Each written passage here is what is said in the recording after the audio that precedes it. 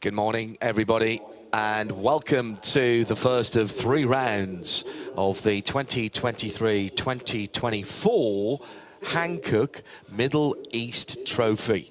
A 3-round championship that begins here today with the Hankook 12 Hours of Kuwait. A Kuwait motor town goes through into 2024 with the Dubai 24 Hours and rounds off with a 6-hour contest at Yas Marina, Abu Dhabi on the penultimate weekend of January, with 3 races in the region and a separate trophy up for grabs.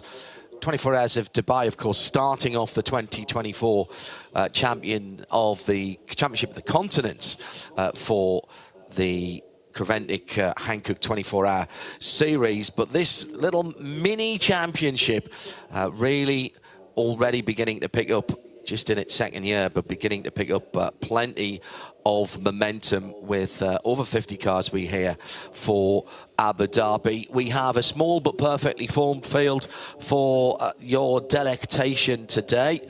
And we'll talk about that in a moment. That 2024 calendar released quite some time ago now, so the teams have been preparing for the European season, which starts off at Mugello in Italy in March, and the 22nd to 24th. Then a month later, we're off to the mighty Spa-Francorchamps in the Ardennes, 19th and 21st of April, our visit to Belgium.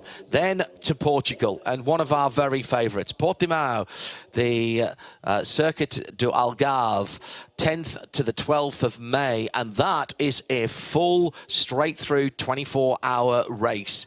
Then a brand new circuit, we believe the 27th different circuit that we visited in the Hankook 24-hour series. On the 5th to the 7th of July, we're off to Italy and Misano, which is very exciting. Our European series, as tradition dictates, finishing up with the ever-popular 24 Hours of Barcelona, the Circuit de Catalunya. Formula One might be leaving there, but we are staying, and we'll be having a full twice round-the-clock race there on the 13th to the 15th of September.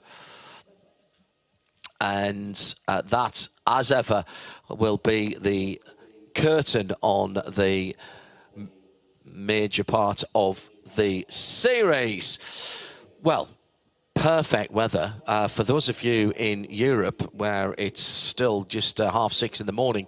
I'm sorry to have to tell you that we have a temperate 21 Celsius with full sunshine. A little bit of cloud today, actually, just keeping that temperature down. High today of the mid-20s and a 0% chance of any precipitation. Our friends at Hankook have brought some wet weather tyres. I suspect they will take exactly the same amount of tyres back as they bought in terms of the grooved tyres. Perfect weather conditions. The pit straight in a little bit of shade at the moment because it is a north-south orientated pit lane.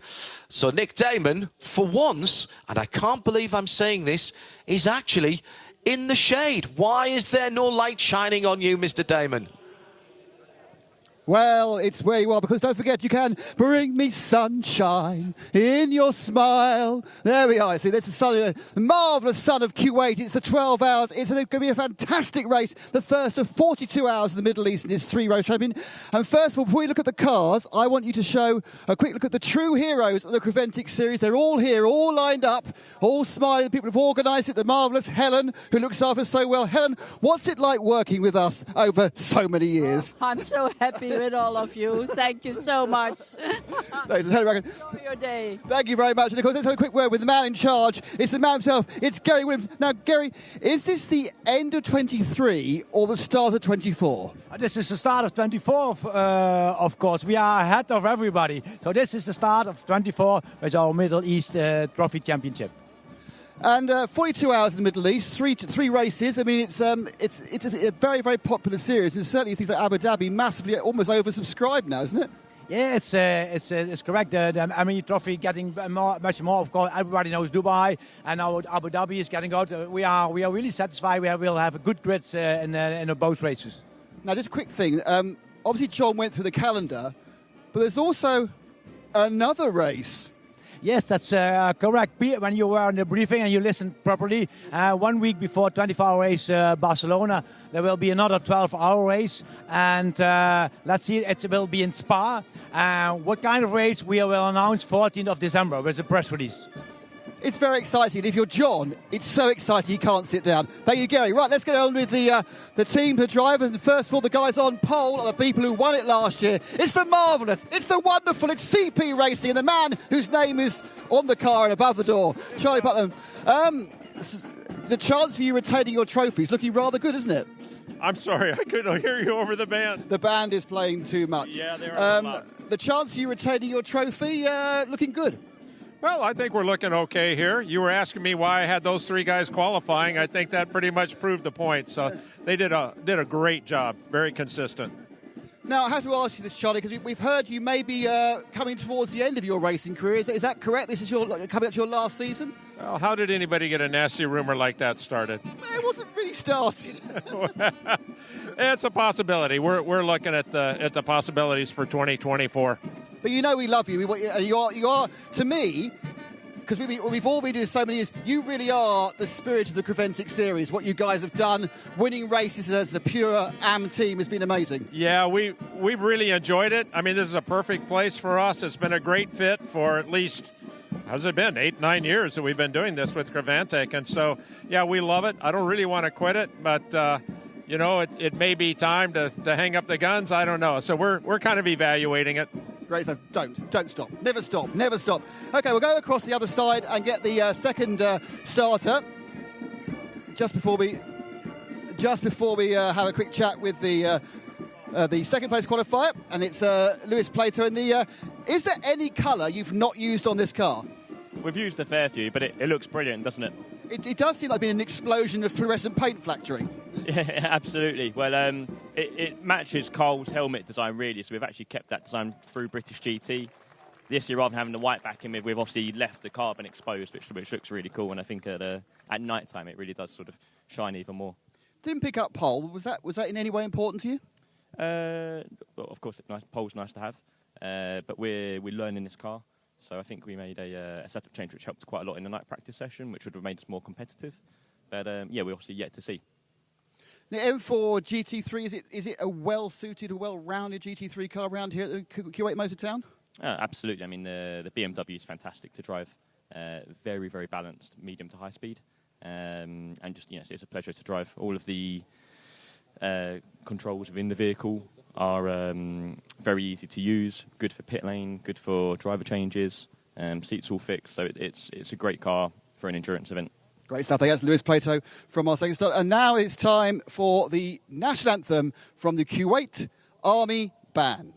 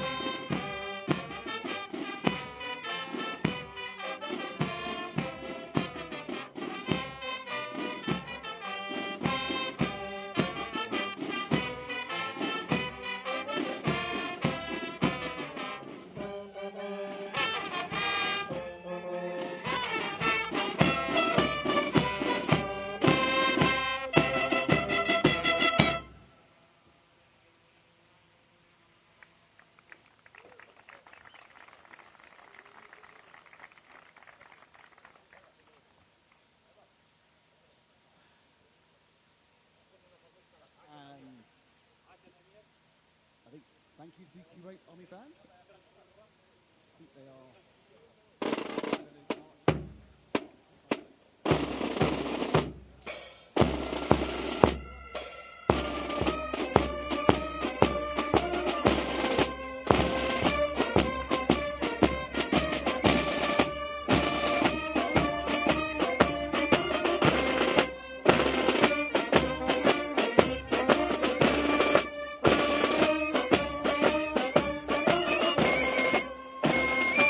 And that, of course, is our third place qualifier in our third GT3 car, which is the now renamed Manamar energy by EV Motors machine, and the car in resplendent in its multiple colours. And a quick word with Sergei Nikolai.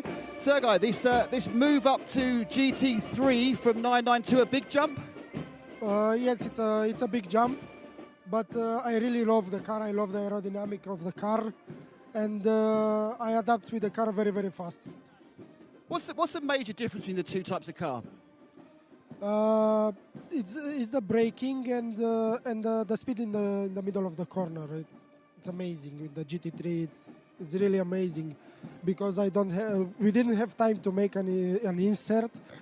It's really hurting me at the corners when it's fast corners. I'll just go with your teammate, Simone Di Castro. Simone, I was just talking to Sergei there. It's a step up for the team, but you seem to have really got to grips with the car very quickly. Yes, it's fantastic car. I don't make a lot of laps.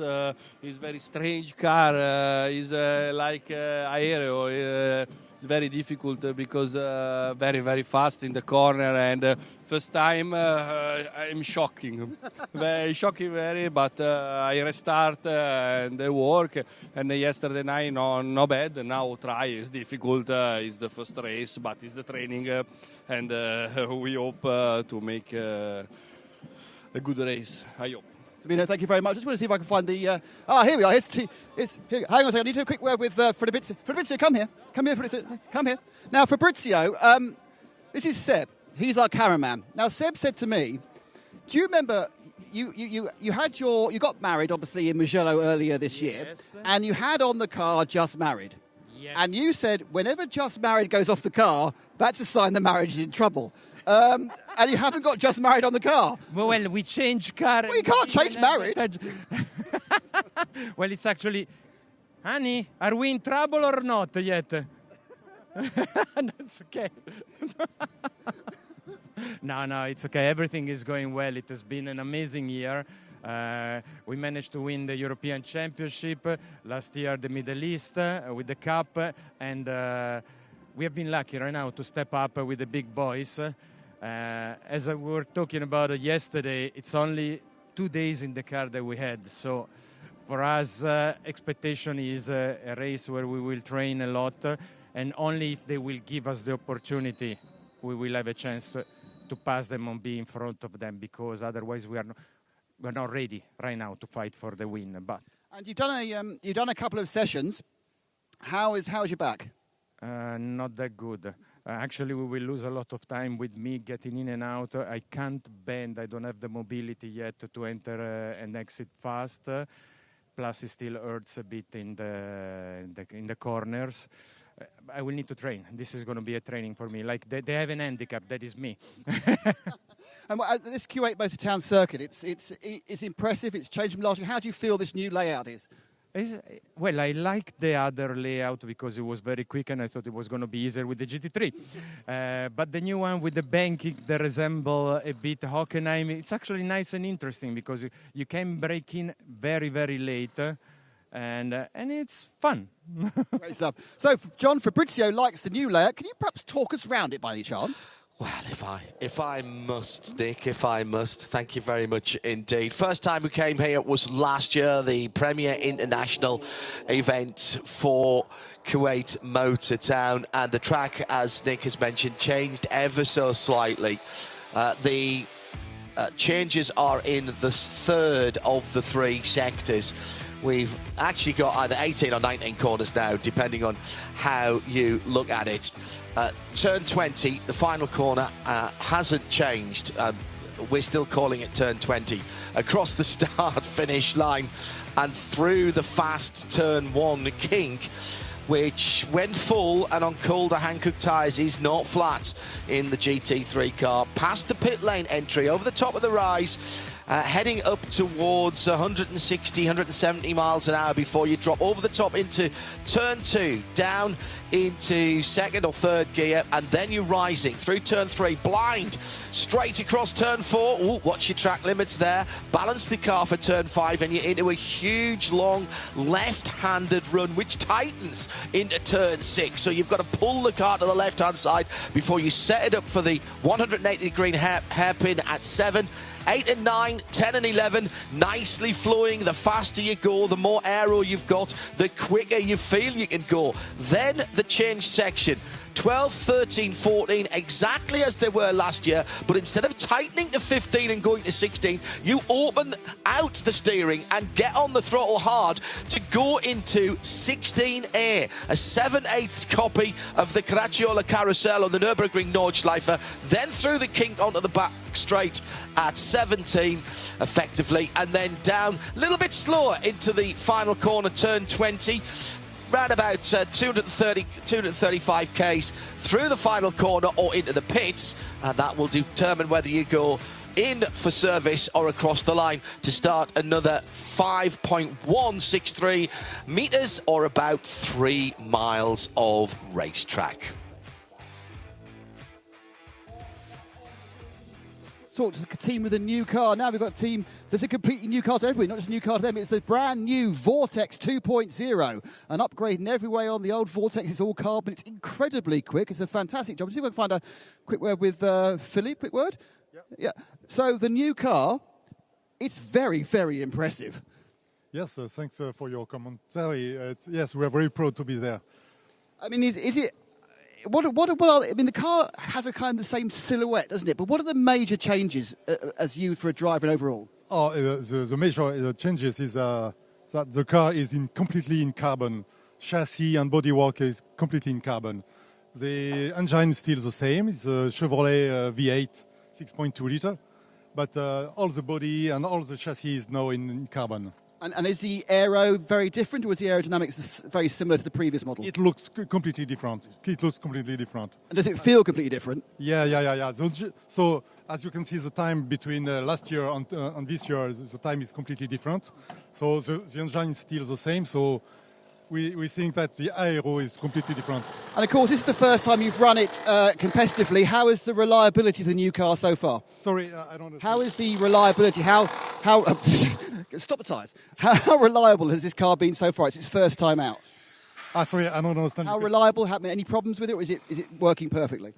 It looks we don't have any problem for the moment. Our goal is to finish this race, but we don't have any problem for the moment, for the weekend. So we are very proud of it.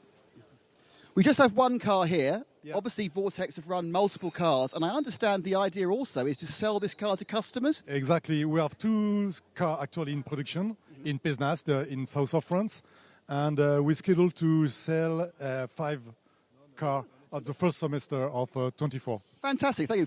Best of luck for the car. The car looks fabulous. Real congratulations to the team, because it's another team that's absolute stalwarts of this Creventic Championship, with like EB Motors and, of course, like CP Racing. Now, we've managed, despite the fact it's a very short grid, to have a very in-depth conversation with a lot of people. So some of the cars are already suited and booted and packing up. We've got the leader in the 992 class, which is Red Campbell's Jordan. Despite them normally wanting to get their physics on camera, they've all disappeared there. Next to them, we have the G56S. This is the prototype, or the revised version, GTX version of the Ginetta, the car that will probably be in their own Ginetta Cup. Down now for the 971. I think I might be able to grab a driver there for the 971. I think that's Saif Aymeri. Let's have a quick word with Saif. Sort of halfway in the field of GT3 Cup. Saif, how do you feel about it? Very exciting, and I cannot wait. I cannot wait for the 12 hours to be done.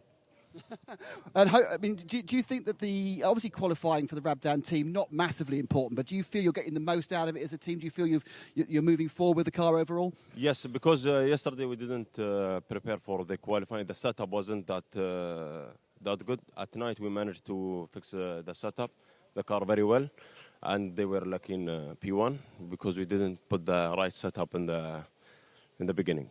And are you getting in? Obviously, you're not starting because you're about to walk off. So are you in next? Yes. Fantastic. Good luck for the racing. Good luck 12 hours. We've got this is the the More Than Racing, the KTM. Again, they've all packed up. The key thing about this is, if sort of from here backwards, is completely new from earlier in the week because they had a bit of a shunt, unfortunately. But luckily, being a kind of a composite proper race car, they just took all the bits off, found some new bits and stuck them back on again. Now, another small story here is the 2K Kramer cars. And I say 2K Kramer cars because actually there's only one on the grid. The 936 and the 937. They only initially entered the 936, this one here. But what happened was they said, oh, hey, we've got another car, we've got a lot of drivers. What we'll do is we'll enter this one here, the 937. However, it's not on the grid, but it is at the fuel station. So I assume it's going to join the race as they go past the green flag. So both those cars are going to take part, but they're not both on the grid. Now we have a brace of BMW GT4 M4s, Simpson Motorsport and Century Motorsport. Again, we are mowing back. They are very close. And then come further to the teams who are obviously the leading teams in the TCE class. We have, of course, CWS Racing, which of course is Colin White, who is the CW in CWS, returning to racing. He's not starting to go, returning to racing after, well, in international racing, after a very, very serious accident about 18 months ago. I think Colin particularly is enjoying the warm weather, as it means he's feeling a little bit happier on some of the injuries. And nothing like a bit of warm weather to warm the cockles of your legs. And then we come to the final car, which is the one TCR car. This is the K, Kuma, Neil and Lemmer, though actually Ricky Kuma unfortunately has picked up a bit of a virus and won't be taking part in the race. John, everyone's packed up and got in the cars a bit sharpish, so I think what I'll do is I'll hand it back to you to talk us through, well, 12 hours and 6 minutes. Nick Damon, as ever, his usual effervescent self on the grid. So here's how they will line up. The three-part qualifying on Friday had the number 85 defending winners of this race from last year, of course, the CP Racing GT3 AM class, GT3 Evo from AMG, Charles Putman, Charles Espenlaub, Joe Foster and Shane Lewis. Had a long chat with Joe Foster earlier in the week, who is very much looking forward to getting back out on the circuit. Alongside them, it'll be Lewis Plato, Jack Barlow and Carl Cavers in the 22 Century Motorsport Pro-Am GT3 from BMW. Then behind them, the Manamari Energy by Ebby Motors GT3 R992 Porsche, Fabrizio Broggi, Sabino De Castro, Sergei Nicolai and Cosmo Papi.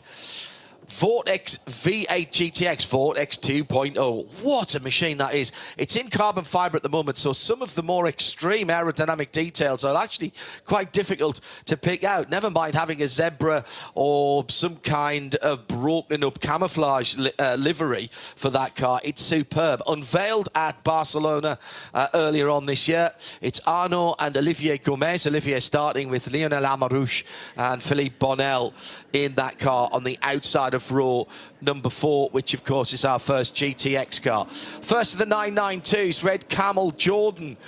That is the pole sitter in the GT3 Cup, the 909. Hello to Paul Truswell, who is remotely controlling the strategy from the Isle of Wight data centre. They've got Toro Verde in GTX with Lawrence Tomlinson back in driving modes. He's handed over the running of Janetta to his daughter. He's got his son driving with him alongside Michael Simpson. And that means that Lawrence can, A, do a bit more development work. And that car, the G56 Cup, is a development car. We'll talk about that later.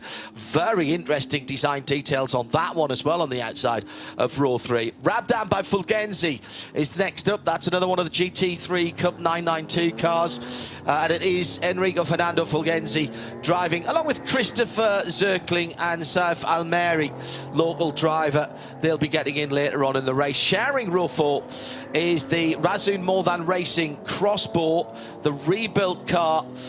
We send our best to Dominic Olbert, who had that huge incident, and Daniel Drexel, Arthur Quist and Hatham Quadjaruri will be driving that car, and Hatham is driving it. 2 Kia Kramer Racing 992s, one in the 992 category. That's the one in the number 936 on the inside of row 5. 937 is the 992 AM car. That's an additional car from them. They had 2 cars, one was a spare, and they've decided to split their drivers between them and give them a little more track time to get ready for Dubai. That's a car that we'll see again in the trophy, the Middle East Trophy. And then the last 2 rows of the grid are all Union flagged entries. Century Motorsport with their pole-sitting M4 GT4 started by Nathan Freak. AGMC Racing by Simpson Motorsport with their M4 G82. That'll be started by Vasily Vladikin. CWS Engineering are the pole-sitting TCE car. That's the black number 278. That's the older G55 shape Ginetta.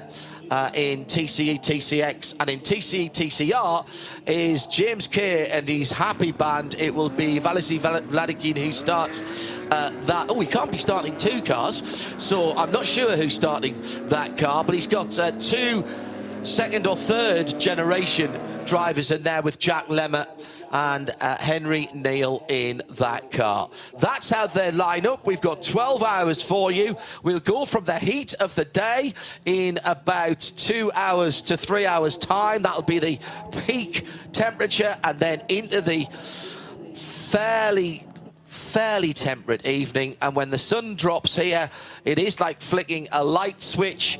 We'll be having probably 4.5, 5 hours of full dark running in the end of the race. The cars come onto the start-finish straight now. Beautiful lineup, little bit of gap between the first 4 rows and everyone else in the field under the control of the pole sitter, who was a little bit behind there as the red light goes out. 12 hours on the clock, and the Hankook 12 hours at Kuwait, the first round of the Middle East Trophy for 2023 and 24 is underway.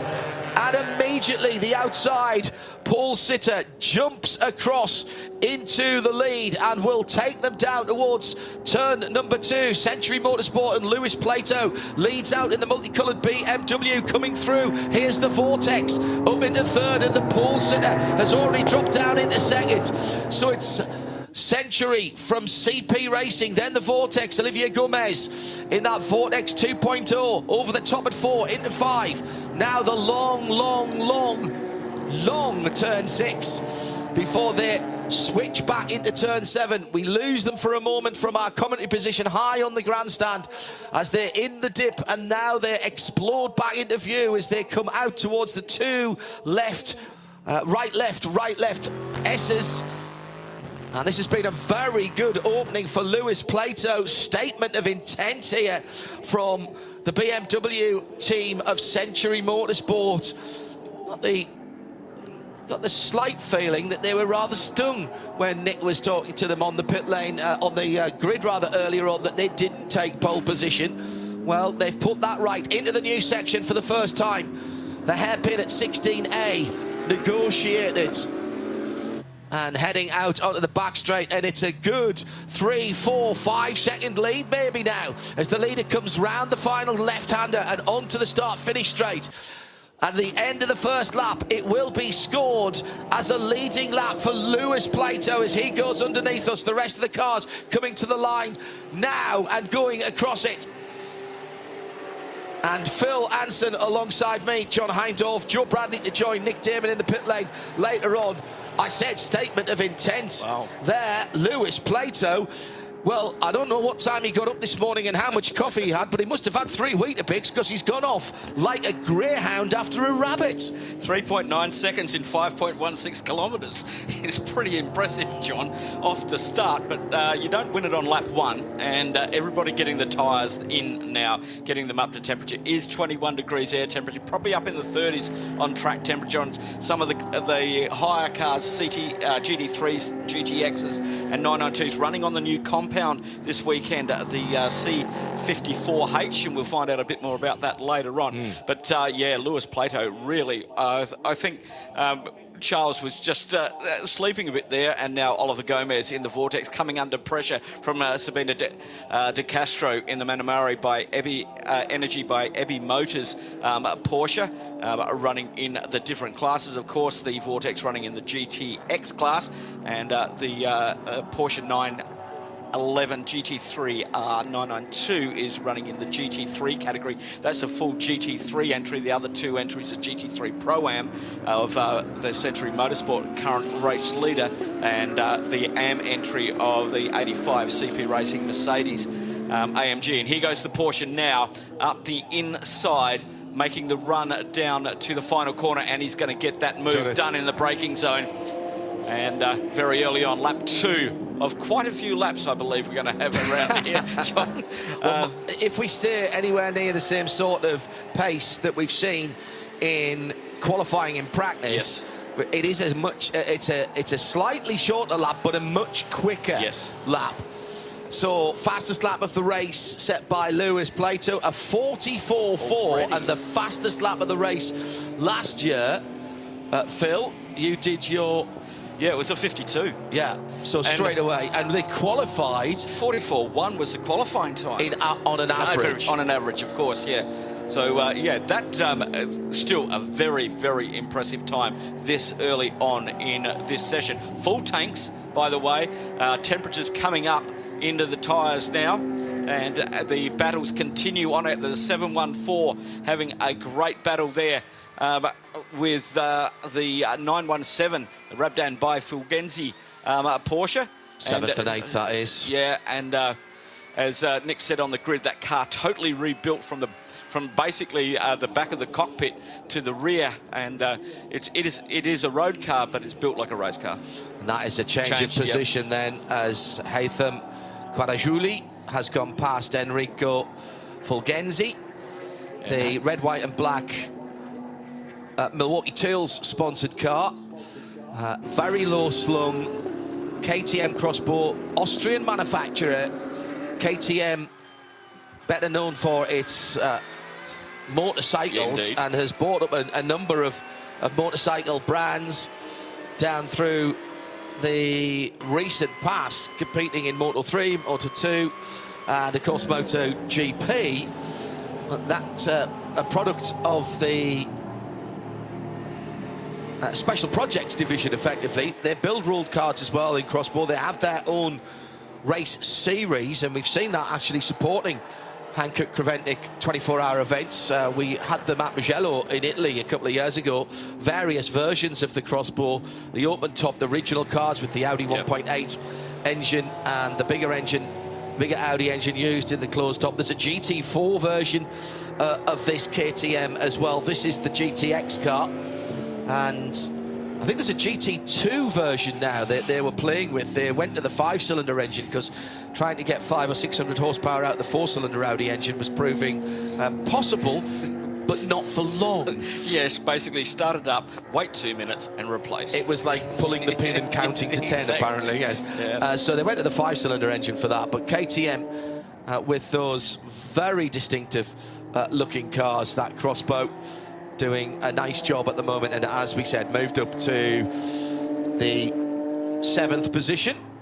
So Lewis Plato by nearly 7 seconds at the moment, battling down at the GT4 area. Two similar cars, the newest version of BMW's M4 GT4 contender, AGMC Racing by Simpson, Vasily Vadikin with the 2nd position there, 12th overall. Ahead of him, Nathan Freak in the mostly white car, as they are on the far side of the circuit to us at the moment, just heading back through into turn 12 and 13, that middle testy section. And now cutting through, and already the car's starting to move around, Phil, through turn 15. I saw a lot of cars during the free practice sessions and that we had leading up to this race, private test sessions, that we had a lot of cars running off there at 15. Remember, they used to have to keep that lock on to go through 16. Correct. And there's very little runoff there, and they start to pull stones on as you're coming down to the carousel. And we've had a code 60 because of the carousel getting covered in stones due to the cars running off at turn 15. So that is that's something we've got to keep an eye on as people just push the limits there this early on in the race with very full fuel tanks. It's going to be difficult. Let's have a look at the race start again. So coming to the line, it looked, it's very tight as they crossed the control line. And in fact, the lights didn't go out until they were much further down. And I just wonder if Lewis Plato was already slightly ahead. The stewards will be looking at that up in race control.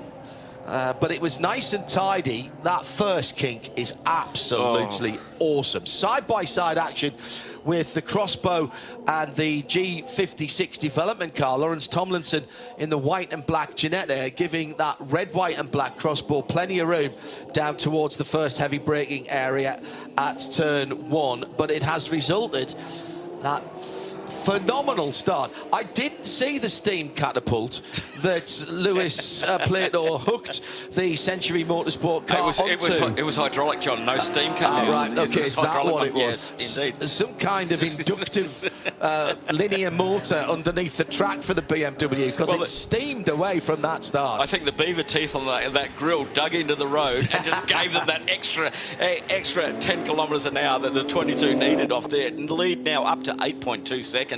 We're only on lap 5. Now, if you're the team manager down at Century, you're saying to Lewis, right, get yourself into a rhythm. He's doing early 44s. The best lap of the race 2 laps ago, 44.2, and he did a 44.2 as well. 44.223, which is a new lap record, of course, because this is a new circuit configuration. 44.247 last time around, 44.5 for CP Racing and Charles Esplanade. Certainly no slouch there. That's his fastest lap of the race as the racing fuel is burning off and the Hankook tyres are coming up to temperature and pressure. They did sit for quite a long time on the grid. They were out there about half an hour before they rolled, maybe even a little bit more than that, actually.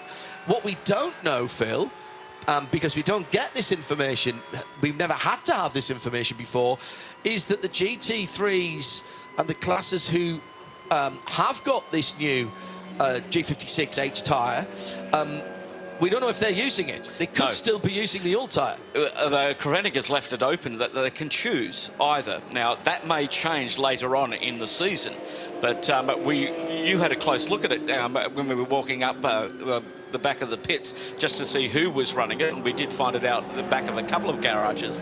And we'll probably get Joe or Nick later on to have a chat with the teams if they can see if they're running them, to find out what the difference is. Because last year we were using the C52 here, now with the C54H. It's a development, you know, it's Hankook doing now, Nick Damon has got an early pit caller, and this is not good news. Or maybe it is. You know, you take a car out to develop it, you want it to break, you want to find out what it is, and you want to fix it. Nick Damon, excuse me, down in the pit lane. So that's okay. Getting closer. The Vortex, it's the Vortex that's come in. Obviously, we spoke to Philip Bonnell, and they've had a good run so far this race meeting. Unfortunately, a few laps into the actual race itself, the car is up on the jacks. It's now to be wheeled back into the garage. So that is a problem. The driver's got out. I think it was Arnaud Gomez. So we will keep an eye on this and see what the problem it may be. It doesn't have any, it's certainly not damage, put it that way. So whatever's happened is something internal, be it electrical areas, and as it rolls now back into its pit box, let's hope this is a very short check. But as you say, this is what this race is all about. This race is all about getting to the bottom of any potential problems, and hopefully, this will be the last one. Looks like there's going to be a computer connector. That's never a good sign. They have learned something there, that they need to be very careful when they open the gull wing door when it's on the trolleys, because that was very close indeed to clattering on the top of the roller door for the entrance into the garage itself. That Vortex with the 6.2 litre V8 General Motors lump in the middle of the car. That will be a car that we'll see at the Repco Bathurst 12 Hours for 2024. Delighted to say that RSL again involved in providing the international part of the commentary team for Australia's international endurance race, and we'll be teaming up with the not inconsiderable talent of the local broadcasters there on national television in Australia. and also the international, the world feed, if you will, around the world. And once again, we will have our exclusive early session coverage on audio as well for everybody. That's coming up in a little bit later in February, and we'll have more news of our full 2023 coverage. But Repco Bathurst 12 hours, pencil that one in, and also the full IMSA season as well, with all its supports, including that new Ford Mustang GT Challenge with that Coyote engine. And that is, I'm already excited by that. That starts at Mid-Ohio. I'm just going to clean the desk up here at the moment. Yes. I'm drooling. Yes. There's a cold towel for Mr. Anson, please, as we get ready for that. And here we are, just around about a quarter of an hour into this 12-hour contest, with Century Motorsport leading by the sharp end of 9 seconds over CP. But we still have close run things in the middle of the field, with the Crossbow now sitting right in the wheel tracks of the number 936 Tobias Muller driven K Kramer Racing 992, second in its class. Just ahead of that is the leader in class, which is Rick Breukers for Red Camel, and Nick Damon has some Vortex news. Yeah, it's obviously not very good news for the team. In fact, hopefully you can see now that there is a auxiliary drive belt sitting on that rear tyre, and actually you can look into the if you look into where the alternator is, which is actually just in front of the first cylinder there, I can see that that belt is cracked and frayed. So they've got an issue there with the alternator drive belt. So yeah, that's a kind of a basic issue that's happened. They're looking to replace the belts, but obviously it must have just started running out of battery power. And if you look on the dashboard, it does say that the battery is very low. So it's been a charging issue. They're replacing the belt. I mean, the belt didn't look broken, but it may well be that it's got loose or it's just frayed. But how yes, that's what it is. frustrating, Nick, that they've had hours and hours of running this week without any issues, and within 5 laps, 3, 4, 5 laps, it's thrown that belt. Now, I'm not sure which version of the LS motor that is in the back, and maybe we can find that out. But I have a vague memory of Corvettes throwing alternator belts back in the dim, distant past of American Series racing, and whether that was IMSA WeatherTech, United Sports Car Championship, or even as far back as the LMS, I'd have to peel through my mind. But bizarrely, the alternator from the Corvettes were driven off the rear axle, off the rear diff casing. A little bit of an issue a moment or two ago for Colin White, trying to do the right thing. No good turn goes unstoned from the 278 Black Janetta, as Colin's tried to stay out the way, got onto the unused part, the uphill part of turn 16A. That hasn't got a lot of rubber on it at all. It doesn't get used a lot, and that outside line certainly doesn't. And well, we know how good the Hankook tyres are, but when there's a layer of fine sand, it's very fine here as well. It's more like a talcum powder. When it gets blown around, you can barely see it, but you will feel it under the tyres. It's almost getting like an aquaplane effect, Phil. And you see that here when the wind gets up, even on the public roads. It is, sometimes you can't see it, but it's just putting a layer between the tread of the tyre, the face of the tyre, and the sticky black stuff. I describe it as similar to a damp track. Yeah. Very similar to a damp track. When we've got people coming out to drive at my home track at the Autodrome, is if the wind's blowing, and we do have a bit of a breeze blowing here today, which is, we're in the middle of a desert, so it is blowing sand onto the track, which is catching a few drivers unaware.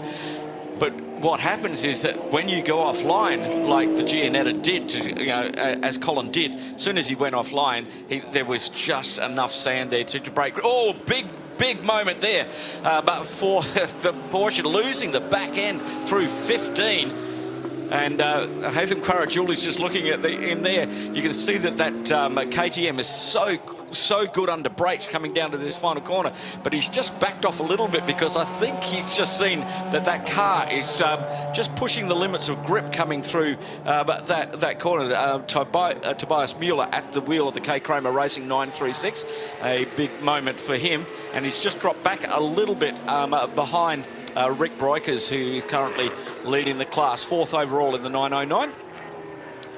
But yeah, we're seeing tyres now well up to temperature, and everybody pushing a little bit harder to see where the limits are. And they did that. We've got a yellow flag at turn 12 at the moment, and we've got the spinner again down there. And just looking at the 937. Yeah, that's the Kramer car. Yeah, Carsten Kramer at the wheel of that one. And we've also seen a lot of that, and he's staying way off the track at the moment. Does he have a deflating tyre? No, it's just come back on at around turn 15, heading into the carousel now. So we're starting to see a few mistakes creep into it now. A hectic race start. The lap times dropping very quickly. Our leader, Lewis Plato, last lap 144.3, a best of 144.1. So just coming off, and the 930, he comes into the pit lane. So I think he's flat spotted those tyres and in for a fresh set of Hankooks. There's no tyre regulations in terms of how many tyres you can take in a race. Remember though, you will not see fueling in the pit lane. So if you're wondering why team members aren't wearing fireproofs, and indeed our pit report is not wearing fireproofs, that is because there's no fueling at all in the pit lane. That is done in a dedicated fueling area, which for this particular circuit layout is just beyond where that K Kramer car has pulled out into. It's a hard right turn into the back of the paddock, and Nick Damon, of course, is already by that ailing K Kramer Porsche. Yeah, it rolled into the pits. It wasn't like the first thing they've ever thought about, and it rolled into the pits. Yeah, they've kind of looked at, they're waggling all the wheels to make sure they haven't got a loose wheel bearing or a loose tie rod or upper suspension arm. They've checked all the tyre pressures. So I can only assume that Carsten said that shouldn't have let go, and it did. There's no sign of tyres being offered. They're having a look at the rear left, but it's, I think they're trying to work out if there was a problem, or whether it's just one of those things. And perhaps they would need to talk to Phil about the effects of dust, effectively. But they are now dropping down. Yeah, no, absolutely. There's a kind of a look around.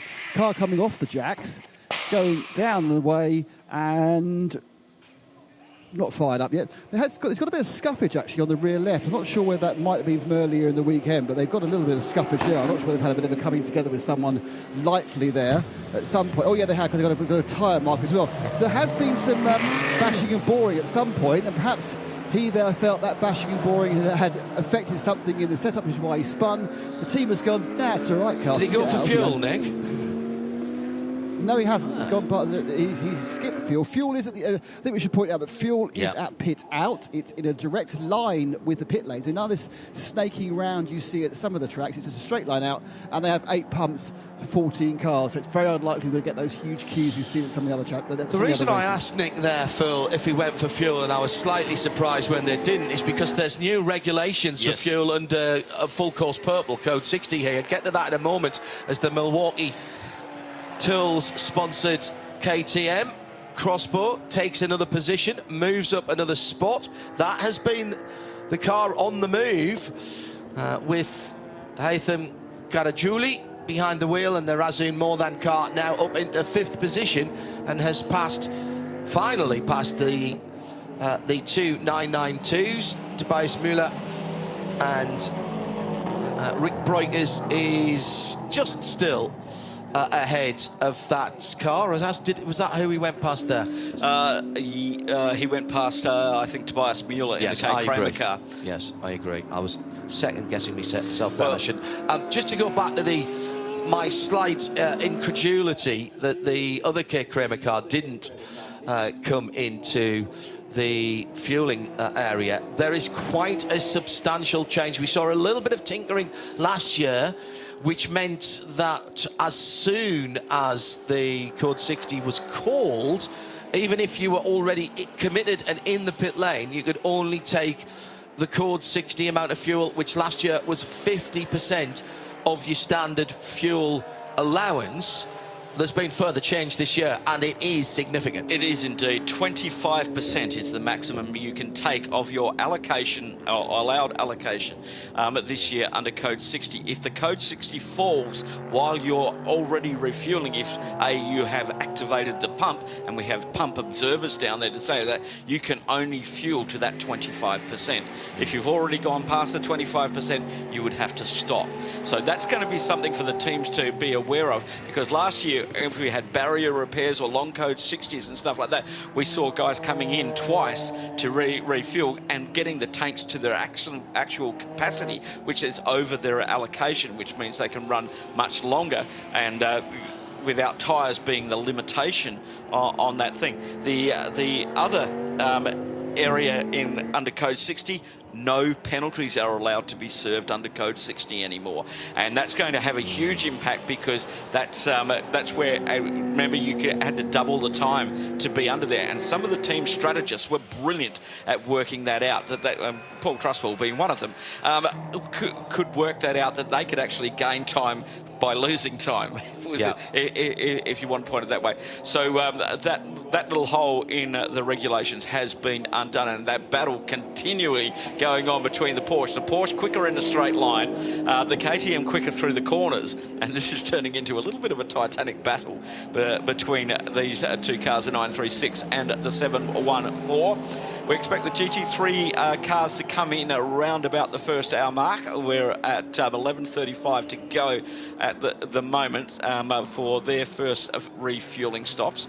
So this is the battle for fourth position overall. The mostly orange but stripy orange, almost sort of a Paul Smith tailoring stripe on that car, the 909. That's the leader in the 992 Cup class, and behind the leader in the GTX class. Onto the start-finish line now. Underneath us, side by side, underneath the gantry. And it will be the KTM that has the inside to the left-handed kink at turn one. I didn't see much of a lift from either of those two cars there, if anything at all. I think they're flat through there now. Yep. Over the slight brow, that's the pit entrance on the right-hand side. It's now dropping down into turn number 2, and you're braking just over the top of a rise, and there's one or two little undulations there. It's actually quite a tricky braking area into turn 2. Over the hill at 3 and 4, easy to get that one wrong and run off the track to driver's right in the middle of that chicane. Then rising at the start of turn 6, come from the middle of the road, because you want to be all the way to the left-hand side at the end of that red and white curve before you chop across a very early apex into turn 7. You don't really think it's going to be, but that corner, really you're giving that up to get out of it and through 8 and 9 and 10 and 11, which are beautiful, flowing S-bends, setting the car up on the left-hand side of the road for the first of 3 right-handers. Set the car and leave the steering. Pretty much exactly what Rick Breukers is doing. There's a little correction as he comes into 14, and then 15 is now a straight line. It's not even a corner anymore. No, they've learned how to get that one right, and you could see that the KTM just pulled ground in those corners. What do you reckon the weight difference is between those two cars, John? That's a good question. I think it's about 1,200 kilos for a Cup car, maybe a little bit less. Yeah. So I'll have to look up the KTM. I don't think it's that, bizarrely, I don't think it's that different. So incident a moment or two ago for the Simpson BMW, an off-track moment for the number 138. And just going off the track. No, that was indeed, that was the Porsche a moment or two ago. But it was James Kay in the Audi, the 138 Audi that was off the track. That car has moved up past K. Kramer Racing's Porsche number 937. That car's already been in the pits for flat spotted tyres, and the Vortex is still in the pit lane, as well as James Kay was almost at the show he's passed to get back on. And Nick Damon, and we have had a spin this time. That's turn 16A for CP Racing. And that's the second. They had a spin there yesterday. They did, as well. exactly the same place. Yes. Exactly the same place. And it was coming up on James Kay. And again, offline at turn 16. And as soon as you go to the throttle, Phil, that was a spin to the inside. That could have been much, much worse. Yeah. Particularly as we had the Ebby Motors car coming through. Now, I was factually correct in what I said, that the Vortex is still in the pit lane. However, Nick Damon, it had sashayed out for a moment. It came out. They took it. They'd had a slave battery. Obviously, the main one had got a bit flat due to the lack of an alternator. It was all looking good. They dropped it off the jacks, had to look around, and then they went, oh. And they put it back on the jacks, back on the dolly wheels, back in the garage, and now they're staring at the back of the car again. So, not sure what the secondary problem is. The engine cover's going back on again. Now, whether they've not quite got the alternator tension right, which, you know, I've had that issue on my Triumph TR4A, actually, the alternator just going loose by itself. Admittedly, it wasn't quite so serious, just meant my lights are a bit dim. Yeah, so it's now back in again, having a bit of a stare. Anything about a bit dim in you and your cars. Yeah. Sorry, too easy. It's too well, early. you know, what can you do? But yeah, so the Vortex, the new Vortex 2.0 is back in the pits. I don't think it'd be a long stop. I think this is just, as you pointed out earlier, John, massively frustrating because it went so well and no problems all during practice. The worry for me, Nick, and maybe you can have a word with Philippe Bonnell or one of the team down there. The first question is, did you change anything in terms of what is happening in the engine bay between all that running you did earlier in the week and this morning? And the second thing is, has it thrown another belt? Because if it's going to keep throwing the belt, it's going to keep throwing the belt. So whatever has happened, whether it's been a curb strike, whether it's been something that they've changed, there's clearly an alignment problem with the belt if it's going to keep throwing the belt. And I'm slightly worried by that. We'll leave Nick to peer. And there's now, what, half a dozen people in that engine bay behind the driver of that Vortex. Again, I will say, do not judge that car right here, right now. That is literally the first car that they have built to this new specification, the 2.0 specification, and they are here to find these things out. Yep. The second chassis was laid down in October, so it's finished. The plan for next season is to run 2 2.0s and 2 1.0 cars, and then to get 5 customer cars ready throughout 2024.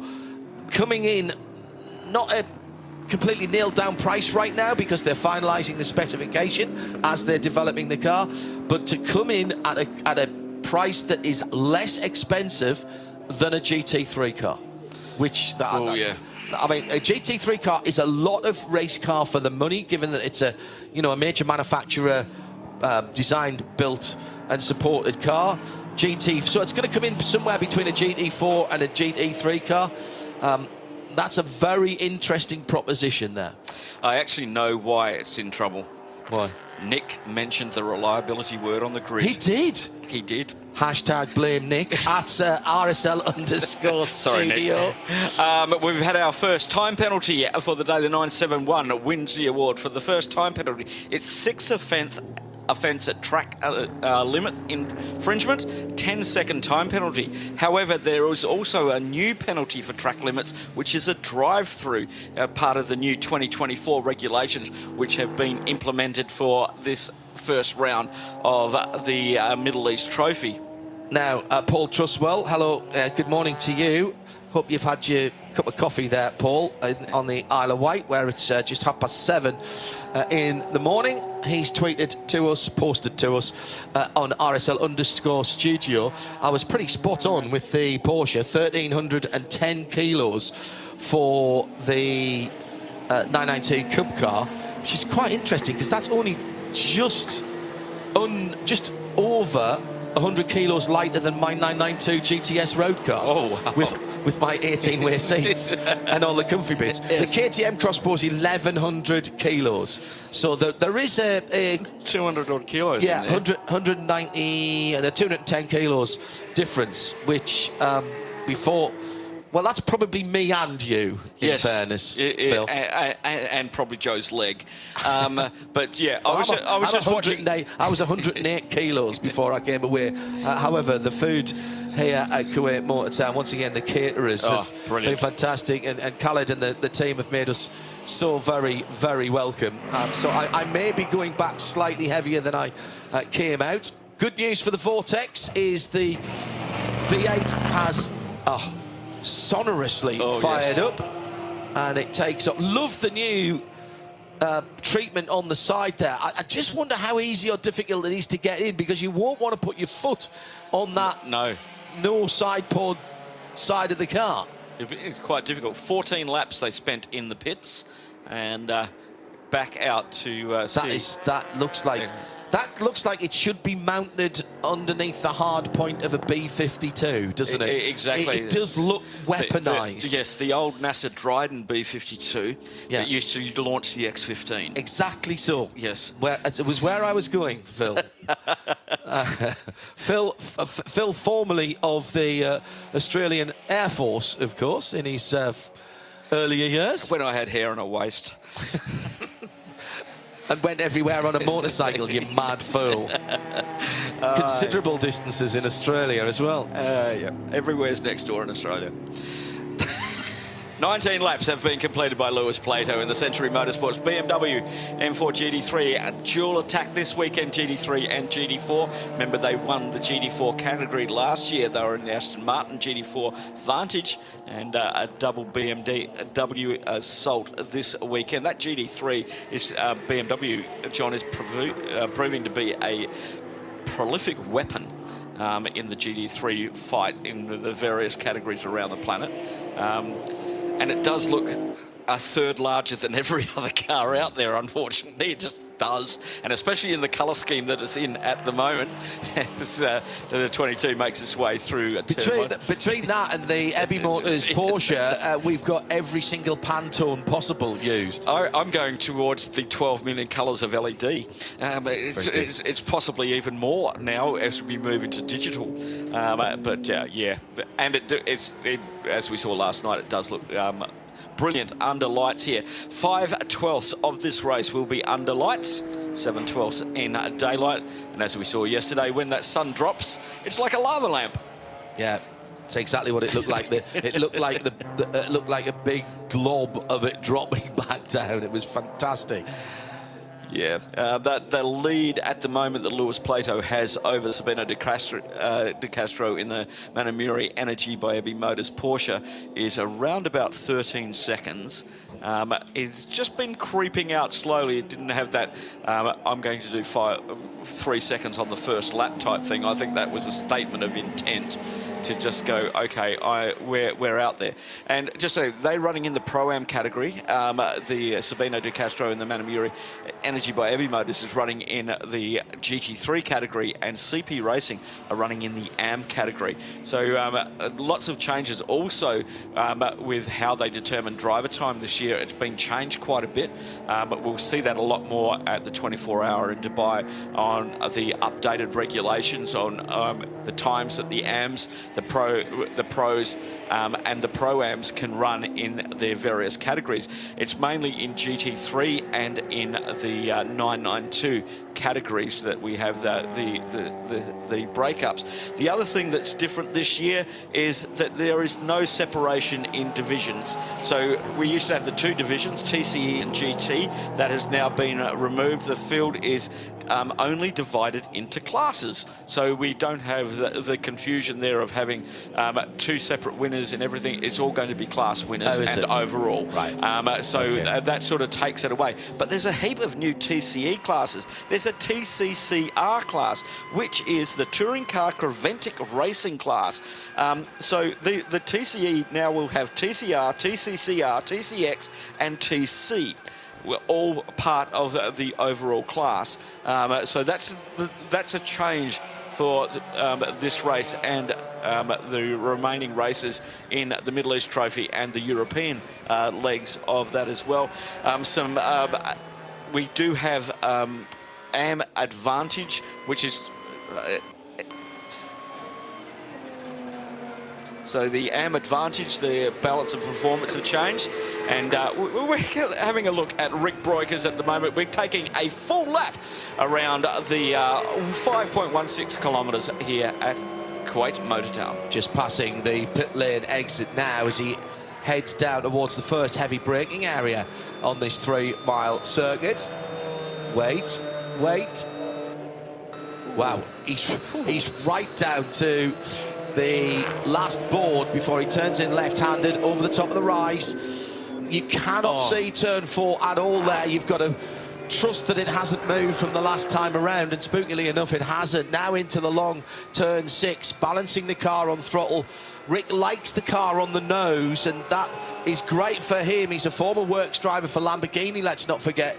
Has 2 Rolex Cosmograph Daytonas from winning his class at the Rolex 24, and therefore he's just juggling, just balancing hand and foot movements now into turn 12, or just coming rather through turn 11, and now setting the car up for turn number 12. He gets in, sets the steering wheel, just holds onto it through 13, a slight adjustment into 14, and now 15. Opens the wheel up straight away, gets straight back on the throttle, then across the right-hand side, down through the gearbox, tuck in to the red and white curb on the bottom of the hill, all the way out to the green of the runoff.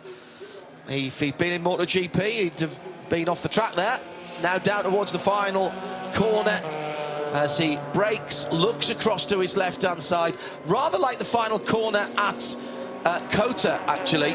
It's very similar there. Yep. As you're coming downhill to it, there was a slight adjustment. He's got turn-in oversteer on that car already as the fuel is burning off the fuel tank at the front of the Porsche, of course, and as that's, you would expect that as that burns off, it would make the car a little more pushy because it's not got the weight over the front.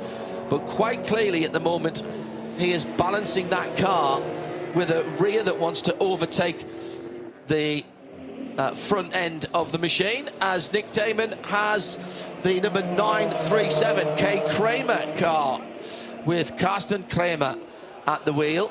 Kramer, actually, we should probably say it. What's the problem, Nick? It's back in again with this. It doesn't feel right problem. They're having another look at both of the hubs, tyres and everything else on the left-hand side. They've waggled them, they've looked at them, they've sorted it out, they've had another look at them.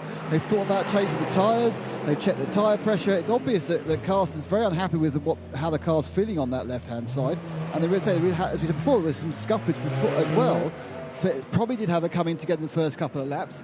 The team's doing this thing where they go, look, there's nothing wrong with it. Now, this goes one of 2 ways, John. Either it is all in the driver's head, or in about 6 laps, something's going to go like a tyre or something. And it'll sit there and go, I told you so, told you. So we'll find out in a few laps' time. The problem is, if it's manifesting itself at speed, then sometimes you can't feel it when the car's standing still. You know, you're wiggling the front wheel there. Phil, if it's an aerodynamic imbalance rather than a mechanical vibration, Porsches are very sensitive, even the Cup cars, very sensitive to ride height at the front. You get that oscillation if they aren't happy, and you never want to see a 911 sort of just slightly oscillating on the front end. I'm wondering, John, did they make a rear wing adjustment last night after qualifying? Oh, somebody did. You're right. Yeah, we saw that in the pits. That's a very good remembrance. And you were talking about the way that those swan neck, yeah, the swan necks. Did they make an adjustment last night that upset the rear end of that car, because that's what broke away for that first first spin that it had? So maybe something there that they did to get some more straight line speed in the car, but it's now affecting it through the 18 or 19 corners, depending whether it's potato or potato. So we are coming round to, in fact, just over 40 minutes, coming around to 45 minutes of the race completed so far. And Lewis Plato leads by an impressive 14.5 seconds for Century Motorsport and the BMW number 22, ahead of Manamari Energy, the Porsche. Sabina De Castro behind the wheel of the number 95 car. They've got 16.5 seconds on CP Racing. Charles Espinado, who made a decent enough start, but had a wee spin when he was trying to lap some traffic in turn 16A, the new part of the track. Leading GTX, Razun Mordan Racing, Haytham Karajuli in the KTM Crossbow is the biggest mover so far, the 714 Crossbow up to 4th position and has all of the 3/4 of the 992 field between him and 2nd place in that class. 8th position, Lawrence Tomlinson in the Toro Verde G56 Cup Ginetta. That's the development car, the all-white number 795. And the Vortex in 3rd, back out on the track, but already laps down after an alternator belt problem has delayed the 701 Vortex 2.0. In 992, it's Red Camel Jordan.nl. Rick Breukers starting the car and holding now a 3.3 second lead over Tobias Müller for K. Kramer Racing. So 909 from 936, and in 3rd, Rabdan by Fulgenzi.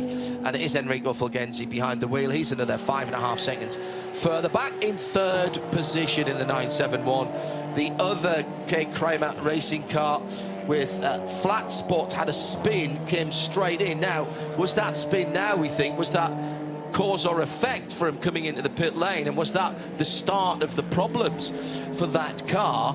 But Karsten sent back out again, but is already a couple of laps, 3 laps down on his class leader. In GTX, we've done that, leader with Ethan Karajuli. 2nd is Lawrence Tomlinson for Toro Verde, as we mentioned. Then it's the GT4 car, Century Motorsport Nathan Freak leads the old BMW GT4 battle. The 429 now, 8 seconds ahead of AGMC Racing, teamed by Simpson, Vasily Vladikin behind the wheel of the 438. And in TCE, CWS, Colin White by 35 seconds over James Kay in the Audi RS3. That's how they stand, with still 11 hours and 15 minutes to go. The leader, having completed 25 laps, Lewis Plato, who made a bold move at the start and continues to lead by 16 seconds at the front of the field for Century Motorsport. They've been just looking at the body language of that car, it seems to be a lot more stable in its current configuration than the Porsche behind it. And also, we know how stable the CP Racing Mercedes AMG GT3 is, but that BMW seems to have really gelled with this track. I haven't seen the back end of that car come out once. I've seen all of the others slide around. So they're obviously choosing a very, very tight line, staying right with where the rubber is down, staying away from the sand and dirt on the edges of the track. And now we're starting to get some marbles on there as well, John. So it's starting to, the track's starting to rubber in, but now it's more difficult to overtake. Now, in multi-class racing, we usually get 2 lanes in braking zones where most of the overtakes are done. And we've got Lewis Plato now. He will be coming up very shortly on the back. He's just got past the 278, actually. So he's overtaken everybody up until 11th position at this time. So the car is just on rails at the moment, and we're very early on in the piece, but they seem to have got to grips with this track better than anybody else, and that statement of intent on lap 1, I think, said everything about their intent to go away and by standing on the top step of the podium at the end of this around about 10 o'clock this evening. Phil Hansen and John Hindhaugh in the Global Broadcast Centre, overlooking the start-finish line, overlooking the majority of the circuit here. Actually, we've got a phenomenal view. It's Nick Damon and Joe Bradley in the pits for us. Thanks to Tim Gray up in London and O221, our broadcast partners here at the track, and also in their main control room in Cologne in Germany. Good morning to Natasha and the rest of the crew who have been keeping us informed and running all the clever bits that make sure that you can see what we're seeing here in the booth. Don't ask me about the technology. It just happens, as far as I'm concerned. It's black magic. But they are pushing buttons, twiddling various dials. I see it as some kind of like... I haven't seen the new control room yet for OTT1. I see it as some kind of Bond villain lair with a big world map with little dots on it that light up depending where they are in the world, and Natasha is basically just controlling everything from a big seat. It's Dr. Evil in Austin Powers. Possibly. And Natasha is in my headset amazing. Thank you very much. I can almost see you with a big white fluffy cat there, Natasha, just gently stroking the car while making your plans for world domination. Yes. Thanks for all of our technical support across the year, particularly our camera operators at the various circuits. It's been a long, hard season for everybody. I think this is something like RSL's 76th live event for 2023, and 0221 have been with us for all of the Creventic Hankook series, and we're already looking forward to next year. Not really a mid-season break here, an end-of-season break. We've got, what, 3 weeks before we're back again. James Kay battling side by side with Lawrence Tomlinson. These two know each other very well indeed. Been involved in British motorsport for a long time. James Kay, touring car supremo, and has seen an awful lot of change. And these TCR cars, in some ways, the ultimate iteration of factory touring car racing, although you could argue that Super Touring back in the early 2000s, I mean, those cars were almost prototypes, just happened to look something similar. Oh, James out on the dusty bit, but that was clever by James. Drive, yeah. What he did there was let Lawrence through on the entrance to the ball at 16A, but immediately dropped straight in behind the white Ginetta development car, the G56 Cup car, so that he wasn't losing grip at the back end of those two Hankook tyres. And the benefit of being a front-wheel drive car, as soon as you get off the throttle, you get more steerage. And I know that from my Renault Clio Cup days. So he balanced that car so well through there. The back end didn't step out at all. But that was not an overtake forward position. That was the 138 being lapped. But it was just that car is quite different to any Giannetta I've seen previously, especially in sound. They're quite unique, and we've got the G56 Cup and the G55 running out there at the moment, both in different classes. The G56 are running in the GTX, and the G55 running in TCE. It's those cars, iconic in British motorsport, and they have their own championships right back from the G20 days, I believe. Great training ground for young drivers to get into endurance motorsport and to get into the Porsches or the BMWs or the Mercedes. But from sprint racing to endurance racing. But those cars, lightweight, four-cylinder in the junior categories, and great. You learn your craft. Great battling. I just like the way it's got knee-type bonnet on it. It's very nice. Yeah. It's just stunning looking. There's more battling going on at the moment, and it is getting quite dirty online as Enrico Fernando Fulgenzi in the 971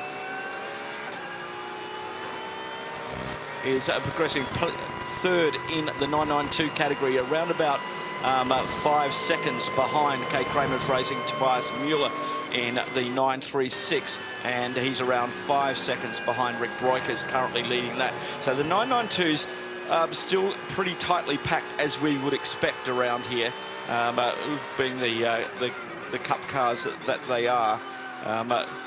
And at the moment, just looking at what type of driver you have as far as a category in the 992. So Rick Broikers is a semi-pro.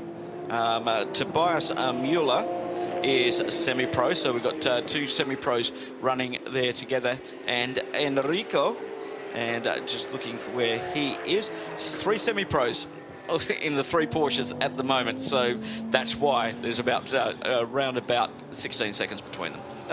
Using the required amount of time for each of the drivers is as much a part of tactics as setting your optimum lap time, deciding if and when to use the Code 60s to come in and change driver tyres, put the 25% fuel allowance in, and really we can keep a pretty good handle on what's going, but effectively, and I always go back to this in endurance racing, where you've got mandated driver times, really it's not until you get down to the last couple of hours or so that, and I use an athletics saying here, until the stagger unwinds. Yes.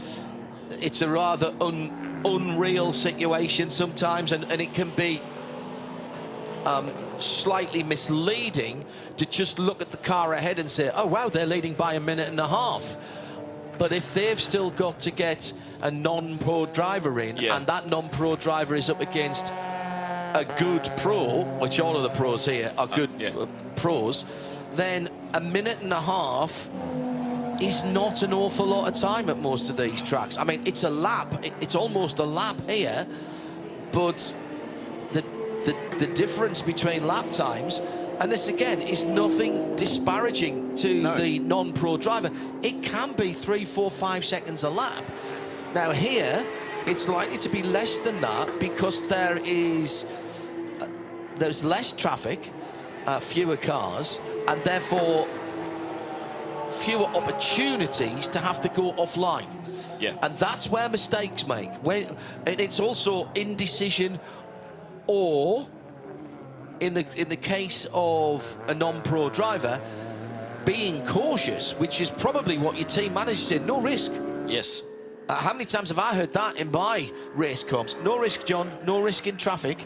Like, you know, if you have to follow somebody in, you know, if you're in a GT3 car and you're following a TCR car, you might have to follow them for 2, 3, 4, 5 corners here, particularly through the S's coming up to turn 12. Well, that might cost you in itself, might cost you a couple of seconds.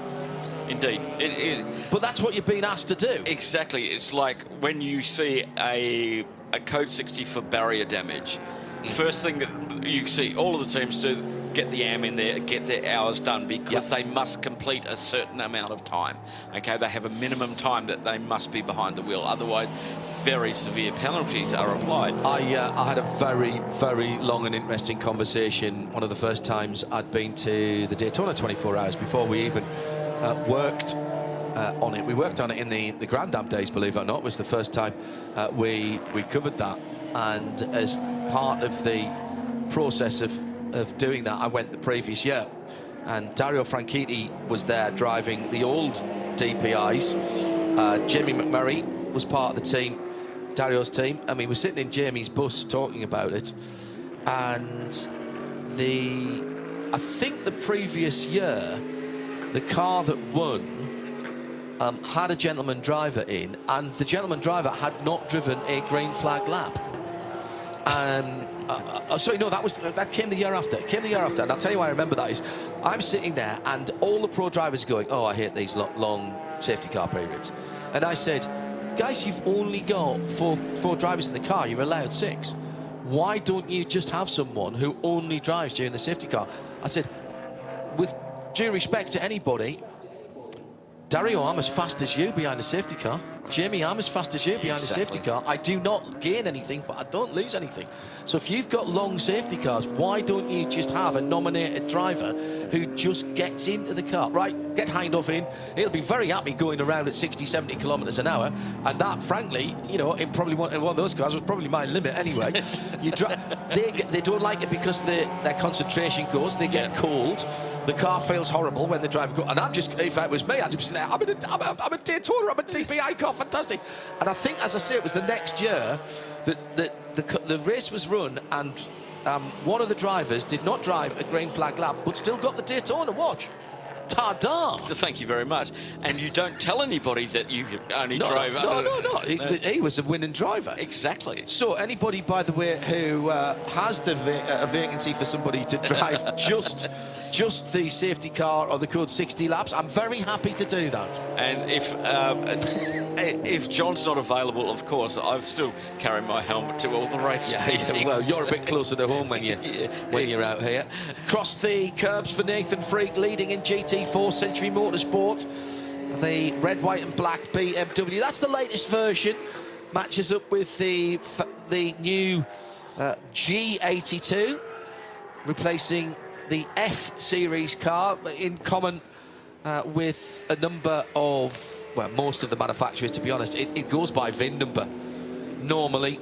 So further through the alphabet you are, the newer the car is. Honda's FK7 is the newer of the TCR-shaped Honda Civic Type R's.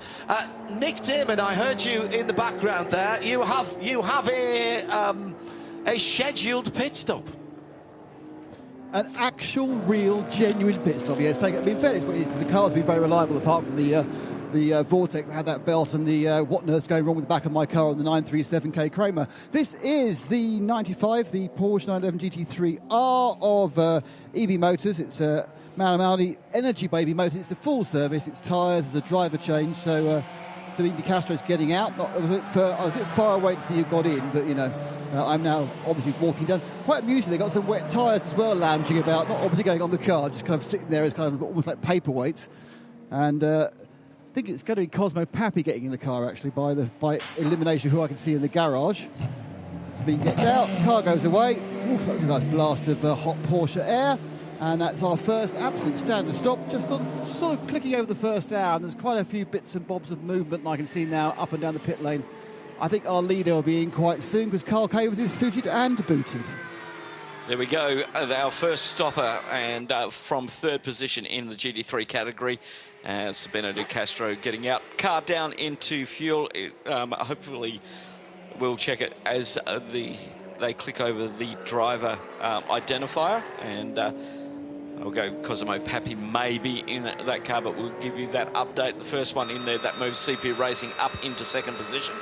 And with 34 laps for our leader, 33 seconds back to Charles Esplanade now.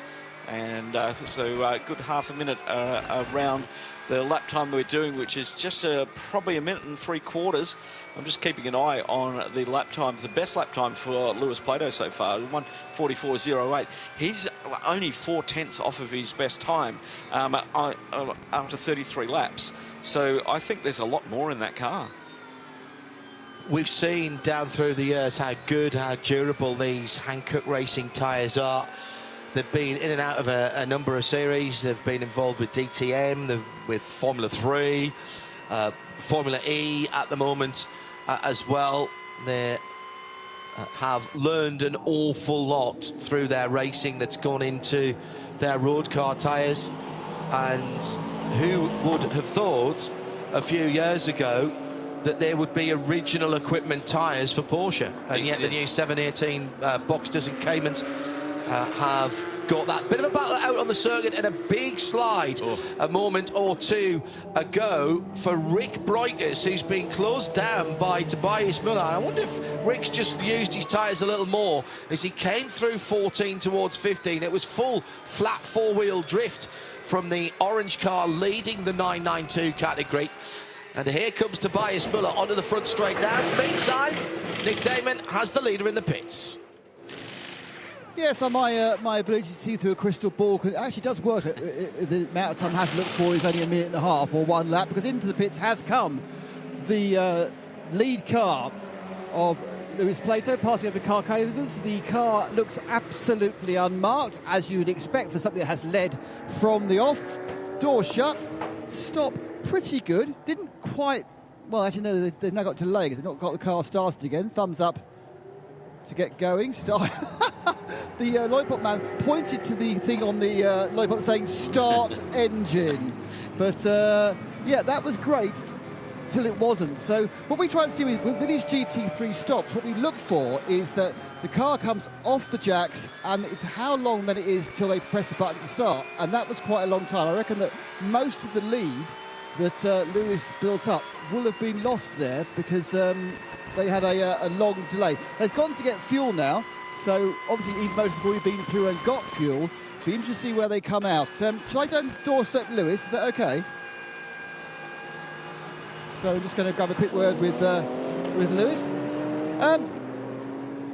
Was that first lap a bit of a statement? No, not at all. Just obviously to have a nice, clean bit of track is obviously useful. I got a good launch, and like I say, was in lead at turn 1, and just get your head down from there.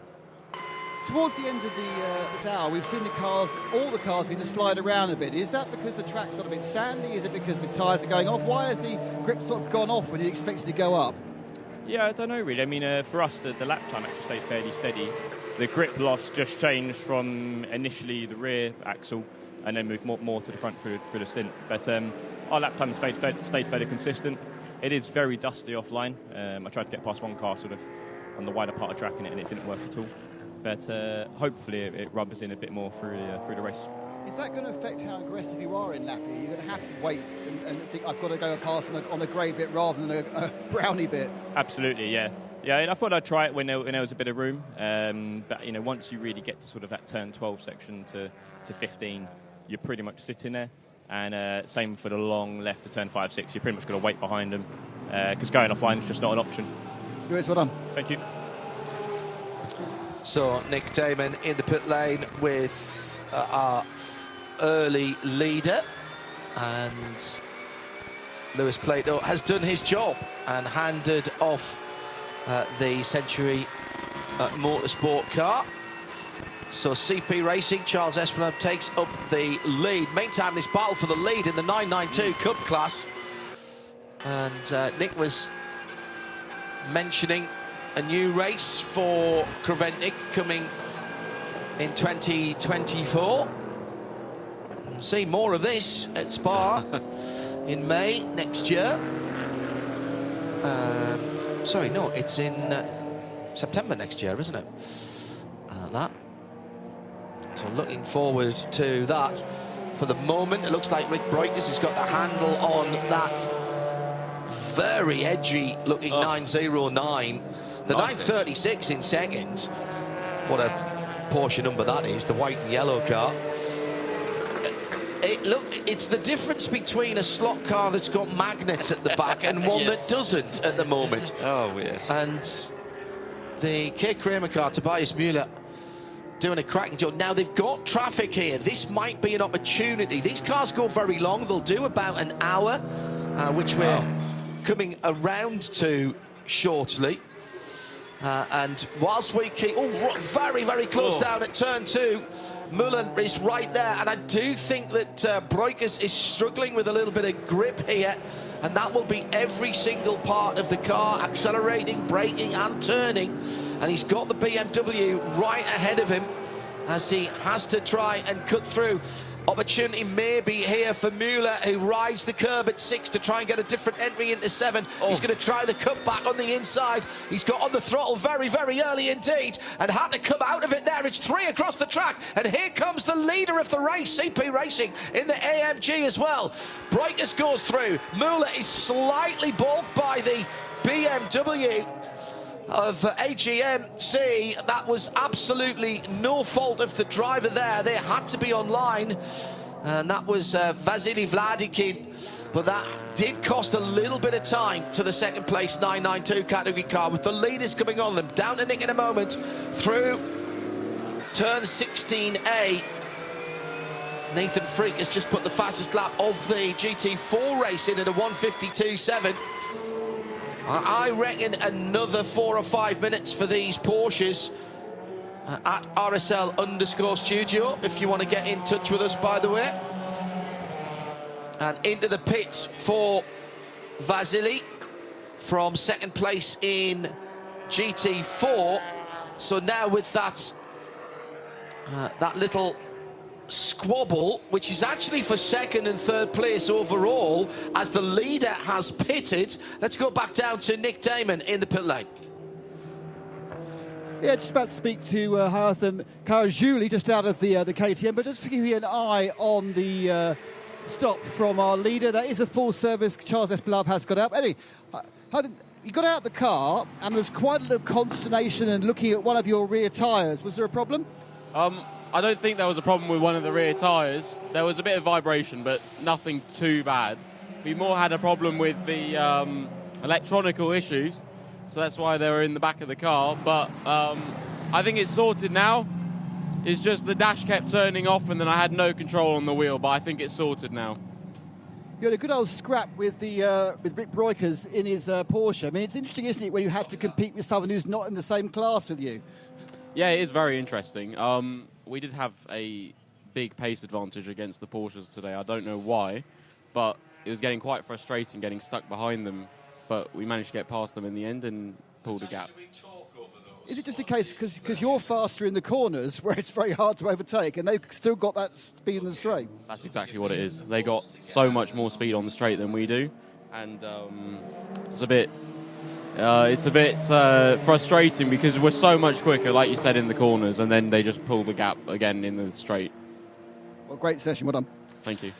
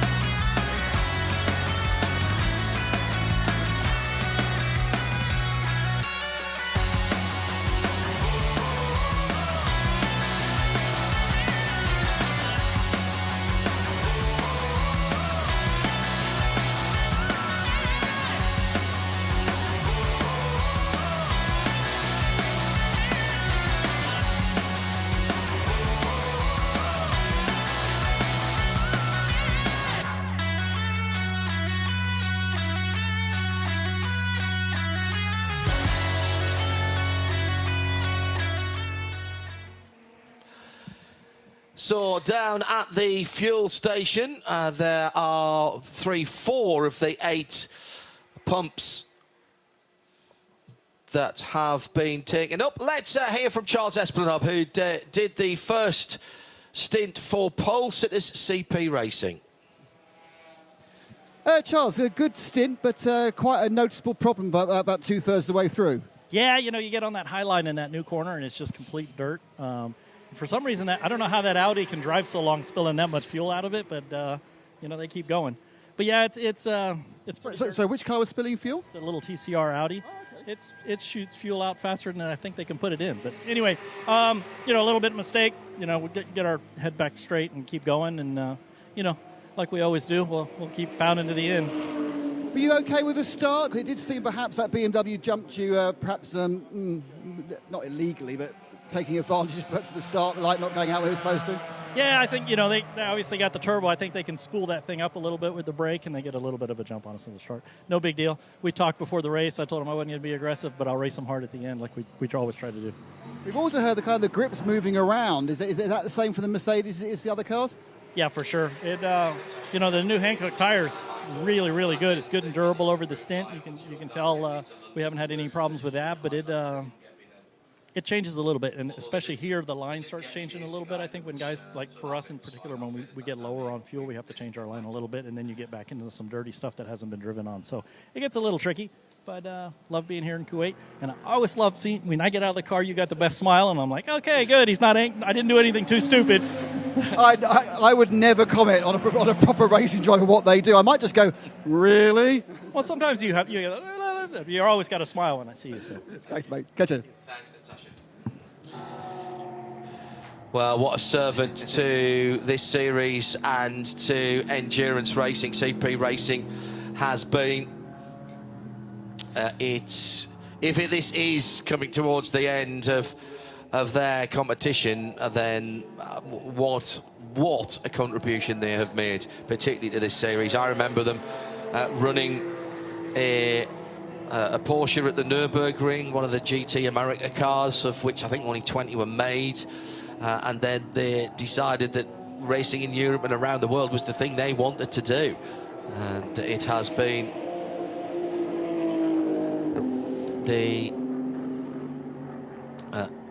really one of the defining teams, Phil, in this championship, and particularly in terms of the makeup of the team.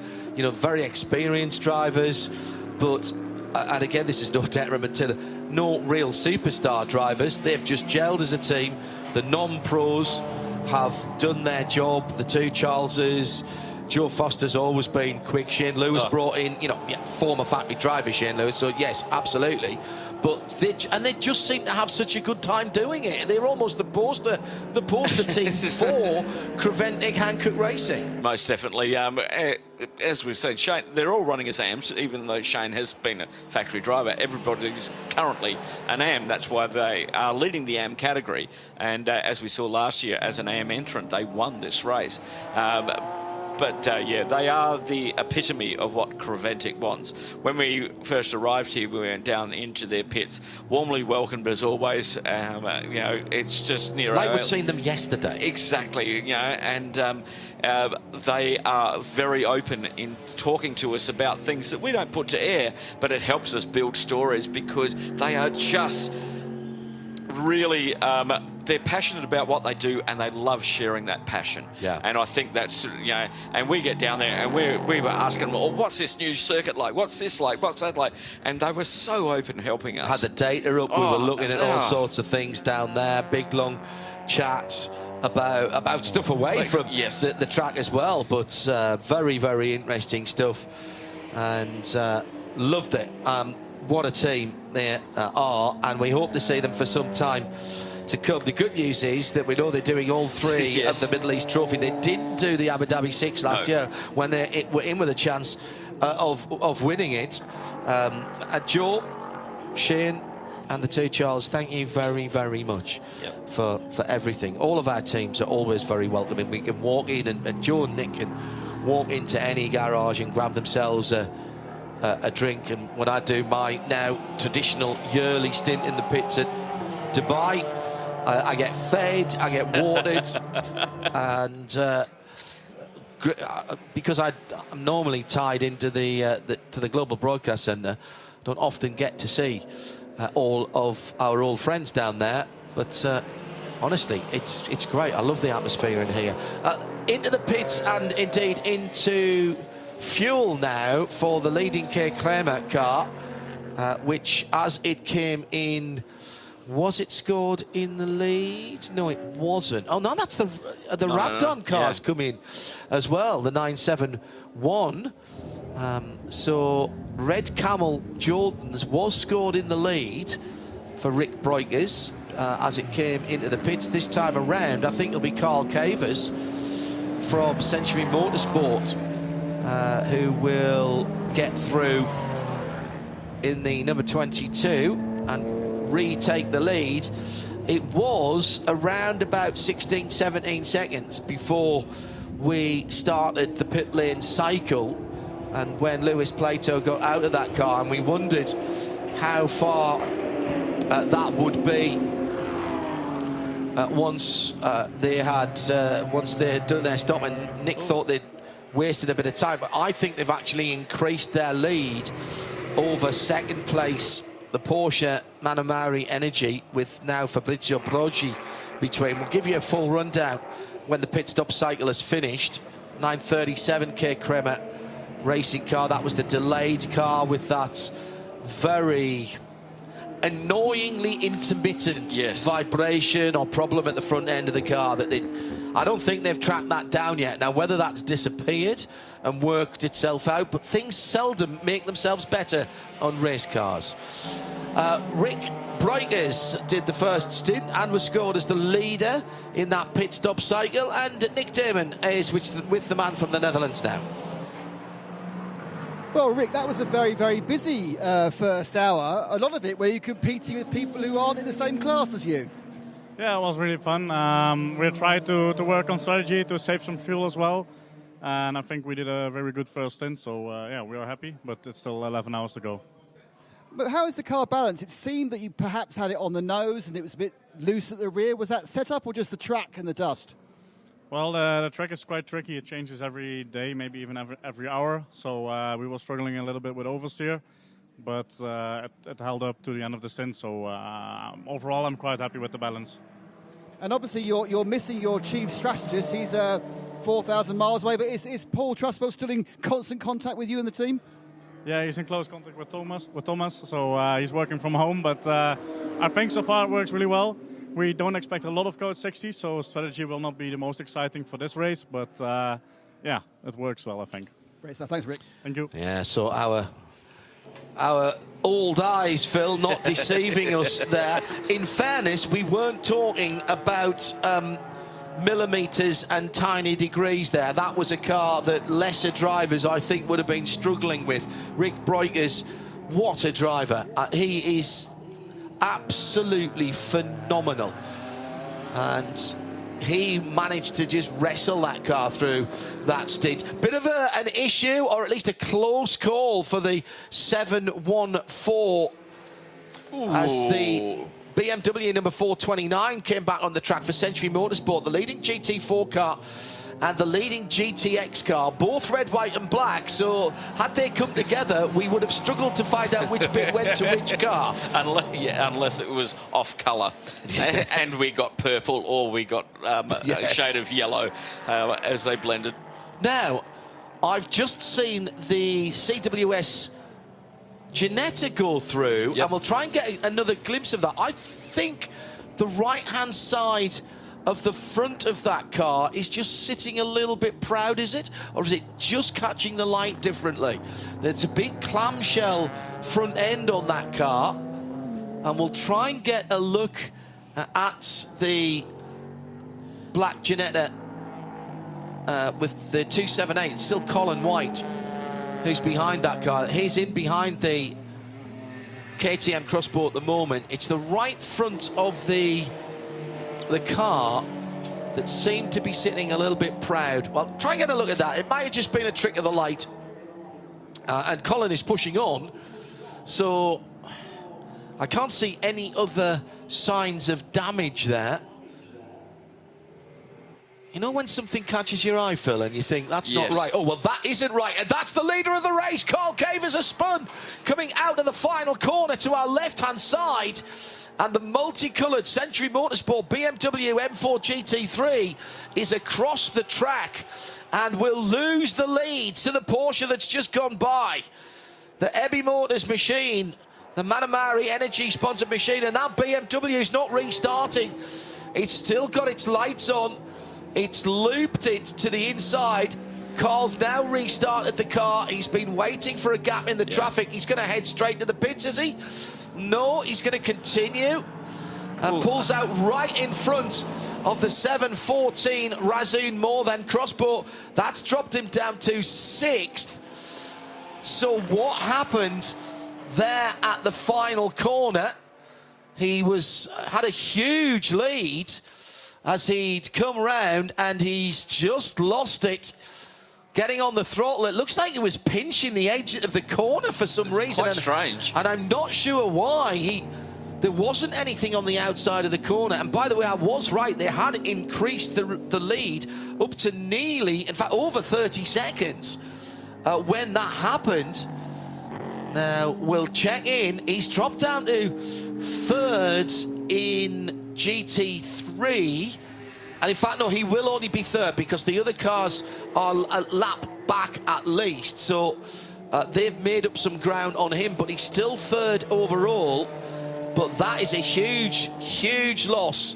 Some 30 seconds to behind the leader now. That's getting on for him. I reckon that's at least a minute he's lost there. Yeah, and I think what it was, as you rightly described, he had to wait until all the cars came through. Yeah. He wasn't going to risk turning in front. Smart. The only one that I think may get a question is the 714 did overtake him under yellow flags, as we hear. I heard screeching of Hankook tyres.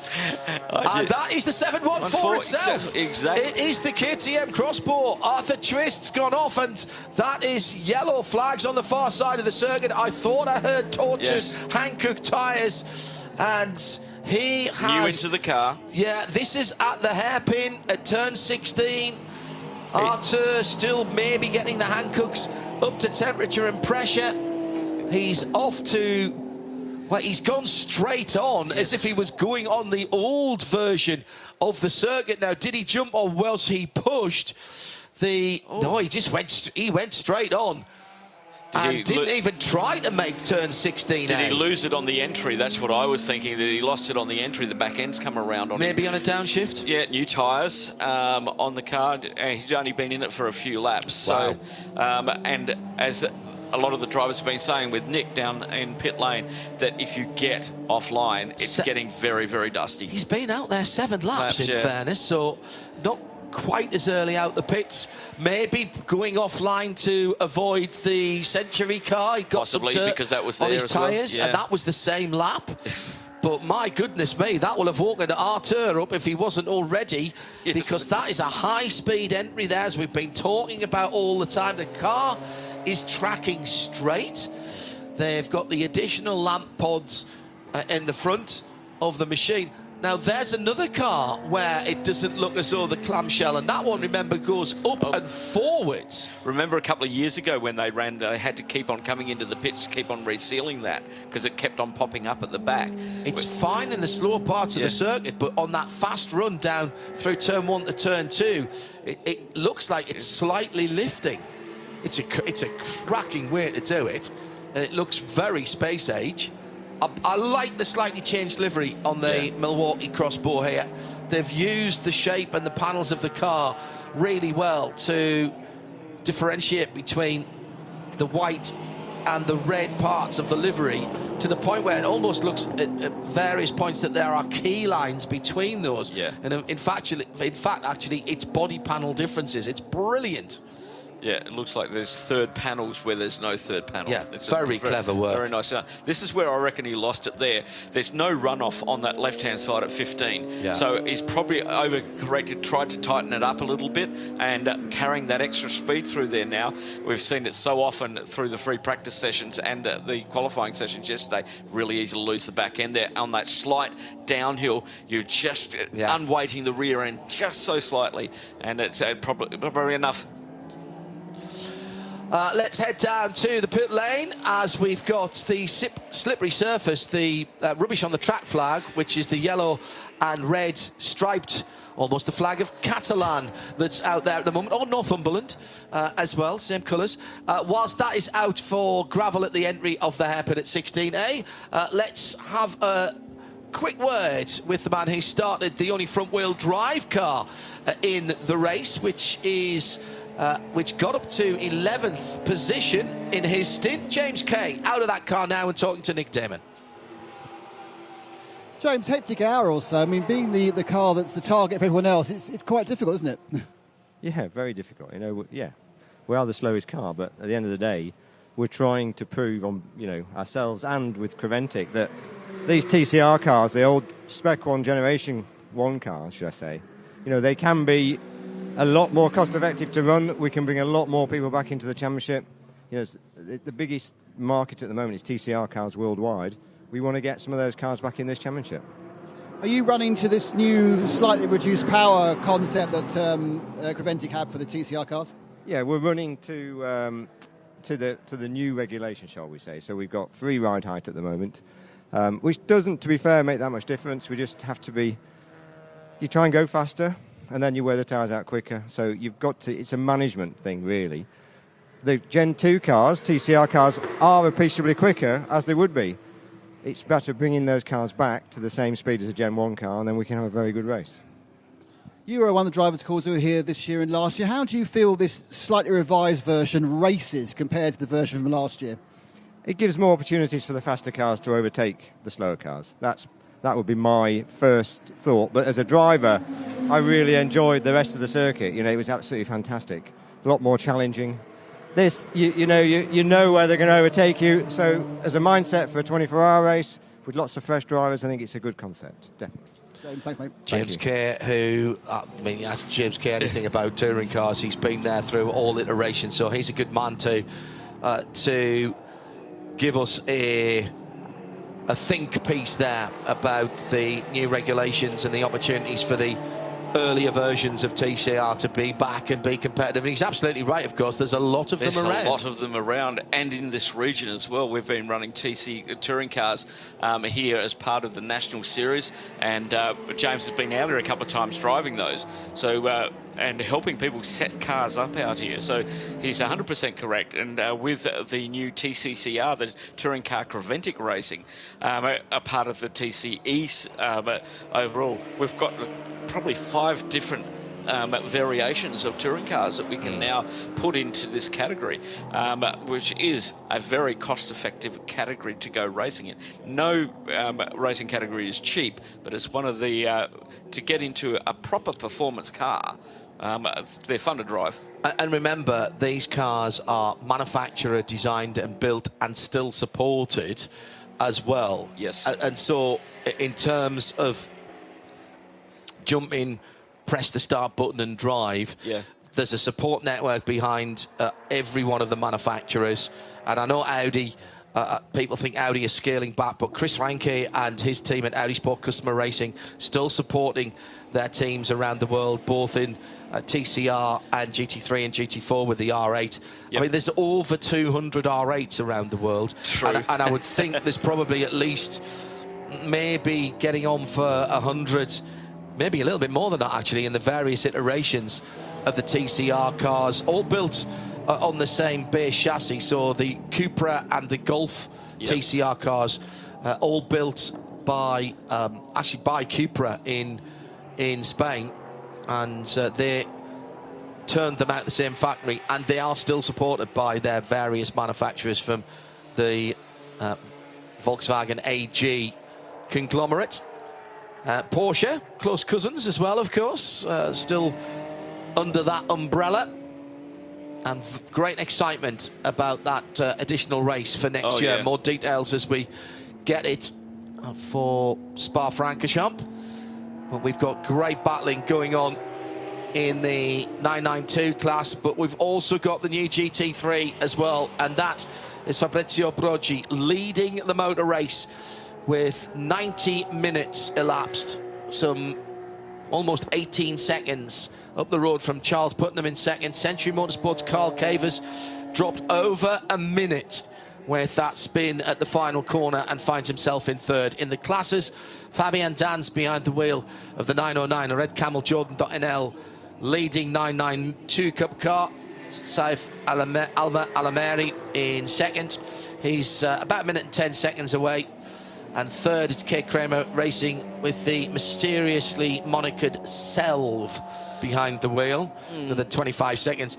Further back between them, we've got the GTX leader in fifth position, Artur Chvist, who's been off the road in the KTM Crossbow at turn 16A. Second in that category, the Toro Verde all-white G56 Cup car in development, Freddie Tomlinson, continuing his career. Started around about a decade ago in karting. He's been racing cars for, 3 years or so now. Third in GTX, the troubled Vortex, but Olivier Gomez is turning laps fairly consistently now. And indeed, since Nick Damon stopped talking about its reliability and just sent it out onto the track, it's done 32 laps. So that's absolutely fine. And in TCE itself, it's Neil Muston who's taken over from Colin White, and he leads Henry Neal just out of the pits. That's Matt Neal's son, so another, well, actually I was going to say second generation, but third generation. Steve Neal had a race career as well. Henry's grandfather, much missed in that Audi, in second place in TCE. Phil, I'm going to ask you to make way if you don't mind, because we've got a wee guest that we're going to slide into the right-hand seat of the global broadcast booth.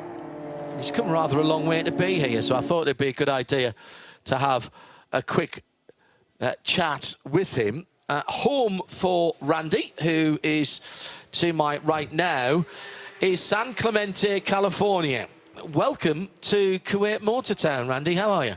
I'm doing pretty good. Thanks for having me. You guys make an exciting call for this race. Very impressive. Thank you very much indeed. Now, your website is, you call yourself the world's #1 track chaser. Now, we'll get to that in a moment. Okay. I did a bit of addition yesterday, and I reckon I've done about 82 tracks that I would call full motor racing circuits. I need to know your criteria for which tracks you count and how you count them, first of all. Yeah, the short answer really is just to see car and truck racing on any kind of an oval, road course, or figure-8 track, and it's called wheel-to-wheel racing. So we don't count timed events like rally racing, drag racing. So if you see adults racing cars and trucks on ovals, road courses, figure-8s, that's a track. I have a question then. Does Race of Champions count? Because they start side by side and they are racing head to head. They don't, because I've never seen a Race of Champions race. I know a little bit about it, but apparently they race in sort of 2 different lanes. Is that right? Well, it's actually one continuous track. They start side by side and they are racing head to head, but effectively when they cross over, it's like all being on one track of ski electrics, but having 2 ski electrics laid side by side. Yes. So I could have added another 5 or 6 on for that. Okay. I'll just say this: if you get to 100, you can be listed as an official track chaser. So you're very close. I think I'm 82. Sorry, no, we added a couple last night. Actually, I think I'm 84, 85 now because bizarrely I'd forgotten Mallory Park and Cadwell in the UK. One track that I think I've been to, and a track configuration that probably I've been as much as any other that you haven't, is the Le Mans 24. Definitely. I haven't been to that. I went to Le Mans a little bit earlier this year for the European Truck Series. So on the Bugatti circuit, the circuit permanent, yeah. Yeah, so within our track chasing rules, we can count 2 different variations. I don't really know which variation they're running today. There's the Grand Prix and the National Circuit. I think this is a modified Grand Prix because last year, instead of coming out of turn 15 and going into what's now turn 16A, which is one of the club links, which normally is the West End circuit, last year we tightened up and then went around 3 more corners and added a bit more to the back straight. So last year we ran the longer circuit. This year they've shortened it down. Is that enough to count as a change? Yeah, the variation has to be 3 turns and 1 straightaway. Okay. So I think that probably would qualify. So 3 turns different. Okay, that's another one I've got because I've seen 2. I've seen 2 here. We keep talking, you may go over 100 just No, right I very much doubt that for the moment. It becomes, for me, it becomes harder and harder to add new tracks because, with the exception of say Creventic and the Hankook 24-hour series, most series that people go to and watch, or in my case do the play-by-play on, tend to go back to the same places over and over again. So are you constantly looking for new venues like this? Are you looking for obscure venues that might have not been used for a while that somebody's going to bring it back into racing? Because you have to have seen racing there. You can't just walk into it. That's right. You have to see a race. Actually, what brought me to Kuwait is the idea of seeing a race in a new country. And for me today, Kuwait is my 87th country where I've seen racing. Yeah. And that ties into the overall hobby of track chasing, which is racing, meeting people, and seeing the local sites and attractions. And so that's a big part of it as well. We might go to France or any country really and be there for 10 days, but the race is only 1 afternoon. Yeah. So there's a lot of filling time to see everything that's going on. In the United States, we basically race on permanent ovals like they do in the UK. Just a quick break into Randy here as we've got the 278 Neil Muston driven CWS G55 Ginetta off at 16A. That's been the action area, and again you get off the single groove on the inside, and I think the rear Hankooks are buried in the gravel. This could be code 60. He was up high in the grey on the dust, and Neil needs to use very, very few. Code 60. Code 60 is out. Nick Damon, who's dived to the pit lane? Well, guess who it is? It's Red Camel Jordan, isn't it? Though actually, are they going for fuel, or are they doing it?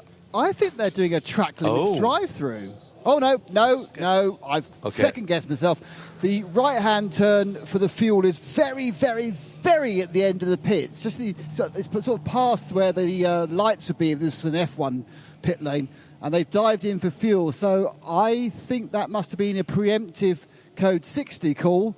They'll get, as we know, just 25% of the fuel. So they've been 10 laps into their runs. They'll be able to fill it or semi-brim it again. They're obviously happy with the tyre life, despite the fact it was sliding around under Rick Breukers. But that's the first person to pull the strategy pin, John. Paul Truswell telling us yesterday he's updated his mental algorithm, but that is very early in the stint, but only being able to put 25%. And that means they're topping that back, as Nick says, probably up to full.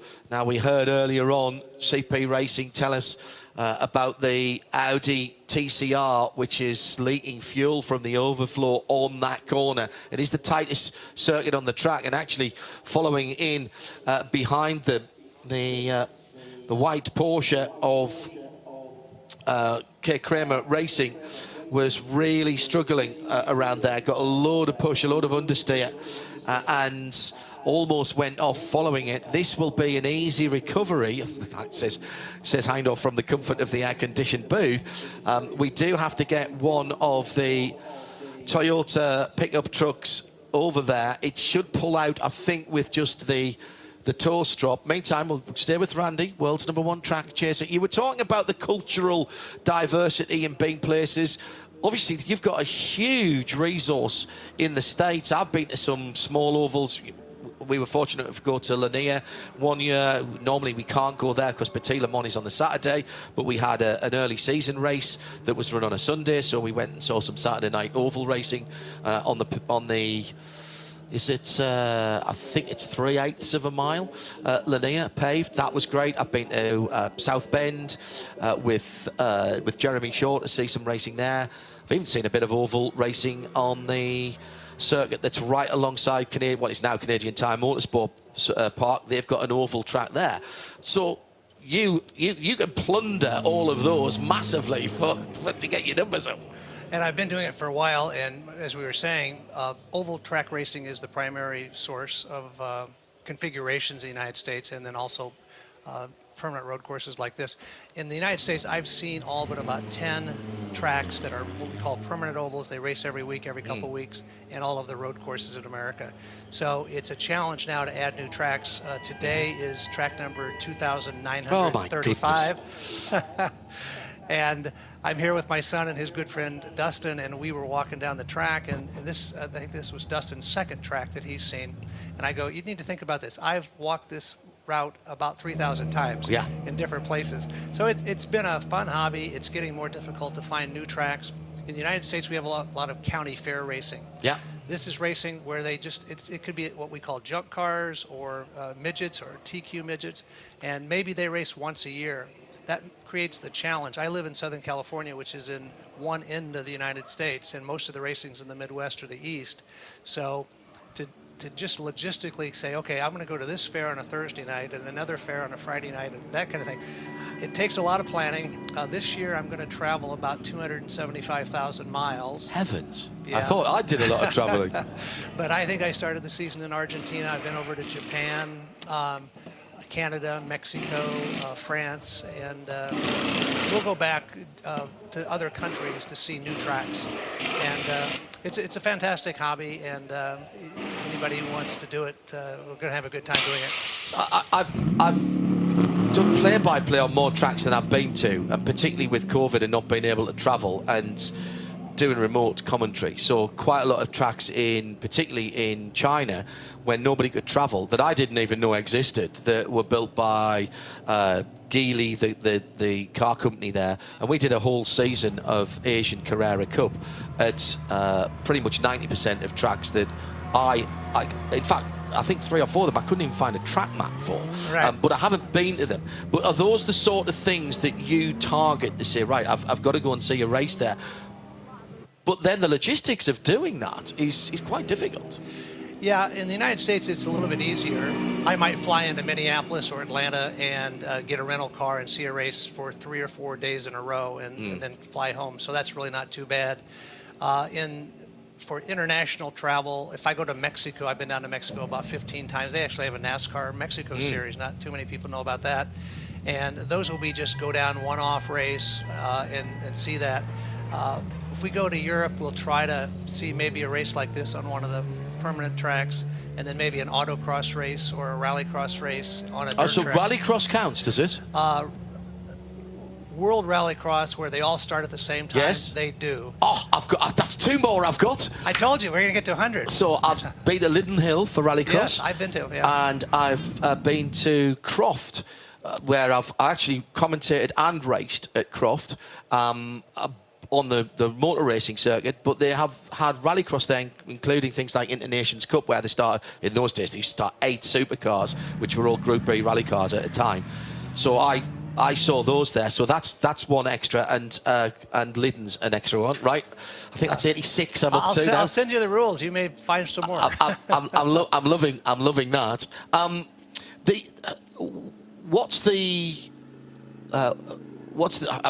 Actually, I'll go before I ask you this question. It must then almost break your heart when you see some of the circuits that you've been to that are either not getting used or getting demolished. You've got Bridgehampton being knocked down, a couple of the big ovals that we were hoping that were going to be preserved and used again in the US for major racing. The pressure on the land means that they get built on.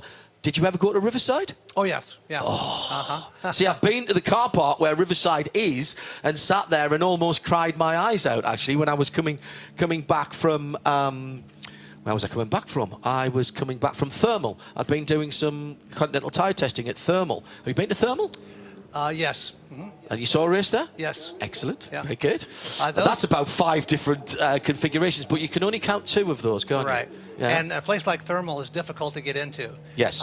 Being a private track, a country club type track. So I've been there. There's a couple other, there's actually about 10 or 15 private country club type tracks in the United States. Thermal was maybe the most difficult one I ever could get into, and there's still a couple I haven't gotten into yet. I did the, what's the one down by Michigan Raceway, south of Chicago. I did that with Audi. Autobahn, thank you. Yeah.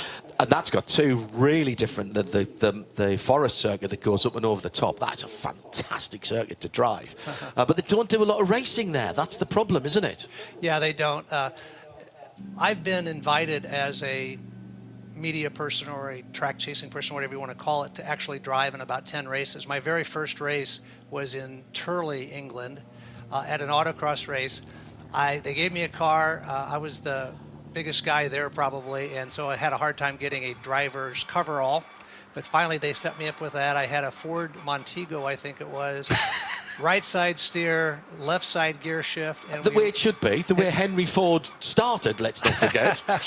And we raced clockwise, so, and we lined up 10 across, and I think I got off the line slowest, but I got up to 8th place, which I thought was an achievement. All right, I've thought of another one that I could possibly add. What about an indoor oval where I took part in a Reliant Robin race as part of the racing car show as an indoor oval that raced for a whole week, and I was in the race, and that was side-by-side racing. Does that count? Yes, if it was a race where everyone started at the same time with the green flag, raced for... Get in. There you go. And believe it or not, we were talking about Reliant Robins yesterday because we were trying to make a point that all cars are 4 wheels, but we had to qualify that by saying Reliant Robins are 3 wheels. So motorbikes you don't count. No. What about lawnmowers?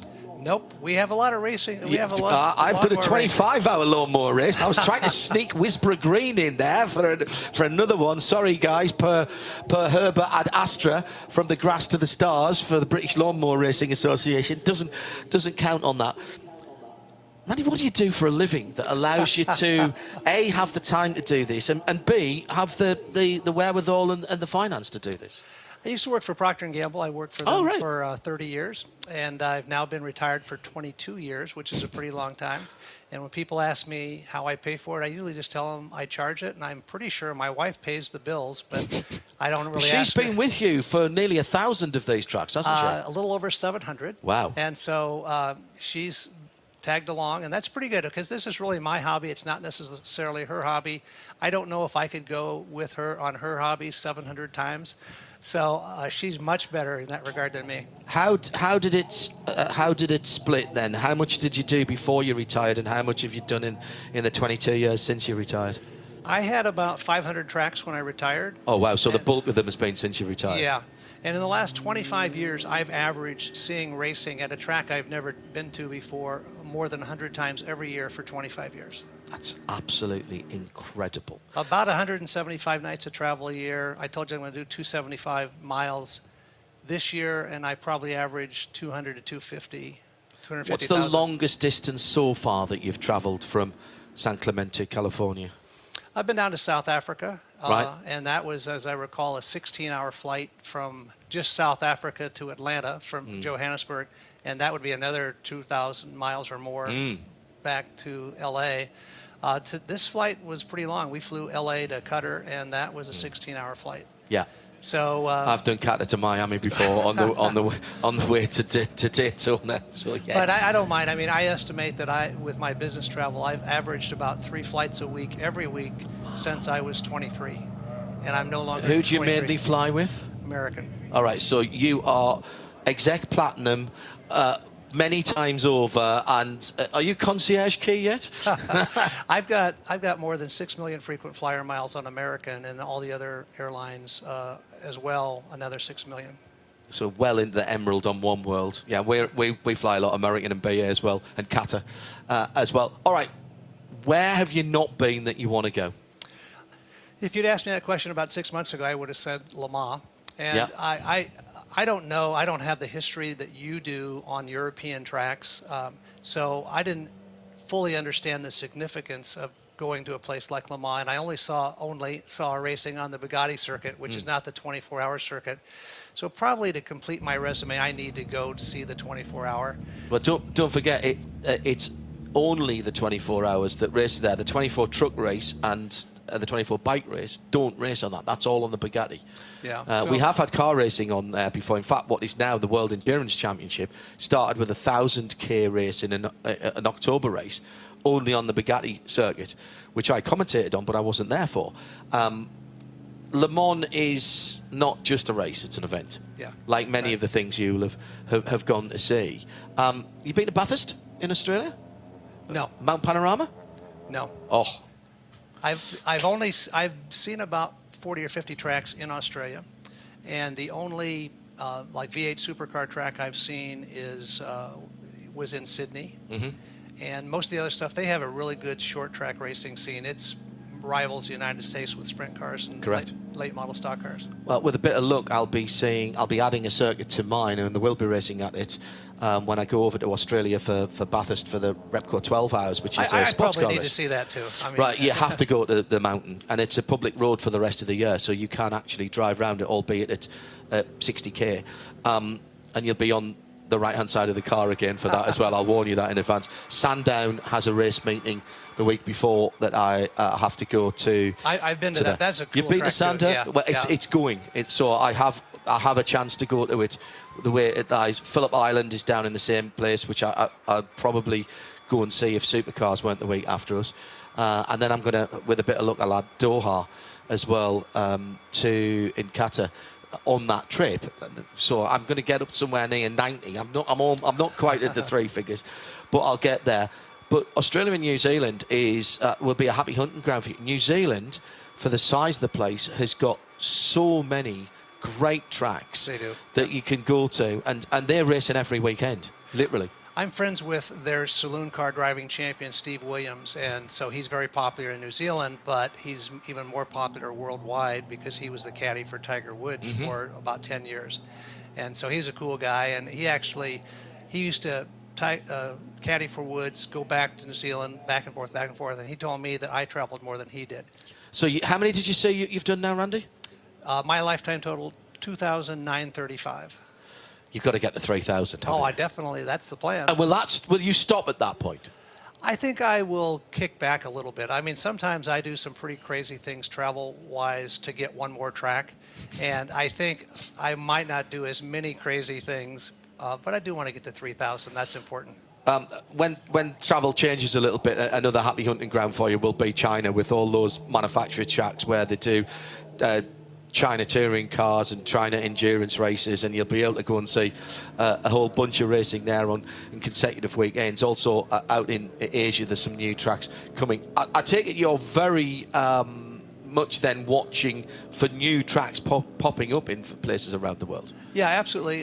One of the things we do, which is a little bit odd, is that we go to ice racing during the wintertime. And I've seen ice racing in 25 different countries, provinces, and states. And we have a plan next month to go to Austria to see some racing. It was canceled last year because of lack of ice, and that's becoming more of a problem. But we're going to do... The biggest European ice racing series is the Andros Trophy, which has been going for 8 years, and that's winding up That's what completely. I heard. Yeah, we're going to see one of those races. I've seen one of their races in Andorra and then another location in France. For this trip to Austria, we're going to do France the first weekend, Andros Trophy, then up to Austria. And if I can, we're going to try to fly over to Finland from a Saturday to Sunday so my wife can see racing in her 52nd country. And if she does that, she'll be tied for second place with countries. How many countries did you say you've been to? Today's 87. 87. I think the United Nations only recognised somewhere in the early 90s, so there's not very many places you haven't been. We track where people listen to us, and I think at our absolute zenith, I think we had 91 of, I think at the time was about 95 countries and territories that the UN recognised. What's next then after this trip? Is this the only circuit that you're going to on this trip? Yes. Right, and when do you go back home?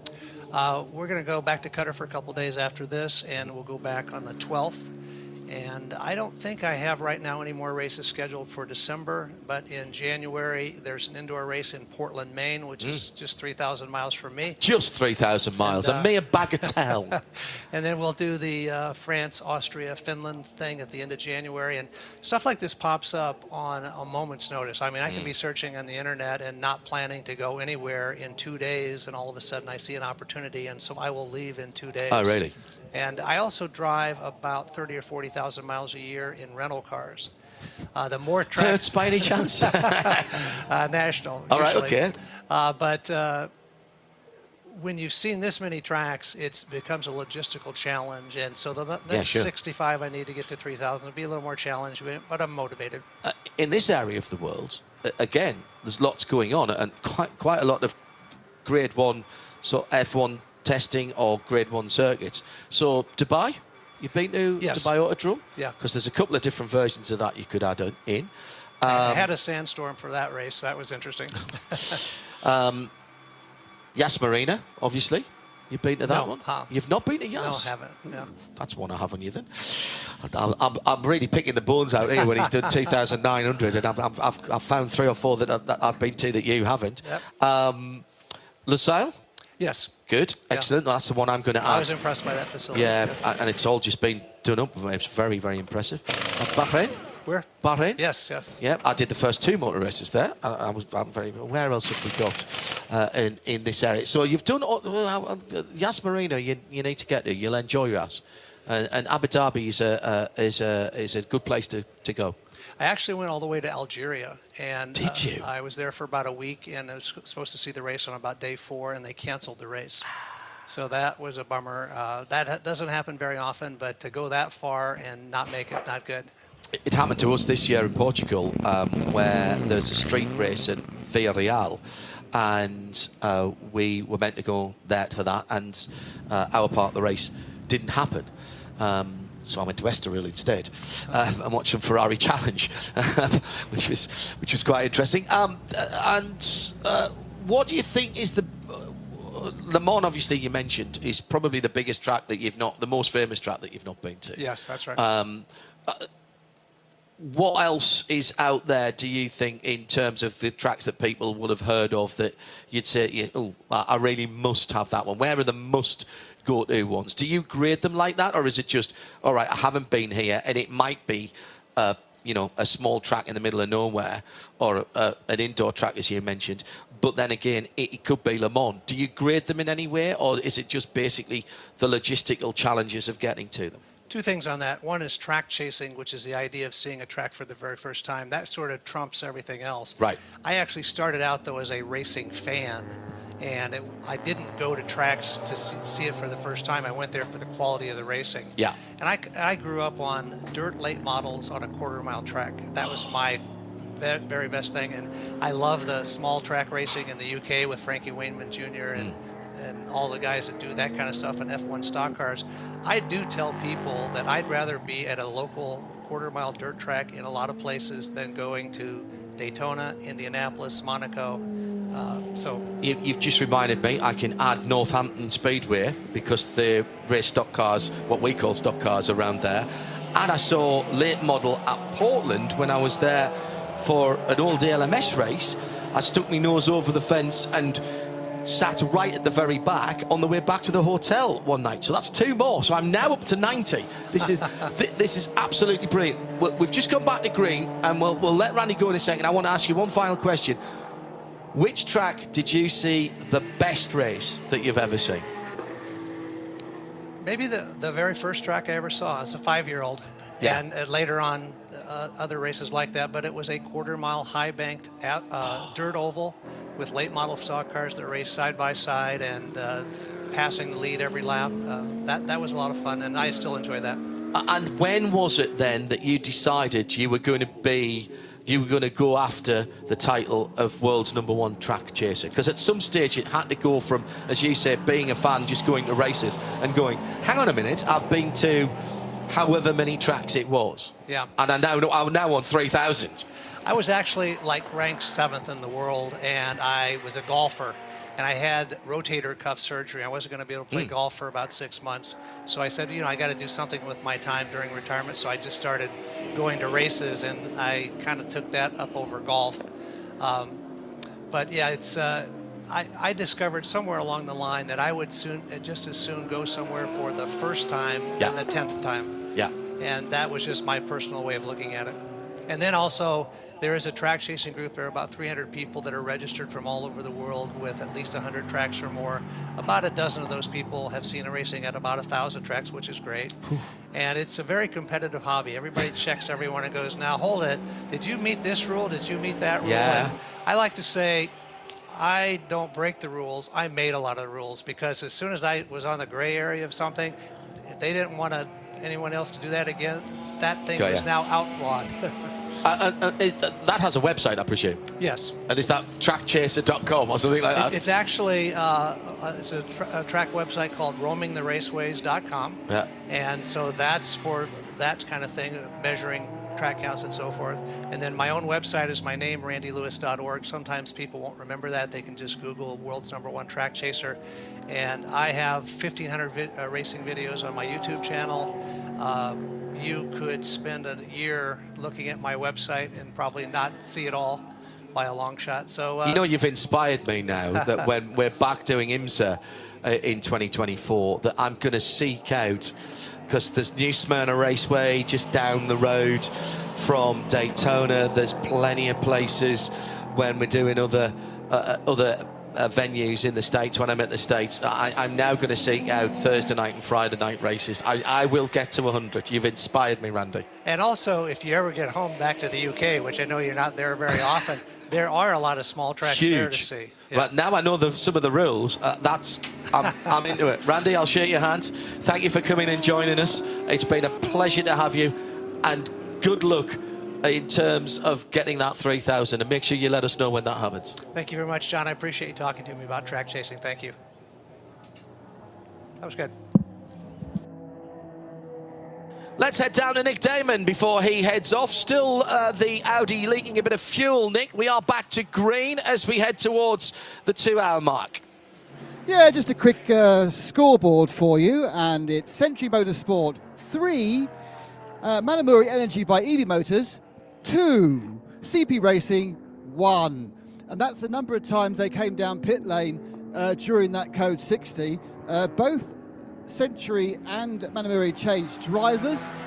Just very, very recently, actually, just before it went green, Century Motors took out Carl Cavers and put in Jack Barlow, whereas Manamuri took Fabrizio Broggi out almost immediately, and it was just tyres during the stop that CP Racing had.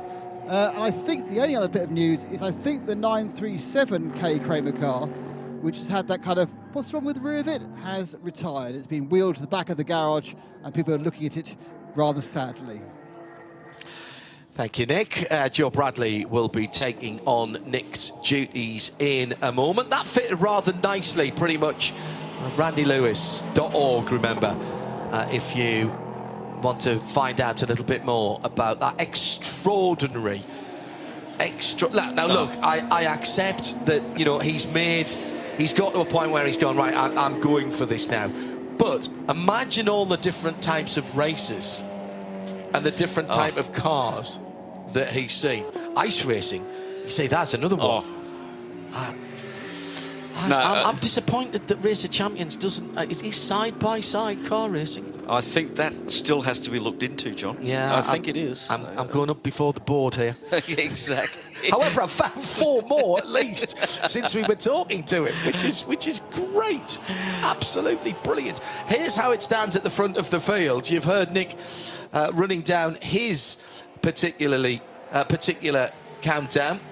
It is the Manamuri Energy by Ebby Motors leading with Cosmo Papi behind the wheel. That lead is down to 9 seconds What now. happened, as Charles John, Putman's closing in. On lap 57, that changed around. Yeah. Charles was in the lead, and Yes, lap 57, and they changed it. So that was the change on lap 57 just before I came back on. So that is the 85 back into second position, and Cosmo Papi to the lead on the lap 57. And it is Charles Putman, the CP of CP Racing, who is in that red, white and blue Mercedes AMG.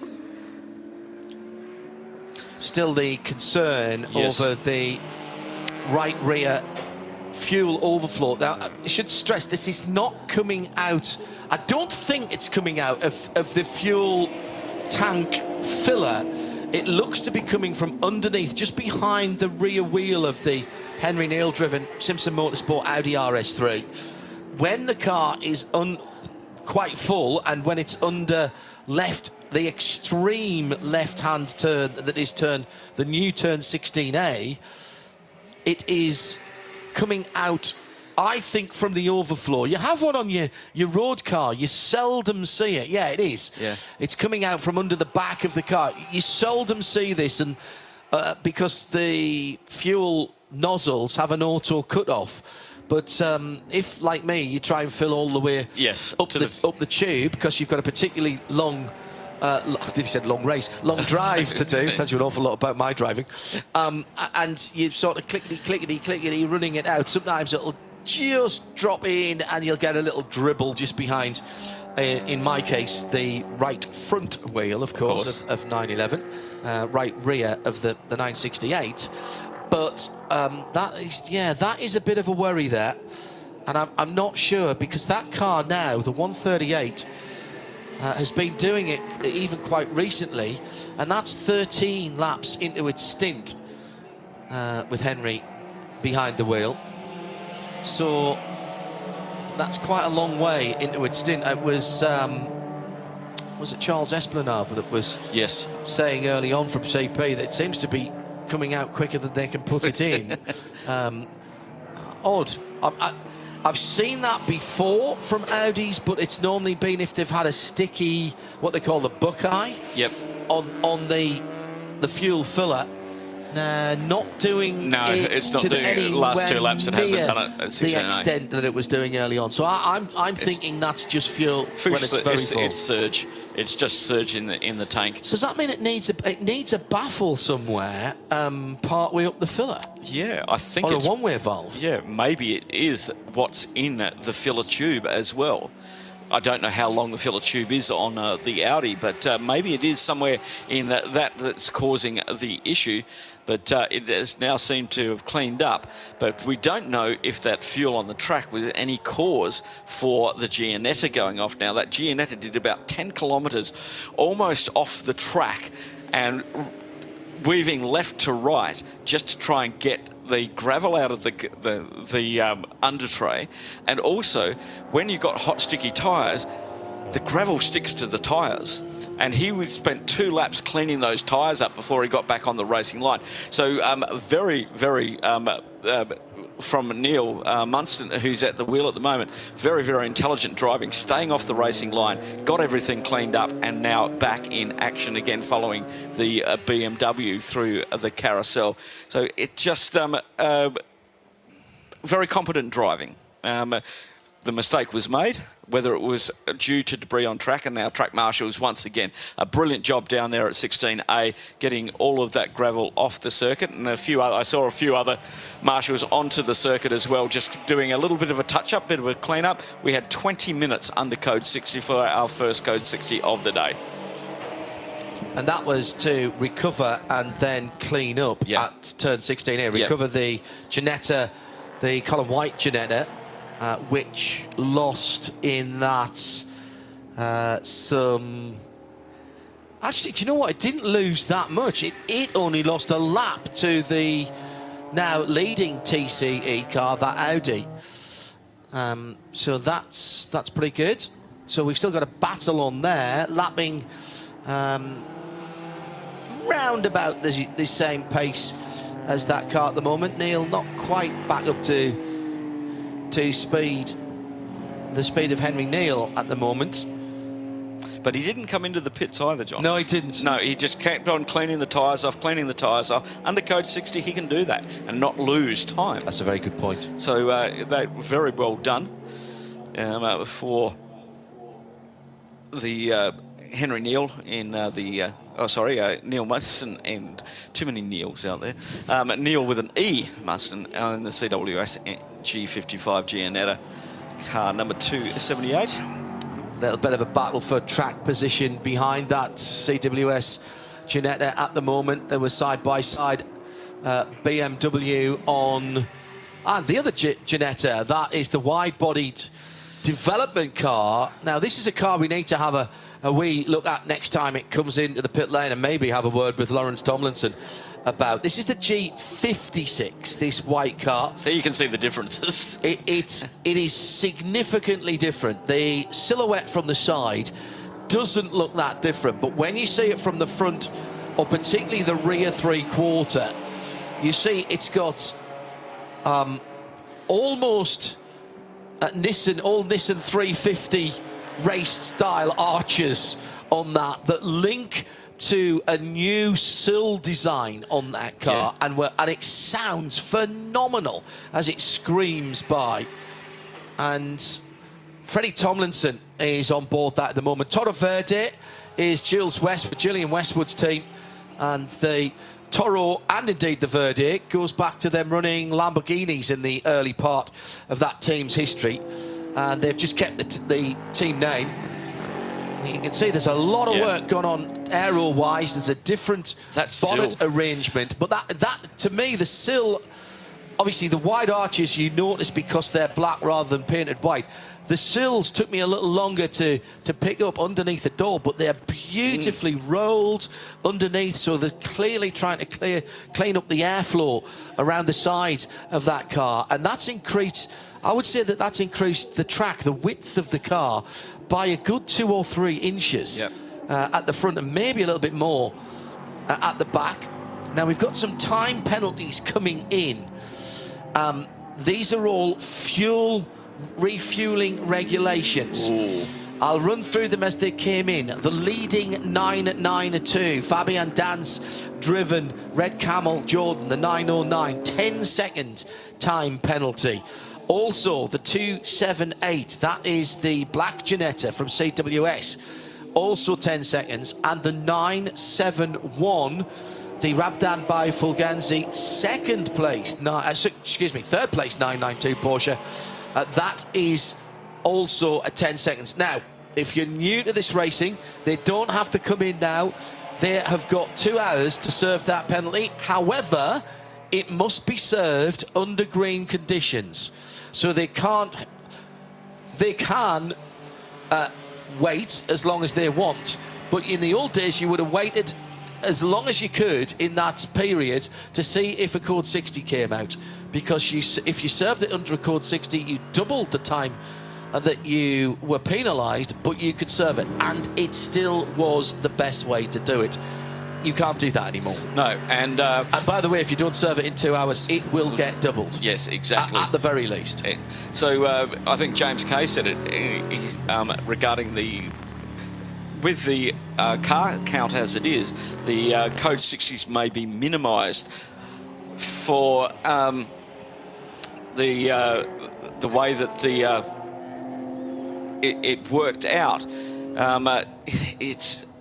It's a bit strange how the people are doing this. So the penalties are probably for taking more fuel on than they were allowed to under the code 60, because this is new for everybody, especially for the teams, and they have pump attendants on every pump who are checking that, because that goes on from the time you do.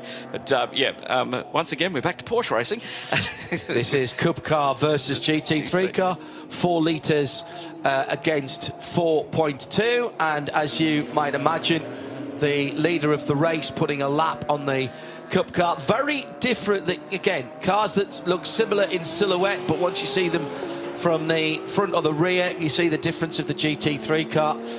As I said, the GT3 now with a 4.2 flat 6 normally aspirated engine. It's still the 507 horsepower 4-litre Cup car engine, still a brilliant sounding engine. I'm not sure how much longer we'll have that car and that engine in street cars, but the current GT3 still has it.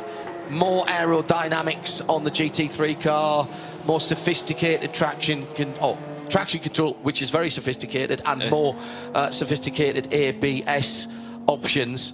And you can see the difference when they are head on to the camera. The 992 is actually the 992 Cup car is the 992 Turbo, which is the wide. They're all wide-body cars now. For the street cars. When I say it's the turbo body shell, the Cup car has the air vents in the rear wings, but that looks like an old narrow-bodied car when you see them front to back with those 2 cars in the same shot. Now, there's been a bit of chatter about the leaking of fuel out of the back right of the Audi RS3. James Kay is the man to ask about that, and that's exactly who Joe Bradley has gone down to interrogate. Interview. Make sure you keep that telephone directory well out of the way there, Joe. I'm here to stop the speculation and put this to bed forever. James Kay, we are waxing lyrical about this fuel seemingly pouring as quickly as you guys can put it in. It's pouring out the car, but it doesn't seem to be causing even a fluster here. No, it's a breather issue that we will, next time the car stops here, we will fix. At the moment, it's controllable. It's under control. Is it causing you guys anything with regards to, your fuel consumption window? Oh, yeah. Oh, yes, so it's coming out considerably. Initially, yes. It's to do with the routing. I don't know if you know it. All these TCR cars were all built, the Gen 1 cars were built in 2017, 2018. So to be able to bring that car here, we had to buy all new fuel systems for the car because they've run out of date. So we had to go back to Audi and say we need new fuel tanks for these cars. So that's what we had to fit before we came here. And anybody with an old Gen 1 car will suffer the same fate. So, and it's just, there's maybe a valve that's stuck or something's not quite right with the installation of the new fuel tank. Okay. So, I mean, all right, you guys are the only TCR car in the race, but it's a great test bed, this, to find this out before you go on further in the Middle East Championship. Yeah, that's correct. I mean, we've been helped a lot to come here by Creventic, to get a Gen 1 car back in this championship, and to prove to all the literally hundreds of other Gen 1 cars that are out there, sat in their garages, not competitive in any TCR series, they can come and race here cost effectively. You know, so we've made quite a few modifications to the car within the regulations, which allows the car to last longer on its tyres, to be a lot softer, to not, to use less fuel, less tyres, because every time they stop in the pit, they cost money. So we've just worked with the ride heights, with the settings on the car, just so we can eke out as much as we can to make it cost effective, to get people to come back in the lower classes to the championship, because it needs it. It needs full grids. Yeah, I mean, everyone, the fans, we love TCR as a class. It's always been really competitive. So if to one of those people who was sat out there with a TCR car, Gen 1 TCR car, collecting dust in workshops and garages, what's the figure? Can you put a figure on what would put the car on its wheels at this event? I'm better placed to give you that when we finish or we get to the end of the event. At the moment, you've got to go through this process, really. We've been helped with Creventic from the entry fees. The entry fees are 30% less than they were as a TCR car. If you use less, the fuel's always a part of the entry package. If you use less tyres, less brakes, because the car's not so stressed. We're using a DSG gearbox rather than a sequential gearbox, so that's basically a road car racing gearbox, modified for racing, rather than it being a pure racing gearbox. So the maintenance costs between now and getting to Dubai, which is the next round, that will be reduced. And every kilometre that these cars do, you have to allow for wear and tear.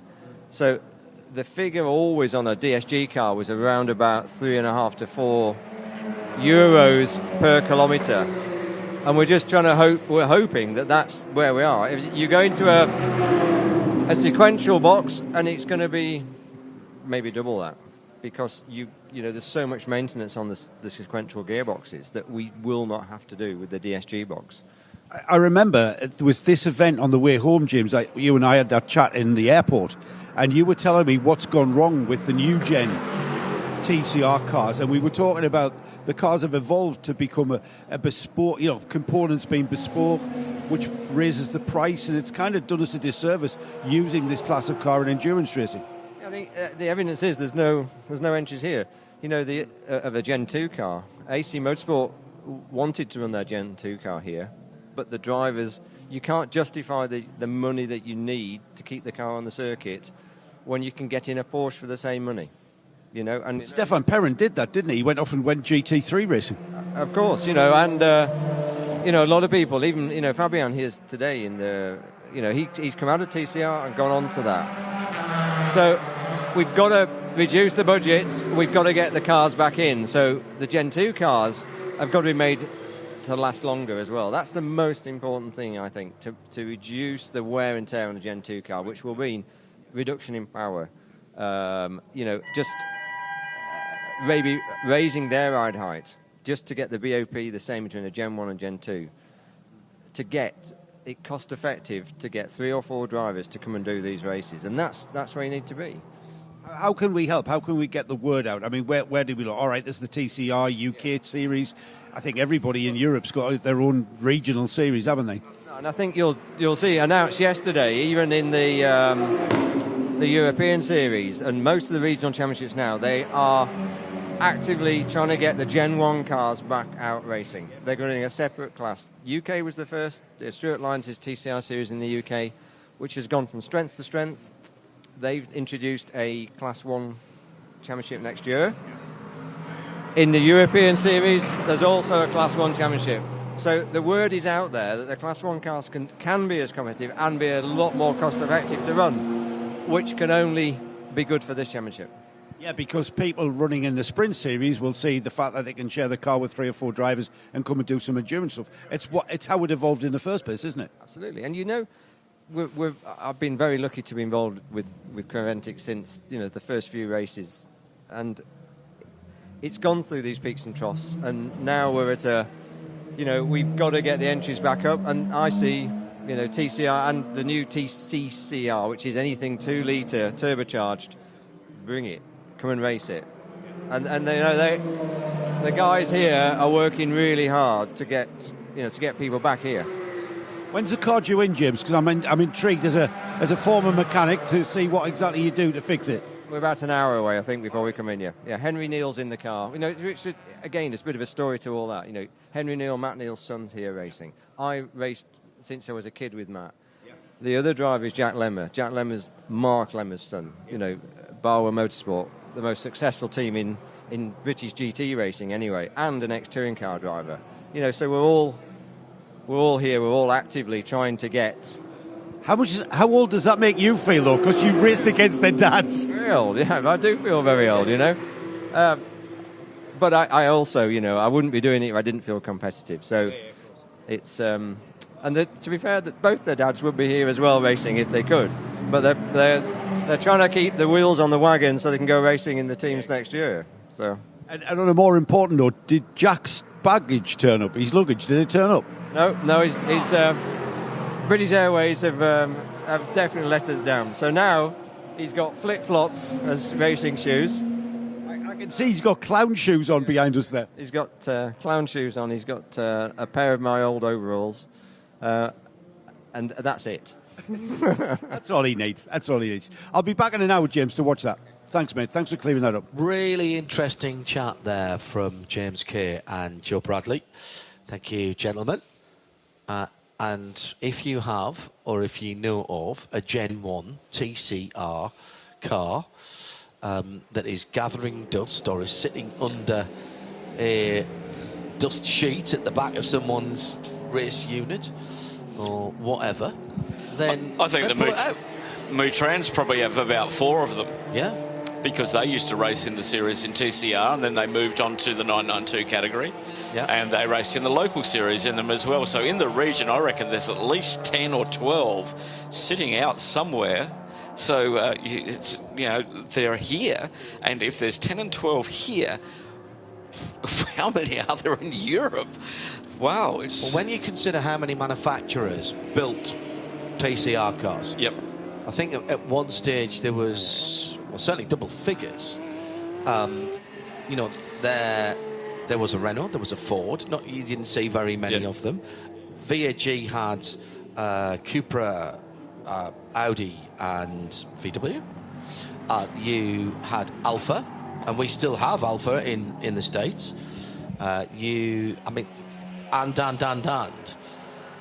And because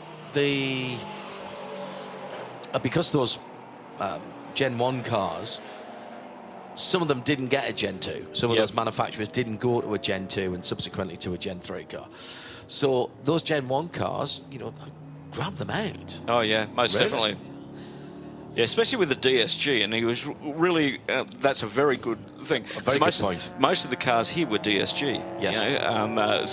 It's, once again, it's the reliability, it's the cost of maintenance. Well, and DSG on the VAG product versus sequential, all right, it doesn't shift quite as quickly, but it's lighter and it's cheaper to maintain. Yep. So, in the garage and not being worked on, so this is a development. Kate Kramer Racing, this is the 937. Carsten Kramer brought that car in some 45 minutes ago.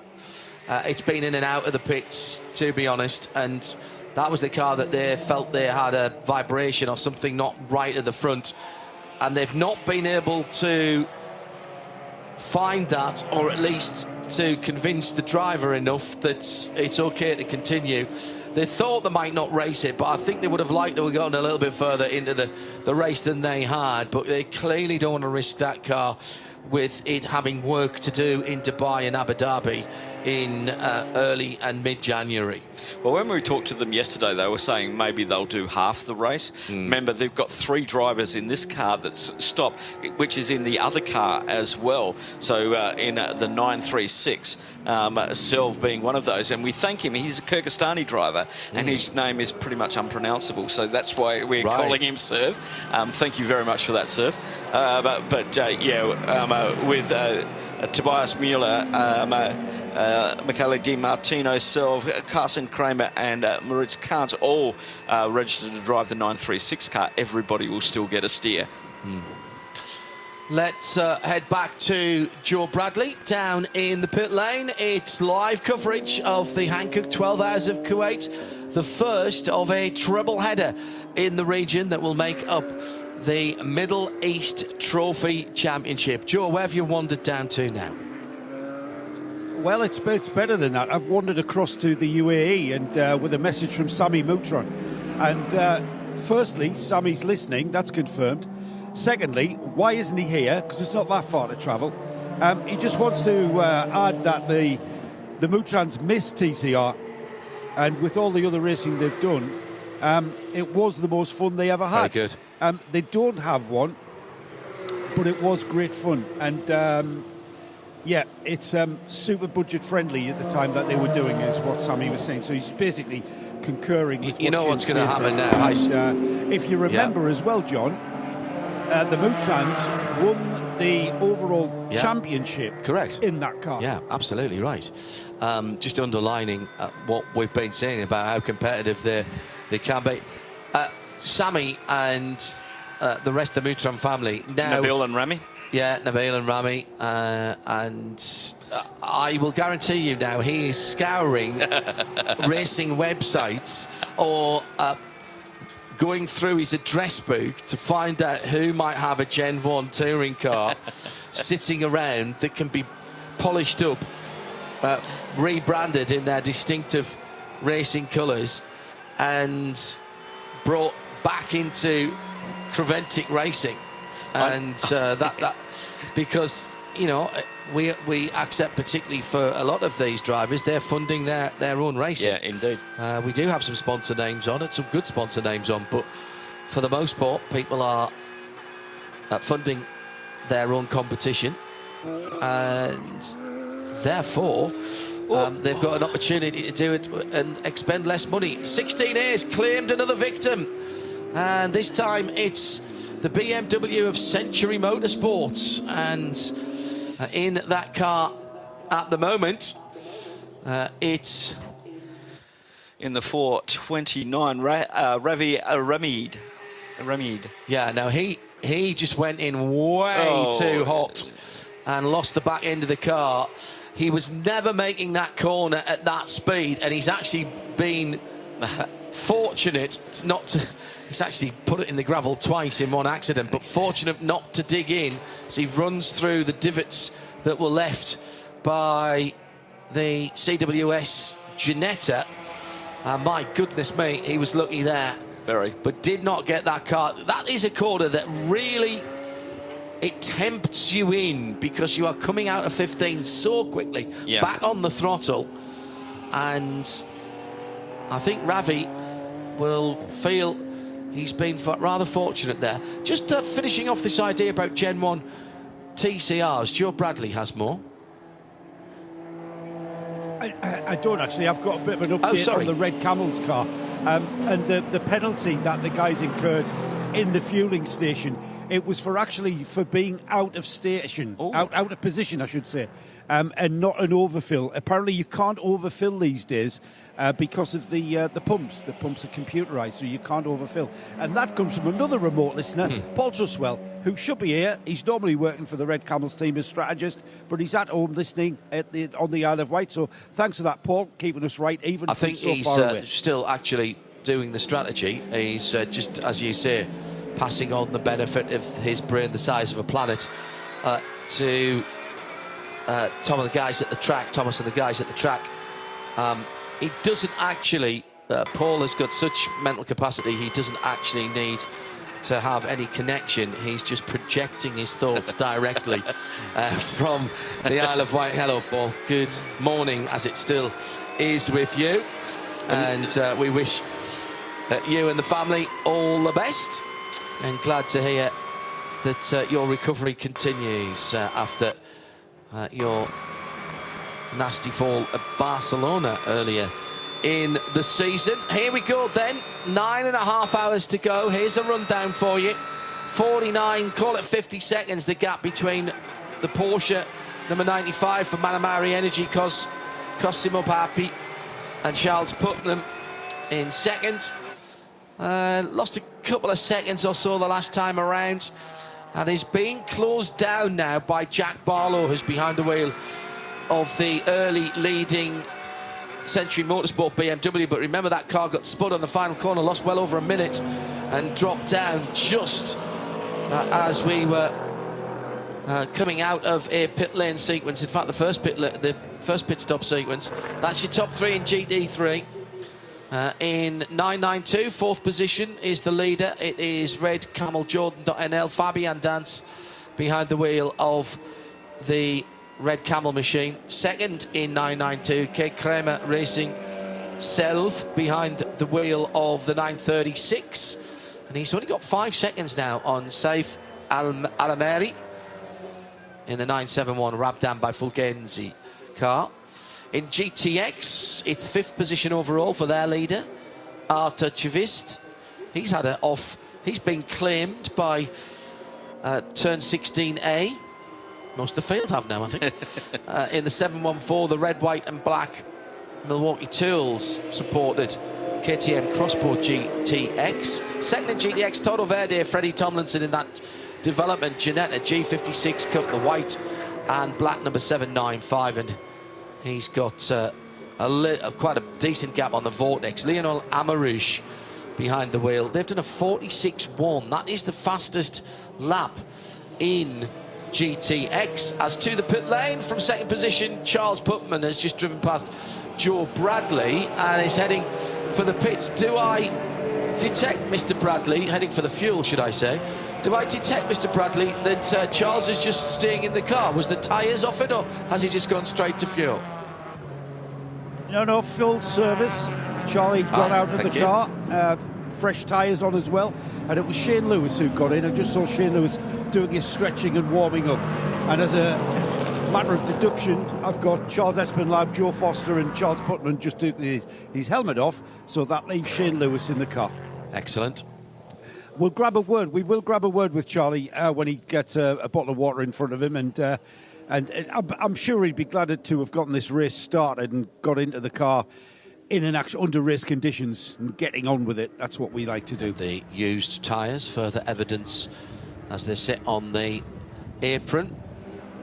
The pit lane still in shade, as the working part of the pit lane will stay for the duration of this race. It's configured north-south, and it's only as you pop out from behind the cover of the grandstand that you're back in sunshine. And trying to work out where we are in terms of the day. The sun hasn't quite hit its height yet. It's about another, I think probably about another hour or so before it comes directly overhead. But even when that happens, the cantilever roof and the overhang of the main grandstand is still far enough out so that you haven't got direct sunlight either in our windows here in the commentary box, which is right up underneath that main grandstand roof, or down in the pit lane. Genius bit of design work here. We threatened you with a chat with Charles Putman, and here he is with Joe Bradley. Charles, it's a great feeling once you get that first stint out under your belt and, get on with this race. Yeah, for me, it kept getting faster the whole time, which is not necessarily the way the car should go. But, we don't get to run here very often, so we're all kind of learning the track as the race goes on. I think it'll just keep getting more competitive as we go on in the race. The track looks really dusty, as we find in the Middle East, the sand blowing onto the track. How tricky is it? Yeah, for me, the biggest thing is it hurts the vision.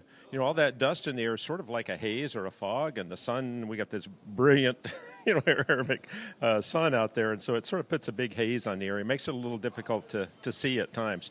And of course, when cars go offline, it looks like a boat going through water. Just the dust rolls right off of them. So, small grids shouldn't have an issue with traffic, but there's always an issue with traffic in multi-class racing. you know, it always is, but that's part of the fun of endurance racing is how you use the traffic to help you and to hurt your opponent.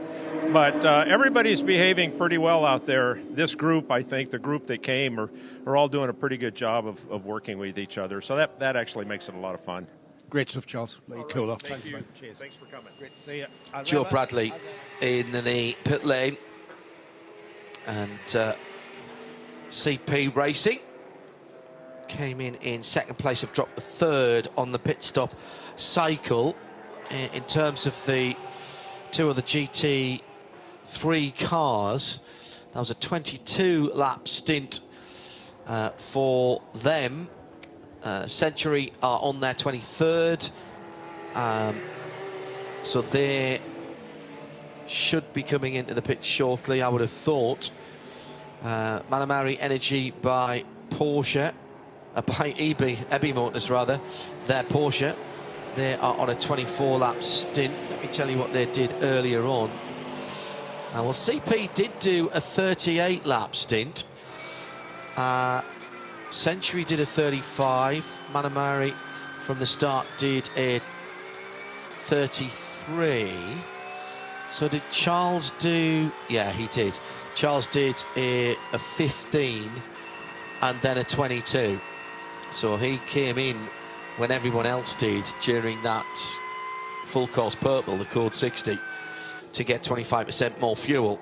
So he's done his 38 laps on a set of tyres.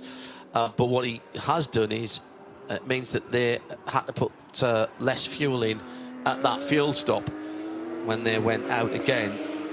So I think he's come in terms of his tyres being the determinant rather than running out of fuel, because he would not have been running out of fuel 22 laps into a stint where he just put an extra 25% of fuel in. So they're playing a slightly different strategic game there, Phil.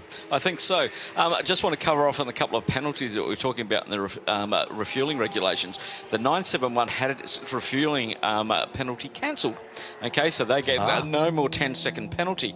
Now, the 971 at the moment is 2.4 seconds behind the second place in the K Kramer Racing, the 936. And the 936 has just been given a 10-second time penalty, as you saw come up on the screen. It was for its sixth track infringement. Ooh. Most of these track infringements are happening at turn 16. Yeah. Okay, I've got just I can see all of this list of turn 16. Now, when we were looking earlier on, it was turn 4, the little kink as you come over the hill. We saw a lot of cars going off there. So it's a bit interesting in a race configuration. Turn 16 is now being the biggest one, and turn 16 is before turn 16A. So they're cutting the kink now. They're cutting the kink, and they're 4 wheels off at the kink, and that's what's causing all of these track limits issues now. Right. As you said earlier on, they're straight lining it. They are absolutely straight lining it. Yeah. And look, racing drivers are like puppies and small children. They need to have the limits defined for them. Yes. And if you do not, they will push the envelope, particularly if they think they're going to make time. And a bit of a moment for the Rabdab by Fulgenzi Porsche. Saif Alameri staying out the way of the GT3 Porsche as it went through, the leader of the race. But again, what I'm seeing here is we are developing a one-line, one-groove racing circuit through a lot of the twisty bits. And it's not for marbles, it's not for tyre debris, it's clearly what is being swept up and cleaned off and rubber going down on the racing line. And the moment you even get maybe half a car's width from that, the working side Hankook tyres, Phil, are struggling for grip, and you get half a car's length offline, you're going to go a full car's length offline, and at that point you've got to get out of it. You cannot just tough it out there, because that will just cost you more time. Indeed, John. I've been watching this develop, and I'm seeing a lot of drivers now hold off to the last corner to do that overtake under braking and turn 2, jumping up the inside down at turn 2. So they're not in the middle of curves. They're not going to really, they're not turning while trying to overtake. They're just doing it in the straight line, in the braking zones at the end of 2 straights. And I think that's going to develop more as it comes on. Freddie Tomlinson dialing himself in nicely to the Ginetta G56 Cup, the all-white with a little bit of black on it. 795 cars, seconds in GTX and 8th overall. Just watching the times coming in, and his personal best has just kept dropping. It was a 48.7. Then he got down to a 48.6, a 48.4, a 48.3, all on consecutive laps. And then he's starting doing it again. He's now down to a low 48, 48.2. So he's knocked a good half a second off his lap time in the space of 4 or 5 laps. And there has been a yellow flag out at that point as well, so he couldn't have improved there. I'm very impressed by that young man. He's dialing himself in, as I say, very nicely indeed. I'm just looking at where they're running on track. The 714, and they're all 3 together at the moment, even though there is a significant time difference between the 714. 5th position 714 KTM, And that's leading this trio of the moment as they're making their way down to the final corner. Freddie Tomlinson is just behind that, and they've got the 701 Vortex in there, which is quite a few laps down, but they've all seemed to have found themselves in one group again. But they're having a battle, mate. They are. They're battling for track position, not necessarily for positions on the timing and scoring. And by the way, follow along with livetiming.getraceresults.com, and you can see the overall positions. We've got tracker, we've got a race statistics page, we've got a penalties page and a messages page. You can pick individual cars and basically you'll have exactly the same in your vision if you've got a second or a third screen as we have here in the Global Broadcast Centre overlooking the circuit. Still the heat of the day here, temperature climbing nicely. It was forecast to be middle to high 20s Celsius today, and it's just coming up nicely. So Saif Al-Meri, who we're on board with at the moment, his penalty got cancelled as well. So it's all kicking off out there at the moment. So that is the penalty for 971. And that was the fueling penalty? Yep, not respecting the refueling, and that got cancelled. So we've had 2 of those cancelled. The 909 and the 971 both got their penalties cancelled. Right, and so that will have been... This is the sort of thing that we get the information on here at Creventic that sometimes in other series you don't always see. But what will have happened there is that there will have been a submission by the team manager, and there is effectively a chat line from the pits to race control and the race stewards, and they'll be submitting contrary evidence or at least mitigation to the offences of which they have been accused, and that is then taken into account. And remember, we've got a penalty system here where it's not something that has to be sorted in 4 laps past the pits, because you've got 2 hours, Phil, before you have to fulfil that penalty and come and serve it. And I actually, look, it can't happen in short races, I know, but I think this is good, because what you've obviously had a bit of back and forth there saying, hang on guys, you're saying we didn't do the fuel right, but look at the time that we pushed the nozzle on, or look at the time that full course yellow was caused. I'm guessing, but I would think that the conversation would have gone across those lines. Right, I tell you what, hang on, we'll go and have a look at it, and then all of the relevant data has been looked at, and race control will either say, well, good effort lads, but no, you're still going to get the penalty, or as has happened here, yes, absolutely, that's fine. it was too tight to call, or we haven't we've just found some new stuff. Yeah, you were absolutely right to draw our attention to that. We won't be charging you, sir. Have Yes, this one on us. Off you go. Yeah. Yeah. And I like that. And this is part of the back and forth, as I say, that you don't often see, and certainly that we don't often get to talk about. Now, we're not privy to all of these conversations, and neither do we need to be. But it is good, and I like the fact that we find out when the penalties have been served, and if the penalties are rescinded, we find out that as well. In so many other series, the penalty just disappears, and yes, you know, we're left thinking to ourselves. And I've done this in all kinds of series, 2 and 4 wheels, where you've got, did Dave Miggins serve that drive through? And you're looking at your co-commentator, and they shrug their shoulders, and so you scroll back through the information, and you don't. That's not what happens here. Very open and transparent, and I really rather like that. It is indeed. And if you are watching us in Vision and you see the scoring screen up on the left-hand side, the numbers of the cars dictate what class they're in. Oh, yeah, okay, good point. so if you're looking at the top 3, so anything under 100 is a GT class. Yeah. Okay. Then we go to the 9. Anything in the 9s, 909 being in the 992 category. GTX is in the 7s, okay, and then we get down to the 4 category, and the GT4 category, well, that's 4. Yep. That makes common sense, doesn't it? Then we get to the TCE category, that's in the 1s. It just makes common sense. It's easy for us to follow. It's easy for you to follow. Yeah, and so TCE is here, TCR, and the Ginetta is running in TCE as well, yeah. but that would normally be a TCE GT. As you can see there, TCE, TCX. Yes, okay, exactly. So TCX.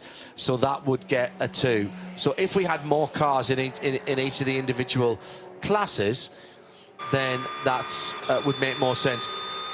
Joe Bradley, I would like you to wander down to Kay Kramer, please, and see why the 937 isn't being worked on. I suspect we won't see it again. What I really want to know is whether they ever got to the bottom of that issue that they had with the front of the car. We saw it spin quite early on, then it came to pit lane, then it went out, then it came to pit lane, rinse and repeat. So that is something I need to find out. Its team car is in for a more standard stop at the moment, as it is coming out of 3rd position in its category after a marathon 43 laps stint for Selv, the driver. And Joe Bradley, even before he gets to the Kay Kramer pit, knows the answer to the 937 issue. Well, last night we were talking to Carsten Kramer about the reason behind entering the second car, which is basically another Cup car that they have got. It's basically a test session for that car. And it's the same driver lineup in both cars, and they were basically just giving it a bit of a run and giving it a bit of a test and just sort of hoarding it for the coming season. And the answer was that they probably weren't going to finish the car. Yeah, but he said to you... But I will still head down there and see what the plan is. He said to you, Joe, he thought they might do half the race. And Yes, it's been that's in right. and out of the pits a lot with this problem at the front end. It had a spin. We don't know whether that was cause or effect. But after that spin, clearly the drivers who were in that car didn't like what was going on. And I'm not sure they've got to the bottom of it. And that's really more of the question. Not why it's parked, because we know that it was a late entry and effectively a shakedown for that car. What I really want to know is what was going on at the front of that car, and have they identified it? Yes, you want the I want the down and dirty. You want the technical explanation. I need to be able to log this in my memory bank as to what that problem was on the car, because what's going to happen in Dubai in the middle of the night is somebody's going to be in and out the pits when I'm in the pit lane and in a Cup car, and I'm going to be able to go, oh, hang on a minute, didn't we have this with the Kay Kramer car? And in fact, what it is a wheel sensor problem, or it's a caliper that's sticky or a brake disc that's gone wonky or whatever it is, and I'm just making all of that up. But I need to know, and so does the viewer and listener. So we're going to dispatch PC Bradley on patrol to find out the information. He will be making notes contemporaneously in his pocketbook and report back to us. And that pocketbook fits in his top left pocket. I think he's there already. Are you there already, Joe? Yeah. Right. You were just using this as a test session for the 937. It is 937, isn't it? Is there a problem, or is that still the case? No, that's still the test. Yeah. And it was just me driving, and I came in, went out again, and I will go out later again. And so we make it just relax and easy and enjoy the track. So are you actually bringing the car in and doing adjustments on the car to find things out? Yes, we will do some alignment work and find best setup. Same we also do for the 936. We will also use it as a test. Okay, we are still racing as well. But yes, we will. It's the first time for us with Hankook tires, with GP tracks like this, and so we use it. But it was very important for us to drive here to be prepared for Dubai 24 hour. And is there much to change on the car with the Hankook tire? Yes, it's completely different to Michelin tires. Yes. So you're going to be causing us consternation, and when we see the car go out and then come back in, but we're not to worry because it is just a test. Yes, exactly. That's a fact. Yeah, thank you. Right, I'll put our minds to rest. Thank you, Carson. Okay. You're not happy with that? Go on, Joe. Yeah. There's very little work going on, and whether it is just a leisurely test, what we haven't got is, it's not being strung, it's not being realigned. They might have already done that. Yeah. Time will tell. Time will tell when we see that car go back out and then come back in, as Carsten explained. Keep a weather eye on that. If they're working on a steering rack or a steering arm or that sort of thing around the front end, there was something not quite right on that car. The driver wasn't happy prior to the driver change. So who was the starting driver on that car? 937 was who was it? Was it Tobias Müller who started that car? No, he's in the 936, wasn't he? Anyway, it doesn't matter. We'll keep an eye on that. Brad is all over it. I'm not sure in the race we've heard yet from EB Motors leading the race. EB Motors leading the race. We've not heard from the KTM Crossbow team in the race, so I'm just putting this out there for Bradders. Rabdan, I'm not sure we've heard from them in the race. Nick had a word with pretty much everybody on the grid, because, Nick. He can. Do we know what AGMC Racing stands for, by the way? That's a question I've been asked on the socials, at RSL_studio, by the way, if you want to get in touch with us. AGMC distribute all the BMWs in this region. AGMC Mini, AGMC BMW. Right, there you go. So that is answered for those of you who were asking that earlier on. They supply all of the track vehicles for track days at the Dubai Autodrome. Oh, do they? M2.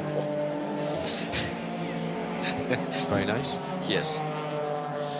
The clamshell hood that was causing us a little bit of a worry earlier on the Milwaukee car does seem to have latched down properly. They did come in the code 60, they released it, put it back down again, and they sent him out.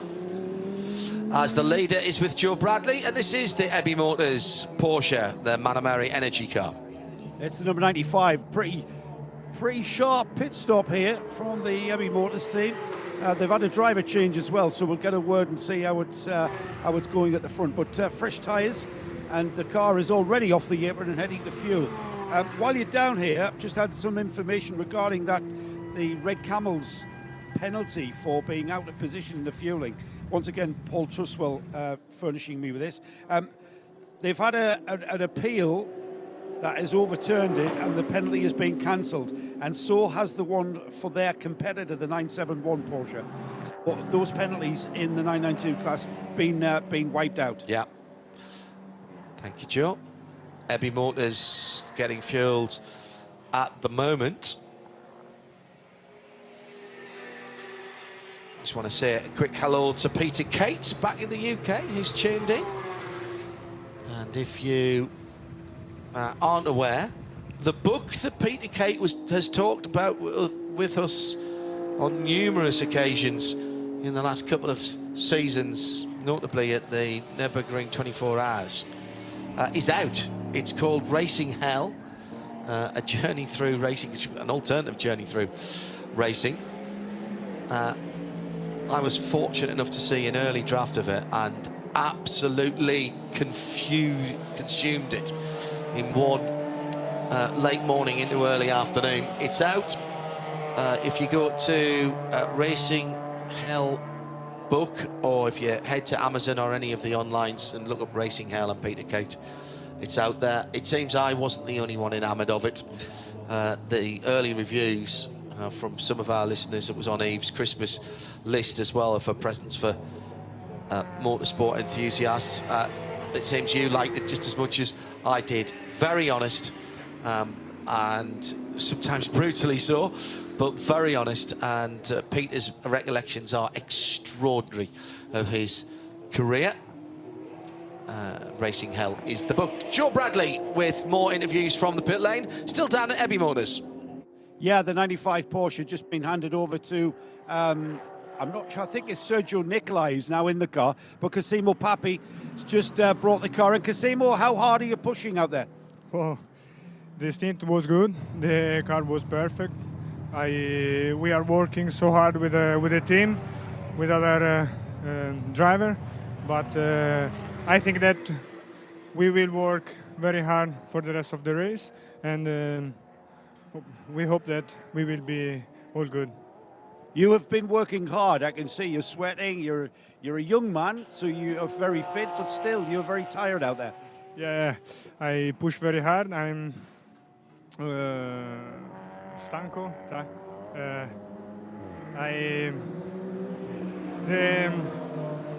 The stint was so long, so I'm not so. Your English is as good as my Italian, better than my Italian, I should say. I understand what you're saying, Cosimo. Grazie. Ciao. 30. That's the extent of my Italian, by the way. No. Duo cappuccini. No. Quattro dessert, Joe. Yeah, he never goes for the fifth because he doesn't know what 5 is. Cinque. Cinquecento. See. 34 lap stint out in the heat of the day. The Century Motorsport car which is now in the lead, has been out for the same amount of time. 10-second penalty for the third place car. This is CP Racing, and this is for the 6th offence of track limits. Now, there is an opportunity, and there is now the provision for drive-through penalties. Yes, indeed there is.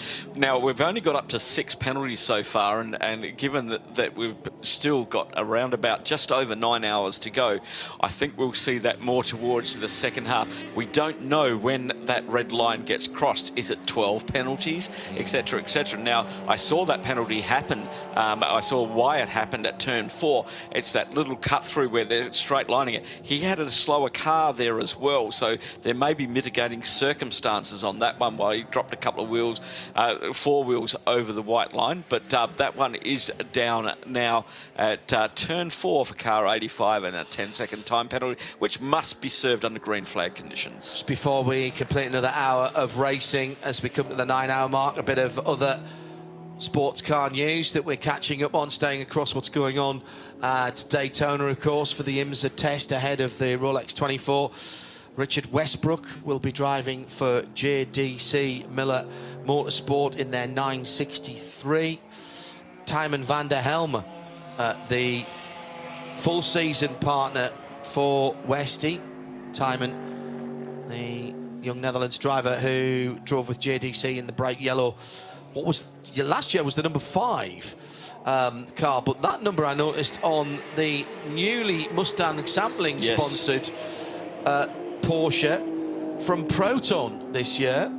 JDC were the last team to have Mustang sampling sponsorship in IMSA, and also Phil Hansen, the additional driver for the Michelin Endurance Championship rounds, and Ben Keating for the Rolex. Ben Keating's already driving an LMP2, so is he going to do a double? I'm not. I wasn't sure. Can you do that at the Rolex? I wasn't sure you could still do that. I've seen him drive 2 different cars across the Super Sebring weekend in 2 different championships.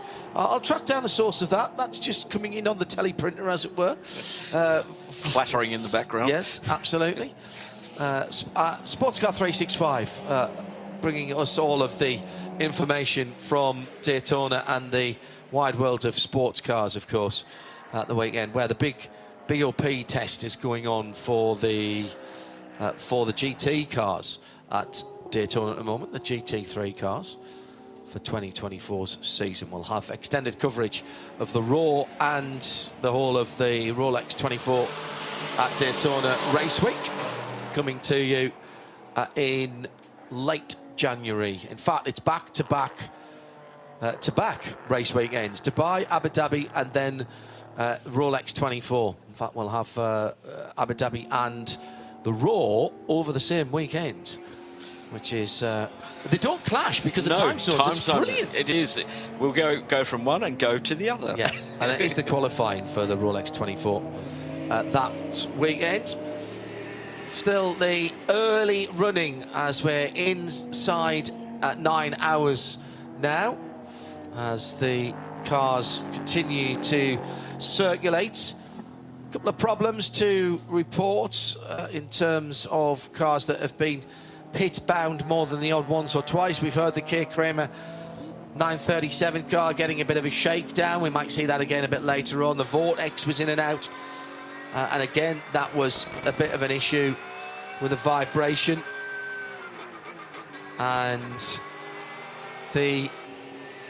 But that car now running very well. Lionel Amarouche is doing yeoman's work in that car at the moment, and has been in it, as I scroll down, for 39 laps. Oliver Gomez did the first 39 laps. Lionel Amarouche coming to the end of his stint then in the Milwaukee Tools sponsored machine. Nick Damon has just appeared at the back of the booth, which must mean it's lunchtime. He nods appreciatively. So we'll give Phil first dibs on... I'll give my review of what has been so far absolutely world-class catering here at Kuwait Motor Town. Excellent, thank you, Phil. At RSL_studio, if you would like to speak to us, as it were. And this is what FS Jens has done. Which is the race car of the year from any championship, in any event, any class, anything, so long as it's raced in 2023. Well, funny you should ask that, because we are not a million miles away, Nick Damon, from our show of the year, and Tim Gray is going to send us the categories through, and we will reveal our nomination for car, driver, race, crew catering of the year. Yeah, and all of that. It's always the one that's always the issue. The sticky one is the youngster of the year. Oh, I already know who mine is. Because every year it gets younger. Yeah, I know that. I think I've got it nailed on. Be a 12-year-old this year. I think I've got it nailed on this year. Also, we are looking for the listener award nominations. The person, team, entity who you feel has made the most positive contribution to any form of motor racing. And you can get those nominations in now. That's to our Midweek Motorsport account at Specutainment. Use the hashtag Listener Award. I know that's quite long. If you want to put a couple of words in about why, why it's Nick Damon. No, obviously. It can't be any of the RSL team, by the way. But if you want to put a couple of words of explanation, so at Specutainment, either on Threads or on the platform formerly known as Twitter, we'll start a chat thread for that on the Collective as well. And then we will, the 4 most popular, or the 6 most popular, will stick into a listener vote, which will open next Wednesday, which is when we will reveal our noms for the individual classes. And keep an eye and an ear out for our season reviews. Formula One is, I think, next Friday. We're going to air that. Phil Anson with Nick Damon and me, John Hindhoff, talking about the FIA Formula One season. It was the gala last night. Did that wrong? Greatest season ever, TM. Greatest season ever, again. Yeah. It was the gala, yes. Everyone got to wear a suit. And in Baku. Delighted to see that Mohammed bin Sulayem recovered from his nasty fall and his concussion and was able to take part. Anyway, so your listener noms then, please. Hashtag listener award to at Specutainment. And I suppose it could be, I mean, I said entity, so in terms of that note that we just had from Jens, it could be a car. Absolutely. The Listeners Award could be a car. The Listeners Award can be a car, it can be an event, it could be an organiser, it could be an individual person, it could be a group of people. Yeah, that's the whole point about it. It's not narrowed down. If you, for example, think that Gary Williams needs to get the award, or you think Creventic needs to get the award, that's absolutely fine. So that's a good shout. Ooh, big off the circuit for our camera car that you can hear the engine in the background. That was coming through turn 11 towards turn 12, and the 971 wrapped down by Fulgenzi car with Saif Alameri behind the wheel. That was a nasty wiggle, and he'd caught that very well. In most places around the circuit, there is plenty of runoff, as we have what was the leader when they pitted, Jack Barlow, in from the lead in the 22 Century Motorsport BMW, and he was well ahead, having not made the same pit stop as everybody else. So what happened to Saif as he was coming through? Oh, he missed the apex. Wow. On turn 11, and from that point on, the car wasn't coming back. But what he did very well there, Nick, is he didn't panic. He didn't stand on the brakes. He didn't try and tighten the car. He just let the car drift. He knew exactly where he was on the circuit. He basically used the grade 1-ness of the circuit. With the various runoffs and... You had scuffage, which we haven't had for a year, and now grade 1-ness. Well, yeah, because it gives you runoff, it gives you tarmac, it gives you a chance to see what you can do. If you have that sort of instant at Cadwell Park, you've got track, grass, wall, and that's it.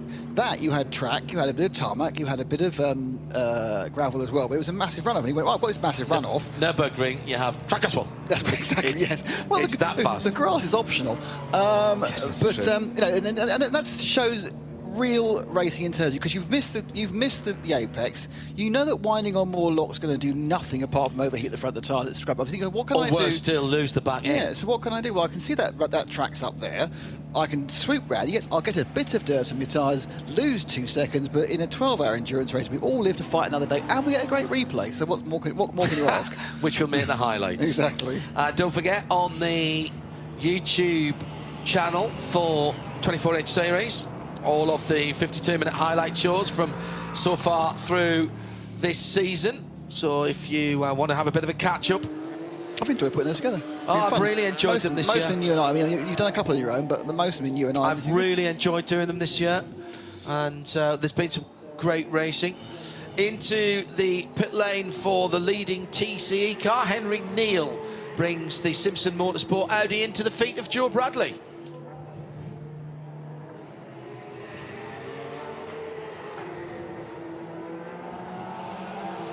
Remember, he's impersonating several different drivers. Yeah.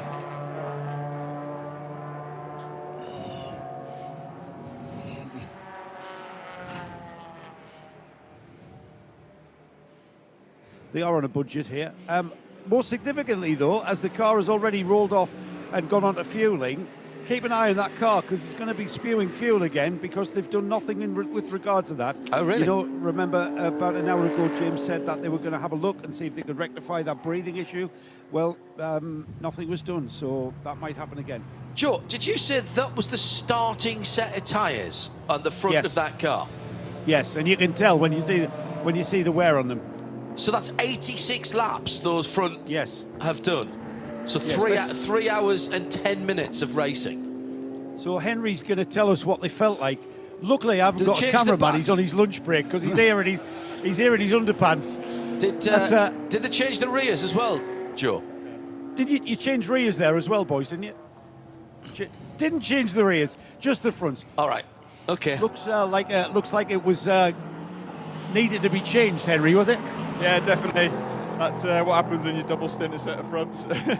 So I'm pretty impressed that they've managed to hold out for a couple of stints, you know, considering the heat and stuff. Just tried to limit, you know, wheel spin coming out the corners, just easing wee bit back. Yeah, and they lasted. I don't think they had many more laps left in them, but at least I made it back. Your crew chief, I forget his name, said that they were the starting set. Is that right? Yeah, we haven't got a huge amount of tyres this weekend, so we're trying to maximise the rubber on them, which, as you can see, I don't think there's a lot left in these. So fingers crossed we can keep doing this and save ourselves a few tyres. Well, front-wheel drive is in the Neil blood. How on earth did you get the car to rotate without that turning in with those things? It's just a lot of weight transfer, a lot of left foot braking, and just being patient with it, allowing the front to come to you, not trying to force it, not trying to force the grip, using as much, you know, mechanical grip as possible, trying to, you know, limit the tyre wear as much as we can, which I think we've just about managed to. Yeah, I think you're getting your money's worth. How is your dad? Is he okay? Yeah, he's good. He's all good. He's just at home at the moment. I think he's probably watching or. Any plans? Are you guys sharing a car at Dubai maybe? I mean, that would be fantastic if we can. We'll have to see if it works financially. But yeah, if not Dubai, then hopefully another race next year. Never works financially. It's motor racing, mate. You're just peeing it away, aren't you? Yeah, it's like they say, the way to make a small fortune in motorsport is start with a big one. Buy a house instead. Yeah, there you go. Thanks, Henry. I'll let you cool off. Oh, they do know about driving front-wheel drive cars. Is Joe a certified financial advisor? You can't just say that on air. Yeah. So I reckon then, if they keep going the way they will have, so this is at that was at 3 hours, let's say. Mm-hmm. So they've just gone on to It's 4 sets, isn't it? But so they started with one set. They've changed the front, so that's 1.5 set at 3 hours. Right. At 6 hours, they'll put another set, another pair on the front, and probably a pair on the back. So that's they've had two there, two there. So it's 4 sets of fronts there, and 2 sets of rears. Two there. Yeah. Yes. So 4 2s are 8, 10, 12 tyres. Yeah. 14 tyres. 14 tyres for 12 hours. It's going to get a bit harder on the tyre for the next 3 hours so things get darker, and then it's going to get a lot easier as it cools down. But I think they'll be lucky to do that, because I think you're going to need everyone driving very, very carefully to achieve that. But it's pretty impressive stuff if they do. Really is racing on a budget, isn't it? 278 serving the penalty that it had. This is the black Ginetta, and that one was for not respecting pit stop regulations, and I don't think that was rescinded. No, it was issued at 10 past the hour, last hour, sorry. Remember, you can't now serve penalties in Code 60. I don't agree. I agree with that. I don't agree with the changes that have been made to the fueling. I understand why. I think I liked the element of fortune or cleverness or luck. I think that threw in. I enjoyed it. But there was a randomness about that, though. Yes, and motor racing is random. No, I know that, but it should be. Oh, that Audi's leaking fuel again. Other parts of the circuit now. That's Lord, through turn one. That was through turn one. It's the breather. Yeah, and that they didn't fix it. Makes they don't know how to. Well, we've seen this before from something else. I'm trying to think what it was. I'm trying to think what it was down. We talked about it the first time. I've got a feeling the Cupra used to do it. We've had leaking fuel before, and it's. They may just have to stop fully fueling. That's what they had to do with that car the previous time. They couldn't sort it out. But no, I think on this. Oh no, it was a GT car. It was a GT car. Wait a minute, I'm seeing it. Oh, go on. It was when we were at Mugello, and they ended up putting tape over it at one stage. Yes, yes. Now I'm seeing it, but I can't tell you who it is.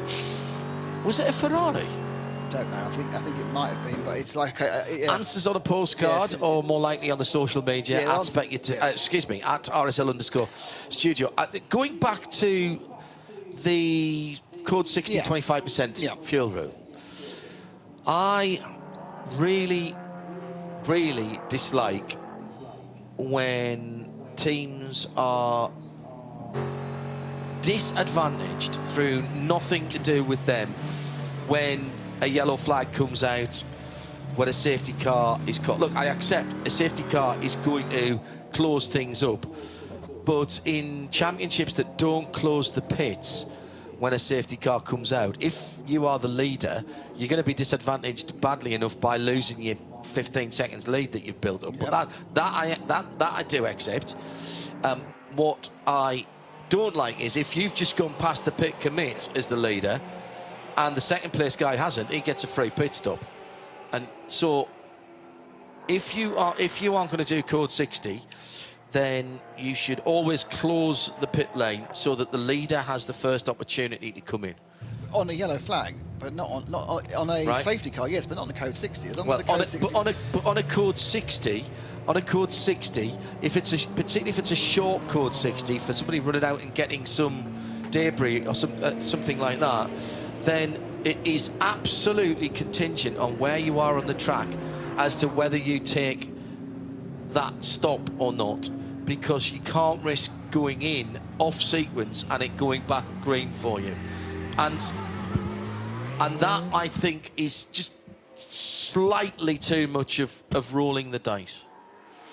I would say I disagree. Okay. I like that little extra element. I think that frisson of excitement. And I think some teams have really managed to use that tactics and strategy, which is a key point of endurance racing. They've used it, so many times. We talk about Herbert, obviously, while here this week, and we'll be back for Dubai. They made mastery of using the code 60s, and I think they've slowly taken away the ability to work the environment. 22 Century BMW came into the pits from the lead of the race, and Jack Barlow had hopped out. Jack, it's one of those situations here where we are going to swap the lead as we get through the pit stop phase. You're a little bit out of sequence with the EB Motorsports Porsche, so if that sequence works for you at the checkered flag, you're going to be where you need to be. But is there any way that you can sort of project that far ahead in this race? Yeah, obviously it's a long race, 12 hours, so yeah, it's obviously not really showing kind of where we're at. All we can do is just run a clean race and minimise our mistakes. Lewis done a great start to the race. Carl just made a very small mistake that set us back slightly, but playing catch up a little bit now. But hey, it's all of our first races, obviously of this length for 12 hours. Lewis has done a couple in the past, but for myself and Carl, it's our first time doing a race longer. Well, for me, 30 minutes, and himself for an hour. So yeah, a lot to learn. Obviously, we can take these learnings to Dubai. Obviously, that's our mindset behind things. But yeah, a long way to go. So not writing anything off. Track looked a bit tricky. I mean, it looked like Carl just put a wheel offline. It seems to be very, very slippery with the sand offline. Yeah, so we found that when we came to the circuit. I'm not sure if anything had done much running before we had been here, or even just overnight, if the wind picks up slightly, then the track can get very, very, very sandy. So it makes a big difference, but it makes passing the slower cars very challenging. Obviously, you see a gap on the outside and you want to be pulled into it, but you know it's so slippy, so you just have to be patient. It's an easy mistake for him to make, and definitely one he'll learn from, I'm sure. So. You were telling us yesterday, Jack, you've been out of motor racing for about 9 years. Here you are. big event like the 12 Hours of KUWAIT, you must be like a pig in a pig pen, as they say. Yeah, I can't stop grinning. Just walking around the paddock is it's nice to be in and around the paddock and know that I'm one of the drivers on the grid. It's a really, really good feeling. So I'm super grateful to be here, and yeah, obviously everybody that's made it happen. I'm just huge thanks to them, and yeah, hopefully you'll see my face more next year, maybe. Yeah, that's my next question. So, what's this going to lead to? Is this a one-off deal or is it a multi-deal?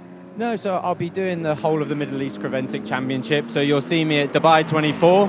And you'll also see me at Abu Dhabi 6 Hour. So if some more can lead from there, then happy days. But at the moment, just taking it race by race, just enjoying it while I'm here and making the most of it. Obviously, if it leads to something, that's a bonus. If not, I'm just going to enjoy the races that I have got to compete in this winter.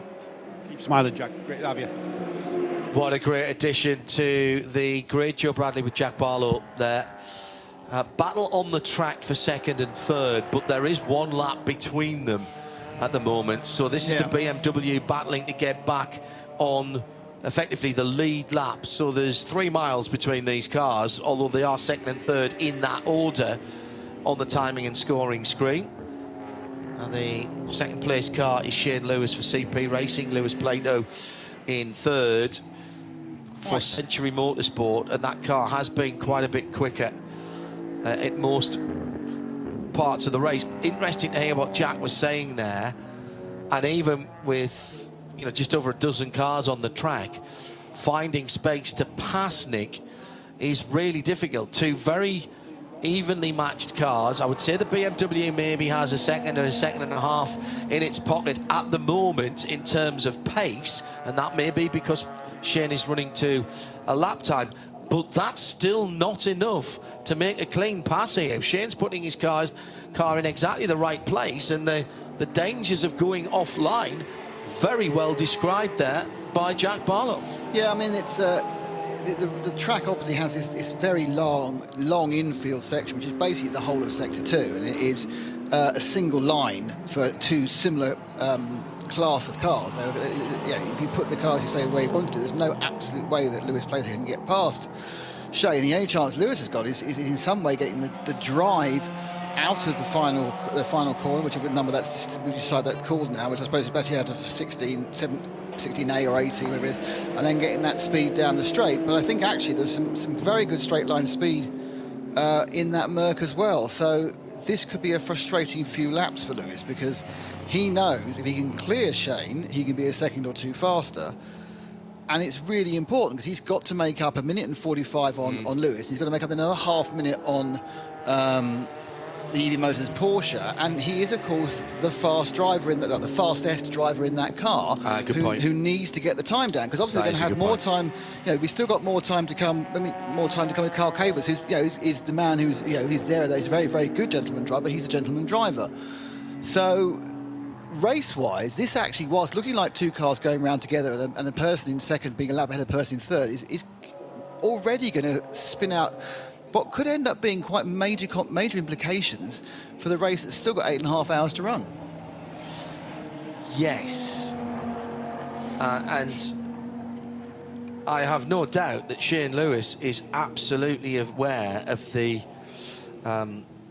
significance of what is going on here, because keeping that car 3 miles behind him, which is what he's doing at the moment, just means they may not have to fight that car later on in the race, and he's giving his teammates the opportunity to be fighting against similar speed drivers later in the race as well. And this is what I keep saying about endurance racing is, yeah, it's about the here and now, but this might be playing out in 7.5, 8 hours time. Yeah, in a normal scheme of things, there's absolutely no reason for the most sensible team in the paddock, CP Racing, to hold up a car that is faster and is a lap behind. Except that they know that in several hours' time, these two may well be battling out for second or even first overall, even though they're in slightly different classes. So every lap that Shane holds Lewis back is 1 or 2 seconds they haven't got to worry about when it unwinds. And Lewis is Shane is a very, very quick driver, Probably on a lap, probably the fastest of the CP guys. I mean, they're all kind of, you know, good quality.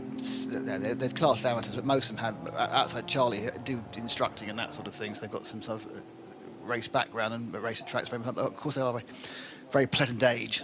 I like the seniority of the team is fantastic. And what you're seeing now is experience trumping a faster car, and you would think that Lewis now needs. Last time around, he was really sniffing as they went into between 14 and 15. He's got he's getting half a wheel up the inside on not the ideal line, going through the section through 12, 13 and 14. Just pokes his nose up again, but the car's blocking. And so we've been watching this now, for 3 or 4 laps. That's let's say 5 seconds that they haven't got to worry about easily in a few hours' time. Yeah.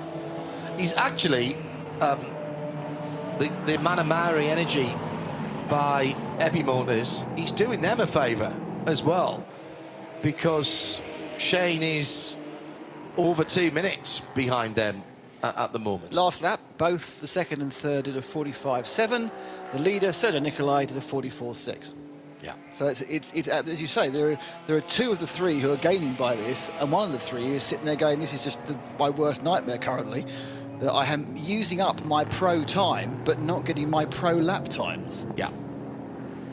Yeah. And there's absolutely nothing that can be done at this stage. I mean, in fairness to Shane, he's done that thing where he's taken the rearview mirror off and thrown it away.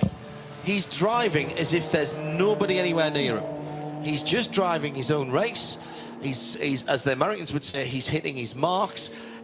He might just be modifying his line in 1 or 2 corners, so there's absolutely no invitation down the side. It's like a motorcyclist going into a roundabout, a traffic circle.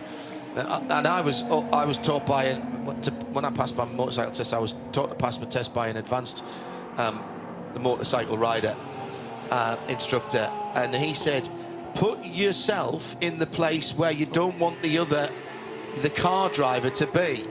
And that's the first time there that we've just seen, coming through turn 14, a little bit of frustration, I think, there from Lewis Plato, who tried to edge up the inside to 15, but 15's not the corner anymore. It's 16A that is the overtaking manoeuvre. I think what happened is Lewis realises if they're going to go around in clear air, there's nothing he can do.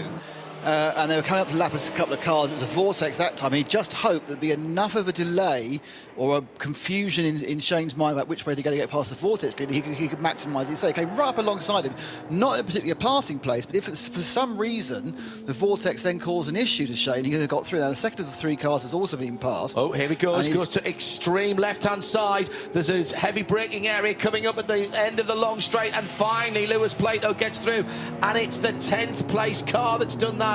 Andrei Solokodsev, who unwittingly was the help that the other BMW, the GT3 version of the BMW M4, needed. There was no gamesmanship there. He did exactly the right thing, stayed on the racing line, but that was exactly the opportunity that Lewis Plato needed. And Nick, I think your analysis of that was perfect, because he was there. He almost got himself into a tangle at 15 on the previous lap because he knew he had to be there, and he's now moved up into 2nd position on the track. It's lap down. Excuse me. He's now moved up onto the lead lap. Excuse me. Yeah. He's on the same lap now as the CP say, but it was very, very interesting. You're absolutely right. It was the perfect storm for him in that Shane went past the first car, and then he came up behind the light blue BMW, but the light blue BMW had his line, and he couldn't move out where he wanted to do because Lewis was there in the M4 GT3. So great opportunism by Lewis. He took effectively the first chance he was offered once he realised he couldn't get past on pure pace.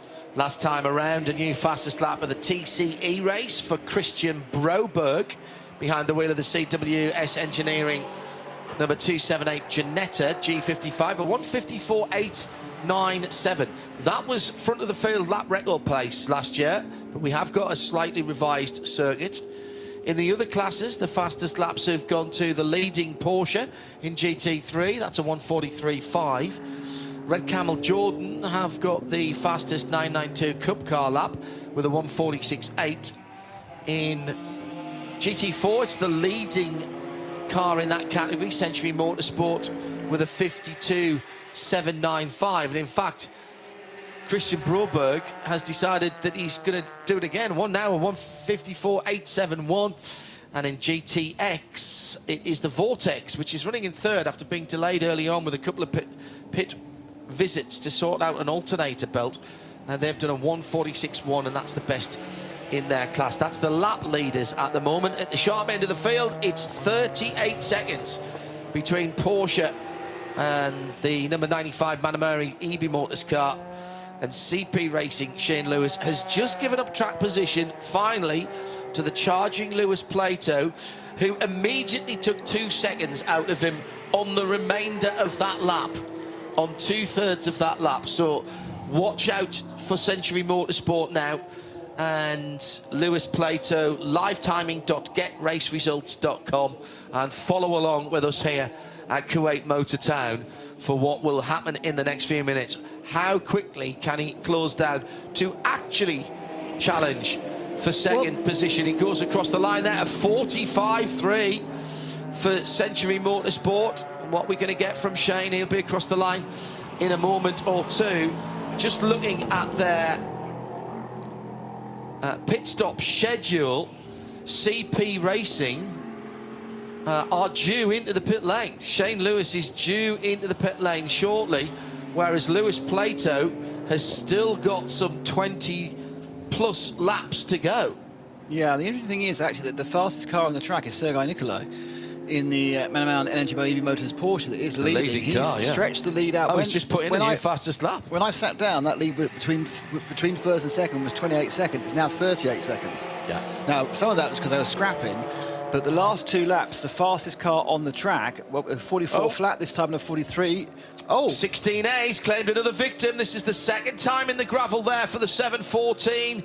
Razun Mordan, KTM Crossbore, leader in GTX and 5th place overall. Daniel Drexel has gone straight on. This is, I'll guarantee you, Nick, this is going to be another one of those coming through 15 and no, he's actually well, I'd have been wrong. I'm pleased I didn't put the house on it because I'd be living in a caravan.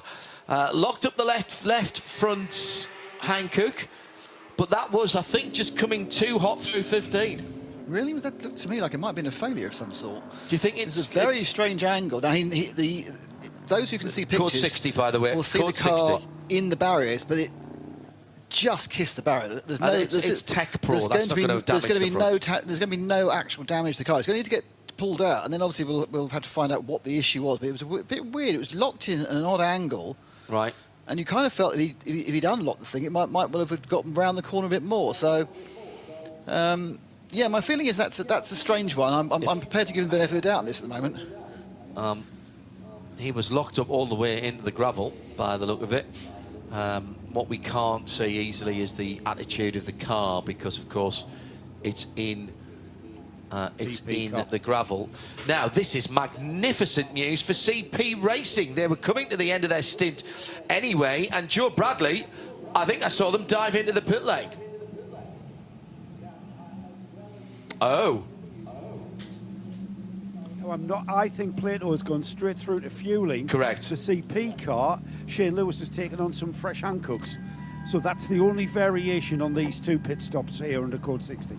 Now the CP car is going into fueling behind him. Yeah, and the Century Motorsport car, the multicoloured BMW, has only got 13 laps on those Hankooks. That's why Lewis Plato went still there. So he will straight there. He will still get track position when he comes out, and he will be able to run, I would say, a little bit longer. 13, 12, maybe not actually, because you're allowed 25%. So given that you're allowed 25% and they're doing about 39 laps, 13 laps is a third of a stint, and he's only putting 25% in. He's only putting a quarter of the fuel run in. So he's not going to be able to go quite as far as the... well, actually, no, because Shane Lewis... He's also only putting quarter tank. I think it's interesting. I think this is the point that yeah, Shane will come in, so he'll run another 12 laps or thereabouts, and then he'll have to come in for full fuel. The interesting thing is, this is going to take another few minutes. We saw a nose in before. It took about 10 minutes. They also did a bit of clean-up. They will come round again. Will they take another 25%? Unlikely for Lewis, but will Shane come in and take another 25%? If Lewis has got the capacity, which he will have, I'd say they'll both stop again. It's going to be down to... You're not going to get held up at the pumps here, so that you take out. No. You mentioned that earlier on. I thought that was a really good point. And the other thing to remember is, of course, is you're losing very little time because you aren't having, because it's a straight in and straight out fuel stop. It's not wander around the back of the thing, around a boot. Was it Navarra had the world's most ridiculous route into the pit lane where you kind of went via Bilbao to get back in again. But this one is like zero loss effectively. I remember. Hey, remember what it was like at Kota on the pit lane out. You had to, there was a traffic junction. You had to cross the traffic. You had to cross the traffic. Lights. Then you drove in. Then there was a 90 left, a hairpin right, and then a long run down to the back of the paddock. Then another 90 left. Then you got your fuel. Then you came out of fuel 90 left, straight back along. Then a 90 right, 90 left. Did you get your parking credits at the same time? Yes. If once you'd bought something, you got to validate it, and you were back out again. Undamaged, that car. Completely undamaged. I don't think it's even got a scuff on it. No scuffage. Sans scuffage. So the front left should be flat as a pancake. That was flat spotted as a pancake because that was skidding the long way around. Just whether that was caused by some sort of failure or just by a brain fade. Mike, I wonder if the right rear suspension has failed, and that's taken. Looks okay. I mean, there's a lot of dust. Your first impression was it was an error. Perhaps you're right. He's sprinting away quite quickly for an error, isn't it? For a car that had an issue. When was that car last in the pit lane? Do you make the best of the code 60 that you've caused yourself? Yeah, there were 17 laps. That car could come. I think they should come and fill it and send it. But let's see if it does. Yes, it does. Sure, and I didn't even get that sent to me from Paul Trustwell. I'm sure they'll get a new set of boots for it. Well, they're going to have a look at least, aren't they? Surely they're going to need a front left, surely. Joe Bradley is watching that car that caused the code 60 coming in. I think, Joe, they'll have at least a look at the tyres on that car, whether or not they decide to change them. Under the apron, it's showered us in gravel, which was expected, but there was a horrible scraping noise coming from underneath somewhere. So front end wise, that was the way the car went in. There's literally nothing. There's a tiny little scuff mark on the splitter. The tyres are coming off, as we would have expected. There needs to be a full inspection of those brake calipers and the like. The gravel here is really small. Small bits of gravel. It's not the big lumps of rock. It's quite small, so they literally get everywhere. Somebody getting wrong for not having a band on, and that's the team principal, actually, Dominic Albert, who had that big off earlier on in the week. Right, now then, I think it's the floor tray that's been scraping. So that journey into the gravel, it hasn't damaged the front end with the contact, the minor contact, let's call it, but it has caused some problems with the under tray. The gravel trap has caused some damage to the under tray, which is hanging down. So I'm not sure what that gesticulation means. I think they're about to push this into the garage. I might be wrong. Still all going on the apron at the moment. Thanks, Joe. And yeah, it's looking like that may well have been some sort of issue. I am now in the hot seat. I'm joined by Phil Anderson back where he's fitting. By the way, Phil, excellent selection of information in front of you at your desk. I sat there going, this is amazing what Phil's got. He's got 3 screens, 4 pieces of paper. It's almost like he's regularly really well prepared for a different job. I don't know what's going on. I have no idea what you're talking about, Nick. I learnt all of this from Paul Trustwell. All right, this is fair enough. Exactly. All that gravel underneath that tray. Yeah, I was watching that when that happened, and to me, just overcooked it. Yeah, it was just odd the angle that he kind of hit the corner at. And I think it's been proven it's been an error, but Yes. you looked at it, that's really strange. Especially when people have been running for, so he wasn't really running in traffic, and he was running, he'd been running for several laps. It's almost like why would that mistake be made? And as we go green, back to full speed, people who've made stops have now hopefully have cleared the pit lane. Otherwise they'll be costing themselves double time. And we are on board with AGMC Simpson GT4 machines, currently 10th overall, and I think leading in its class, no, second in its class behind the Century Motorsport machine. It's similar GT4 M4. Do you still, I don't know about you, but I am still struggling, and it must be after about, what, 6 or 7 years to say M4? Because to me, the M3 was always the sporty one. Well, for me, the E30 M3 was the car. And then you know, it's M4. It just doesn't ring. To me, M4 just means I'll go to Bristol. Yes, exactly. Up the motorway. Indeed. So a lot of work going on underneath the front end of that car. Daniel Drexel was at the wheel when it had its incident. And they're just pumping the brakes at the moment from that hand gesture. There was a little bit of work on the brake pedal. Yeah, I wonder whether perhaps he had the pedal went. I know it went long, but he managed to lock it up. So yeah, we'll have to speak to him. He'll have a couple of minutes to make up his excuse before Joe or I get to him. Well, I think the perfect excuse was I couldn't back it into the corner because we've already used the back end once. Excellent point, well made. Yeah, I realised that the spares we have at the front, so I thought I'd go in that direction. We have a complete front. We don't have any more back ends. I mean, that car obviously has a history of having to do massive repairs. They were the spirit of the race last year. Oh, they were, yes. Because they did a complete engine and gearbox change during the 12 hours. Yeah, indeed. And Hathan Julie brought it into the pits, parked it in the penalty zone because that's the closest place he saw fire extinguishers. Yeah. Really great presence of mind as most of the internal components exited the engine down in the braking zone at turn 20 and was able to get that back in. And they got... And I believe that Joe now has a bit more crossbow info. I haven't quite, but I know a man who may be able to give us some more. Dominic Albert, who is listening to his driver. What was the report from your driver, Dominic? We had an ABS failure, and then I think that was the reason why he went off.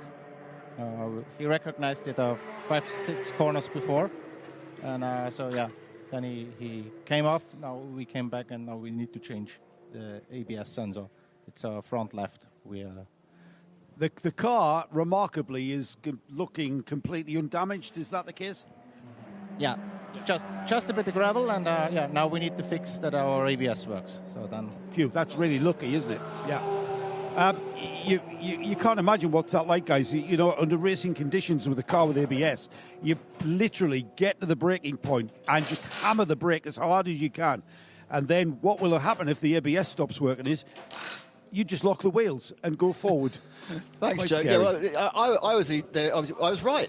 You were. The interesting thing is, though, is that because we've got a very mixed field here, we don't always assume that cars are running ABS. True. Because some are, some aren't. Obviously, the GT3s are, some of the GT4s are, but many of the cars aren't. And so when you see a wheel locking up, now obviously having seen the wheel locking up and being told that was an ABS car, we can all go, something's gone wrong. Yes. And it turns out to be an ABS failure is what it was. So I've gave my kudos back again by being correct. It was a mechanical failure, not an error. We're marking it on the wall. Mark it big, because they're quite rare, these victories. Yes, I was watching and heard you and John commentating that great battle between the 85 and the 95. That was a great battle. What I saw there, the BMW was running a little bit more downforce than the Mercedes, and you saw that Mercedes get 2 or 3 car lengths every time. Bit more from Joe? Yes. Oh. Yeah, guys, I've just mentioned that. Hopefully you'll get this on Seb's camera. So the driver, with ABS, you just hammer the brake pedal as hard as you can.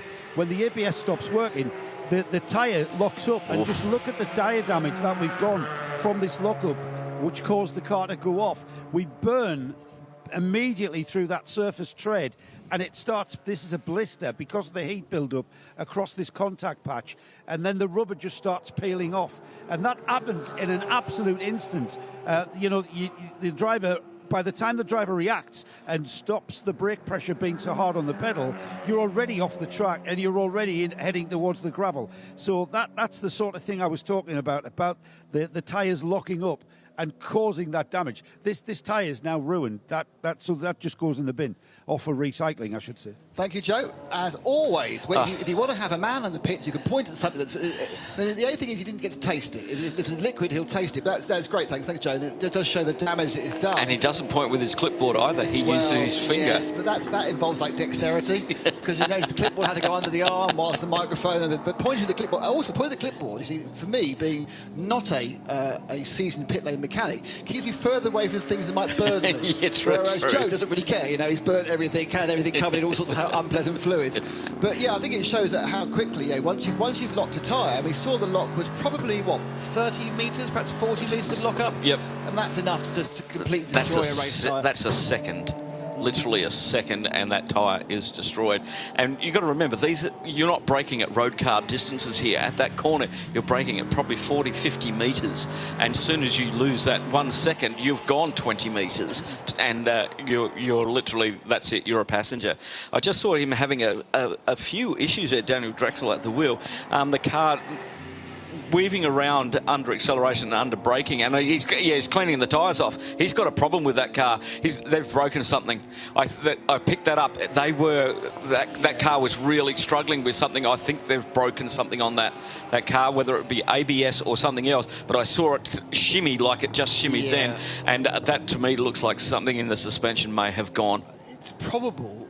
My guess is he is trying to see in a safe way if the ABS is working. Yeah, no. So you come down the straight. Oh no, you're actually right rear. Right, the right rear has gone. They got a. Is that tyre or is that? No, is that actually alignment? Is that? Don't move from the KTM pit, Joe, because we've got the right rear is either flat or more likely, I think it's got a toe link that's gone. So it's all going on here, and I'm wondering whether they are linked. It's just bad coincidence. Is it flat? No, it's not flat. It's either not. It's a wishbone. Yeah, it's either that or it's coming off, that it hasn't been threaded, it hasn't been locked on properly. Ah, right. It could be a loose. Could be much less serious. It's just a loose tyre. Yeah. He's got to get it back to the pits. That's the problem. He's not having a great couple of laps, really, is he? Yeah, and he's at turn 7 at the moment, he's slowing at turn 7, and it does look at a very strange angle, isn't it? It's at a funny angle. Yeah. It's a turn 3. It's a funny angle and looks slightly flat, but obviously on. Yeah, but it's flat, and I think it's coming off as well. Yep, he's stopped out on the circuit now. Effectively, he's got the set. It's flat, and it's coming off, and the ABS doesn't work. So he's stopped. This will probably bring out another code 60, and of course, the good news is this is not the end of the day for the KTM team, because they'll get towed back to the pits. This looks fixable. I say looks. I pointed out 2 seconds ago, I'm not a mechanic. It looks fixable. Now. And they'll get this thing back on a flatbed. Now, the only thing is, obviously, if the wheel falls off, it'll be very difficult to get back on a flatbed. Yeah. So the question would be how quick they can get it back. There are cut-throughs which the tow trucks can take to shorten the distance. Of course, if it's not, it'll be much longer. They have to load it onto a flatbed. Of course, if you load a flatbed with a wheel missing, you can damage the bottom of the car. We've already had 27 minutes under code 60, and this will be our third one for this session. We have 8 hours, 12 minutes to go, and that car has been leading that category since the get-go. So let's have... Okay, let's have a little look-see of what may have caused this issue. So the tyre goes on. So he thinks he's felt something. Maybe he's felt something not being tight. So he's pulled that tyre off again, and there is the end result of the car not going any further. I think Daniel made a very wise decision of not trying to get it back to the pits because of the damage it may have caused, which may have elongated the time in the pits. If you lose the tyre, the car is therefore going to be sitting on the ground and causing massive damage. Yeah, because they rely on a flat floor to work correctly. And as you can see from the diffuser at the rear end of that car, you run that along the ground and things go bad very, very quickly. And so is this going to put the Ginetta into the lead of GTX? Well, that is 3 laps behind at the moment. I think in the, let's have a look, resume the racing. Well, at the moment, your G50, Giannetta is in the lead at the moment on 108 laps, 105 laps from the KTM. And so that is a 3-lap lead that will continue to grow. And then 3rd place in the GTX. It's obviously with its issue earlier on with the belt change. It is a few laps down on 97 laps. Our leaders are on 114 laps, and the leader of the G56 Cup is on 108 laps. As overtaking under code 60? Is one doing code 60, one doing code 59? Possibly, but... You're not allowed to overtake, doesn't matter. No. I think the problem is they probably went other cases when they were just halfway through. So now The, they're trying to work out, who was where? It's after you, Claude. I don't Yes. know. Is it me? Is it you? Is it us? What's happening? Just keeping an eye on the possible recovery. So let's go down to Joe, who may be able to bring the denouement to something that started at the Creventic round in Estoril. Joe? Well, yeah, the CP Racing Mercedes has come in from 2nd place. The number 85 car being brought to a halt by Shane Lewis. Now, Shane gets out. Now, you may be able to see from Seb's camera that we've got a couple of his teammates now sporting huge sideburns. This is paying tribute and homage to Shane's homegrown ones. It's Johnny Putman who's gotten into the car, just stalls, pulling off the apron. Didn't really cause him any sort of issue there. And Shane with a sterling drive there, with some great racing with the Century BMW, wasn't it? That battle, I think, will go on until the flag, and when you consider the EB Motors Porsche to be in there as well. And we thought, what's the saying, boys? You only need 2 cars to make a race. We've got 3 GT3 cars in the top class, and these 3 have been pretty much wheel to wheel. Shane, happy to see his teammates sporting the sideburns. And as ever, Shane congratulating his team. He's happy with that stint.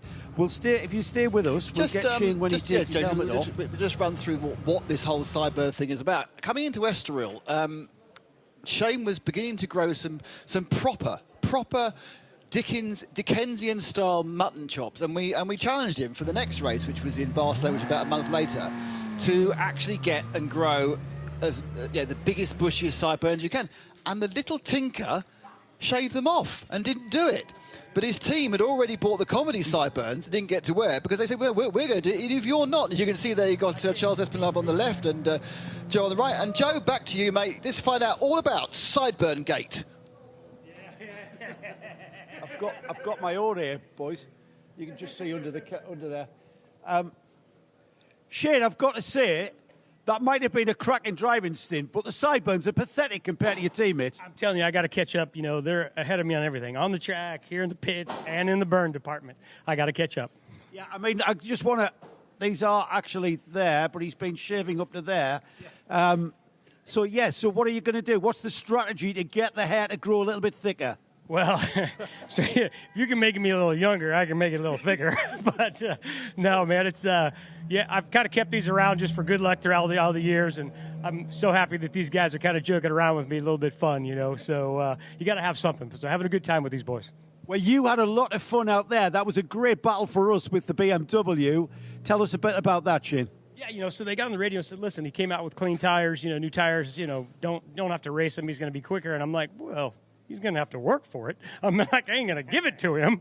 Right. So had a good battle. And then the biggest trouble is, you know, you come up on traffic and I want to be super careful. It's really tough offline. Right. So you got to be really careful offline, really dirty offline. So I wanted to be really careful with the passes. And when I came up on one of the slower cars, he just went from there and I had to let him go.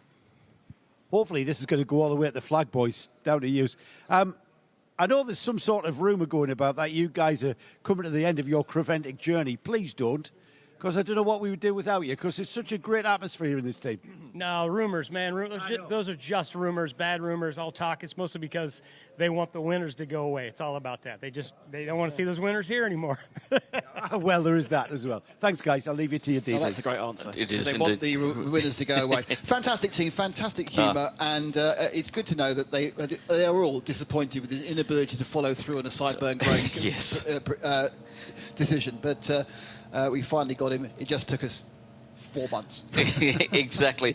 Car 714 will be recovered to the pits, and we have marshals on track for clearing gravel at the moment. So a little bit of track prep going on. As we heard there, that offline is a little bit of an issue at the moment, as the recovery vehicles, I just saw the truck head down there as well with the crane on the back. So it may be that one, the tow strap is staying firmly on the back of that car.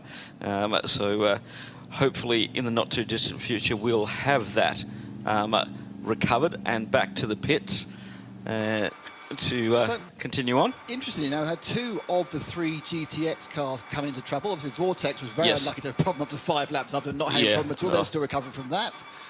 This will be a reasonable lappage delay, even if fixing it will be relatively simple, which it may or may not be. If it's a mismounted tyre, it'll be easy. If it's a broken upper or lower wishbone, then it's a bit longer, but still doable, still very doable.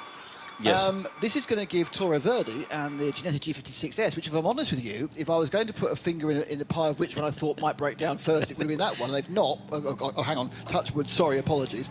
They're having a very clean run so far, and this is going to be what you need to do in endurance race, and it's going to put them healthily in the lead, Phil. 4 laps at the moment, yeah. And you take away the time that it's going to take for them to recover that car, probably another 3 or 4 laps under code 60, and then time in the pits once we go green again, they could end up with anything like a 10-lap lead. Yeah, I mean, and that a 10-lap lead, just to put it into context, a 10-lap lead will not be made up on the track. No.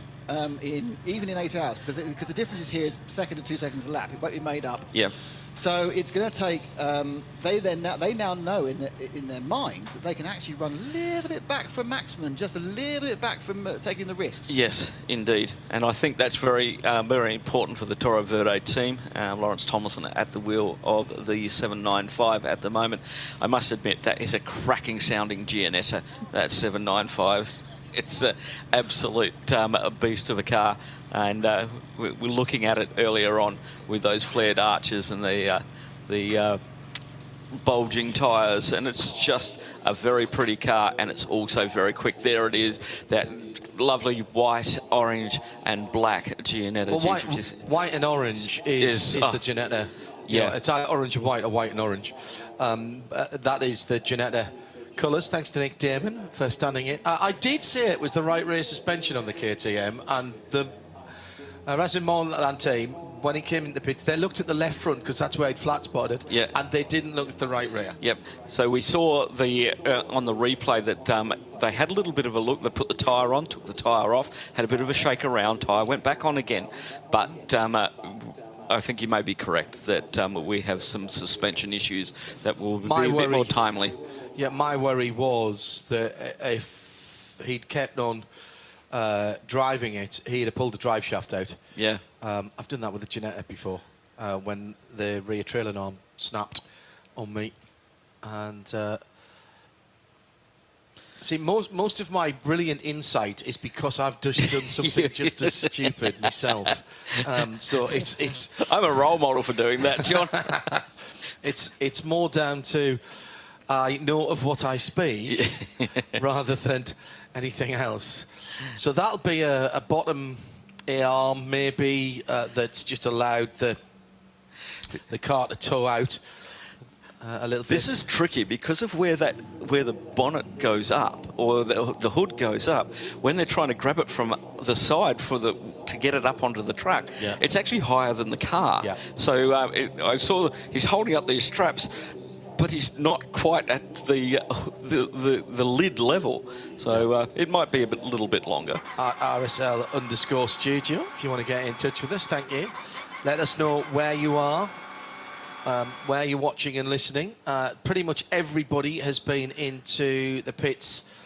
In fact, yes, everybody has been into the pits during this Code 60.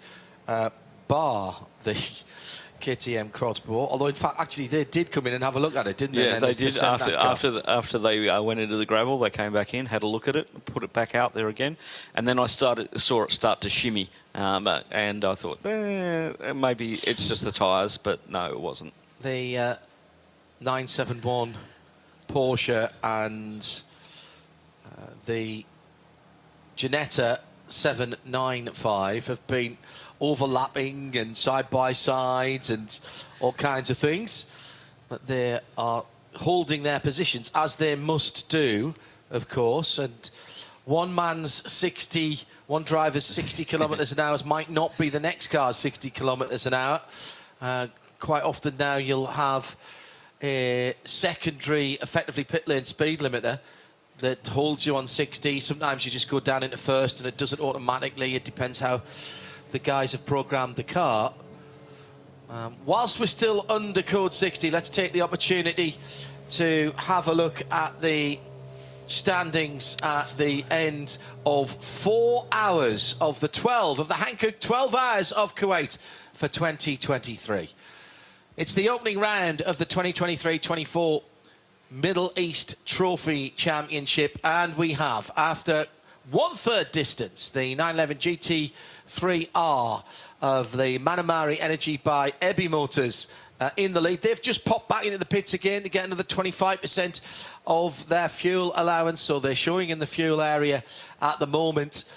Forget the gaps at the moment because, of course, they're all travelling very slowly around the track. However, it is CP Racing and Century in second and third. Remember, just before we got onto the full course purple, the code 60, importantly, Lewis Plato overtook what was then Shane Lewis. You heard Shane talking about he wasn't going to make it easy for him, even though he was on elderly tyres. And that was crucial for both of them. Shane Lewis held him up for about 3 or 4 laps. Lewis Plato knew he had to be through. He was on the start of a stint. He has got back on the lead lap, or the same lap at least, as CP Racing, but that did cost him some time. He was pulling away 2 seconds a lap when he got some clear air. Best of the Porsches in the 992 Cup class is Red Camel Jordan.nl with Luc Breukers behind the wheel of that car, having taken that car over from Fabian Dance.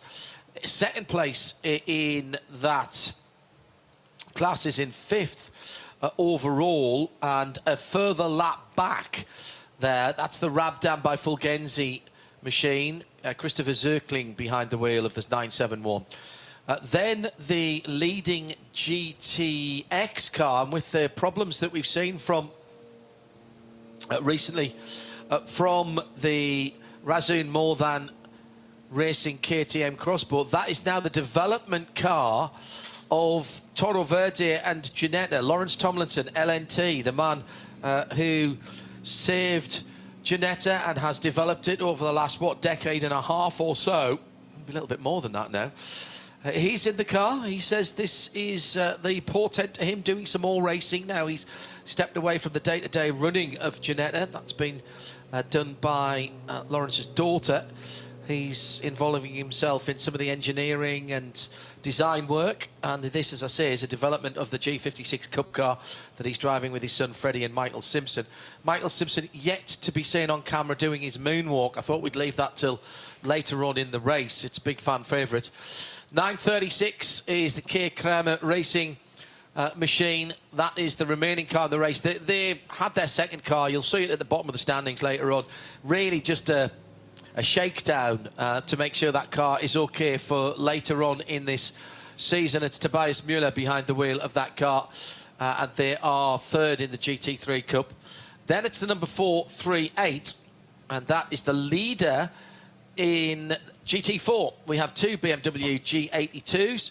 They are in 8th and 9th position, and it is AGMC Racing Team that lead it. In fact, I think they've just come out of the pits. Yes, they have. As their nearest competitor comes into the pits in 9th position. Nathan Freak has just popped into the pit lane. So that's back-to-back pit stops for Nathan. So again, they're brim filling the tank. Now, I'll come back to that in a minute, actually. Let's finish the rundown. Behind them, the Razzoon More Than racing car that's being recovered at the moment. And then we have the battling TCE with TC, TCR and TC, TCX, two very different cars, two British flag teams with the Simpson Motorsport Gen 1 Audi in the lead of that at the moment from Christian Broberg. So it's Jack Lemmer from Christian Broberg. Between those two is a full lap. And, oh, no, it's not actually. It's not quite a full lap. Looks like that on the timing, but it's not. And then it's the Vortex that has been running quite cannily. We'll say no more than that. That's the version 2.0. So, again, that's another car, really, that is on its development curve. And then the semi-retired, a bit like myself, semi-retired Keir Kramer racing machine that did have a wee problem earlier on, but they're doing some alignment work. They'll pop that car back out again, and it gives the drivers a chance to get a little bit of more experience of this circuit. We will see that car in full competitive anger when we get to Dubai and to Abu Dhabi for the next 2 rounds of this championships. That's how it stands then at 1/3 distance, 116 laps down, and your leader is the Porsche of Manamuri Energy by EB Motors.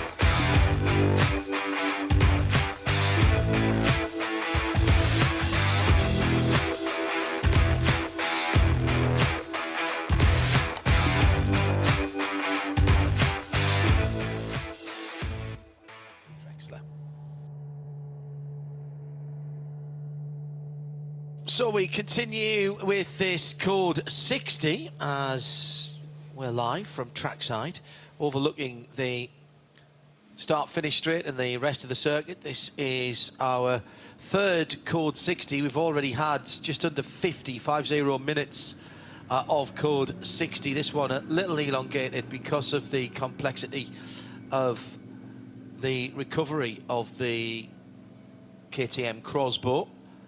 So everyone is taking the opportunity to come back in. I was going to make a point, and I'll do this now before I forget, because, you know, I'm of an age.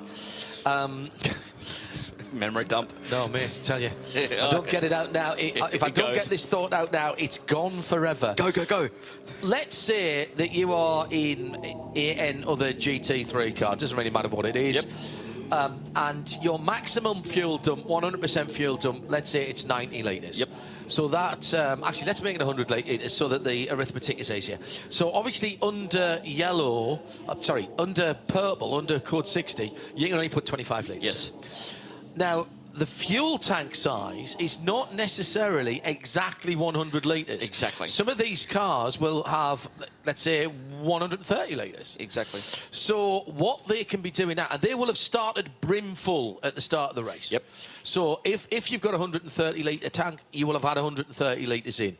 You can only ever fill 100 litres at best, and during code 60, 25 litres. So these multiple stops, if you're looking at this going, where are they putting this fuel? How much have they put in that? They've put 200 litres in this car. Well, you know, they'll never have to stop until next Tuesday. Well, the the maximum fuel dump and the fuel tank size is not necessarily the same. So they could have gone back to, and the ideal will be for them, for everybody to get as much in now under this code 60 when it costs you very little track time. And then even if your tyres or your driver has to come out before the end of the fuel, all that means is the next time you go to put the pump, you don't have to stand still so long to put the fuel in. It's common sense. But you see, all the 3 GT3 cars are doing it exactly the same. Correct. So they're all going to end up with brimful tanks to start the next stint. And we heard from CP Racing before about this new Hankook tyre, the C54H, and they were raving about it. They said it was really, really good. So it's not tyre limitability, it's fuel limitability, which is the thing now. Well, and we have seen, depending on where a code 60 falls in a stint, people going, you know, with 15, 17 laps on a set of new tyres, going straight down, yes.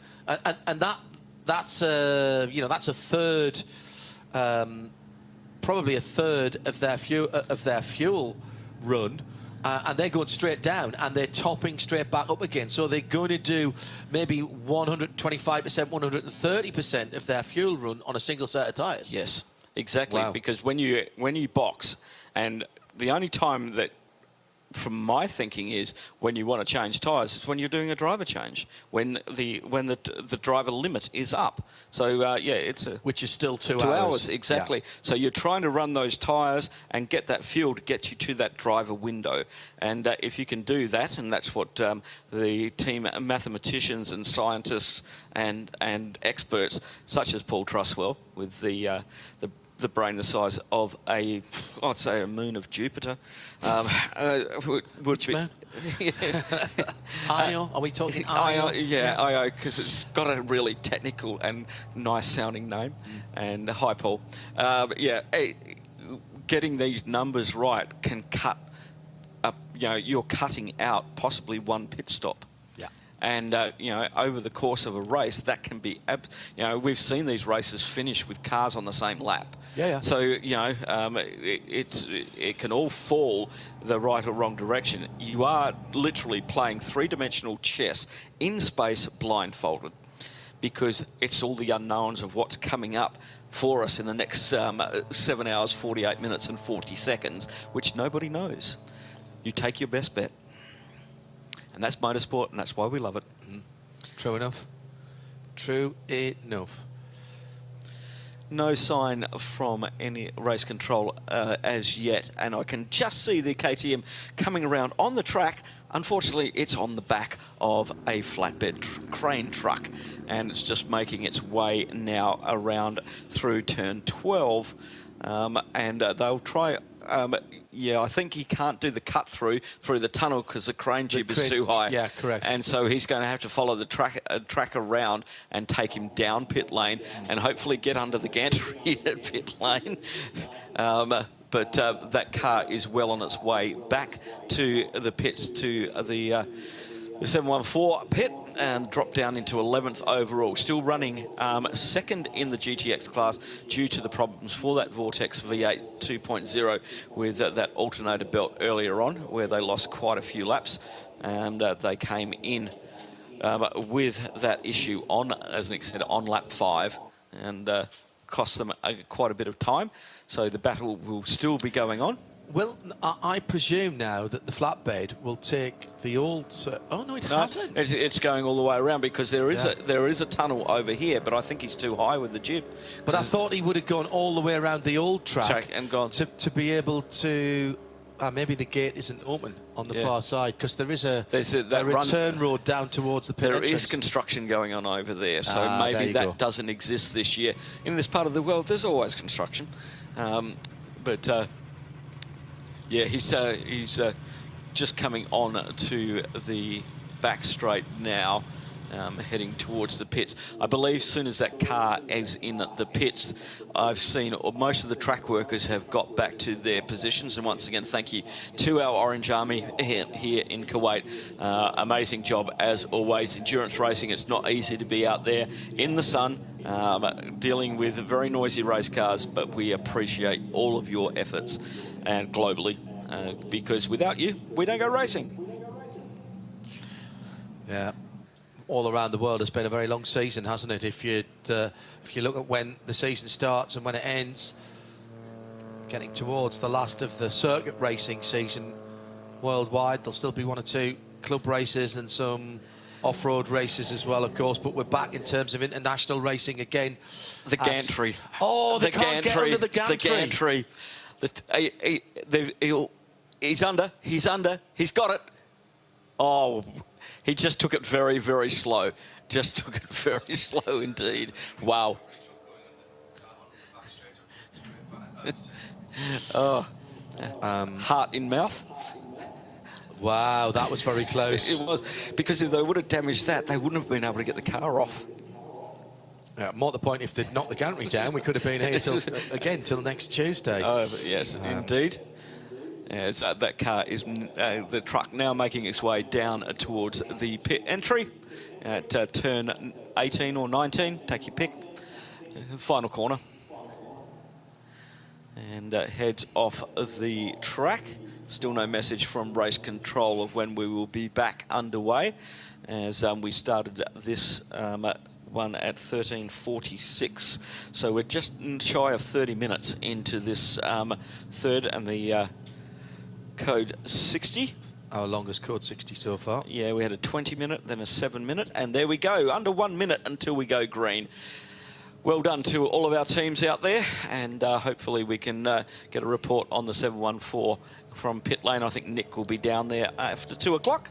It will be indeed, and we'll get him to go and have a little look-see, because he may have been right. He was right on the ABS failure. He got that one. I did mark that on the wall of one of his many successes in calling an issue. Didn't sort of worry about the ones that he didn't call correctly, because my list is as long as his. Say enough things, you're eventually going to get something right. Exactly. Nick Tierman has made his way back into the pit lane and is looking at a KTM crossbow with broken right rear suspension.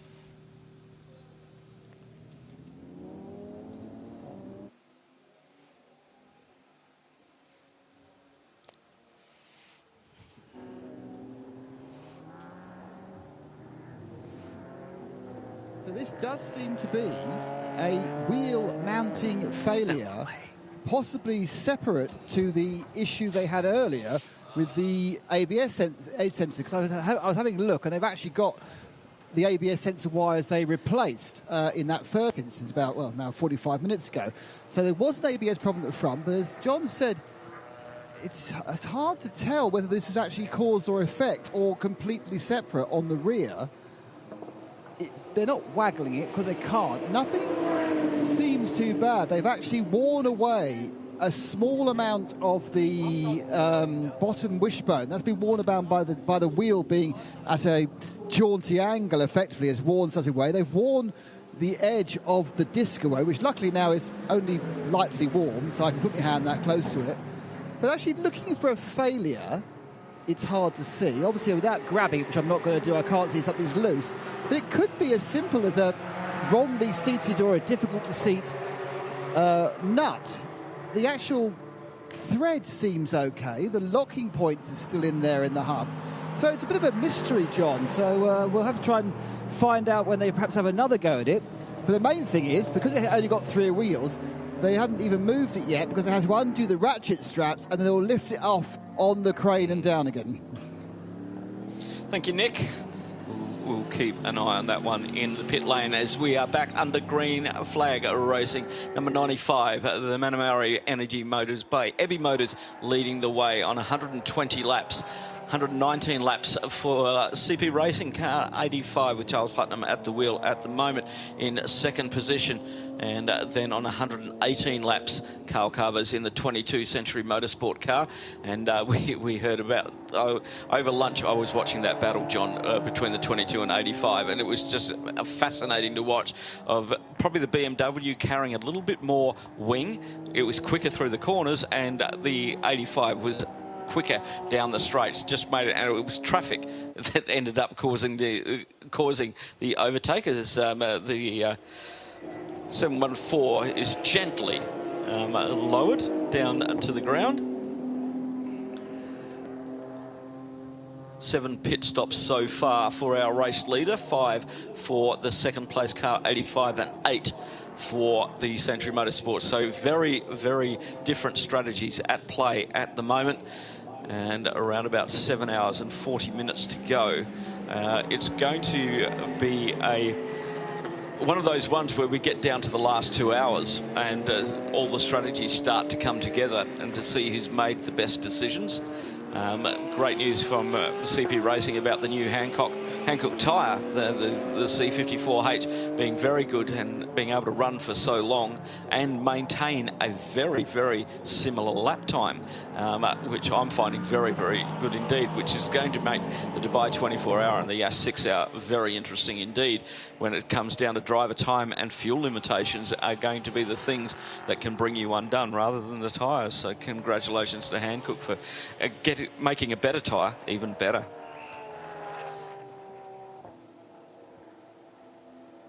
So how long was that?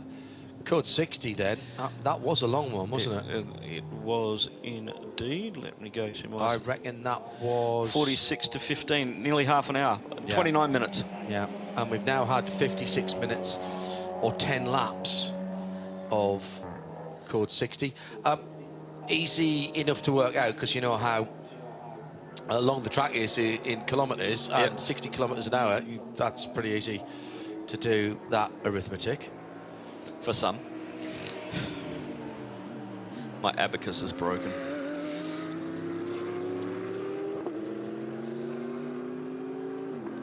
So looking at the gaps of where things can get interesting in the not too distant future is in GT4, just 9.8 seconds separating the two BMW GT4s. It's the AGMC Racing by Simpson Motorsport leading from Century Motorsport at the moment.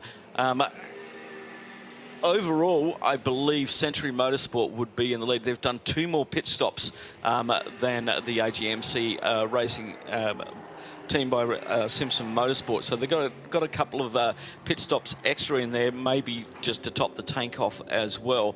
But that's, you know, just looking at the lap times at that one at the moment, Andrei Solokotsev at the wheel of the AGMC car, lapping in the 156s, and in the Century Motorsport car, Nathan Freaky is absolutely flying. He's in the 153, so he's almost 2 seconds a lap quicker at this time. So I give it 2 to 3 more laps, and those two will be nose to tail for lead of the GT4 category. Phil Anson and John Hindhaugh in the booth. It is Nick Damon again. Downstairs in the warmth of the... Well, he's still in the shade, but it's still pleasant. It is outside. Mid-20s, getting up to high 20s Celsius today is the forecast. We're pretty much at the overhead of the sun, the zenith of the sun at the moment. You can tell that by the lack of shadows around the cars. Still a little bit, maybe, so where are we now? It'll be... It's either just it hasn't quite gone over the top yet, has it? So it's it's going to go down in a little over 3 hours' time. I know it's incredible, isn't it? So it's just gone past the zenith because the shadows are going that way and the sunset's that way. Yeah, so yeah, we are point. past zenith. Yeah, at the moment. Very good point. I should have spotted that on the front straight. You didn't. You don't have your binoculars. It was about. It came up at about 5 this morning. The sun. Yep. And beautiful sunrise across the water, which greeted me as I stuck my head out of the curtains to see what time it was. And really gorgeous. There was just enough little low cloud this morning to really fire the sunset up.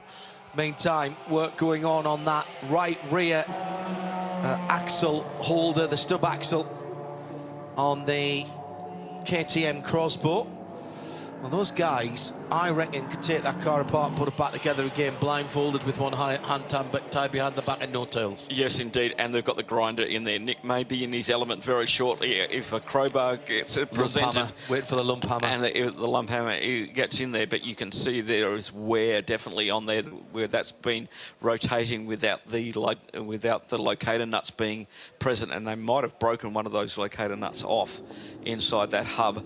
And that will be, well, it's normally an easy fix, but if something's broken off inside, and you can see there's the grinder in evidence, but getting...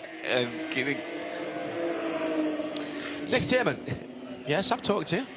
Yeah, we're just with them now. There's obviously, as Phil rightly says, they're trying to separate the hub, which is more importantly, of course, includes the screw in which the nut goes into.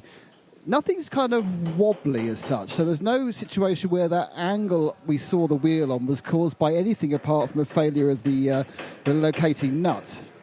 So the question is, what they're going for there, they're angle grinding, I think, the locating pins behind because they wouldn't tap out. Correct. But it's interesting what element of the hub has failed. I'm kind of wondering whether they actually... It was sitting wrongly on the hub, so it's in fact, bent more or something like that. The wheel went in, and so it was sitting proud to begin with. So when you put the nut on, it actually didn't go in far enough for the locating nut lugs to come out. So it's almost like it was sitting proud of where it should have been due to the problem in the hub. That's my guess from here, because there's nothing wrong with the locators and there's nothing wrong with the thread. But if you look at what they're doing, it may have been that it was just sitting wrongly in its way it was faced onto the wheel. Do you think they borrowed a hub from Vortex? No, because then it would have broken in the middle. They had a number of failures. Yeah. 3. 2 of those were at Mugello, weren't they? On 2 cars. Yeah, on the rear... It was rear right. Yes, wasn't it, John? It was rear right. That's what made me... For a moment, I was going to say this has happened before. Then I thought, oh no, different low-slung, purpose-built car. Well, there you go. Proof, if proof were needed, that just because you're in a class with only 2 or 3 in it does not mean that going racing is any easier. No. And what have we always said, Phil? In endurance racing, your biggest competitor is the hardest competitor of all, which is time. Time is your enemy. As Is that... Nick, have you worked out how big that lump hammer is? We have got mobile phone torch. We've had a lump hammer now, and we've angle grinding as well. Worryingly, it's a proper professional torch. They are sponsored by a very well-known tool company, so they do have all the correct tools. They have all the correct tools. The lump hammer, let me have a look. I'm just trying to see. Yeah, I think that could be 4 pounds. So probably it's probably a 2 kilo metric one, but that is a proper lump hammer. It is all Milwaukee gear as well. Have you noticed? Yeah, it is all Milwaukee gear. It's not one of those namby-pamby rubber ones or leather ones. That's a proper 4 pound lump hammer. So that's there. Not seeing any tie wraps. There will be tape, obviously. There's always tape. But it isn't often we get a real lump hammer. They're taking off the whole of the end of that axle, and it's not coming off. Has that seized? Yeah, the hub assembly. They can't remove the hub assembly, and that's what they're trying to. The locating pins holding the hub assembly, effectively the rotating part, they are not working. They can't remove it. Hence the angle grinding, which is fabulous for vision. But what should be a relatively simple repair. I need a new hub. 1, 2, 3, 4 screws. Bung the whole thing again. They can't do it. And it's taking a bit longer. They're trying to ease it away. I can't think it got hot enough to weld it, to do some fake welding behind. It looks like it's locked solid. Yeah. Now, they may have left the car in gear deliberately to make it so it's not going to keep spinning around every time they try and do something. But if they haven't done that, then that looks like that hub's locked onto the end of the drive shaft. It's welded itself on. Wow. It's a much bigger problem than the basic, we need to get new threads in. This is why I think the problem was it's sitting wrongly, effectively, in the interface between the bit with the threads and the Absolutely hub itself. quality And they to hear the banging behind you, hubbed on. I always like to hear some banging behind me. It's quite... actually, there's double banging because they're back working on the front left as well. So obviously, just making sure that's good. They've got 2 corners there. Nobody repairing. else gives you this kind of coverage, ladies and gentlemen. We Nobody. could be here for hours. I'm not actually sure what they're trying to achieve. Are they trying to free something up, or they trying to knock it off? Because basically, Story trying to get of my it life, off, that, mate, and I you've got tell you. replacement. Just really whack it. They do have a new disc. The disc got damaged, so they have a new disc there. They've got a drive shaft as well, but I think that's probably just for precaution. I don't think they've got a drive cast I issue. was very worried when I saw that. 2 BMWs on the front straight. Well, I'm going to leave your mic up, Nick, so shout up if with a little hooray when it comes out. This is the Battling GT4 for first position, and as they go through, that is a change. Yeah, Century Motorsport position. take the lead from AGMC Racing team by Simpson Motorsport. Nathan Freck at the wheel of that. I saw he was at least 2 seconds a lap quicker than the car about 4 laps ago, and yeah, he's now just streeting away from the AGMC car. Yeah, Andrei Solokovsev didn't fight that one too hard. That's not his battle right now. Nathan's hanging the back end of the red, white and black BMW out for Simpson Motorsport. That car looking to be set up with a little bit more rake in it than the AGMC machine. And it looked... There was a moment, actually, when I just glanced, because I was too busy listening intently to the lump hammer behind Nick. But I glanced up, and I actually thought that was a GT3 car coming up behind him, because it looked so much higher. Meantime, let's check in with some of the other cars. Go to the front of the field. Sergei Nicolai behind the wheel of the leading Porsche. That's the Manamari Energy by Ebby Motors. And that magnificently colourful car, which looks like someone has stood back about 15-20 minutes and fired the biggest paintball pellets in the world at it at various colours. It's brilliant. I love that. Even the door mirrors are different colours. Red on the left and bright highlighter yellow on the right-hand side. Carves his way past the Audi, driven at the moment by Jack Lemmer, that leads TCE and TCR. And this has been a good run for this Porsche. Oh, got the auto flash on there, on the button. Coming in behind the 909 now of Luc Breukers. That's another leader in class, 4th overall. And the GT3 Cup class Porsche 992. So... waiting for Charles Putman to cross the line, and there he goes. You can hear that. So has gone through in second. There goes Carl Cavers. Now Carl Cavers has fallen back behind Charles Putman in Century Motorsport. Remember, that was the other way around when they came into the pits before the Code 60, because that pass had just been made. So only 2 cars on the lead lap now. Carl Cavers off the lead lap and a lap behind second place as well right now. 8 pit stops done by that car. That's possibly why they are so yeah, but they are replete with fuel, aren't they? They are, and 7 pit stops for the 95 leading at the moment, and only 5 for CP Racing. So yeah, these, as I said, the pit stop strategy will come into play in the last probably quarter of this race, as it normally does, and banking on code 60s or banking on having a good run with traffic when you're battling with somebody, as we saw with the 85 and 22 prior to the code 60. A great battle going on there. Bit draggier BMW and a little less wing on the Mercedes, and you could see the difference as they got through the twisty bits. The BMW was eating the back bumper, and then as soon as they got onto the straight bits, the AMG drove away, and it was just that traffic that gave the 22 the opportunity to get past. As we continue on through 992, currently led by Luke Brokers in the red Camel Jordans.nl on 124 laps, 123 laps for the 971. Krista Zockling at the wheel of the rub done by Fulgenzi Porsche, and a third in that class, running 7th overall, is Tobias Miller in the K Kramer Racing. That's the 936. That is currently third in that class.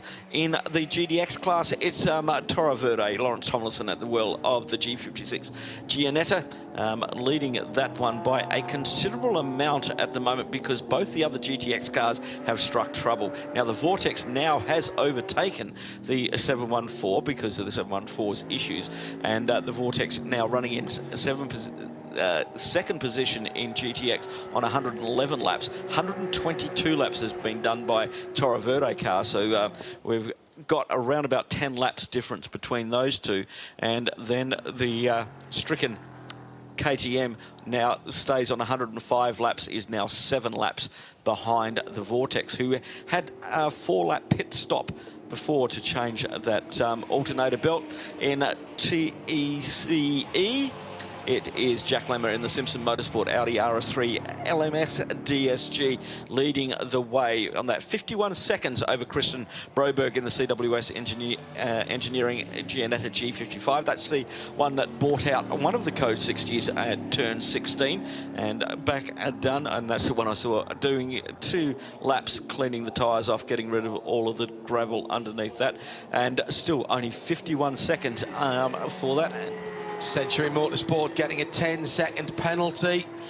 That's the leader in GT4. There's only 4 seconds between those two cars. That's the 6th offence. Again, they will not have to bring that car in straight away.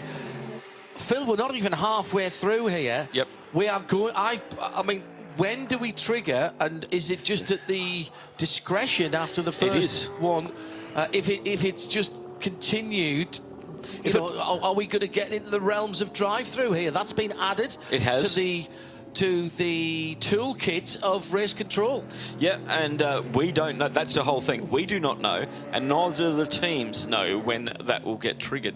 So I reckon once you get over in a 12-hour race, once you get over 10 warnings and maybe 3 penalties, all of a sudden you'll be driving through pit lane, and that is something that I think we'll see, John, because it doesn't seem to be going away. At the moment, we have had for track limits 3 10-second penalties been given. A couple have been retracted for the 396, the 85 CP Racing, and now for the 429. So that's 3 cars that have already exceeded those 6 times, well, 5 times. The 6th time you're going to get the 10-second penalty.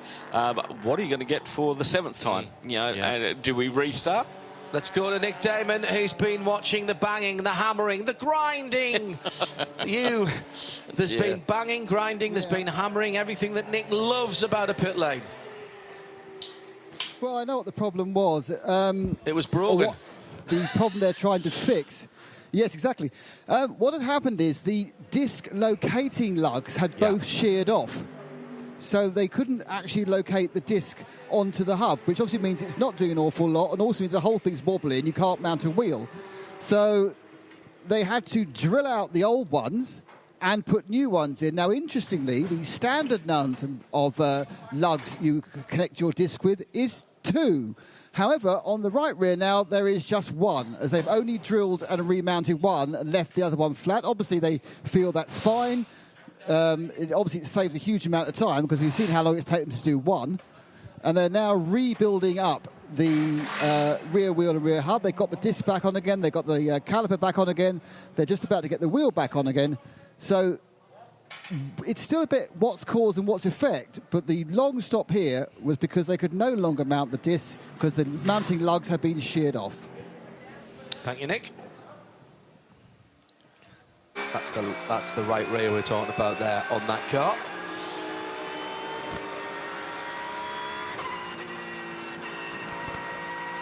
Christopher Zirkling, second place overall.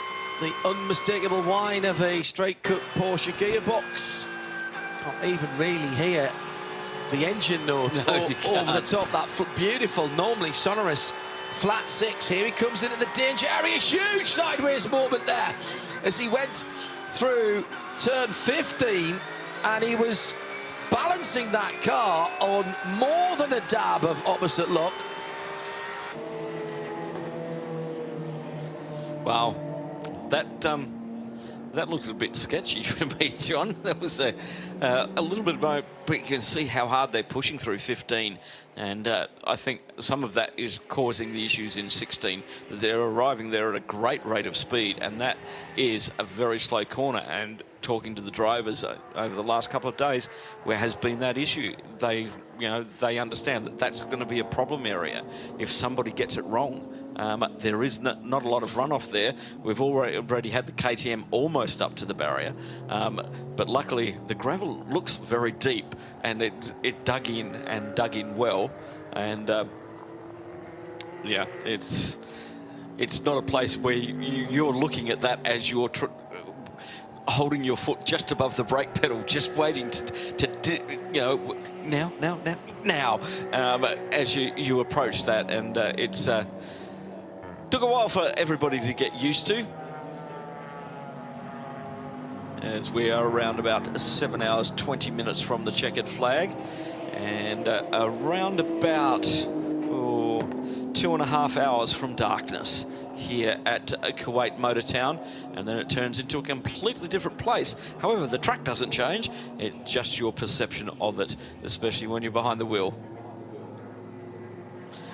Well, just having a look down at the pit exit, and well done to the 714 team.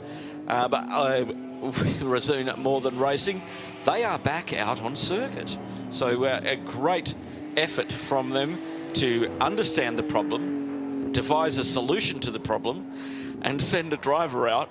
Now Haitham Karajuli has got back into the car. Remember, he started the race and had a great first stint. He made up 4 positions from his 8th position start by the time he came back into the pits. He's our only local driver competing here from Kuwait, racing in many series around Europe at the moment. Probably wants to get into LMP and doing all the right things, and having another race around his home circuit, his second endurance race here.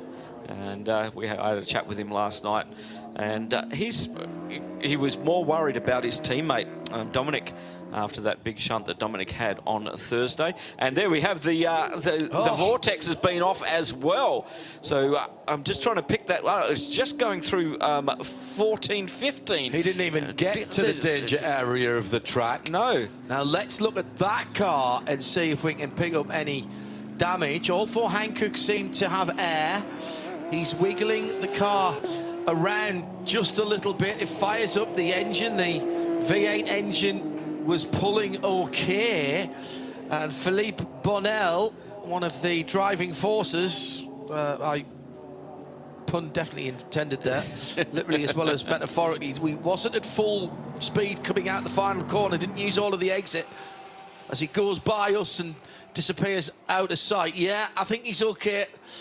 Just a strange one where he went. So was that coming through 12-13? Yeah, I think he... So was that... I tell you what that is. Do you remember when we were on board with the Porsche? Yes. And we saw that big Oppo moment? Yeah, same place. So that's not normally where the Audi puts fuel down. No. Because it's the wrong way. But is there something on the track there? Because that was really interesting. Most definitely. The Audi has been out in a stint for an hour and a half, so definitely not the fuel. And James Kay did say they're going to fix that at their next fuel stop, which has already passed. So we'll keep an eye on that vortex and that area there.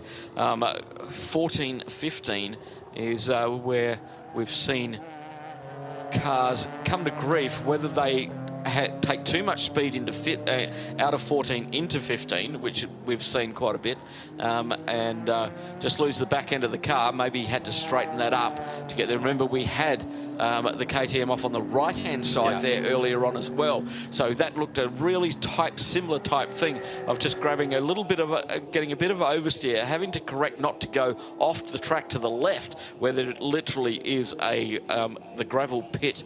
If you went into that, we would probably leave you there, because I think even the track vehicles will get bogged on that one.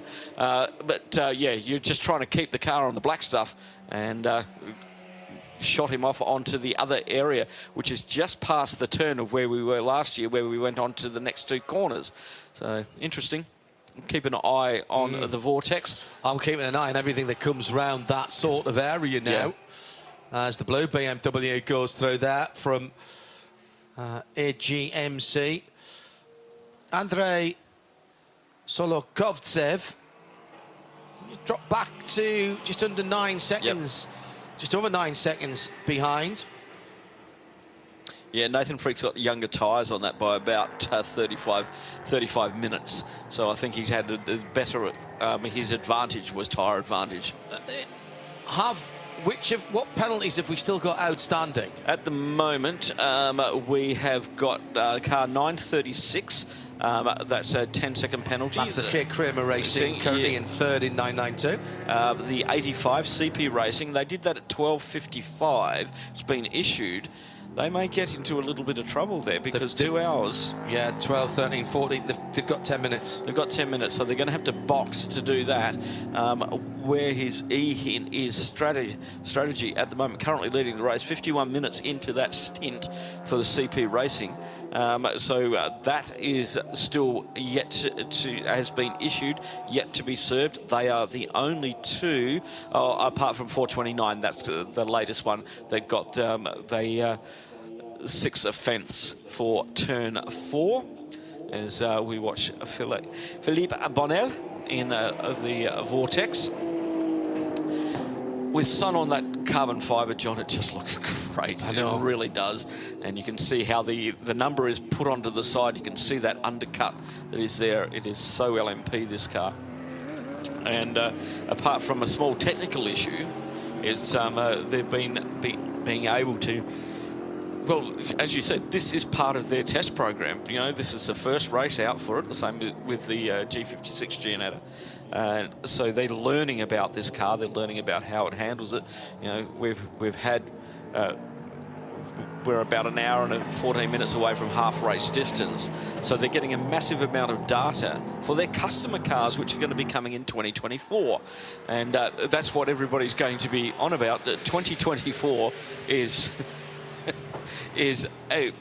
when they're going to start selling this car to their customers, and we saw that yesterday with with going from being, I'd say, a semi-professional team. I called them amateur yesterday. I do apologise for that. Going from a semi-professional setup to a full-blown professional setup with their pit box, with everything there. There's more crew on hand, everything.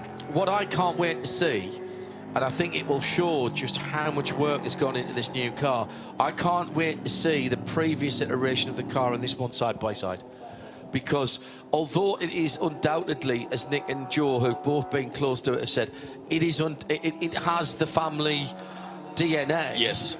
I want to be able to look at the front panel and see what the aero difference. The sides you can clearly see. Yeah. The rear buttresses are even aero. Oh, there's another very wide moment. So that's coming. I think that's coming through turn. It's a 936. 11. That's turn 11. That's coming. Yeah, he's coming through turn 11. Yep. Yeah. And there's a few people going wide there. I think that's catching people for track limits there as well. Yeah, I want to see that. I want to see the sun playing and like we get at the Autodrome, coming down into the bowl there. You can't even see the marsh. I think the sun's now starting to play into them when they turn into that corner. The sun. You can't penalise it. You can't take it away. And it's difficult to adapt to. That's the second car in probably 2 laps that we've seen run wide through that corner, just coming into turn 12, just missing that apex and getting onto a little bit of dirty stuff out on the far side of the curb. Luckily, there is quite a bit of runoff there. He's just maybe 5 kilometres a little bit too quick, and that is all it takes as he makes his way up down to turn 3. This next corner is where track limits have been in, right there.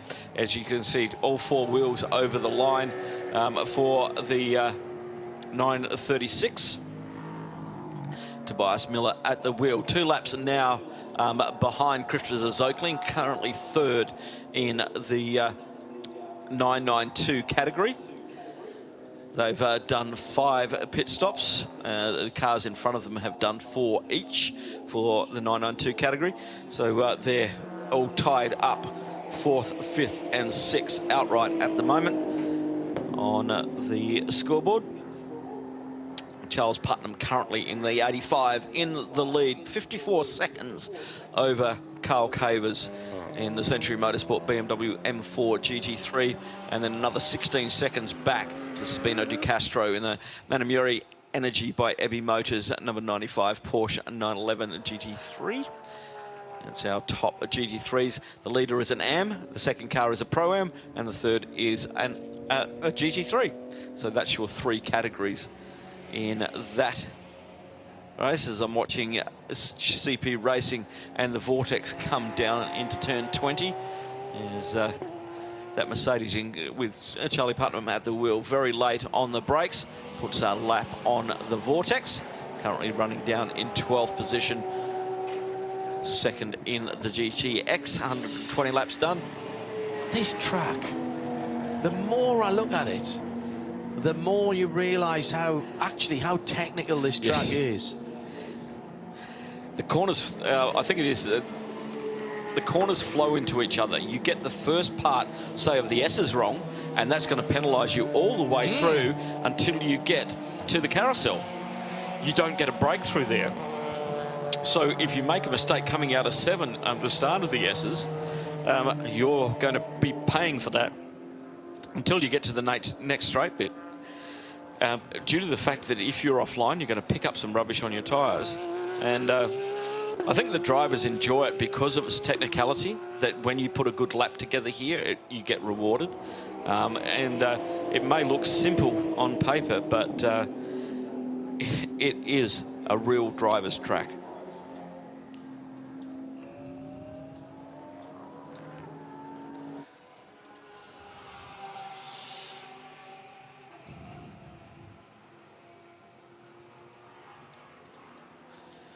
So the only car left in the pits is the K Kramer Racing 937, which we may see back out again. I'm not sure. Not sure, because all of the drivers who are driving that are driving the other car as well. And so they want to make sure that they need to be where they are. They're currently running 3rd in the 992 category, which means there's only 3 cars running in that category, guaranteed a podium. And once again, as we've been talking to them, it is to Carson Kramer, the guys have been saying that it's all about learning the car, learning this. They run on different tyres where they come from. They're getting used to the Hankook tyres, having to make the setup changes to suit the Hankook tyres, which they're going to be running at the 24 hours of Dubai. Nick Damon down in the pit lane says... Yeah. We have the GTX lead in the pits. That's a 795. That's Lawrence Tomlinson, who's bought the mainly white with a couple of orange stripes Ginetta G56S. And it's going to be a complete full service. Finally, Mike Simpson's getting on board. Slightly recalcitrant front right, where they've that situation where the hammer drill goes and goes and goes and goes and goes and goes, but it doesn't necessarily undo the nut. They're having a bit of a look in that front right wheel well, but they're happy with what they've got. I think they were checking brake. Change the steering slightly. I think they were checking the brakes there. They're having a look at yeah, I think you're right. I think it may well have been brake pad wear check, and unfortunately, of course, what Mike hadn't done, he hadn't put the wheels straight again to get that back on again, because there's not a lot of room in those wheel arches. His aerodynamically correct, the 429 Nathan Freak in the Century Motorsport GT4 M4. That's just served a penalty and is in game for his pit stop as well. This is taking a bit longer. This obviously isn't absolutely simple, this stop for the Ginetta. They're having a bit of a shufty in the bottom. I wonder if that might actually just have been a memory card removal. So they've taken the memory card out, done a full service, Nick, and away it goes, and it goes away in the lead of GTX. You're a lot closer to that than I have been, and I mean, that looks a pretty extensive remodel on that body shape. It's certainly quite a lot wider. What's it looking like? I mean, I know it's a development car, and the black arches pop because they're not body colour, but seems to me there's quite a lot of work under the sills and behind the front wheels as well. Yeah, it's an awful lot of aero cleverness. You kind of see it as it's a 56S, and they've basically done, they've taken the basic car and they try to ask the man himself what they've done. Here, I just come out, slight microphone glitch. We're having a lovely look at your beautiful G56S. What is different? What tweaks are there been for this new revised car? It's just about everything is different, really. So it's got a little bit more power. Obviously, we've got more aero on it. We've worked on the cooling for the car and the driver. So, I mean, I've just done basically 2 hours in the car, and and I'm at least 105 years old. So, yeah, we're trying to pitch it at like 992 pace. I think we're not a million miles off at that. Yeah, what else is different? Yeah. So talk about your cooling. Is this the clever air conditioning that only works when it's on idle? No, it works all the time. That's really good. No, we've designed and manufactured our own air conditioning unit, like for a race car. We've got more cooling with you see a lot. The bonnet's changed a lot, so we're getting more downforce with the air going through the rad a lot better. Cools the air conditioning condenser as well. So car stays cool, we stay cool. I never even think about looking at the water or oil temperatures anymore. So, yeah, everybody at Ginetta's done a great job with the car, and it's running well. It's a lot wider. It looks kind of a lot more purposeful. It's like and we've got bigger wheels and bigger tyres. So we're running like GT3 rubber. So degradation's pretty good. I think we could run for 3 hours, to be honest, on a set of tyres, which is excellent. The Hankooks have gone well today. I mean, no rear deg at all on my car. So after 2 hours, so yeah, the car's just really easy to drive and great fun. It's his first time out, it's a development car, so. First time out, you're now, I think, 11 laps in the lead of the class. Is that going to affect how you approach the rest of the race, or as it's a test, you still going to push? Well, it's lovely to see the Vortex 2.0. That looks like a really nice car now, and it's been a good development. That's a fast car. So when that unfortunately, I don't know what's happened. It had a few incidents, I think. And then when I saw Caragiuli's cross KTM going on the low loader, so after the Code 60, I've just been lifting and coasting, just doing a running to a 52 because we just want to save the car. So we've done a bit of endurance racing before, me and Mike. So I think you get into a position where the only person can beat you is yourself. So and I'm quite happy to go at a slow pace. I'm not a career driver, so for me it's all about bringing the car to the end. So I haven't got an ego to massage. So what you're saying, Lawrence, is you're going to go slow and stay cool. Thank you very much. Well, at this stage of the game, it seems silly to say we're going to count the clock down, but we're just going to go gentle on the car and go as fast as we need to go. If somebody starts to catch us, we'll go a bit faster. So, but yeah, I'd just like to say I think the circuit's amazing. Khalid and his team here have done an absolutely brilliant job. It's one thing to build a circuit, but to keep it in this condition, and it's amazing. It's like kind of what Jonathan Palmer's done for the circuits in the UK. You go to the toilets, everything's clean, food's great. It's just everything's looked after really well, and that's, to me, that's a sign of an excellent circuit manager, and facility's wonderful. So, yeah, great weather, great people as well. Thank you very much. Thanks, Lawrence. I think all of us can echo the yeah. superb facilities and great hospitality we have here at the circuit, John. Nick, I want to set you a couple of challenges. First of all, whilst you were talking to Lawrence, behind you, Nathan Freak brought the Century Motorsport number 429 BMW in. That was the leader in GT4. It isn't anymore, and it's been pushed back into the garage. And within the next hour, I want you to talk to somebody from every single team. Okay? Start at one end, he's gone quiet. He's gone quiet. He's gone huffy on me. Oh, toys have been ejected from the plane. Absolutely, yes.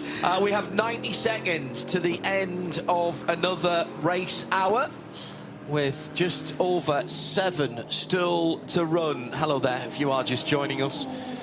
Maybe just going about your business on a Saturday morning in the UK, Saturday afternoon. If you are in Central Europe, thanks for spending some time with us this weekend. We run through for, as I say, about another 7 hours. Let's give you a quick rundown of what's going on. The top 3 are all the GT3 cars. CP Racing have cycled to the front of the field with AMG. However, they are the furthest through their current run. They've got 28 laps under their wheels in this stint. Century Motorsport in second are a lap behind, and indeed a lap behind on their fuel run as well. The full lap back and 27 laps under their wheels in this stint. Just 12 laps into their stint in third, Manamari Energy by EB Motors. So they were the most recent car to pit. In the 992 category, Red Camel Jordan NL leads it, and they stopped 28 laps ago. In second, Rabdan by Fulgenzi in the 971 also stopped 28 laps ago, and K Kramer Racing in the 936 are in third, and again they stopped 28 laps ago. But there are laps between those cars. Red Camel have a lap on Rabdan, who have 2 laps on K Kramer Racing. In GTX Torre Verde, the white G56 Cup car, Michael Simpson's just taken that over from Lawrence Tomlinson, and they lead comfortably in 7th on the overalls. GT4, Andrei Solokovtsev is behind the wheel of the leading car with that pit, unexpected pit for Century Motorsport. We'll get the update on that in a moment. TCE in the pits, Jack Lemmer, but this is a more scheduled stop, as they lead by about half a minute back to Christian Broberg, who's in the other Ginetta, the G55, the black car.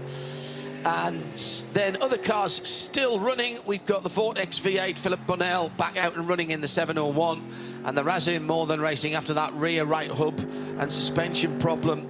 The 714 running with Haytham Julie running. The K Kramer Racing car is really running an extended test, so don't expect to see that car out. That's how it stands. We have 7 hours to go. The leader, CP Racing, have completed 143 laps.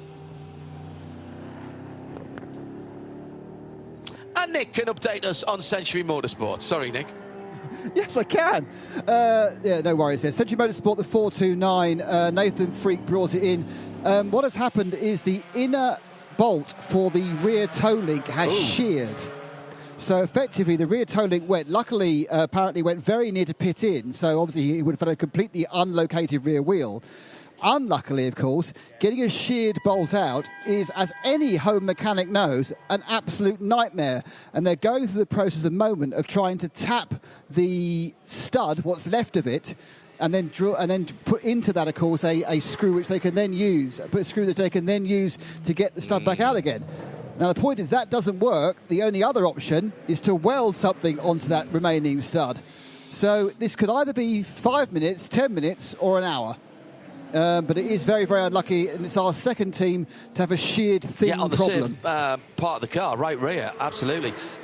Just noticing, we were talking about max refuel and code 60 refuel. Can you point Seb back at the fueling nozzle, Nick, please, on that car, on the right-hand side, just above where they're working? If Seb pans up a little bit to that, we changed camera shot. you will see that there is a sticker, and their max fill is 110, and it says that right next to Nick's finger here. Oh, clipboard pointing, yeah. So 110 litres max refuel, green flag, code 60, 28 litres. So nobody has to guess, Phil. And these are the little things that I think set Creventic apart from anybody else. Now, if that changes race to race, or different cars, they might have a different fuel fill. That's not the max fuel tank size, but that's the maximum fuel drop. Just the fact that that is there and we can see it, it's in the regs as well, but so can the pump attendant. So that's the key. That's the key. Right, so you don't have to have somebody looking down a list. All they have to do is look at where the fuel hose goes in. Okay. And the pump attendant will click in 28. Correct. And you'll just go bang and the pump will stop. Correct. I think that's brilliant. Go ahead, Nick. Yeah, just say Century seem to have solved their problem. They managed to get that stud out, and they are getting the other one. Interesting, I just see that Nathan Freak did get out of the car, so I'm just going to grab a quick word. Nathan? So I'll just walk him to the front, because just at this depth, this garage, I can hear it slightly fading and coming and going. That must have been quite a worrying experience to have one wheel no longer pointing in any direction at all. It's not the first time it's happened, so luckily it happened through 6. Just felt a little bit strange at the end of the braking zone, so I went through 7, and as I came out, I kind of went on and off the throttle, and I could just feel it wagging its tail, so I brought it back. But it was actually quite safe to drive. Just, yeah, a bit disconcerting. You're in a titanic battle with the other M4, aren't you? And this is a few minutes you've lost. It's not the end of the world, it's only a few minutes. Yeah, the car was good. We were pushing it, maybe being a bit too liberal on the curbs, I don't know, but luckily the guys have got it back together and we'll go back out, so who knows, still a few hours left. There's been a couple of problems on the rear rights of cars. Would you say it's coincidence, or from your knowledge, do you think this particular track layout curbs might be hard on that part of the car? I mean, there's a lot of load going through the car on, corners like turn 1, turn 4, but they're not aggressive curbs. At no point do you really think to yourself, oh, we're hurting the car here. So I don't know. I think it's a very unlucky, very strange bolt to snap, but that's motorsport. Thanks, Nathan. You may have seen Nathan's head just move slightly that way. That was watching his car leave, so hopefully you can catch up the gap. Thanks, Nathan. Cheers, thank you very much. Very good. I do think, as well as all the information we get from Creventic, we should say we are absolutely blessed with drivers, many of for whom English is not their first language. But listening to Nathan there, obviously disappointed. He's just taken the lead. He's driving away. Then he gets a bit of a wiggly back end of the car, and he's just told to get out the car. So he gets out the car, and I say, really? I was getting ready to go back out again there, and he just brilliant description of what's going on. So again, thank you to the teams and the drivers for the access. So now in that car, as Vasily Vladikin has just come in and gone out again in the car that they were chasing. Yep. So it's now it was Nathan who brought the car in, so that car's being fueled up. So actually that was actually a bit of sharp thinking from ACMG, because they were nowhere near needing a pit stop, I don't think. Let me have a quick squidge back at where they were. No. Andre, he had done 25, 26, but he was, he must have been running out of time. Yeah. He was running out of time is why they brought that car in, but they did it whilst they weren't under any pressure from the Century Motorsport car, because that car was taking some remedial work to sort out that rear end, and they have dropped 5 laps. 5 laps, and that's significant because it happened under green flag, and yeah. So that is significant. Let's head down to AGMC, the car that's just taken the lead. Vasily Vladikin brought the car in, but But I think he was running out of time, so I presume he's got out of the car, has he? It's Fabian Deflo I'm with at the moment, who's looking hot and sweaty. You'll appreciate his T-shirt, that's for sure. So Fabian, it's been a very close battle between you and the other M4, but a big advantage to you now. They've had a slight problem. Yeah, basically we want to win the race on track. That's why I really upset for the guys that they have a problem, because guys was really very fast, and I enjoyed fight with another driver. But it is what it is. That's racing, and that's long racing. So probably we need all to be very careful with the car. Probably sacrifice a couple of tenths, but be more stable, more consistent, because it's a long race. Yeah, I mean, it's a very close battle. I mean, are you running your own race, or are you trying to match what they're doing? Are you, because it's so close, are you trying to make sure you don't make a strategic error effectively? Basically, it's an absolutely different approach if you race sprint or race endurance race. For endurance race, I have clear aim. I know what is the target pace I should have, and then I try to do all the laps in 0.3 in 0.4. It's my strategic goal, and then I'm trying to achieve. Sometimes fail, sometimes not. Oh, sorry, but trying to do it. And obviously, when you come into things like the Code 60s, I mean, is it you or is it the team? How do you decide whether to take fuel, whether to not take fuel? Because obviously we've seen some teams come down 3 times in that last Code 60, sometimes just once. How's that decided? Yeah, basically I don't decide anything. I just like a robot, drive and looking for the order from the team. Team is very experienced. The guys are really nice, very good in communication, very clear. I even don't ask them to explain why I need to pit or not to pit. I just do the orders, like army, you know. So you just got out, you can cool down. How long before you get back in the car again? I don't know, I can do it now. So it's really, I drove a lot of cars, and I find BMW one of the most comfortable cars. They have air cooling conditions, so for me as an old man, it's the best thing I ever have. Fabian, thank you so much. Thank you. I think that may be the quote of the race so far. I don't know anything. I just a robot. Yes. I'm following orders is basically what he said. I drive. They tell me what to do. But he's absolutely right in that the key to endurance racing is that variance, the stint variance. So you talk about stint average. So you take out your in lap and your out lap at any Code 60s. And that gives you your stint average. Yep. And then what you're looking at is between your fastest lap and your slowest lap.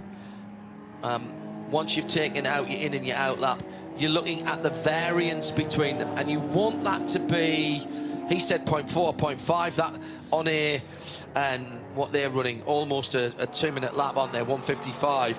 So that is 105 seconds. 0.4, 0.5 is a very small variance. It is, it's tiny. You're looking at something certainly under a couple of percentage points. Yep. All the time. And if you can do that, whilst, I mean, no good if you're 25 seconds off the pace, obviously, as the leader's getting balked a little bit by the number 438, which is Vasily Vladikin.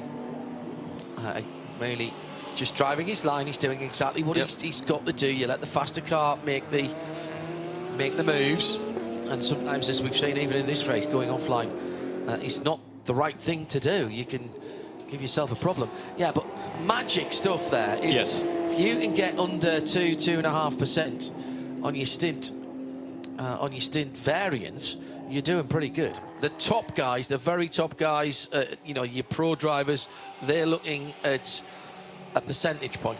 Yeah, and that's with traffic. It just doesn't... Nothing other than your in and out lap is taken off that. Yep. So it doesn't matter whether you pass no cars or you pass 15 cars in that lap. That's what they're looking at. And it's a long time since anybody was worried about how fast they went in a stint. It happened, I would say, where are we now? End of 2023. I would think probably 20 years ago at Le Mans, just at the turn of the century, we stopped hearing drivers and engineers talking about fast laps. Yep. and started talking about stint averages, and drivers were asking the question, what was the stint average? And Paul Trustwell picked up on this, and so, on Haggerty Radio Le Mans, we started talking about a stint average, and Paul was onto that like a flash. And then from that, you develop that variance, lap to lap to lap to lap to lap. Because particularly with the growth of Pro-Am racing, Phil, where you have to have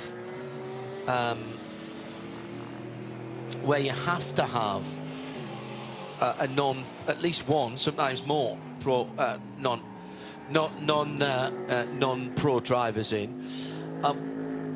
It's no point in your non-pro driver being at Le Mans, on a 3-minute-ish lap, being half a second off your pro driver, half a second off your pro driver. Oops, I've had a half spin, I've lost 4 seconds. Oops, I've had another half spin, I've lost 2.5 seconds.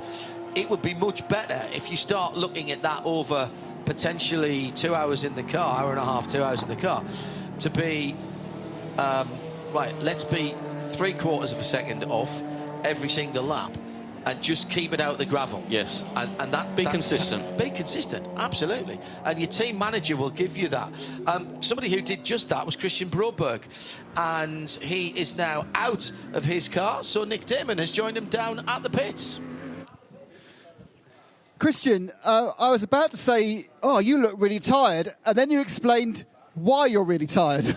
Yeah, it's a completely new discipline for me, so we've done a few endurance, but with classic cars. But I normally drive a Ginetta exactly like this one in the hill climbs, which is normally a 2-minute stint. And now I just did a 2-hour stint with a Code 60, and I'm famished. I'm knackered. So, I mean, it sounds a strange question, but 2 minutes up a hill, one run, to many, many, many laps. Obviously, the driving is similar, but how difficult is the mental element? You don't understand the G-forces your body goes through in a hill climb because you can manage it like a sprint. But when you're doing it, I think I did like 45 laps, one lap after another. Especially here, there's so high G-force corners, you really feel it. You get fatigued, and the Ginetta is a light car, so we go pretty fast through the corners, and you can really feel the G-forces in the car, and just gets you tired because you have to hold yourself in place. The straps do as much as they can, but inside your core, it's all moving, so it takes a toll. So how come you decide to shift up your career from hill climb straight to long endurance races? It was all thanks to Colin. It's always Colin. Yeah, so we got in contact through mutual friends, and I asked the question while I was in Dubai if he needed any drivers for Kuwait. He said yes, so I got on a flight, and here I am. And I take it you're pleased you made that decision? Yes, very happy. Great experience. The cars on track, very respectful, even though so much faster, some of them. And yeah, just had a blast. We've had your first taste. Does this mean we're going to see you in Dubai and Abu Dhabi as well? God wish, yes. I hope so. I really hope so. And I just want to say thank you to all my family that's watching me back home. I really take the support. Thank you. Christian, thank you very much. Well, he's done very well indeed. I'm going to say that now. I have no hesitation in saying well done. He's had a little round of applause for his driving and I suspect the interview as well. Again, clearly not English, not his first language, but that was impressive, both in and out of the car. Take a bow, Mr. Broberg. Let's not underestimate, by the way, the kind of mental stamina that you have to do hill climb, where you are absolutely at 100%. For 2 minutes, but my goodness, you're on the ragged edge for 1 minute 45 seconds of that, because there's seldom, very many times when the car's moving directly straight, and some very good drivers have come out of hill climb into circuit racing. I think of Andy Prio in particular, into the pits for what was the leading car as it pulled in. Charles Putnam has brought in the CP Racing. This looks like full service, Nick.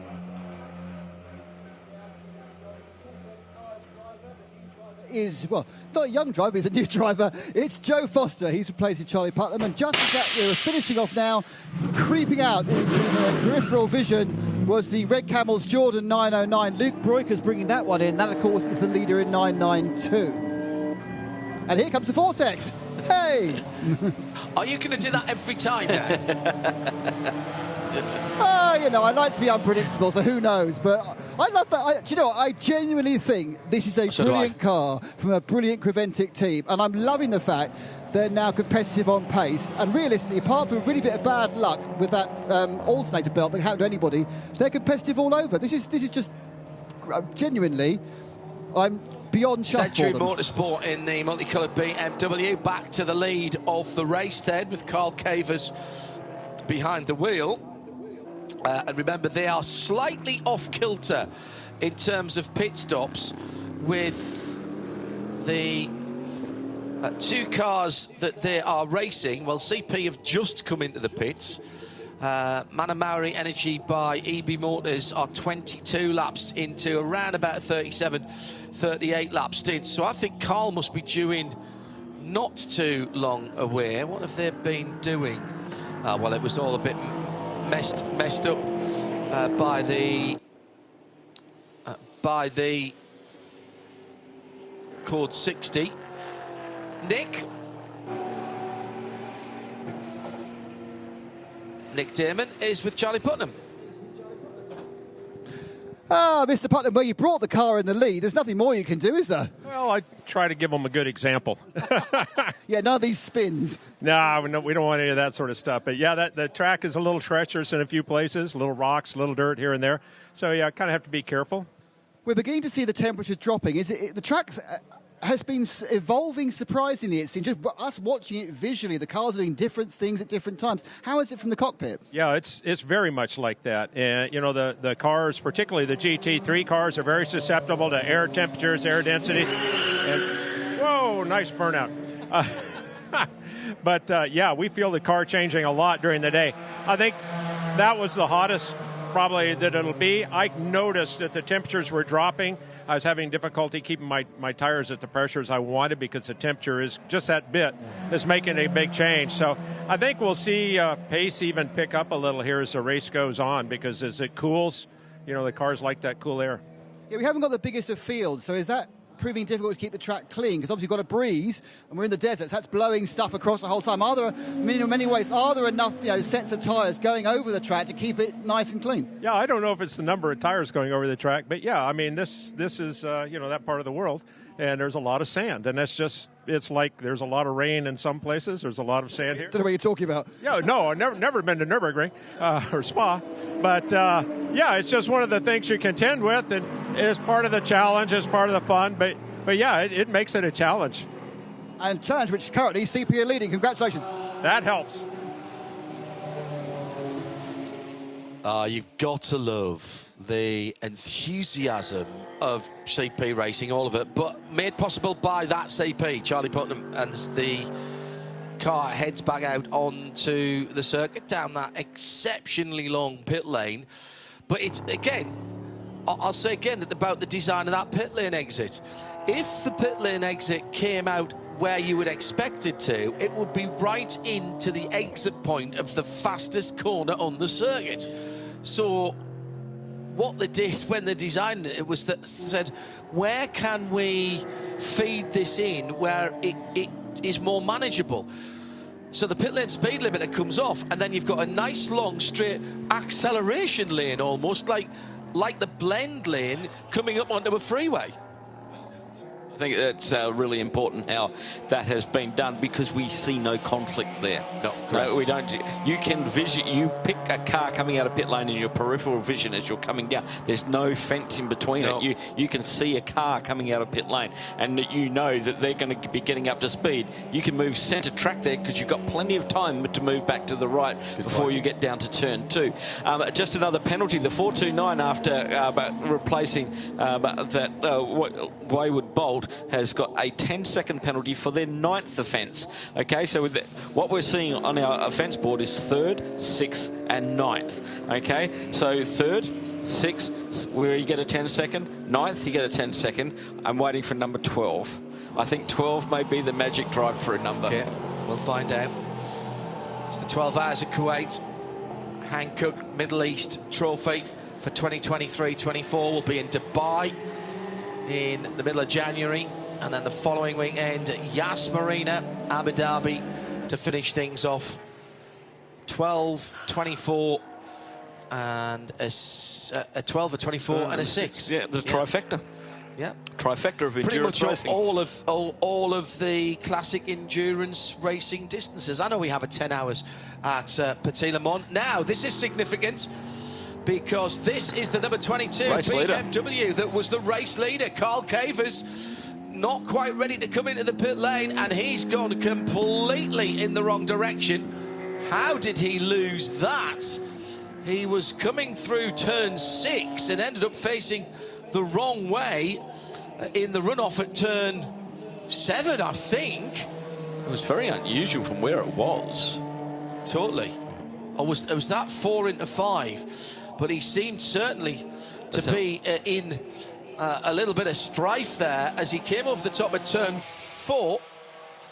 Now, he was on his own, comes over the top of 4, that's fine. Turns into over the top of 3, that's fine. It's through 4. He missed the apex of turn 4 a tiny little bit, and actually he didn't. What he's done very well there is stop the car rolling too far back into a potential problem of getting it stuck in the gravel trap. And he can see what's coming over the hill. Yeah, that's where a good point. Parted. So, yeah. I think that's not too bad. He may lose the lead by the time we see him the next time around. Yeah, there was only 9 seconds between him and that one, and Nick Damon down in the pit lane. I think he might have further problems. It could just be flat-spotted tyres, but Nick will tell us as that pit lane siren tells me that he's in the pit lane. 1 hour 20. Yeah, Carl Covers is in, and I'm watching him go past me, and they're going to change him. The driver will change. Just going to see the car. It'll be Jack Barler getting the car. Now I'm actually with Christoph Zockling, who's just out of the 971 Rabdan Barfulgenzi Porsche, currently second in 992. Tell us about your stint. It seems very busy out there, despite the fact there's only 13, 14 cars. Yeah, surprisingly, because like you said, only a dozen cars out there, but you find traffic almost every lap, and you're like, not again this corner. But now, listen, all I can say is that I had a great time out there. It's my first time joining the 24-hour series here in Kuwait. The team ran here last year, did really well, and no, it's a great event. And all I gotta say is for those teams and drivers that didn't show up, you're missing out, because the track, the people, the entire venue is just awesome. Yeah, I mean, it's interesting though. What we are seeing is a number of, like just now, spins and incidents and overshots. How tricky is the track surface? Well, track surface isn't the tricky part. It's right now, this time of the day, the low setting sun, especially when you're heading into turn, 12, 13, 14, the quadruple right-hander, you don't really see your braking point and your entry point because the sun is just sitting so low. So if you overshoot, the offline is quite dusty, quite dirty, so it's easy to lose the car. So you really gotta, keep your eyes on the prize and make sure you don't go too far offline. Now, you're about a lap behind Red Camels, who are leading overall. Is there anything you can do as a team to make that up, or have they got a little bit more pace than you overall? Yeah, there's one thing we can do, and is push really, really hard. I mean, Safe did a really good job, Enrico did the start, really good job, and he's back in the car now. So all we can do is maintain our pace, keep the consistency going, and not get any penalties, because it's so easy to get track limits here, because it's just so tempting with the low curbs to push and push and push and run a little bit too wide. And yeah, stay out of trouble, fingers crossed, no mechanical issues, and just bring it home. Thanks, Chris. I hope we see you in Dubai and Abu Dhabi. You most certainly will. Thank you. I'm afraid I would have lost money that we've not seen Christopher Zirkling in this championship before. I've seen him in Dubai before, but not in this championship. Yeah, because he ran in Super Cup there a couple of times, and he ran in the local series there quite a few times. So yes, but we've never seen him in this series. Once again, surprised about that. Very competent driver, a very safe pair of hands, I think it's fair to say, and perfect mental attitude for this type of racing? The calmness. Yeah. It's the calmness and understanding what's going on, being aware of the track changes and just adapting his driving style to suit the hallmarks of any professional. Nick Damon down in the pits. It's Phil Anson and John Hindhaugh in the booth. Join the conversation at RSL_studio. Plenty of interest here, although we have laps between some of the cars. It's by no means cut and dry. We're having what can only be described as a proper 21st century old-fashioned endurance race down here. Carl Cavers has joined Nick Damon as he, I think, probably was coming to the end of his stint anyway, Nick. I think he'd been out for 44 laps in the lead BMW. And so maybe you want to ask him about that. Yeah. So Carl, was that just the end of the tyres, or was that a bit of error? Yeah, to be honest, I was on the radio. I should have done it a lap earlier. The fronts had just gone. The rears were managing really well, but the fronts had just gone. And it's first time racing in a GT3. It's a learning curve. So, yeah, if I'd have had a bit more experience, I would have been boxing a lap earlier. But, you know, the pace was good. Car setup's great. The team are doing a great job. So, you know, we've still got it all to play for, I think. So how much of a step up is it for someone like you, who is a competent GT4 driver, to run in a GT3? Getting out of GT4 into a GT3 I think it's a massive step, to be honest.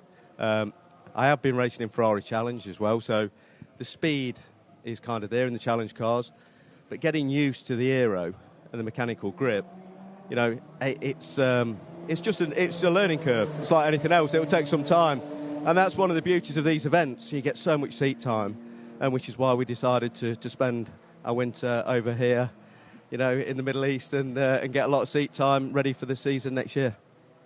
So you're going to do the other Middle East races, and that is preparation for what? An assault on the GT3 British GT Championship, or something more exotic? Well, nothing's been announced yet, so... well, announce it now! But, you know, we'll see. We'll see. It will definitely be involved with GT3 next year. Yeah. So, just a quick word. I mean, you say it's a great place to learn. I mean, would you say this is a great circuit to learn with as well? Does it have that kind of combination where you can really stretch the GT3 cars? It's really technical, and also because it doesn't get a lot of running, it's really green. So trying to understand the car it's a challenge. You know, you've got a bit of everything here. You've only got 3 heavy braking zones, 2 heavy braking zones really, and everything else is just super technical. So getting used to the aero balance, the mechanical grip on exit, and I think it's a great circuit to learn on. And I've been blown away by how good the facilities are here, actually. Carl, thanks very much. Well done. In the meantime, you heard the pit lane siren go off with Nick there. As you're talking to Carl, I think Carl's done a great job there. The 714 came into the pits, and there was contact, actually, going into 16A. The 714, the KTM Crossbow was already going slowly, and the Ginetta, the Colin White Ginetta, was trying to get round the outside, and there was side-to-side contact there.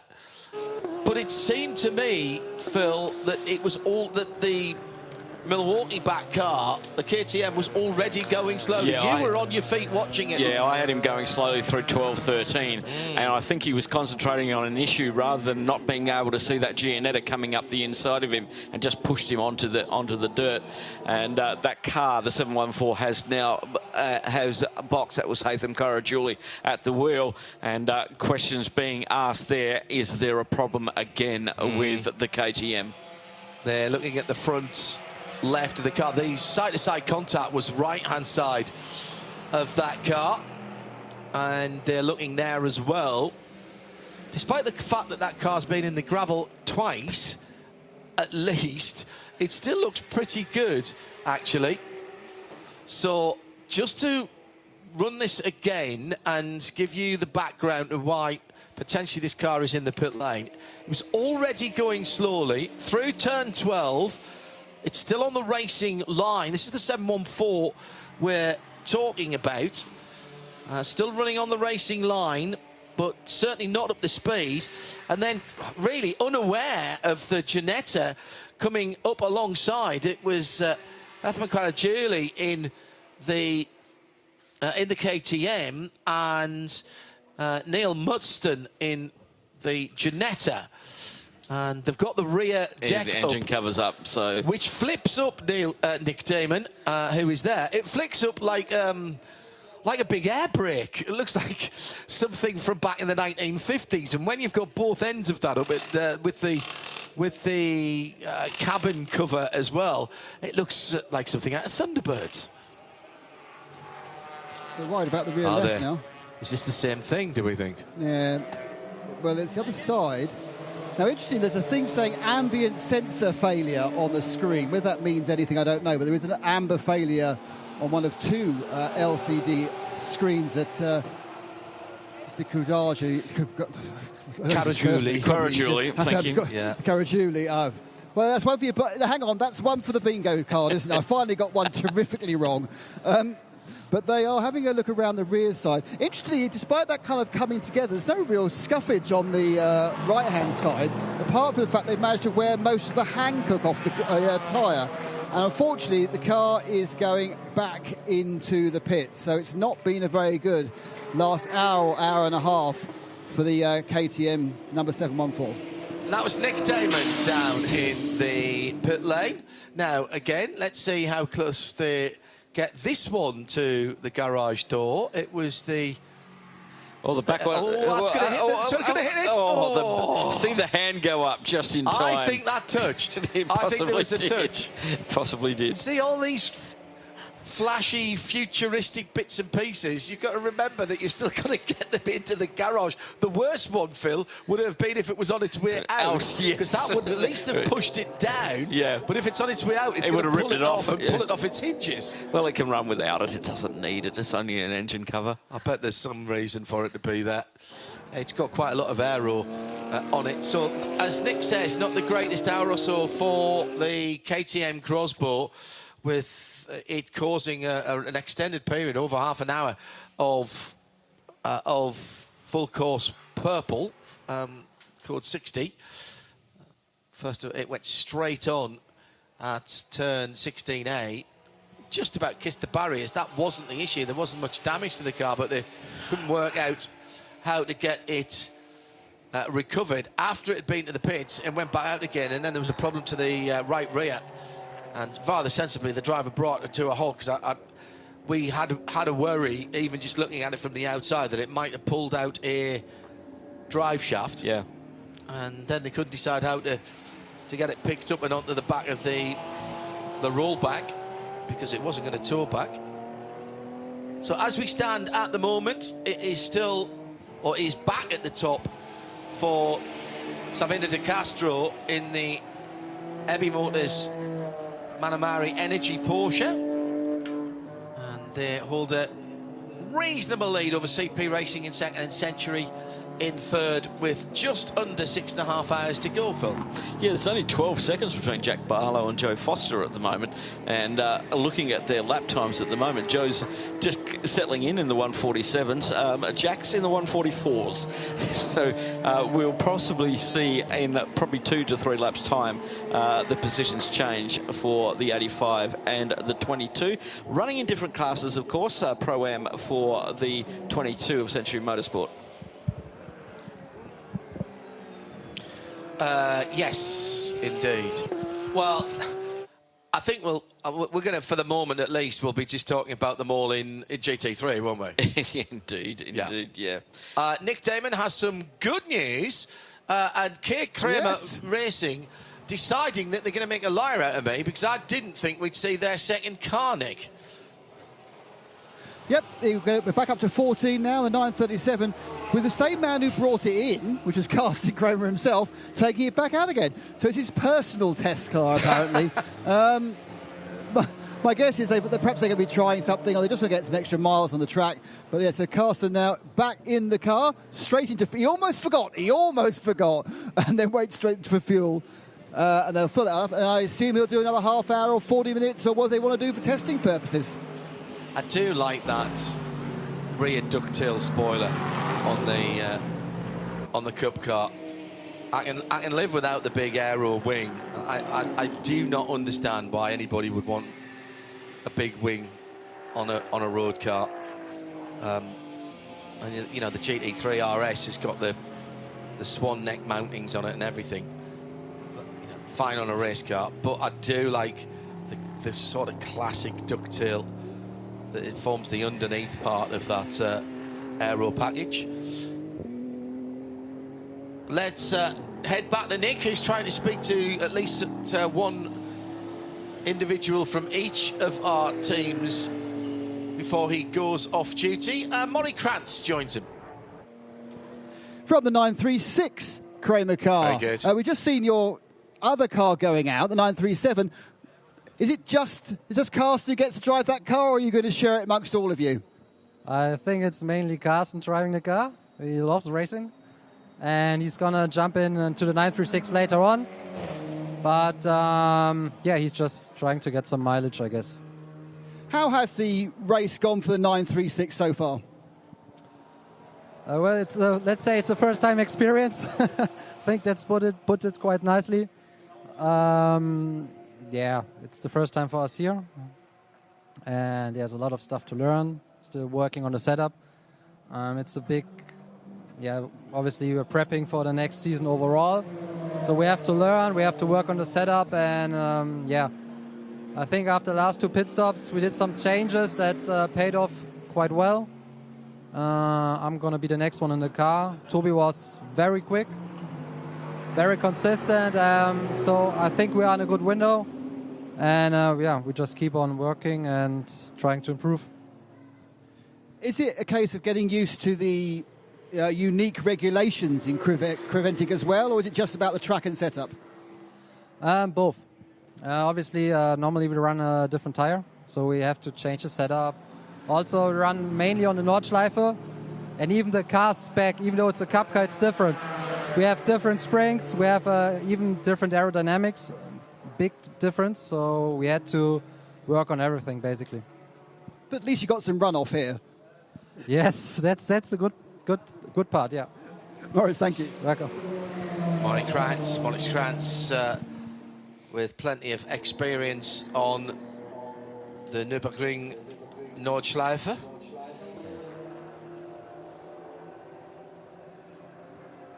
Very different challenge here this afternoon as we head towards 4 o'clock in the afternoon. So we've got probably about 90 minutes, 80 minutes of sunshine left, I reckon, Phil, and... Yeah, before the chill descends. Yeah, before it drops down to, maybe 17 or 18 degrees. The twilight here is 35 seconds. It seemed to be last night. I hadn't finished a sentence last night at the start of the qualifying broadcast, or the night practice broadcast. We came on air, and before I'd even thrown to Phil or Joe, the sun, which was above the shot we had, was the low shot from turn 1, and it was above the KUWAIT 12-hour banner across the track.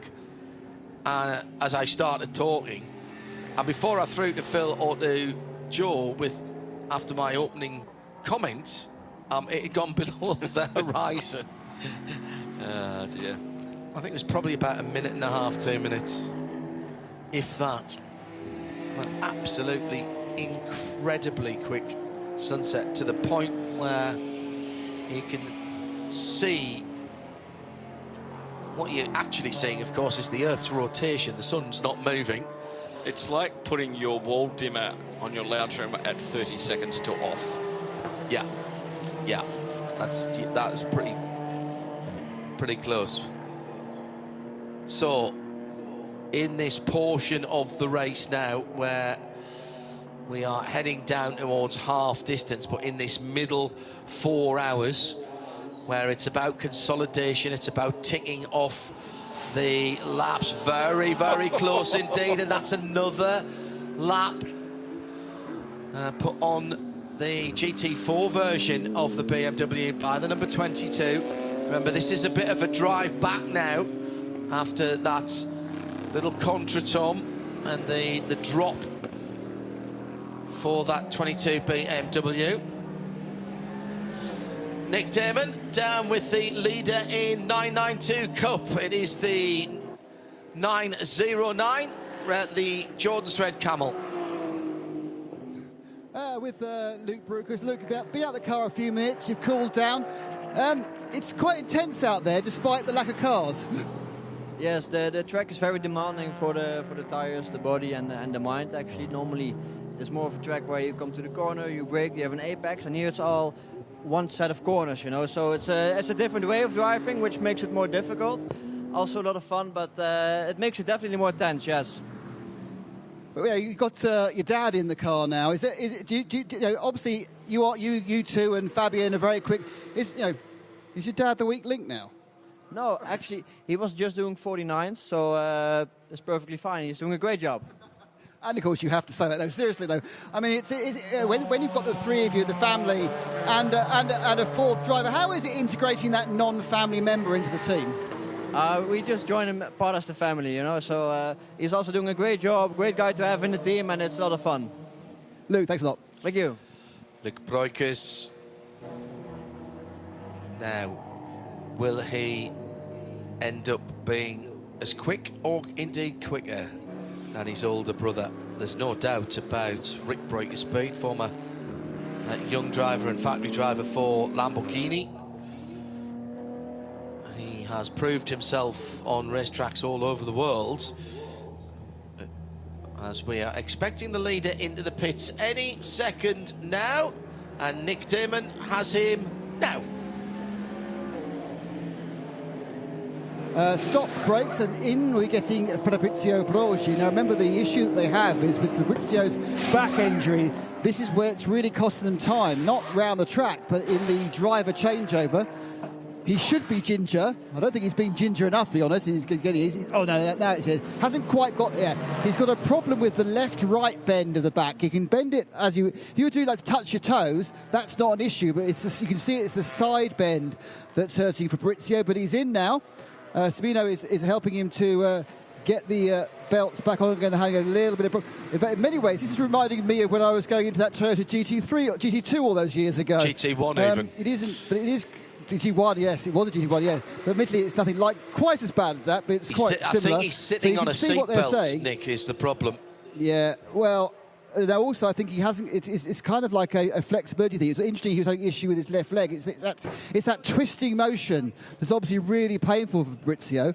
You know, and it has cost him a few seconds. But hey, you know, he's a great driver and a great guy, and that's worth a few seconds of anyone's time. And away they go, and we'll see how that winds out on the stagger, which is kind of in three positions because CP themselves and Century have kind of got themselves completely off sequence to each other. Nick Damon at the pit stop, as we have the Audi going slowly. This is the 138, and this is the only front-wheel drive car in the race, and there's damage to the right front. Looks like a tyre. No, the whole wheel is pointing in the wrong direction, is it? Or have they got a loose rim as well? But that is being brought home. Who have we got behind the wheel of that one, Phil? In the Audi, which James Kay could not have any more experience. Now, I think the wheel is still on. Yes, it is, but it's clearly not exactly where it's meant to be, because I can see the end of... I think I can see the end of the stub axle. I'm not sure it's even got a wheel bolt on the middle of that. Coming to turn 16 here, the hairpin now, the new part of the track. Let's have a look at that right front as it goes through. Certainly that wheel is moving around. Might be just the tyre moving on the rim.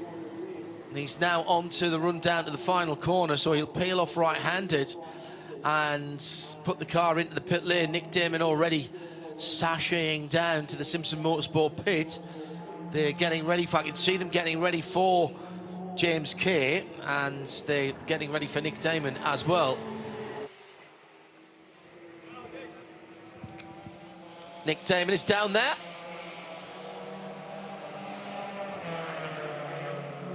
Hello, Nick.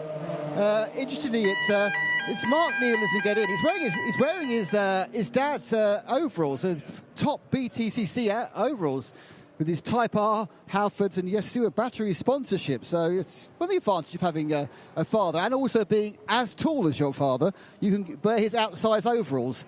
Now this tyre is absolutely ruined, but I'm not sure whether it's just a flat, because it's taken the it's gone flat. It's taken the laminate across. It's pulled off from the inside, so you've got that kind of overlap on the outside, and they think they need a bit of breakage. But I see there thinking, oh, it's got no centre nut, and then I remembered it was a 5-nut wheel, so the 5 nuts are coming off. So there's no way that would have come undone. They're certainly done. The flappage of that tyre has slightly affected the front box wing, but it's not too bad. There's nothing they're going to have to replace. Worst case scenario for that would be a small amount of duct tape.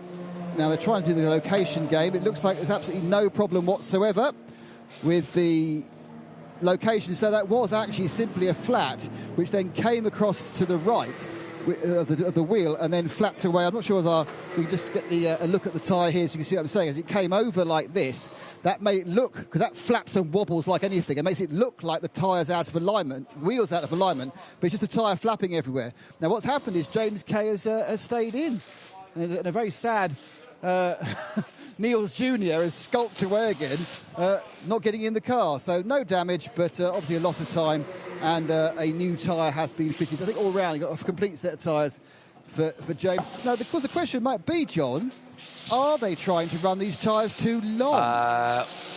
Yeah, well, they ran the first set on the front for 3 hours. Those were, I think, they're still the original ones on the back when it came in. Mind, having said that, what does Martin Haven always say about front-wheel drive touring cars? The rear wheels and the rear tyres are there to keep the exhaust from dragging on the ground. Nick? Yeah, I was going to say, I know that's what Martin always says. I thought it was a quiz. It might be a bit too much of a delay to have a quiz, to be honest. But yeah, so they are now away, and it's down to get some more fuel. So now we get to see the second part of the ongoing saga of the 138. Will it start leaking fuel all over the track? Well, they said they were going to fix that. James Kay said he was going to fix that earlier on. So let's see how that's going to play out. The battle going on at the moment is for the race lead. CP Racing in the 85 at 22 of Century Motorsport. Just 2.7 seconds separate them at the moment as they make their way into the S's. And I've been watching that gap come down on their last lap times, comparing Joe Foster in the CP Racing car, 45.5, 44.6 for Jack Barlow in the BMW. So that is coming down hand over fist. And the AM car leading the Pro AM car at this time after that little spin earlier on for the GT3 BMW. They are making that gap all the way down. I think within 2 laps we're going to see those cars side by side. Coming down to half distance, just 9 minutes or so away. Still beautiful sunshine. Very nice this afternoon, Nick Damon, down in the pit lane.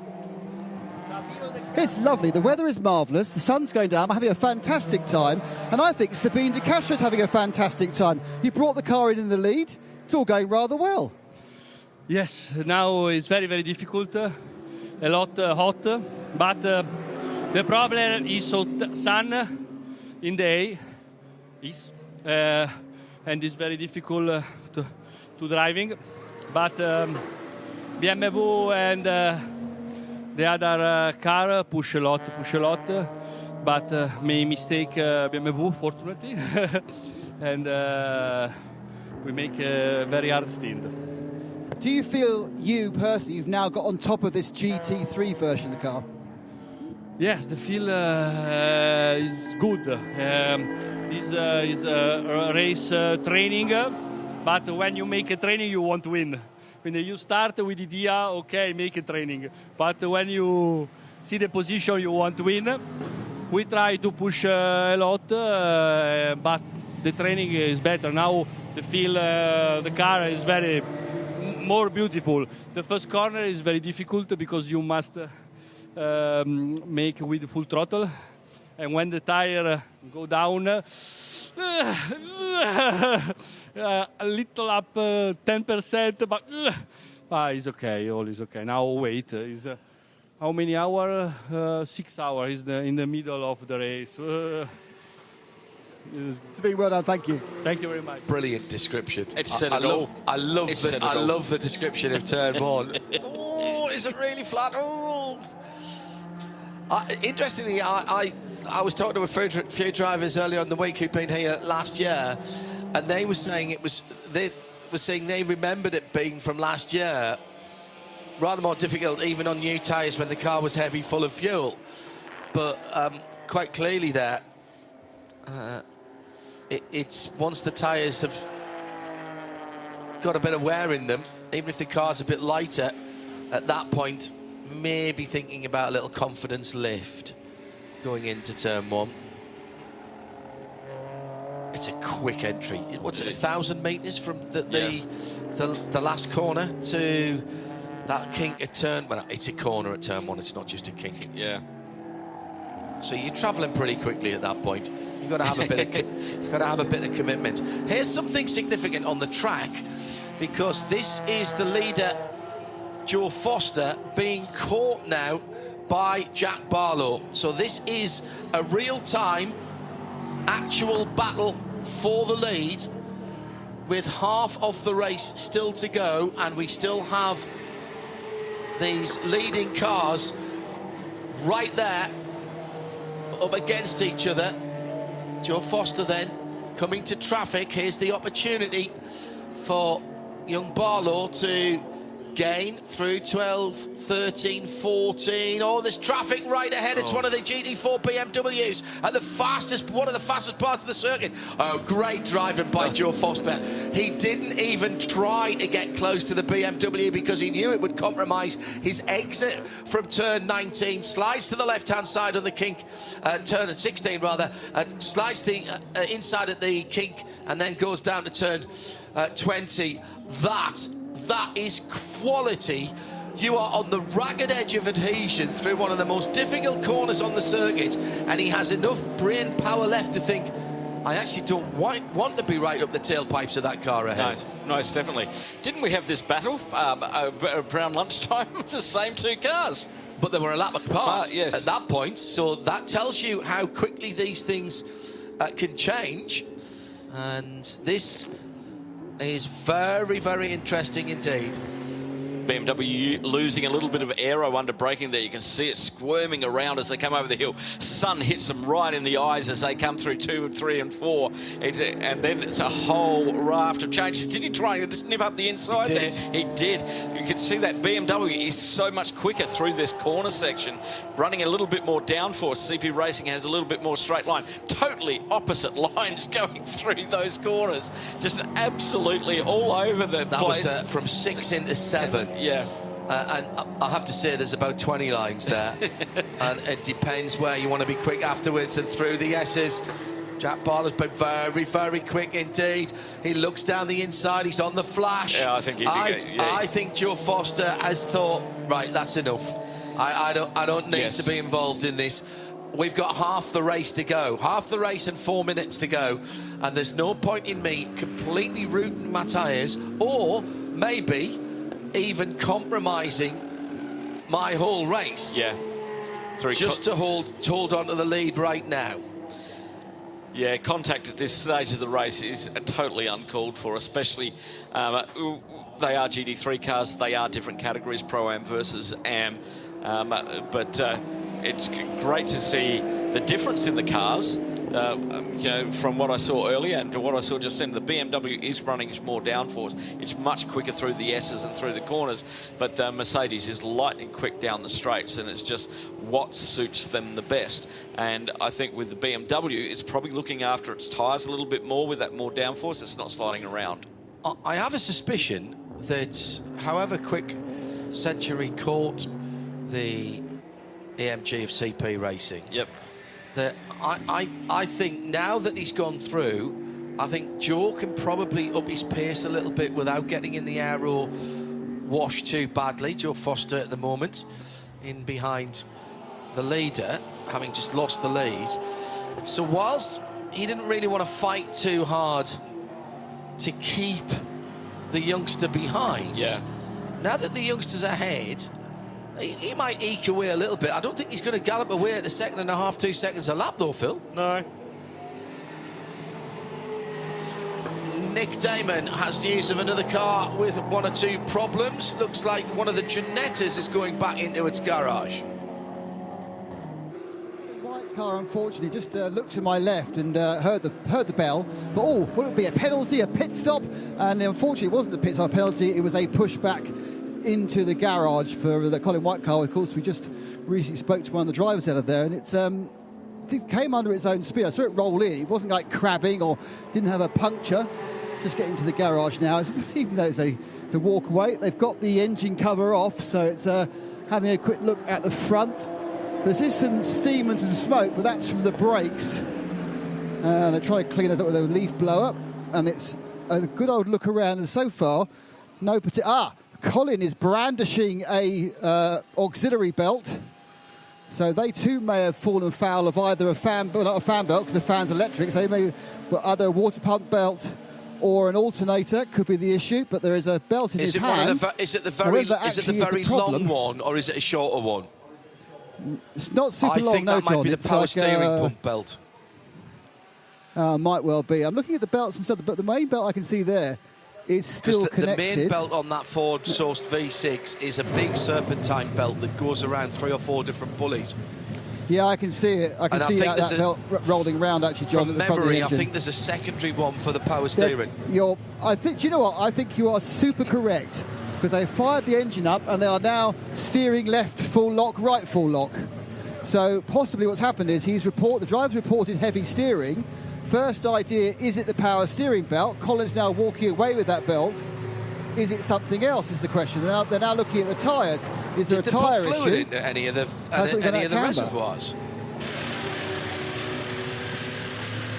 Well, we'll leave Nick Damon down there for the moment. Oh, we've got a fire! We've got a fire on the Vortex left rear. That is significant. And that car, well, we've seen this before here, but it was, of course, the KTM crossbow that let go in a big way. He's got about half a lap to bring that car back into the pit lane. And will he do that? This is the 701 with Arnaud Gomez behind the wheel of the Vortex 2.0. And he'll have been told by the team, they're seeing the same pictures as we are, as he threads his way around the circuit and back towards the pit lane. Second in GTX, 11th position overall. He's eased down a little bit now. Have the flames subsided? Was it something just burning off? Do you know, I think they have a little bit, but that is still a worry, Phil. There's smoke, but there's no flame. So there was maybe an initial splash of fluid onto something hot. Now it's on the right-hand side as well now. It was purely on the left-hand side as he was coming down the main straight. There you can see underneath the car from the front, actually, spreading right the way through to the back on the left-hand side. So maybe that's brake fluid that's come out from underneath. Brake fluid is exceptionally flammable. He's headed to the pit lane. And Nick Damon, keep your eyes peeled there, Nick, and stay well away.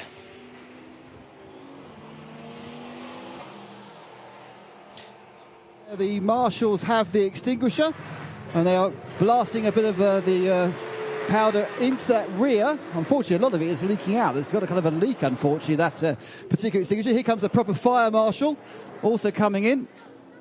And they're doing kind of the Vortex technical guy. They're going underneath the car. We've had a dry powder, now it's a wet fire extinguisher going in the rear. It's very much focused on the left-hand side. And the team now has turned up with its own fire extinguisher.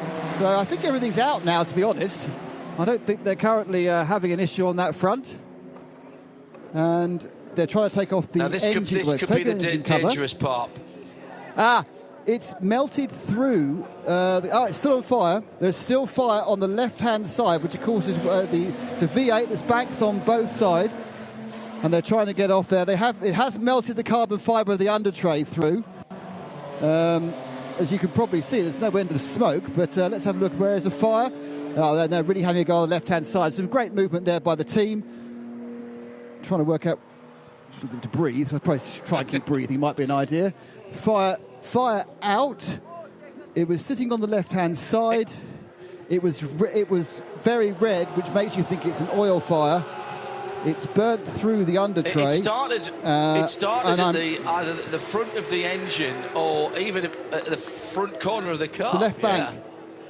It's the left bank of the engine which has gone up. Not gone up, it's wrong, sorry. I think the engine's still running, but something has come out from the left bank. It's ignited around the bottom of the exhaust exit on that left-hand side. I'm sure the fire may have travelled. It's possible there was some liquid that went and then it caught. Unfortunately, I don't want to say, my guess is that might be it for the Vortex's first race. What I didn't see, Nick... I'm sure they've got some spares. They'll need new under tray, but there we go. Nick, was any fluid coming out from underneath that car, which, you know... So maybe it was a loose header, a loose exhaust manifold, and that heat has caught something else alike. But it was very odd, Nick, because it was a big conflagration quickly, and then as he went further around the track, it almost seems to have burned away whatever it was that leaked, or burned away perhaps that part of the under tray that you were talking about. Well, also, of course, it's obviously it's burnt some of the resin from the carbon fibre as well. But yeah, something has leaked, but not, I don't think, something that was consistently leaking.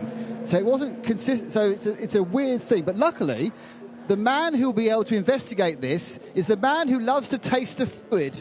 Because I'm handing over Joe Bradley right now. Nick Damon has done his 2 hours in the pit lane as the Vortex 2.0 is pushed back to its box and to the garage. So they'll want to know what's happened there. This is, I mean, I'm not saying that they want this to happen as part of the process, but it is part of the process. Yeah. When you are testing a car, no less a person than the head of Honda Performance Development, David Salter, in the US, said to me when they were developing their new GTP car, very successful GTP car, as an engineer, we actually are quite happy if we go out and it breaks, then we fix it, then it goes out. If it goes out and comes back in and we haven't broken it, we then worry that we haven't broken it and it might break later. And I kind of understand that twisted logic in that, you know, we like to find out what the possible issues will be and find something that, and find a fix to them. It's the Elon Musk strategy. Send the rocket up. If it blows up, find out why it blows up, and then fix it, and then send it up again. Yeah. And it's unplanned explosive disassembly. Yeah, 429 getting a 10-second time penalty for their 6 infringement. Currently, Charlie Robinson at the wheel of the Century Motorsport BMW GT4, running in second place in the GT4 category, around about 6 laps behind the AGMC. I was about team. to say that is not helping them fight back. No. There were 5 laps in the pits. They lost 5 laps in the pits. They cannot afford to be taking any penalties. They've got to run quickly and keep the pressure on the GMC car, because they're not going to make that up on the track.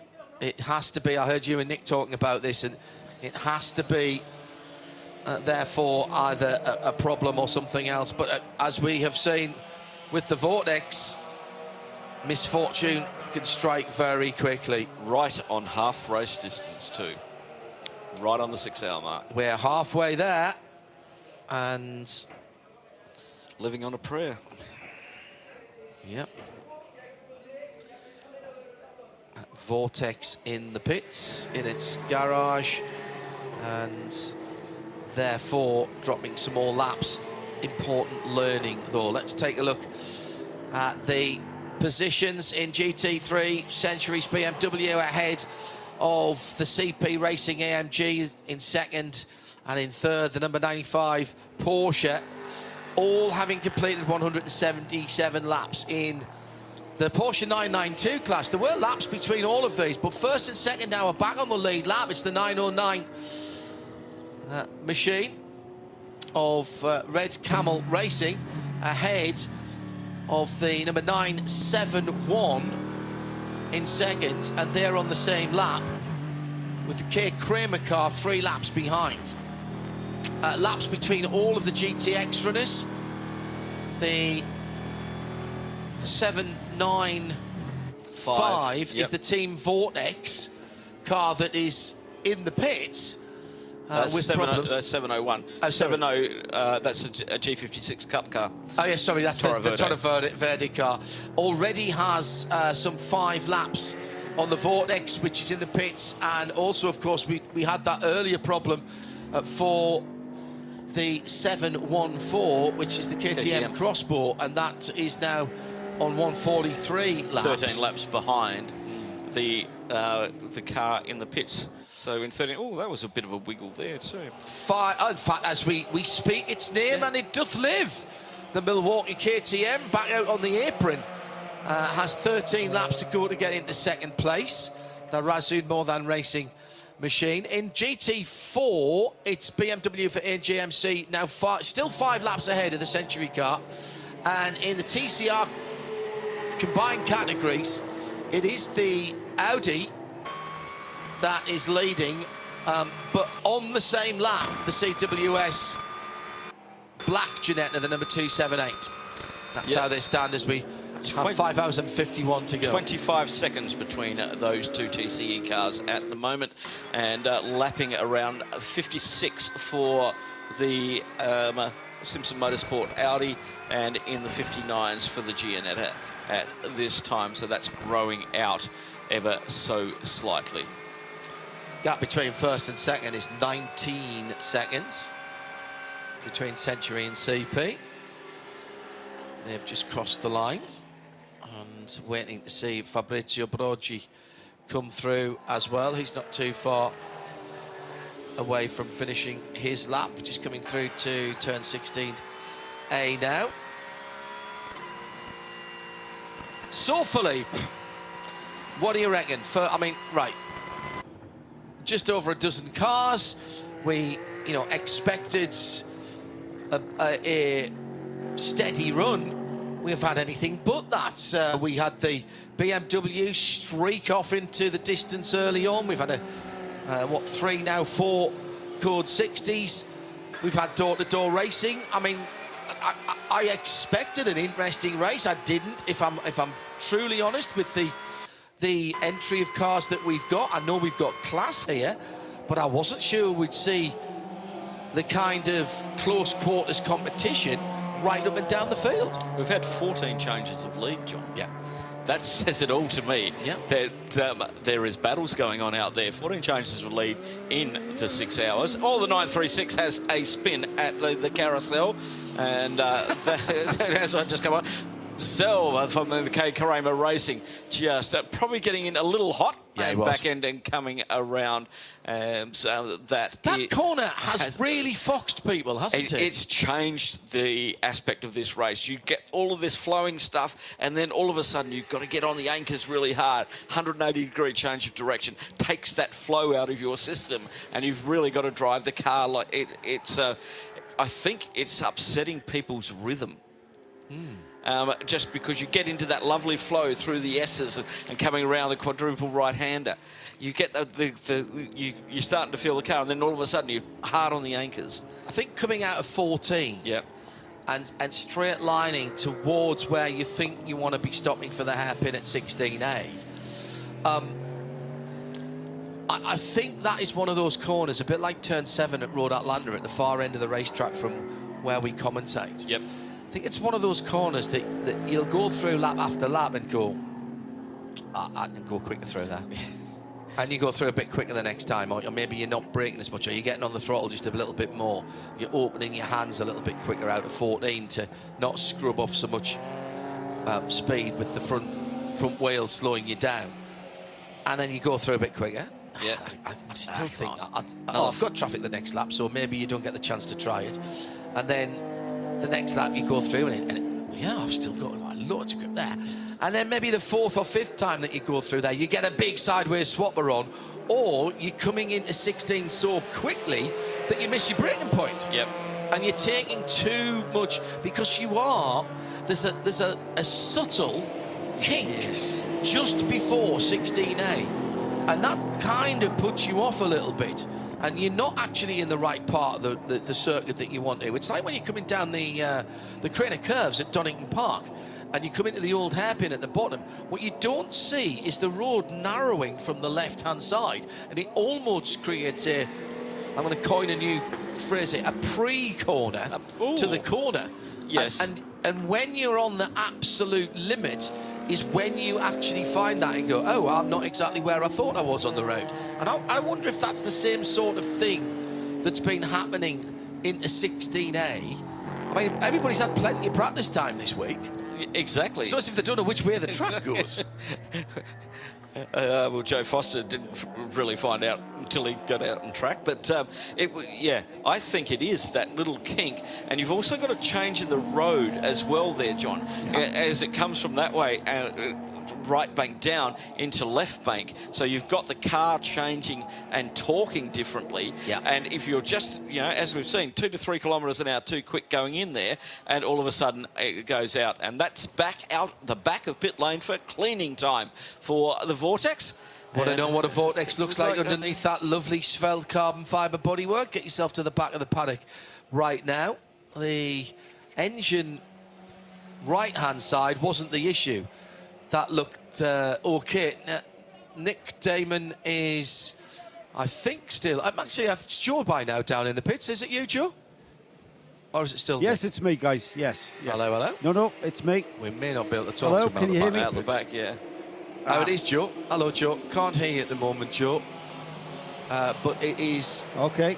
What I can't see is the left-hand side, but they are just using water to sloosh off. Actually, they're using air to start with. They haven't even got the water on it yet. They're just using air to sloosh off or to blow out the extinguishant. That stood up pretty well. Now the water's coming in. I mean, a lot of that burnage around the exhaust pipes is just for 6 hours of running all weekend. So it's, it's...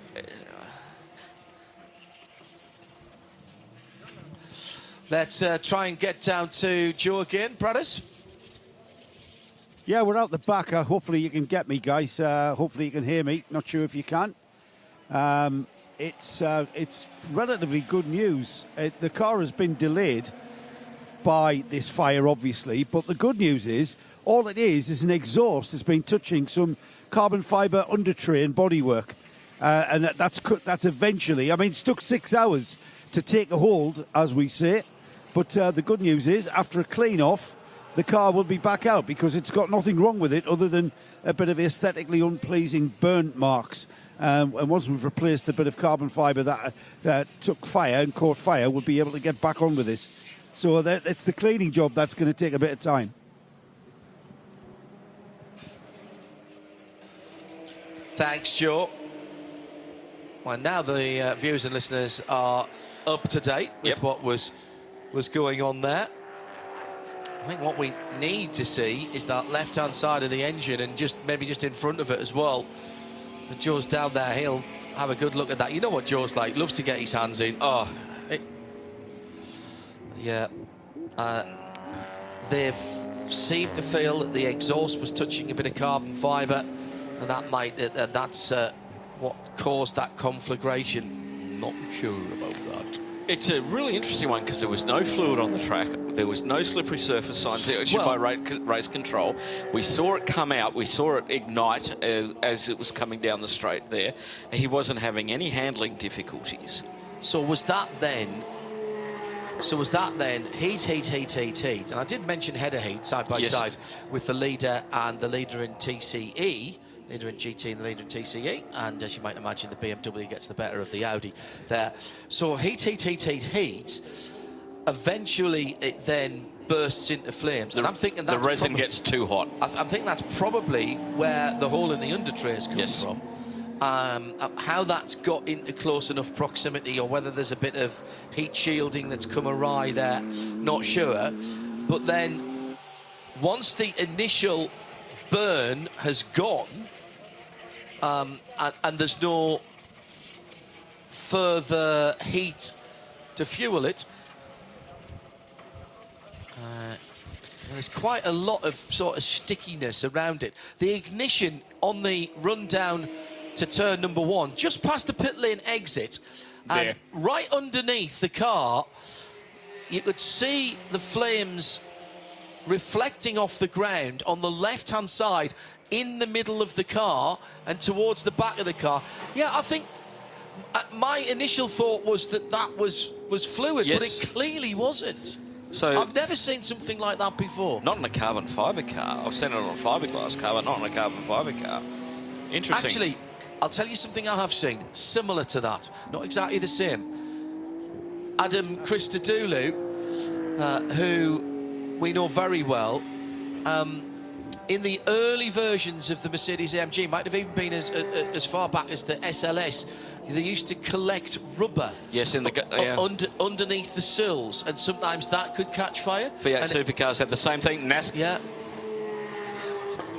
NASCAR had the same issue with the rubber build up. Yeah, and as soon as the fuel had gone, it would go out. Yeah, it was amazing. Bradders down there in the Vortex garage, looking at the damage. Cause or effect, Bradders?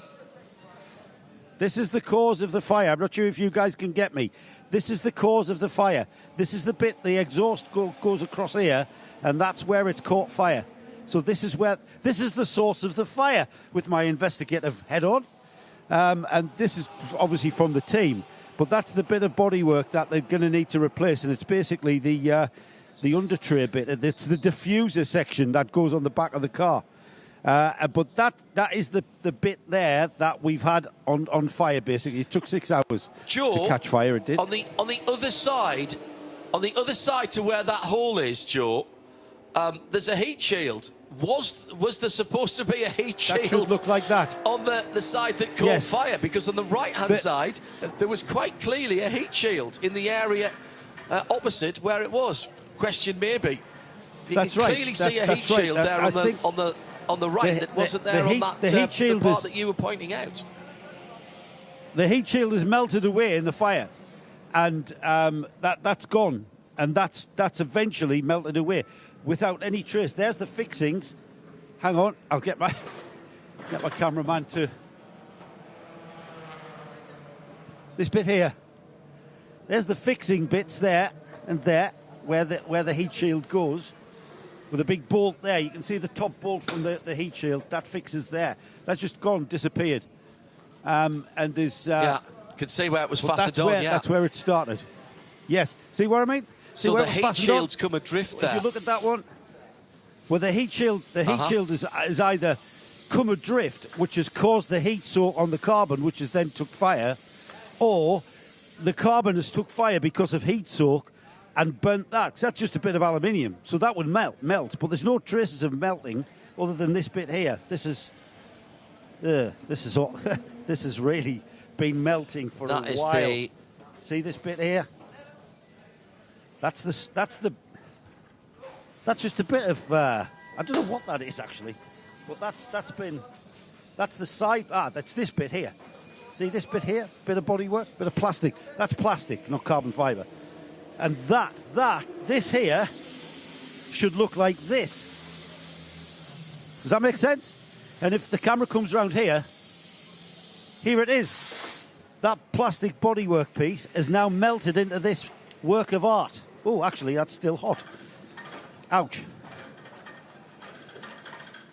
So I think it's these niggly little problems, isn't it, when you first build a car and you get to use it for 6 hours and you realise that all of that heat soak is going to have an effect, and it took 6 hours for that heat soak to have an effect in such a dramatic way.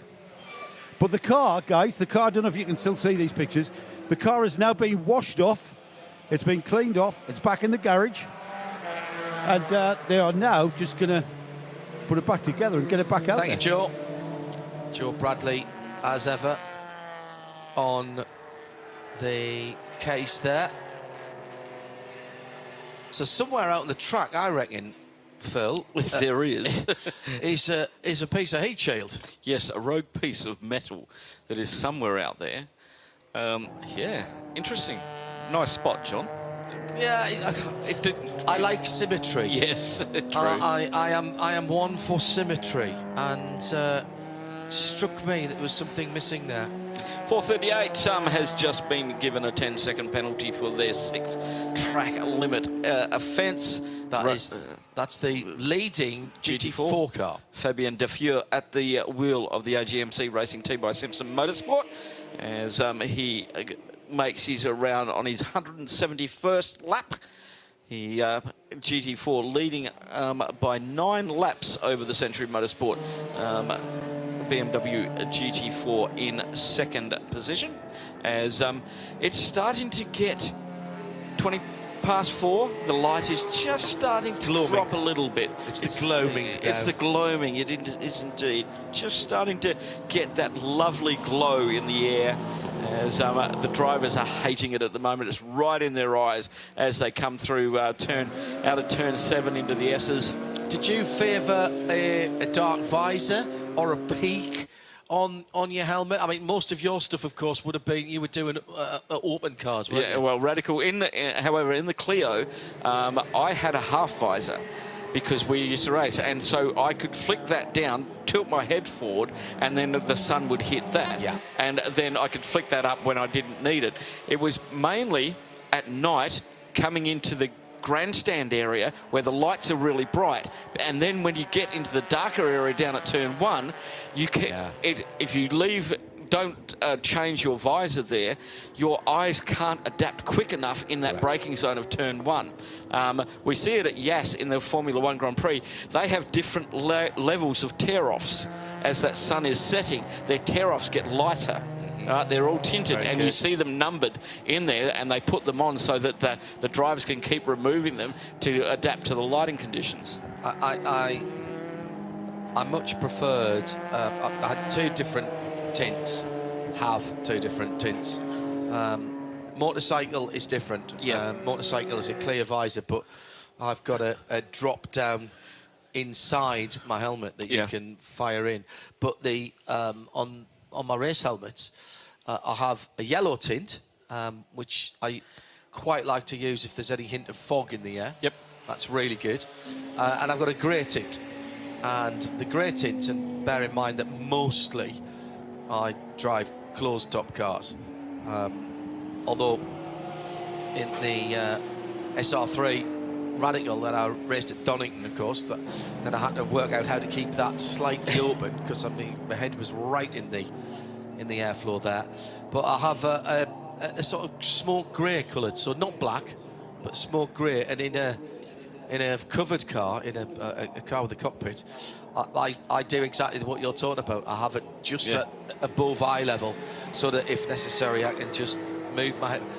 Wearing a hands device, that actually isn't that easy nowadays. So but I can always just pull that down a little bit if I need to and knock it back up again. And I never have them so tight that you've got to mess about. Oh, side by side. BMW and CWS Ginetta, that's the leading GT4 car again, and that was very close. I mean, looked a bit of a side draft coming out of the setting sun, so heading due east down towards the kink at turn 1, and now going down to turn 2. That was rather closer than I think either of those drivers would like it to be. Ivo Breukers just nips by in the braking area. Nice manoeuvre there. Oh, locked up a left front, Hankook. And the Netherlands driver tucks the car back into turn 2 and 3 over the top. That'll be nasty there now.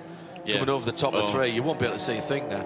As we can see the drivers so clearly, that means the sun's shining on them so hard. It's shining right in their eyes. I agree with the amber visor one. I used to use that at night racing at Dubai because we didn't have lights around the circuit. Something maybe a surprise for the next 24 hours there. Oh, really? Yes, we'll get to that when we get there. Okay. But driving with that, and I got the idea from the Mutrans who used to run the Clio in the 24 hours. They were getting blinded by all of the cars overtaking them. right? Yeah. And that amber visor actually allowed them to see their instruments better. Yes. Okay, because of the way that they work. And I think it was Ramsey who told me that. He also told me, but funnily enough, he said, the Clio was really easy to drive because everything is overtaking you. The Seat, the TCR, was really difficult. You were overtaking and being overtaken at the same time. When they got in the Porsche, well, you're overtaking everything except GT3s.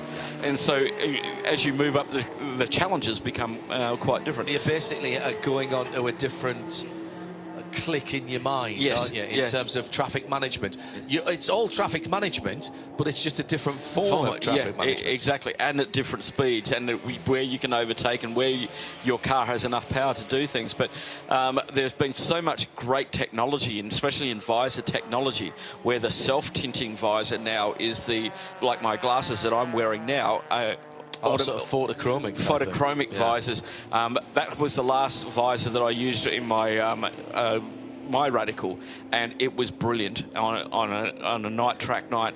It reacted quick enough. Brilliantly, so fast, so fast. Not cheap. You don't. No. You wrap them in bubble wrap and felt when you take them off, because you know how easy they scratch. But yeah, for a situation like this where you're into that evening haze right into your eyes, it diffuses it and it stops it streaking. Even your eyeballs start to elongate the beams, and you can miss a braking point so easily when that's happening. The worst place in Dubai is turn 13. Yes. Coming into the bowl. Yes. On that sunset, you can't see your braking point going into the bowl. So when the Brinks armoured car turns up at the end of the race, it's not to take the takings, it's everybody's photochromic visors. Yeah. Right, okay. They've been FIA approved, by the way. Okay. Yeah. Excellent. Another half an hour racing gone. We're coming down to 5.5 hours to go, and in about half an hour we will lose sight of the sun. Off to our left, the west end of the racetrack, and the drivers having to deal with that now. Thankfully, the windscreens of all the cars, certainly that we can see from our onboards, are pretty clean. And that, I think, is much to do with the fact that we've had perfectly dry weather. Yep. The new Hankook tyres, everybody who's got them. Remember, they're only running on the GT3, GTX, and 992 categories at the moment. But everybody who's had them has given them a really good write-up, and quite clearly they're not shedding as much marbles either, because we're not seeing a load of marbles offline. No, it's really amazing. And into the pits here. It seems like that is Arnaud Gomez, the leader, into the pits. Jack Barlow in the car. He's going to be getting himself out of there. And let's go to Joe Bradley, who's standing next to them.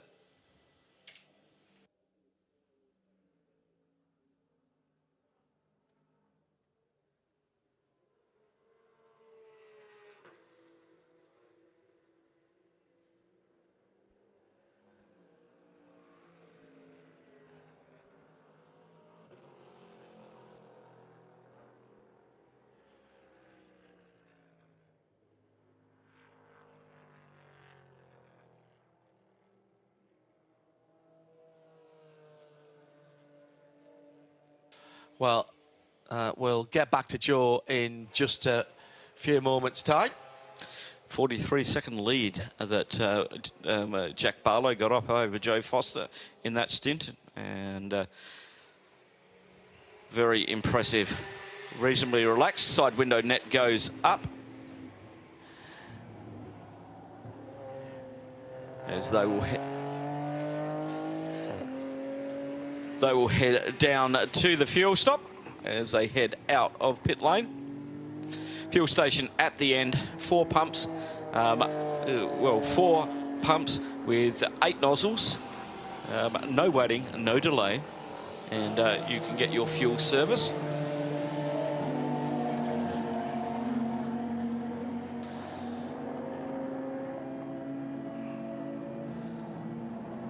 So 278 CWS Engineering coming into the pits now. Neil Muston at the wheel of that, leading the TC E category, and he will succumb that lead to James Kay now.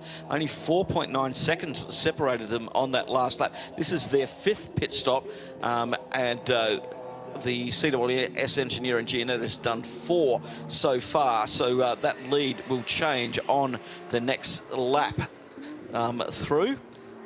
And a good battle going on in TCE. A TCR category car and a TCX category car. And remember that we've got so many new TC classes this year. TCR, TCCR, TCX and TC. So 4 classes that now fall under the TCE banner in order to get some of the older cars back into circulation again and get some people having fun racing. 2 leaders in the pits, CP and Century, with EMG GT and their BMW. 3 laps further back now, the number 95 Porsche, but of course that's going to make up some ground, significant ground, as they come back with their competitors now in fuel. So the Manamari Energy by Ebby Motors courses him up happy behind the wheel of the 95 at the moment. Rick Breukers leads and his 4th overall. My goodness, within touching distance of an overall podium here. Yeah. And they do go long on fuel, these cars, so they do have the opportunity for a slightly different strategic vision of the race. Joe Bradley, we can now go down to him in the pit lane. You've had the 2 leading cars in, both now in fuel, Joe. Yeah, I'm up at the Century Motorsport, the number 22 BMW that was embroiled in that battle with the CP Racing Mercedes with Jack Barlow at the wheel. Jack just in a bit of a debrief with his engineer. I'll just jump in. Jack, I just want to talk to you about that cracking battle you had with the CP Mercedes. That for us was mega. Yeah, so yeah, obviously endurance racing, you never know where you're going to come out in the pits, etc. A lot of the time during the stint, it feels like you're out there in no man's land all by yourself, but it was nice to be in the mix, obviously, with the other guys. It looked like this time they didn't put up too much of a fight as they did with Lewis before, so... Eventually they didn't. Yeah, they made my life a little bit easier, I believe, so... but no, I really enjoyed that stint. Now go and get some water down me and then get ready for the next one. So you put them under pressure, Jack. You did. You know, you guys were both pushing. The traffic came in. It was great to watch. Well done. And you obviously enjoyed that, being back and getting a chance to do that. Yeah, 100%. It's what I believe I'm born to do. So I just want to go and just do it all year round. So yeah, hopefully we can get some good data and good knowledge from here. Our pit stops at the moment aren't as, where they need to be. It's my first time doing pit stops, and obviously with Carl and Lewis, they've got the same seat insert, but with my seat insert, it needs swapping in and out. So we've got some work to do there, but hopefully in Dubai we can clean things up a little bit and work on that. So this one, you still working to the program? No thoughts on the checkered flag yet? No. Just stick to plan. Obviously, try and make the time up that we're losing in the pit stops, really. But obviously, we're here to have some fun as well, so enjoy it along the way. So you didn't look out of place out there, mate. Well done.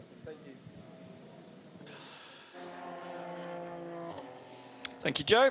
And in the pits now, the CP racing car, or in the fuel area, as they are raring to go. It was Joe Foster that brought that car in. And the 001 in the top right of the windscreen. Does not indicate a license to kill, but it indicates that they were the leader when they came into the pit lane. Here comes Lewis Plato to retake the lead. Crosses the line now under our feet. In fact, he's turning through turn one and down through, so he has retaken the lead, I reckon, as we're waiting for Joe Foster to emerge back out onto the track. Yep, 001 now.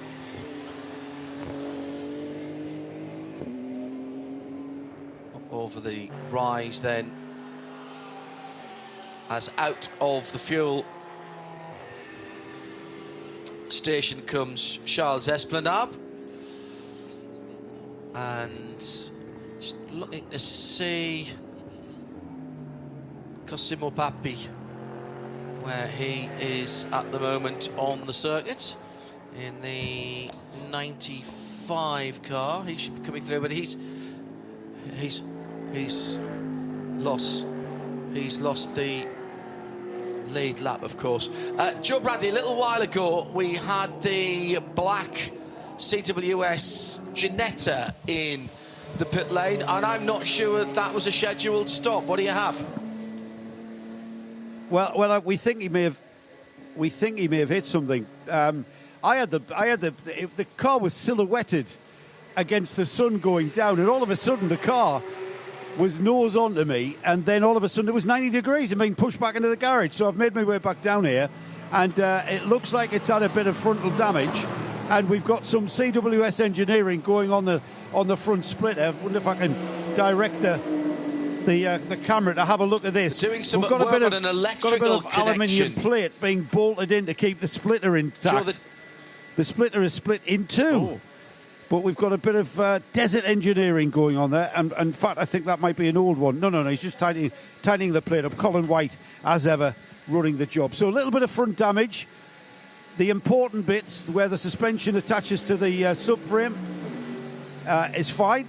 Looks like there's no damage anywhere, so just superficial. However, on these cars that depend on a bit of aero at the front, that's quite important. Joe, they've made up a new electrical connection as well on the left-hand side of the engine. The guy who's working in there with the tape, he was just crimping a new some kind of electrical connection on a big red wire. So I don't know if you can poke your head in there and see what he's doing. The guy who's got the black gaffer tape at the moment. Oh, yes, good spot. Right, so that's certainly not a headlamp, is it? You know what? I would be able to get in there, but if it wasn't for the pesky Colin White bending down. The big red wire, John, I think is just a bit of loom.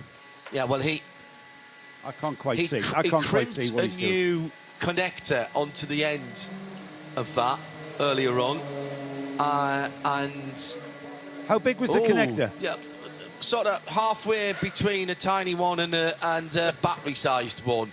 You know the sort. Right. You know the like, yeah, an earth strap. That's exactly what it looked like, Joe. That's what it'll be. It'll be an earth strap. Yeah, I'm going to get in the way if I put my nose in any further.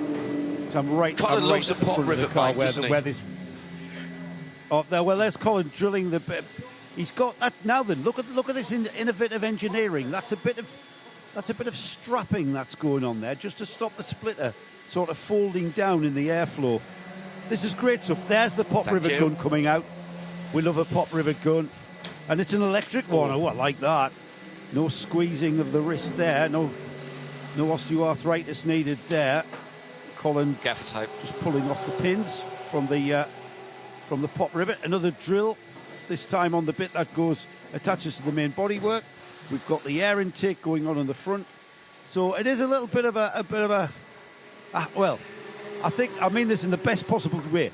A little bit of a hash job, but it's going to be effective. Well, but you know what? I've always said that endurance racing, in terms of motorsport, endurance racing and rallying are actually pretty close together, because you've got to have that never say die attitude. And when I was working at RML, which was a very instructive part of my working life, and we went from doing F2 rallying for the Opel Performance Centre to taking cars to Le Mans, including P2 cars, and winning Le Mans 2 years running. Should have won it 3 years running, to be honest. Our mechanic said, well, this is just like rallying, except I'm not lying in a puddle. I actually get to do my work on a nice, flat, dry floor in a garage, rather than lying in a puddle out in a forest somewhere. In a field. Yeah. Which I suppose, it's not a bad way of looking at it. At RSL_studio, if you'd like to get in touch with us. Thank you for all your kind comments so far. We still have the Simpson moonwalk to come, don't we? It's not quite dark yet. Sun beginning to turn the sky into a fireball and a blaze at the western end of the circuit. CP Racing going through the first corner. And Cosmo Pappy in the 95, Right very there. close behind, 5.2 seconds, closing down around about the last lap. Charles Esplanade, a 144.7, 144.6 for Cosmo Pappy in the Manamiri Energy by Ebby Motors Porsche. So that gap has been coming down. Third place outright at this time as more cars Second into the place. pit. Second place, that will be. Battle for second and third. And some parts of the circuit now completely in shade. We'll keep our eyes on this battle for a moment before we go for an update with Joe down to Ginetta into the pit lane and soaking up a penalty. The leader in the 992 Cup class. So that will be one we can chalk off. The battle for second about to be joined. Let's get down to Joe Bradley and find out what's going on at CWS Ginetta before we get some side-by-side racing. Well, Neil Muston, who was sitting in the car while that job was being done, has gotten out of the car and Colin's got in. Why has he kicked you out, Neil? Yeah, a bit of car failure. Initially, we lost power steering. It was an overheated belt, came in, fixed that, overtook the leader, put a bit of time on them, and then had an alternator fail. But it might have been caused, I had a lovely Porsche just stick it up the inside of the final, and then hit his brakes right in front of me. So we had a little love tap here. But this thing stops pretty well, so it's not a smart thing for Porsche driver to do. But other than that, I think we're back and running now. But it's basically an alternator. Ran out of battery, and luckily it cut out just here, so I coasted in. You got away very lucky with the front end, didn't you? It's just a little bit of splitter work. Yeah, a bit more damage on the Porsche. Teach him a lesson. Probably about €20,000 worth. Yeah. Is that what Colin's going to charge you for that? No. Well, it is a bit of a difference. I usually drive LMPs and Porsches, so driving this is just a fantastic car. It's remarkably fast. It's as fast as all the Porsches around the bends. It's a remarkable car. And it sounds fantastic. Has it got a different exhaust on what we've seen normally on it? Probably, yeah. Probably. It's allowed. It's probably supersedes all the noise restrictions here, but who cares, you know? Yeah, we love that. Thanks, Neil. We're going to get out of the way while they wheel the car out. So Colin White's now at the wheel of the Ginetta as it continues. So don't let them Colin probably wants to check out that it's fine and everything's all right, doesn't he? Yeah, thanks. I wasn't sure that bonnet was fastened properly, but that's been seen to. So a little bit of contact on that car with the Porsche at the final corner. Neil telling us that. And we saw the power steering issue earlier on. Now, back to this battle for second overall. CP Racing has it, and the Porsche team in third would like it. Yes. As they are on the circuit at the moment. Leader going down towards turn 2, and this battle going up to the final corner as Colin White gets it going.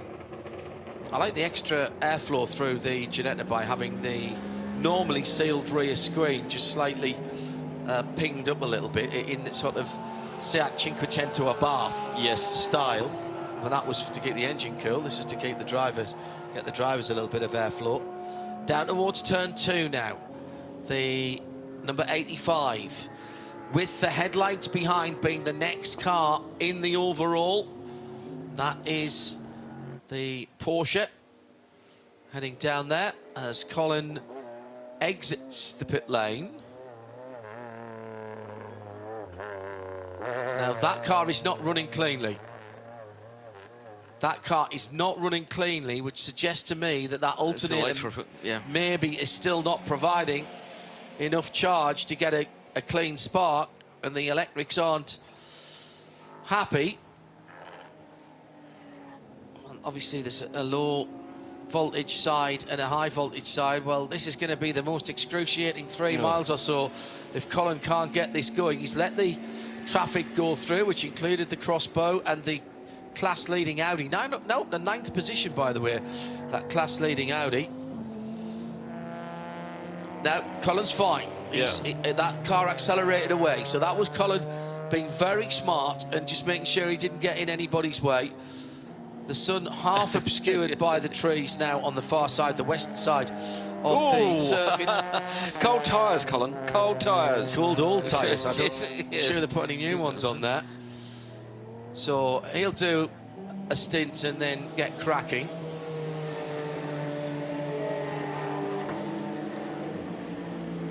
Now, nice bit of fast hands by Colin a moment or two ago, coming through turn 4, gets on the power.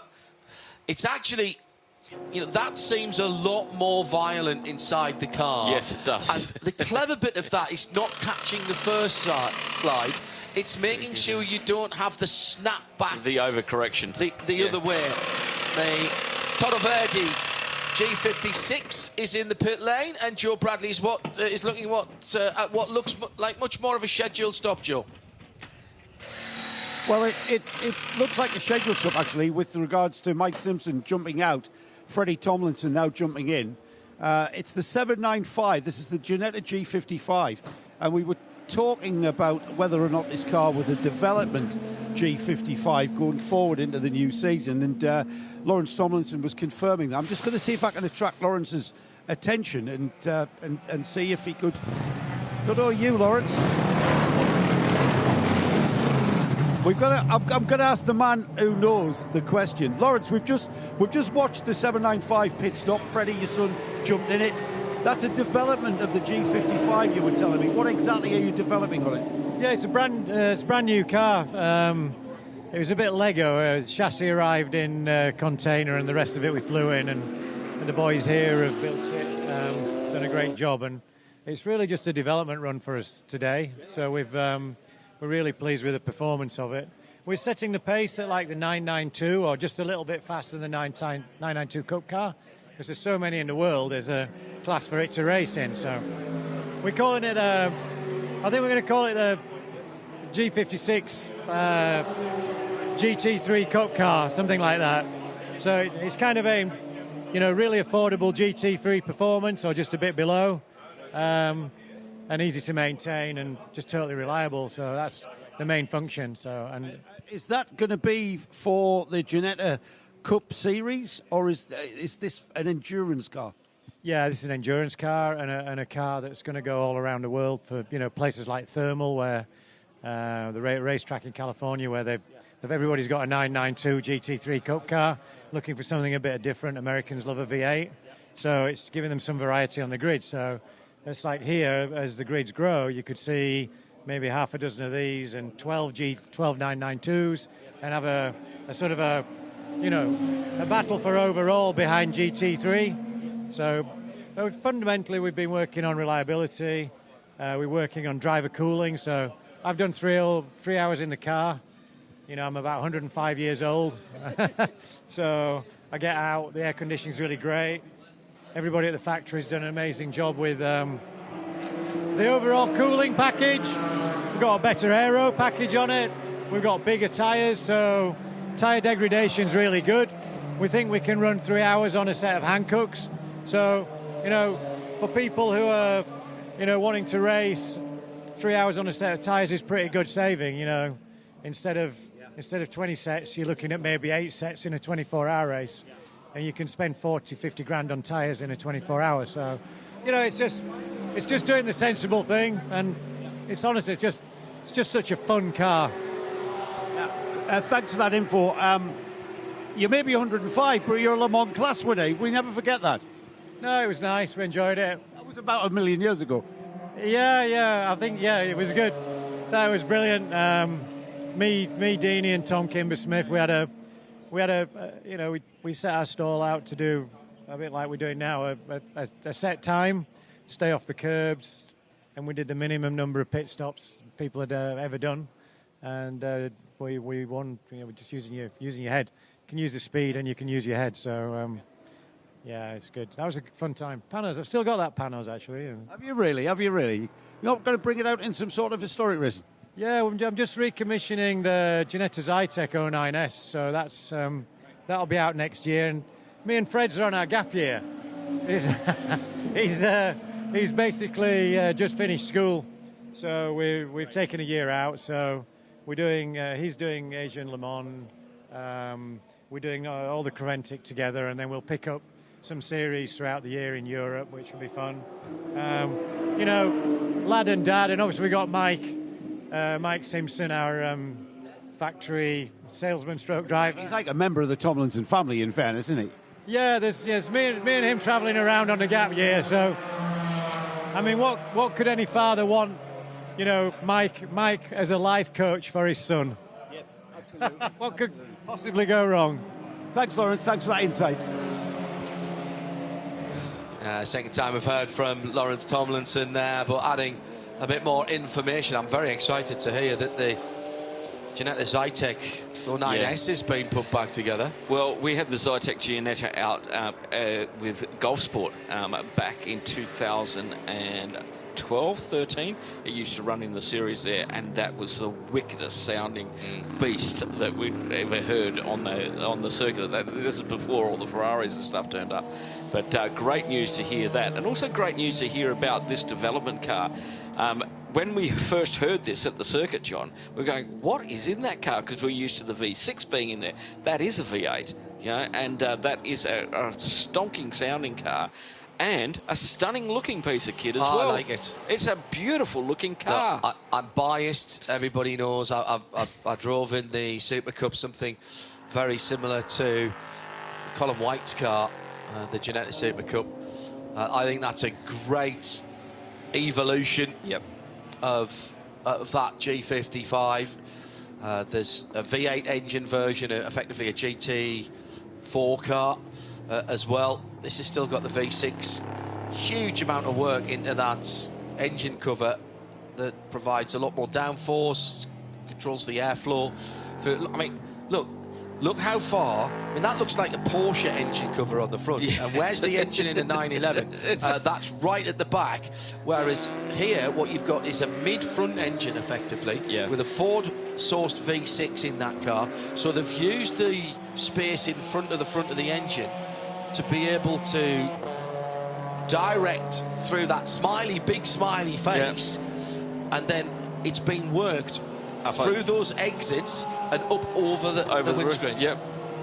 Really clever bit of design. I love those black flared wheel arches. Again, I'm going to say this. This looks like a 350Z race car, 350Z Nissan. It's the same sort of idea to that. It's widened the car by a couple of 3 inches either side, and it transforms the look of that car. I always thought it was a pretty car. It had the look of several different things. This gives it a really different character, and I think a little more menace, to be honest. It's in black and white at the moment. I'd like to see what it looks like with those wheel arches painted body colour. Yeah. And then let somebody get to work with it on livery. It's fine with the white and orange. I think that looks great. I'd love to see it with blue and orange, John. Well, you are a big fan, aren't you? Yes, indeed. That would look stunning, absolutely stunning. That's Phil Ansett alongside me, John Hindorf. We're coming down to another race hour being completed, and well inside the second half of the race. Joe Bradley currently on shift down in the pits lane. Damon taking a wee breather as we're coming up at just before 5 o'clock, and this is where we started our nighttime practice show yesterday. And I did have people sending messages to me, why are you starting your nighttime practice show so early? And I think we started at 5 minutes before 5, so about this time yesterday.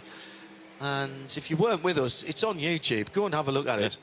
We started with the sun, albeit quite low in the sky, and before I'd finished my first sentence, it pretty much dropped out of sight, and it was dark, certainly before the cars went out 5 minutes later. For those of the 70s ilk, think lava lamp. Yeah, yes, absolutely. It did look like a lava lamp dropping the big globby bit that's been up at the top, and it's just dropping down slowly with a sort of a trail behind it, like a comet's tail behind it, and that's exactly what it looked like yesterday. Still the top three on the lead lap, and there's just 36 seconds between first and third. Century's BMW leads by about half a minute to CP's AMG GT, and then it's the Ebby Motors number 95 Porsche leading for 992 and the Porsche class by just about a minute and a half now. It's Red Camel from the 971 in second place, which is the Rabdan by Fulgenzi. Haven't heard from them for a little while. We'll get Joe to go and say hello to them. Toro Verde lead the GTX category. Freddie Tomlinson has just taken over from his dad in the 795, that white and black machine, in 6th. 7th is Maury Kranz for KKM Racing. That's 3rd in the 992 class. The GT4 leader is AGMC Racing by Simpson. And that car currently in the hand of Fabien Defieux, ahead of Simpson's Audi. That's another class leader. James Kay behind the wheel of the number 138. Century Motorsport BMW is next up, and that's 2nd in GT4. And behind them, CWS Engineering, 2nd in TCE. Razun More Than Racing, KTM Crossbow Circulator Gigin, Artur Twist behind the wheel of that car as they're trying to pull back some laps. That's how it stands. The Vortex is being rebuilt at the moment after that nasty looking fire, which seems to have just been a bit of exhaust knocking off the heat shield and then setting fire to the, I said just setting fire to the underfloor area of the engine bay. And the KK Kramer racing car is back circulating again. Carsten Kramer getting some extra laps in a car that is effectively being shaken down, doing a bit of a test session for that car. That's how they stand with 5 hours still to go. Our leader is Century Motorsport. They've completed 205 laps as they've just crossed the line. Riding on board with the 971, Saif Alamiri at the wheel as he comes through the quadrilla of corners that now leads to the carousel, as the car lights now starting to have an effect on the track surface. And some of the wise old heads who've been around for a long time, done a lot of night driving, have informed us it doesn't matter when the sun goes down, the track stays the same. I beg to differ, because it just looks like completely different soon as that. Dubai, turns 3 and 4, no reference points. No, you got the walls are so far away, you lose all your different postcode. Yeah, and you see all the trucks running down the road in front of it, and it just gives you a really false sense. You have that momentary, where am I on the track? You can't see any curbs, you can't see the lines. Yeah, here different. We have a lovely level of track lighting where you can see everything. It just makes it nice, and the way that they've painted the entry of every corner before the curbs white, which means your corner lights pick that up to give you reference point. It's just smart thinking by the people who designed the track, and a lot of drivers commented about it last year. Remember, we started at midday last year and finished at midnight, so we had half-half, well, around about 5/12 in daylight and 7/12s at night, with a reverse this year. So a lot more daytime running, a lot quicker, but as a couple of the drivers have said, they expect the track to get quicker as it cools down. It's still very pleasant outside. We're dropping into the mid to low 20s, and probably by 10 o'clock tonight into the high teens, which still makes it very comfortable. The drivers, as we saw earlier on, during the heat of the day, yeah, these cars get very hot. They have very little airflow inside them, because you can see from the Porsches, they don't even have a little side window hatch. It's just, how do you get air into the car? Well, you can't do that and maintain the aerodynamics, so they just don't bother. The driver, deal with it, is the way it works. And these cars can get quite hot. Especially inside with the 3-layer Nomex suit on. Yeah, it's you can get stress, and it's great engineering from Gianetta We'll just put an AC in it so anybody can drive it. Like, you can be a retired driver, go back, get your license again, and have fun in a car without the heat stress. And I think that's really important if you're trying to sell a series. Driver comfort. It's endurance. It doesn't have to be, enduring. It doesn't have to be a game show style of endurance. We're not trying to push people to breaking point. It's endurance racing. It's called endurance racing because it is endurance. It's not meant to be quick and easy, but hey-ho. It doesn't... you don't want to be people to be in trouble, do you? No. In terms of their mental health or their physical health. But by the same thing, if it was dead easy, then the endurance part is for the car as well as the driver, but it doesn't have to knock somebody out. Starting to see one or two more bits and pieces on windscreens now. Rabdan by Fulgenzi. Feeding time for the insects. Yes, exactly so. Feeding time for the insects, sunset. They don't have clocks. And we just saw the 971 get passed by the 936. Now, that was an unlapping move. The 936 is quite a few laps behind the K. Kramer Racing Porsche on 196 laps, 200 laps for Saif Al-Amiri in the Rabdan by Fulgenzi car. So he's just let that one go. No shame, no foul. There's still 4 laps to the better, second in class, 5th overall. There's just under 5 hours remaining in this round 1 of the Middle East Trophy. Setting the scene for the next 2 rounds in Dubai and Abu Dhabi. And to be considered for this trophy, you must complete all 3 rounds. So we have 14 cars that took to this round, and they are the only 14 cars that can compete for the trophy this year.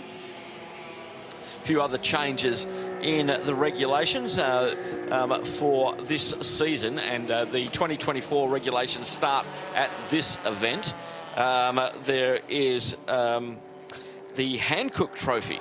This is a special trophy powered by Hankook, will be awarded to each class champion team instead of each division champion team. So that's new for this year. No junior title, but we do have a ladies' cup per class that has been entered in. We've already talked about the TCE, opening that up to TCCR, which is the new touring car Creventic Racing, which accepts the 2-litre turbocharged touring cars for like Series 1 TCR cars, as we've been hearing James Kay talk about TCX and TC.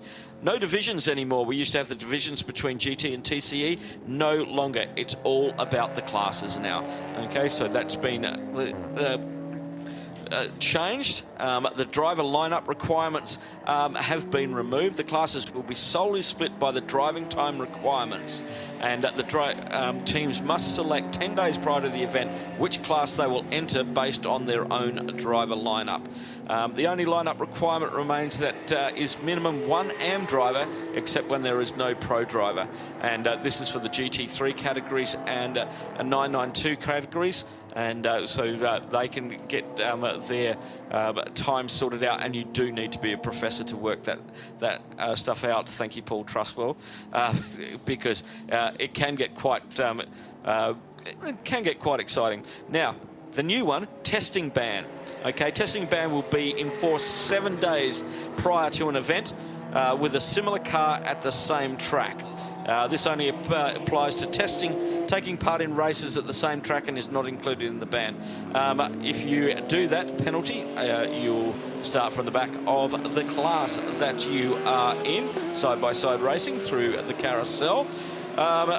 Penalty sums: if the sum total of all time penalties received is greater than 5 seconds, the total penalty amount must be served. Previously, time penalties less than 5 seconds did not have to be served in the penalty box. And we've already talked about the refueling to 25% and the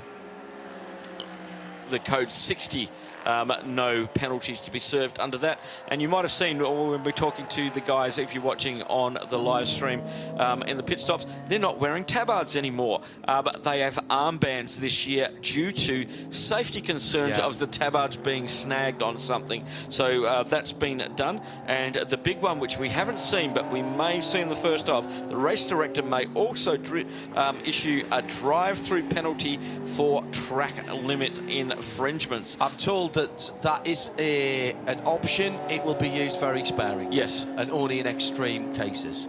I think that is the big stick. Yes, it is. To be honest. And hearing from the guys at Creventic and Race Control that I'm not sure they think it's going to be a problem here, but they wanted that option in the regulations. I won't say it's the nuclear option, but it is certainly a big stick, because that would be a fairly draconian penalty. Yep. Particularly at some of the tracks that we have. Somewhere like Dubai, a drive-through is a lot of time, because that's a longish pit lane at the fastest part of the circuit. Well, if they put the 40k speed limit on it, exactly. It drops that down. You're 45 seconds in the pit lane just to get to the other end. Correct. And that's your penalty. Two of those, you've lost a lap. Exactly. Yeah. And so the only thing I haven't discussed with them, and we'll need to do this before to buy, John, is to work out can you do any refueling. No, you can't. You have to do the drive-through. That's a proper drive-through. No service, no nothing. Service, no nothing. Wheels must keep rotating all the way through. Yeah. No stopping at your pits, nothing else. And so that's, that is, as I say, it's a draconian penalty. It's there. It won't be used in anything other than extreme circumstances. I suspect that is somebody who Race Control are the race direction, in their opinion, is basically just not listening. Yes. And you can add your 10 up, and your 10 will become 20, and your 20 will become 30. And there will be a point where patience runs out. Yes. And that is unspecified. So I think we can put that in some ways to one side until it's used. Yes. And then we'll go, yes, we know what that's all about. Starting to see the brake rotors glowing now. We love this about nighttime racing. Just want to point out, by the way, that Cosimo Papi has not closed in anything much less than 6 seconds on Charles Esplanade. Charles doing a great job. They're matching each other. It got down to about 4.5 at one stage, and now it's just sitting out at about 5 seconds, waiting for Cosimo to come round. Let's take a lap around the circuit with Saif, and he's on board the Porsche 911 GT3 Cup 992, coming through the far side of the circuit. Now, he would have been looking right into the sun here a little bit earlier on as he comes into turn number 6. He prefers to stay tight to that inside curb. Look for the white at the exit of that left-hand curb, and that's when you turn right across and you make turn 7 a double apex corner. Tight, and run your right-hand Hankooks all the way onto the green. Now 8, 9, lovely through there. 10 and 11, just balancing the throttle, feeling how much grip you've got left. Coming into turn 12, all the way at the left-hand side of the road, under the 12 Hours of KUWAIT banner. He takes an early turn in, sets the wheel, keeps the wheel at exactly the same bit of turning through 14.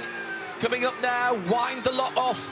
Down into 16. Actually, that was really smooth. That was perfect. I like that. That was perfect. Saif Al-Amari doing a cracking job in the Rabdan by Fulgenzi machine. Now rejoins where we were last year, coming to the final corner. We've seen the full lap down through the gearbox all the way to second gear. As he turns in, had to have a couple of bites at that one. The car just a little recalcitrant as he turned in. Short shift third, all the way up to the rev limiter in third, then fourth, then fifth, crosses the line and heads towards the first corner. I think that's flat in fifth. Yeah, he's flat. Flat in fifth there. That was a bold lap from Saif Al-Amari. Brilliant stuff. Yeah. And really smooth through 12, 13, 14, and 15, and how that then transitioned over the top of that rise into 16A. And great to see. On the Porsche, you might think he's got a little illumination underneath the rear valance. No, that is the muffler that is transversely mounted, and it has the 2 exhaust pipes coming out of the middle on the GT3 car. On the street cars, there's one either side, and that is the glow of heat from underneath the car. Lovely to see. It's fabulous. Love it. Oh, night racing. Night racing is everywhere. You'll see the exhaust on the AMG just behind the front wheel as well. Yes. It's not on fire. It's not on fire. It's just doing that. There you can see that lovely glow, almost the same brightness as the rear tail light. Why is your rain light on? The 911s now have that Porsche signature full lit strip that we first saw on the Panameras, on the 972, 973 Panameras, and now carried on the Cayenne, the Macan, the Taycan, of course, and the 911s. Quite had that on the Macan yet. Saw the new electric Macan by accident when I was electric Cayman, excuse me. Yes. By accident when I was up in the North Yorkshire Moors with the 992 recently, and camouflaged, but as it was charging when I saw it, it was a bit of a giveaway. Yeah. Looks very similar to the current car. And the next Macan, of course, also going to be full BEV. Although Porsche tell me they'll sell the current car with the internal combustion engine and the full electric car at the same time, to, as they describe it, to determine customer interest and demand. So for a little while at least, you'll still be able to get an ICE Macan. Electric cars beginning to take off over here now. I've seen a few. There's quite a few. There's a large amount of Chinese electric cars out here flooding the market. We're in the top end of the market, of course. There's every version of Tesla. Half the Ubers in this region are Teslas. Oh, really? Yeah, in Tesla Green, it's called.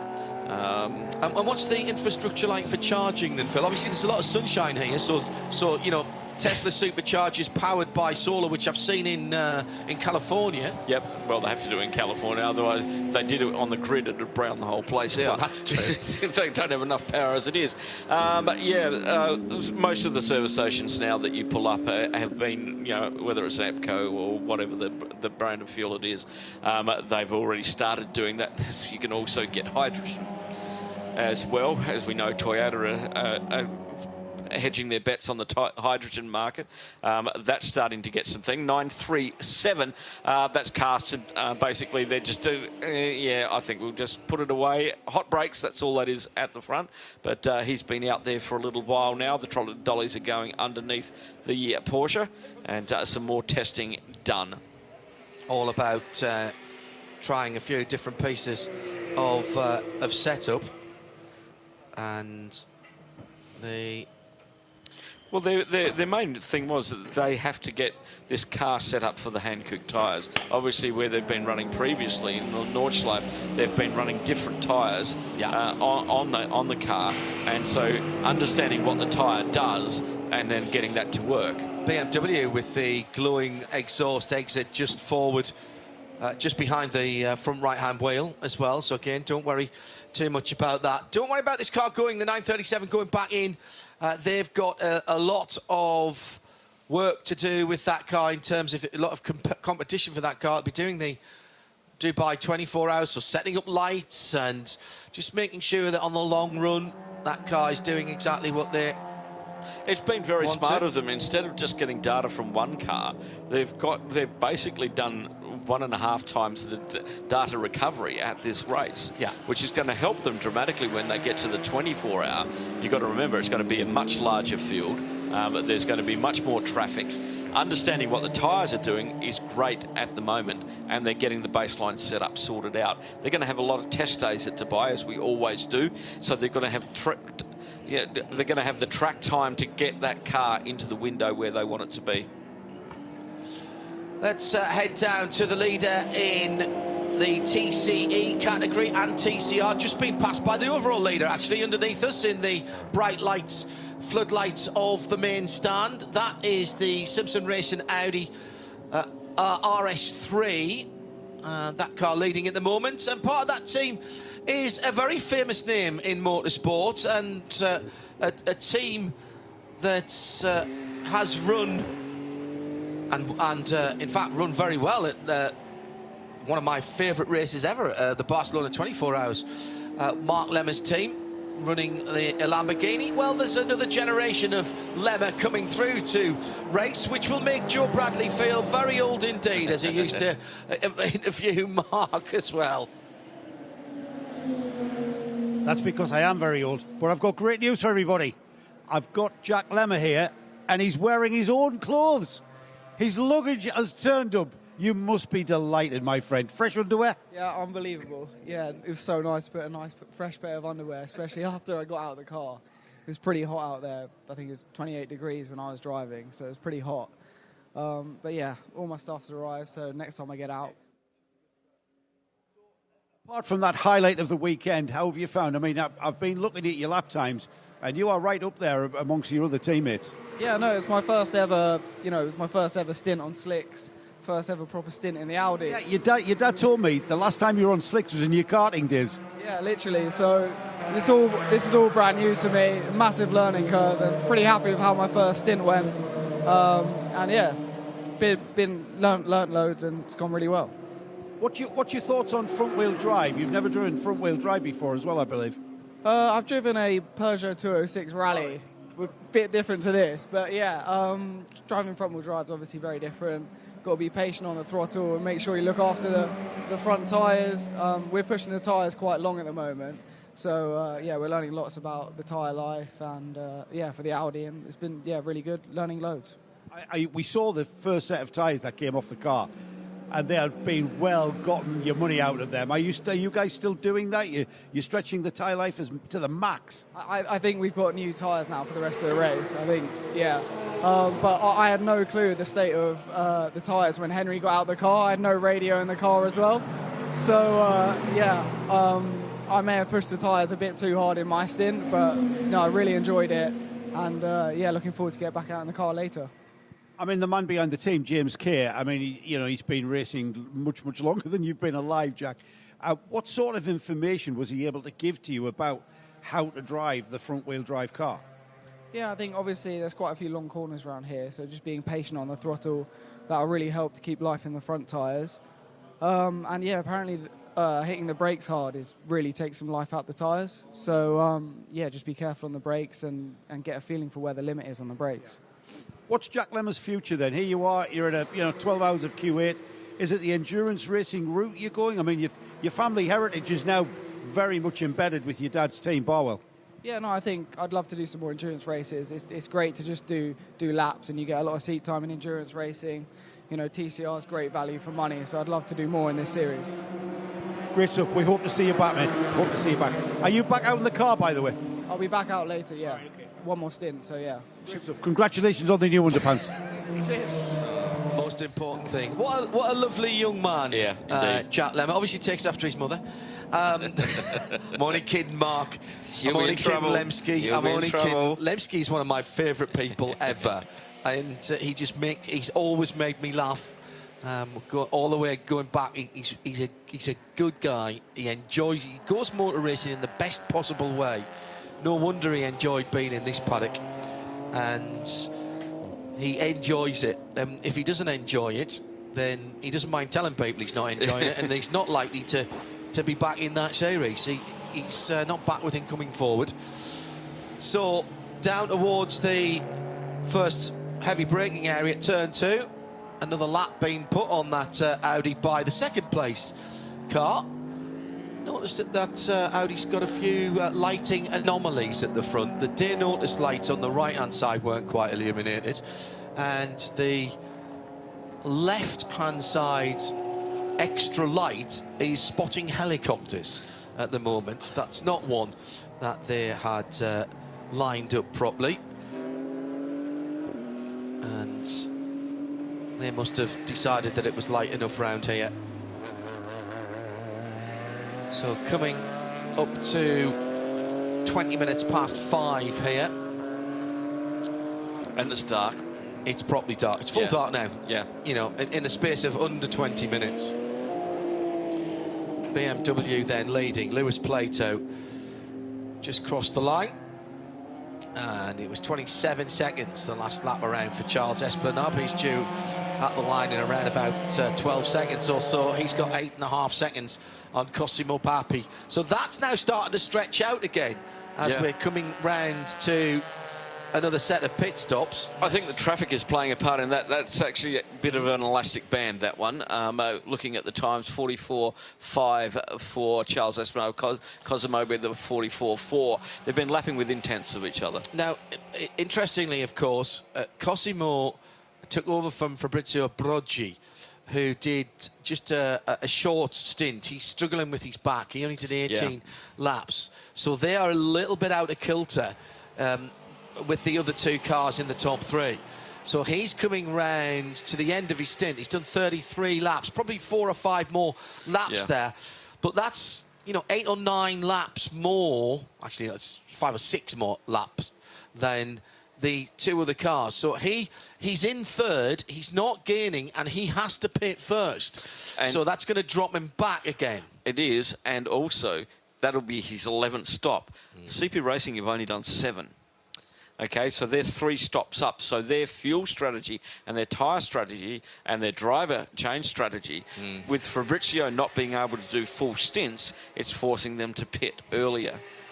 So that's possibly one of the reasons there that has been happening. But only 7 stops for CP Racing. Century Motorsport have got 10 stops done. That is... so 3 cars in the pits at the moment.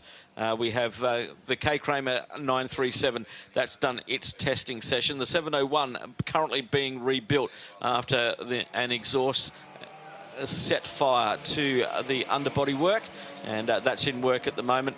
And then we've also got the KTM in the pits, which looks like a regular service for the Crossbow. Razuna More Than Racing currently running second in the GTX class. Let's go down to Joe Bradley. We haven't checked in with the Vortex 2.0 for a little while. Remember, it had that conflagration. A bit of the heat shielding fell off the car, or at least got dislodged, and then the left-hand exhaust overheated the underfloor at the back of that car on the left-hand side. Joe Bradley is there. It's now back in the garage. It's been blown off and washed down. Lucky hit. Yeah, it's been washed for sure. It's gotten a massive clean. The problem is the fire extinguishant literally gets everywhere, and you'd be foolish to just rush this job and get it out there. So they're going about their job of cleaning it down. They've got the new piece of rear bodywork, which is actually the diffuser section that goes underneath the back of the engine and underneath the gearbox, which is creating downforce. It's got new heat shields. I think what they'll be looking at is trying to maybe reroute that exhaust, which is not the job of a moment, but they're going to have to be very, very careful that doesn't repeat itself.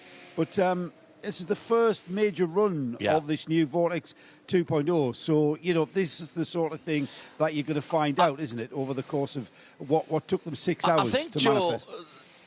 Clearly, the heat shield was missing when you were looking at that earlier on, and the other side, the heat shield was fine. So the question is, what happened to the heat shield? How did it get knocked off? Was it burned through? No, because you could still see the holes where it had been fastened onto.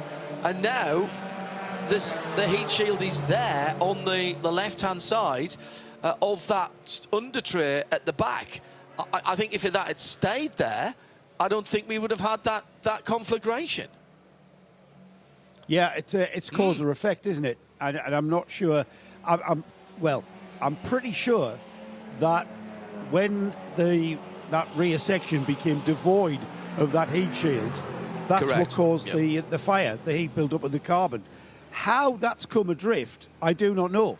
because it's sitting on it rather than hanging from it, if that makes sense, and it's bolted on, and it's in a section of the car where, well, did it pick up some pickup? A big, you've seen how big the chunks of rubber are that are lying out there, and it's right there inside the wheel arch, and if that's thrown up at any velocity, it's quite long. It's a tricky one. I'm going to suggest as well, Joe, and you might ask this question, that the tail section, the underfloor section that is sitting behind the car at the moment is not the same design as the one they took off it. That doesn't look the same design as the one they took off it to me. It's narrower. It's much narrower. Now, whether they've brought that out to rob bits off it, like bits of heat shield, I do not know. Whether they've got another piece of section. I mean, the section, apart from that melted plastic that we saw, was pretty intact. You clag another bit of heat shield onto that carbon section, and another piece of plastic to form the sides, having cut the old melted bit off, then it's good to go. But that section that we were looking at there, that is not off this car. I think that's off the older model. Yeah. It may be, as you said, Joe, they don't have a new one, and they're going to make do and mend the piece that the mechanic is holding now. But that is not the same shape or design at all. There was a step up in the back of that isn't there from what we saw earlier on. And I'm pretty sure, I don't think I've ever kept spare heat shields in the truck. No. I'm pretty sure I haven't. I'm not sure I'd want to put the other one back on again, Joe. Yeah, I don't think I'd want to put the other one back on. That one's dead. Well, the other one's missing in action, isn't it? No, I mean the underfloor. Wherever that is. Oh, well, no, you know what? That looked pretty intact. The rear diffuser, you mean? Yeah, there was nothing wrong with that. Yeah, where it was damaged, you're gonna clag something, bit gaffer tape or something, clag something on there. Then the heat shield goes on top of the repair job, and I think you would be good to go. Not aerodynamic.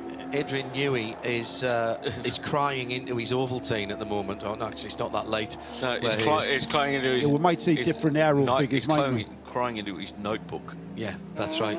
Damp pages in Adrian Newey's notebook at the moment. Well, for the aero figures. And smacking himself with a set square. Yeah, absolutely. Daniel Drexel behind the wheel of the delayed crossbow. Still second in GTX. That car sitting in 12th position. This is his outlap, so that car going again. They've had hub problems, amongst others. They've given the car a little wipe down. It's been off at turn 16A, the new section of the track at the hairpin. A couple of times it went off backwards, it's been off forwards. And there hangs the tail as well. They had a ABS sensor problem as well, which they sorted out. And good to see that red and white machine out there. About 30 laps away from the lead, so not doable in race time. Well, not if everybody else keeps running. Exactly, with just on pretty much right on 4.5 hours remaining in this, the second running of the 12 hours of Kuwait here at Kuwait Motor Town.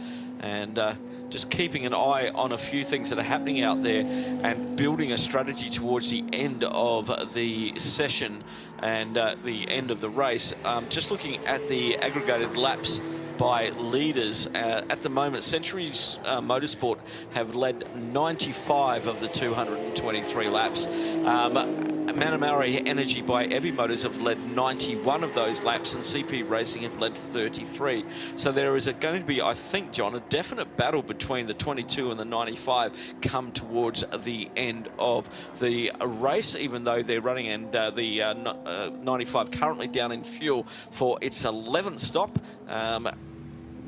I think that's going to be really interesting.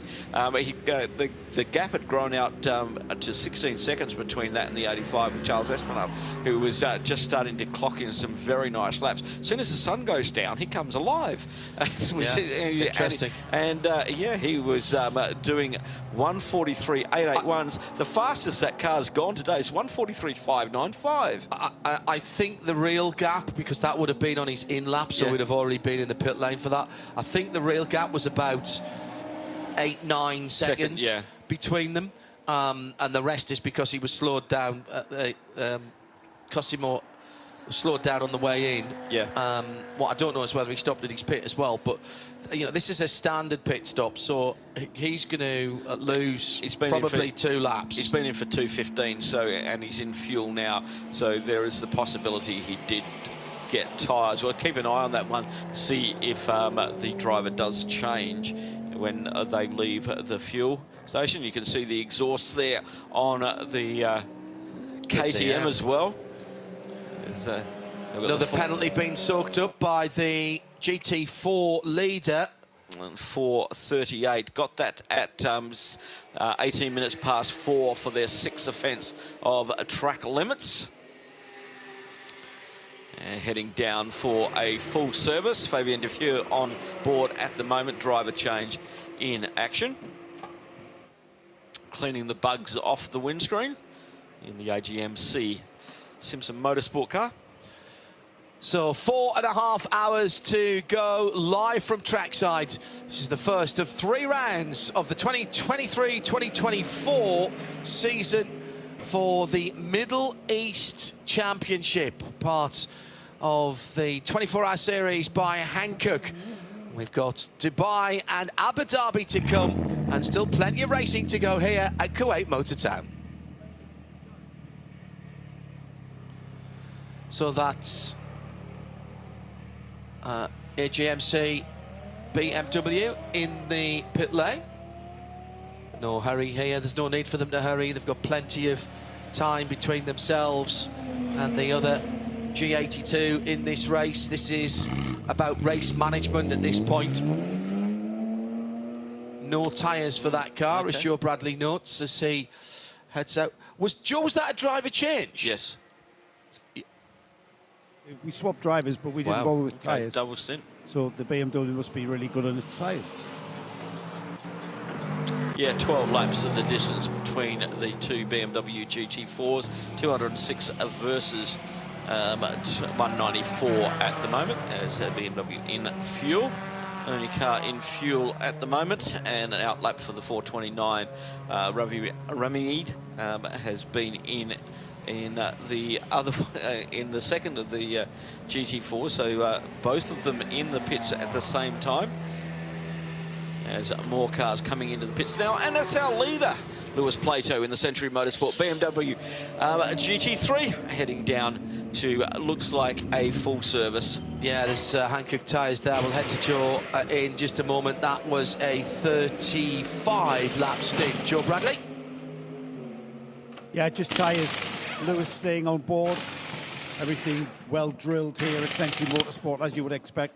So, yeah, just working through. His 2 teammates standing at the garage door, just taking a watching brief. The tension's immense. They've just handed over the lead. And that's Lewis Plato getting back on it and back out. On the pit stop cycle, we'll just wait to see CP go through. And the last lap for Charles Esplanade, that car's fastest lap of the race. He's getting quicker. You said, come the dark. Yep, he gets quicker. They do their best work in the dark. Charles Esplanade then closing down the gap at the front of the field. He'll be due in next lap or the one after. Yep. I don't think there's too much of an offset between the fuel mileage on those 2 cars. So 4.5 hours, 4:25 to go. Let's start to do a little bit of back counting. The leaders, for the sake of argument, they're doing an hour. Yep. They're doing an hour between pit stops. Yep. 34, 35 laps. So let's call it an hour. So unless there's the intervention of a code 60, somebody is going to have to, well, both of those lead cars are going to have to do a half a stint somewhere. And it might come down, of course, at that point to whether they feel they can do a stint and a half on a set of tyres. As the track gets cooler and rubbers in, yeah, there may well be the chance. But when I'm looking at the stats at the moment, 98 lead laps for Century, 91 lead laps for Manamuri. Yeah. So that's going to come down to the end of the race. But The only lap that matters that you lead is the one right at the end. Exactly. The one where the bloke's out with the tablecloth. Yes. You know, that's the only one that matters. At RSL_studio, let's have your thoughts. People coming back in maybe in the UK and Europe after a Saturday afternoon of shopping or Saturday morning out, coming up to 25 minutes before 4 in Europe, 25 minutes before 3 in the UK. Those of you in the US may be joining us now on a Saturday morning. Still over there. East Coast, the West Coast getting up as well. Joe Bradley down in the pit lane. I didn't realise I was on. I was just going to talk football with you off air. Well, I'll say it if you want. It's a good result for us, that. 2-1 against West Brom. And Leeds United at home on Tuesday night.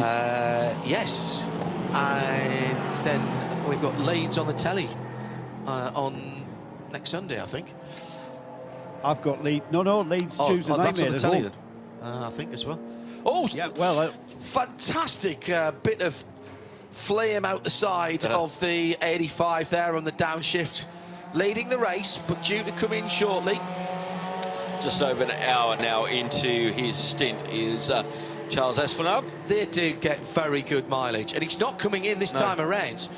So this is going to be, now that's 35 laps completed, so he's heading on to his 36, so that's 2 laps already more than the BMW did, and they stopped at almost the same time. I think there was a lap between them last time, so this is stretching CP further into the race. Now, I'm not suggesting they can find 22 minutes here, but every lap that they do now is a shorter stop for their little splash, and that's a lap. Now, that's a really interesting thing.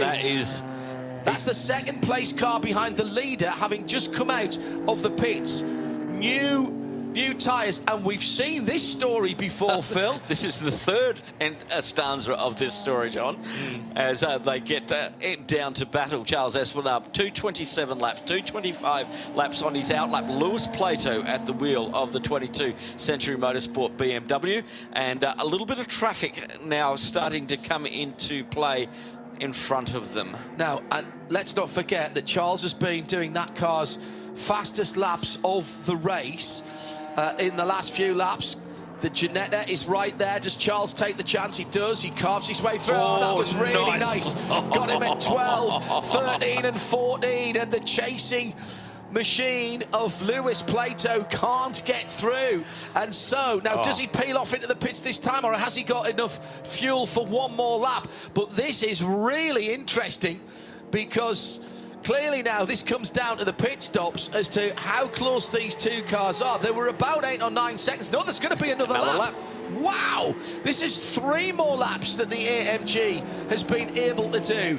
So I am not suggesting at all that these drivers are slow, but fuel management, lift and course, tyre management, traffic management, and at the moment you would say that is just gently swinging at this point towards Century Motorsport, away from Century Motorsport rather, and towards CP Racing. But what a battle we're going to have here in the next 4 hours and 20 minutes, Philip. Yes, indeed.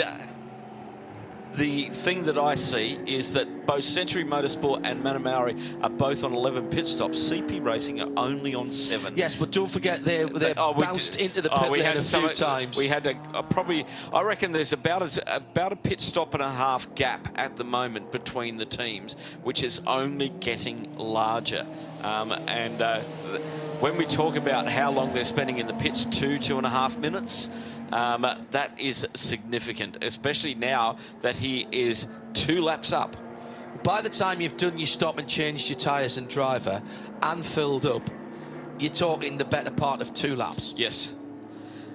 In fact, it is 2 laps because Century Motorsport were 9 seconds ahead when they came in. They're now 2 laps and 3 or 4 seconds behind. So it's 2 laps to do a full service.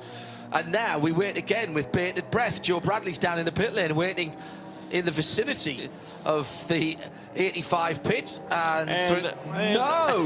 Wow! Oh, this is brilliant. So here's what you've got to ask yourself.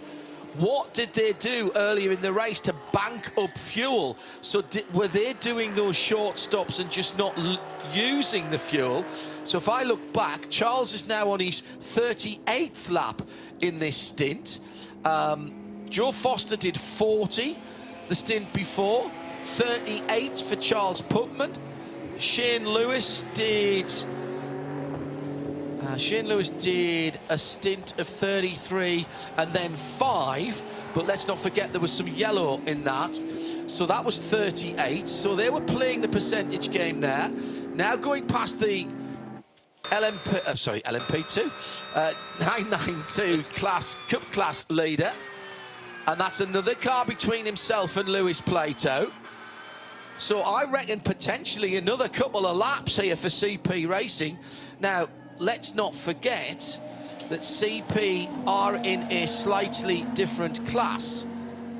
As it stands, they're all GT3s, but they're GT3 arms, so they get a slightly different fuel allowance, don't they? Well, this is what I'm just looking up through a couple of pages of regulations. I think they get a better fuel allowance because they're all AMs. Yeah, correct. So they may have a significant fuel allowance because you've got to remember on the 22, they get 110 litres, Phil, I think, from memory. 22's got Jack Barlow's an AM Plus, Lewis Plato's semi-pro, and Carl Carver's is an AM compared to all AM drivers in their CP racing car. So they've got a fuel advantage through balance of performance and balance of performance. Change for 6th position across the line is the K Kramer 992. Makes it 3 992s in 4th, 5th and 6th. There's laps between them, and that's because the second place... No, check that. The leader in GTX is in the pit lane. That is the Ginetta G56S, as we're calling it now, or GT3 Cup, or whatever it's eventually going to be called. But that's the GTX leader. Torre shall I do that? Toro Verde. We heard Lawrence Tomlinson saying that the Hankooks were suiting this car very, very well, and he didn't even bother stopping in his pits. They think they can get the better part of 3 hours out of a set of Hankooks. Just starting to see, and this sounds a little bit odd, but you get this time. I think we're just getting a little bit of humidity, a little bit of a dew point coming here, and seeing a little bit of, not wetness, but a little bit of sheen on the track surface here this evening. And then again, another page turned, Phil. Yes, indeed. Just let me get my weather app up and running. Also in the pit lane, the 278 Ginetta, Colin White, CWS Services car, and that car is getting full service as well. Came in out of the 11th position, second in TCE. Just before the sun went down, the humidity was at 19%. It's 51% now. Do you know what? There's a couple of things that gave it away. The little sheen on the track, but also I can see the floodlights more in front of us now. And that means two things. It's either humidity or dust. And I don't think it's dust. So, and by the way, good evening to all of you. We've had a steady flow of spectators in all day, and there's a good smattering, a little bit more than that in this main grandstand. I'm not going to pretend it's absolutely full, because that's not true, but there's been an outdoor exhibition of various off-road vehicles, jet skis, etc. That's been running at the same time as we've been here this week in one of the exhibition areas and the car parks behind us, a sort of extreme outdoors. There's that's not extreme outdoors in this part of the world, John. That's true. That's just getting around. Yeah, this is our weekends. Yeah, that's just your weekend fun, isn't it? Some of the four-wheelers and the camping equipment. Joe Bradley down in the pit lane. Well, Neil Muston has got into the 278 CWS car, and he's turned the engine over. The engine's turning over, and it's fired. It wasn't firing, but now it has. So Neil, thankfully, will get underway. Just behind the Ginetta is the pit stop we've all been waiting for, that CP Mercedes, as Neil Muston gets the Ginetta out and running. I'll give you a shout, guys, but the CP Racing boys are out on the pit apron with a new driver. I'm not quite sure who that is, ready to take over from Joe Foster. But when the car appears, we'll give you a shout. In fact, it's appearing now. They're just walking out to receive the car. Here he comes on pit lane. Green and blue flashing lights at the front of the car. So that Joe... And he swings right and then left. So that, Joe, is a 40 lap stint. Hour and 10 minutes. And so that's, you know, that's 16, 17 minutes longer. So he will not have to do the extra pit stop. No. At that. And there's a reason for that. And Nick Damon has just sent me this. Thank you, Nick. That's a very good tyre stop, by the way. CP are arm advantage, so that means under code 60 they are still allowed their 50%. They have 120 litre refill under green compared to 100 for BMW and 90 for Porsche. So that tells you why they didn't feel the need necessarily to come in multiple times under that long stint. They came in once near the end because they knew they could put 50%, 60 litres in. So, you know, this is how you work. This is how you work the regulations. Yes. This is they're pushing it as far as they absolutely can. So brilliant stuff. Charles Esplanade getting out of that car. Who got in, Joe? It was Shane. Shane Lewis got in. Charles Esplanade got out. I've come back to CWS. I haven't chatted to Colin yet. I've got to say, my friend, the last time I think it was the last time I spoke to you. I give you a call and we put you on air from you. You were just released from hospital after your Thruxton shunt. When was that? Was that 21? Last year. Was it 22, was it? 22, yeah, last year, yeah. So that was in September, wasn't it, I think? Yeah, I think so, because we're on the way to Barcelona. Barcelona, yeah, here is Barcelona, that's right, yeah. You're feeling fit then? You've been in and out the car like a jack in a box? Yeah. Not as fit as I would like to be, but, pretty good. This is my first attempt to survive sort of hour and a half in the car. Been doing some sprint races, but, not bad at all, really. I'm pleased, at least I'm here, aren't I? Yeah. Yes, and it's great to have CWS back, Colin. Are you guys doing the whole series, the 3 rounds?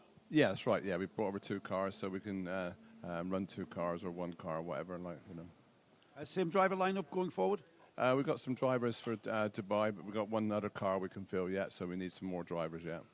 As ever, Colin, these long-distance races turned into a bit of a trial and error, and once again we saw CWS Engineering coming to the fore with the old electric rivet gun and stuff. It's, we hide off in the booth, and Phil was saying how similar endurance racing is to rallying with these sort of in-the-field repairs that we see going on. Yeah, that's right. The racing is not finished until you get to the checker flag, and if there's an opportunity to repair it, you've got to know which is the quickest way to do it. And I didn't realise that it caught the front corner of the car, so he was just complaining about no steering on the car. Well, that was the splitter been broke. Hit a car, Porsche had hit him, and that means the splitter was on the ground, which he didn't have any power steering. That's what he reported, no power steering, because obviously he couldn't see the splitter was broken, all the front was damaged. So when the car came in, we all went for the power steering, walked around the front of the car and seen all that, and so we've got to repair that quickly now. What was the electrical terminal that was replaced on the left-hand bank of the motor? So that was just an eyelet terminal to taking the power lead to the alternator, and every now and then the car would just have a little cough. And that was obviously where the wire was just gradually working backwards and forwards, and eventually it kept going on the alternator, but it wouldn't. It was draining the battery, then it would cut out and it'd get going again. And so we knew we had to fix it. We just couldn't risk it when you get dark like this. Need all the lights you can get.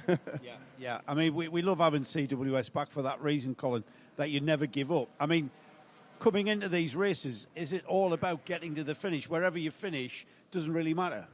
Yeah, if you're going to come out racing for 12 hours, you want to do 12 hours of competition. Whether it's a competition in the paddock of just repairing a car or actually on the track driving it, is both the same thing for the mechanics. The mechanics enjoy working on the cars, so they get an achievement if they repair it. and we get achievement if we drive out there. Like, but I do both. But you know, the last car we was using here was a 56, and obviously that smashed. But we got a new frame and new body. We're going to build that up for next year. So that's our winter project. Great stuff, Colin. Great stuff. That's the true spirit of endurance racing right there, guys. Absolutely. Well remembered on the electrical strap that I spotted, because I've forgotten it. This from Jerry Z. Hello, Jerry Z, out in Florida. He said, can you explain those differences in fuel flow or refueling rates between classes? Right. Well, fuel flow and refueling rate is easy. There isn't any. At the end of the pit lane, when you see the cars pulling in, they are pretty much like the standard pistol grip gas pump, as you guys would say in Florida. You get at your local service station or your local supermarket or whatever. With your the pistol last chance grip. Texaco. Yeah, exactly. Absolutely the same. Where the differences lie, Jerry, is that as part of the whole balance of performance, it's how much, how big your fuel tank is and how much you're allowed to put in your fuel tank. And we had the final BOP this morning, which takes all that into account. And so, for example, at the front of the field, and you might have just heard me mention it, and the Creventic app, so this is all on the Creventic app, by the way, or via the website at 24hseries.com. So the Century Motorsport BMW is allowed 100 litres under green flag conditions, and 25% of that, therefore 25 litres, under the code 60. The Porsche is allowed 90 because it's a little more frugal, believe it or not. Frugal and Porsche might not think go together, but that flat six is actually very efficient. So they only get 90 and they get 25% of that under the full course caution, or the code 60, should I say. And where the CP racing team have the advantage is not necessarily the BOP on the car, because they're in a slightly different class. Because they are all AM, they get AM advantage status. So that means that they get 60 litres under code 60 and 120 litres, which is their car allowance, under green flag. But the big difference is they get 50% rather than 25% under code 60. Yeah. And those calculations go right throughout all of the classes, and that is basically part of the balance. So what you've got, if you've got a set of good AMs, who CP absolutely have got a set of good AMs, all of their drivers are classified as AMs, and if you can be steady, not make any mistakes, ring a few extra laps, maybe a couple or 3 extra laps out of what you've got, because the extra fuel is not necessarily to give you extra laps, it's to give you parity with the other cars on your fuel burn.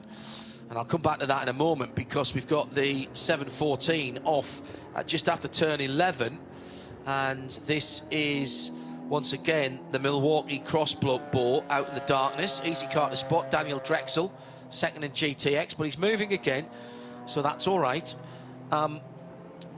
Yeah, the extra that they've got, the 120 in that AMG, that would be a Merc thing. So any other Merc would have 120.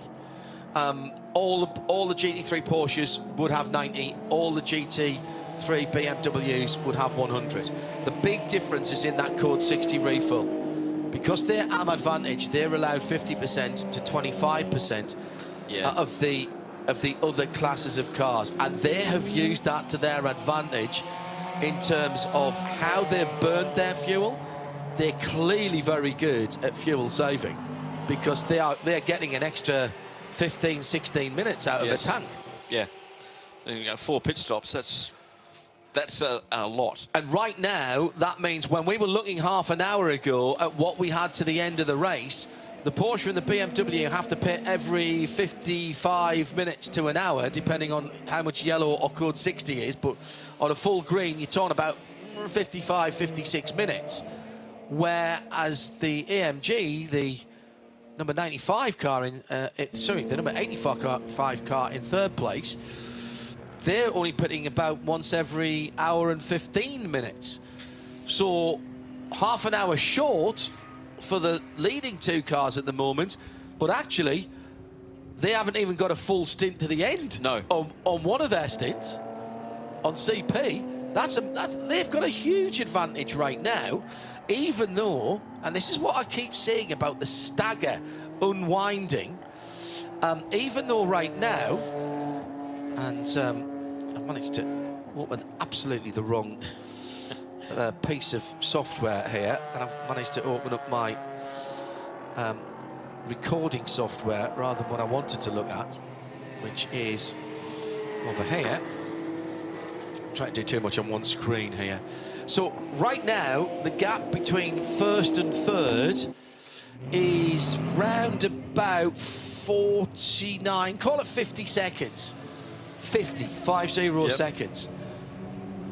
But even now, I'm seeing CP Racing saving one whole pit stop, which is 2 minutes. 2 minutes, exactly. 2 minutes plus. So they've got a huge advantage now. If we had an AI program that was running that said, what is the virtual race right now, they'd be a lap and a half ahead. Exactly, yeah. On what your countrymen who call Repco supercars, what they would say on fuel-corrected positions. Yes. Brilliant strategy. This is why I love endurance racing. It's just, what do you pick to run? You've got 10 days before the event to tell Creventic what class you want to be in, Am, Pro, and with your drivers. And they just did the right things. And yes, they've had this quadrilla of drivers for a considerable time, but they do the job. They looked into one good pit stop because they had a code 60 just as they, I mean, literally they were in a lap or maybe 2 laps of needing to come in anywhere, and so that actually saved them a bit of time. But other than that, they've executed. They've absolutely executed. You want more details, by the way, the Creventic app, go and search for that on the App Store or go to 24hseries.com. All the timing link from there, or go direct to livetiming.getraceresults.com and look at the area of that website for the Hankook 24-hour series. Thank you to Nick Damon, by the way, for pointing me in the direction of that. Jerry C, thank you for your notes. Hope you're having a good Saturday. I had to think where we were there. Exactly. The weekend has moved around in this part of the world since we first started coming. I find difficulty with it just coming here a couple of times a year. Those people who've lived here are still getting to grips. It used to be Friday is the holy day. Now that hasn't changed. It used to be Saturday was Saturday and Sunday was a day off as well for most of the time. Yep. But Sunday's now a work day here. Well, in this part of it, in Kuwait it is, in Bahrain it is, in Qatar it is, in Saudi Arabia, in Dubai it is not. We changed over. Remember when you came over 24 hours ago, you go, guys, sorry, the weekend has changed. Yeah. They announced it a month ago and changed your life, literally. It's all to do with business and, you know, running a country that is literally a business as well, that you need that. And it deals with Europe a lot. Yeah, it does. Of course. The UAE in particular deals with Europe a lot. It does, and change is afoot in the region. Jerry Z, just come back. I like how you get the 25-50% code 60. It makes the race less dependent on taking advantage of other people's misfortune. Makes it more about strategy and on-track battles. And Dave Alcock says, can I just say thank you very much indeed for Creventic for making their app freely available to fans. On the KUWAIT 12-hour broadcast just been mentioned, it pulls you in the world of the teams. And hi to Blurfiend, tuned in live from holiday in Puerto Rico, listening and watching down there. He's got lovely weather as well. The sun hasn't gone down there yet. 4 hours to go. We're heading into the last third of the race. Here's how it stands. Century Motorsport have round about 27 seconds on the field at the moment. Manamauri Energy by Ebby Motors, excuse me. Sergio Nicolay behind the wheel there in second for Porsche. And in third position, the Stars and Stripes flying proudly over the 85 pit. Shane Lewis behind the wheel of CP Racing's GT3 Evo of AMG. But remember what we're saying about the corrected fuel there. That could easily go and change around. We'll see what happens in the next 4 hours. I am really excited about this. I think we're going to have a close finish.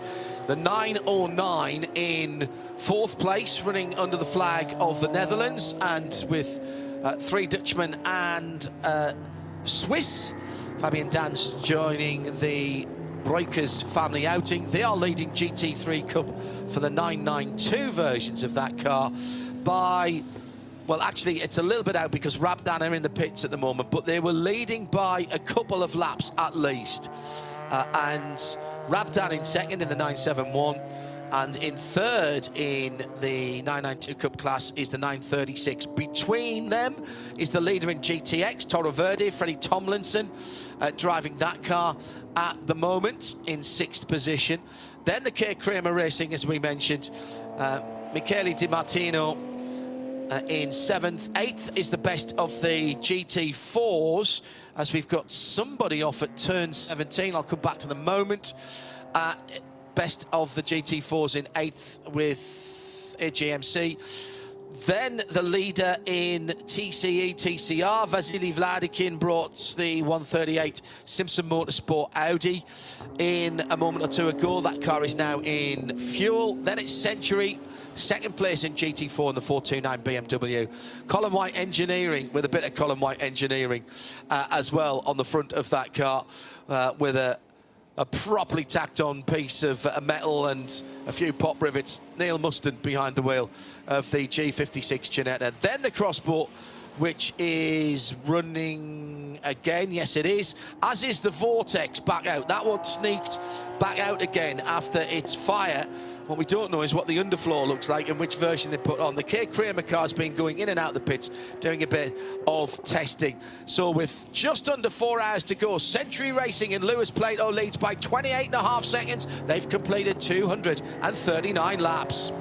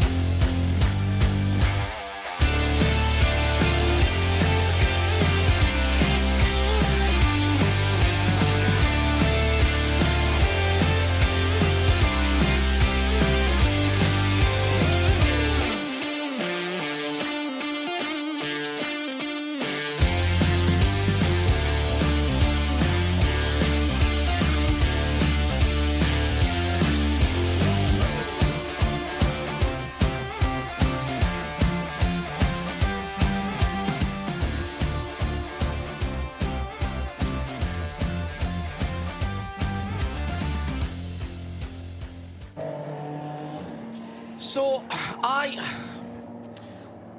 I'm now thinking to myself, what do the top two have to do to wrest back an advantage or try and square the advantage at CP? And I don't know what that is at the moment. I'll have a think about that in a sec after we say good evening once again to Nick Damon, who's rejoined us in the pit lane and who has the 992 class leader, the Red Camels, in the pits.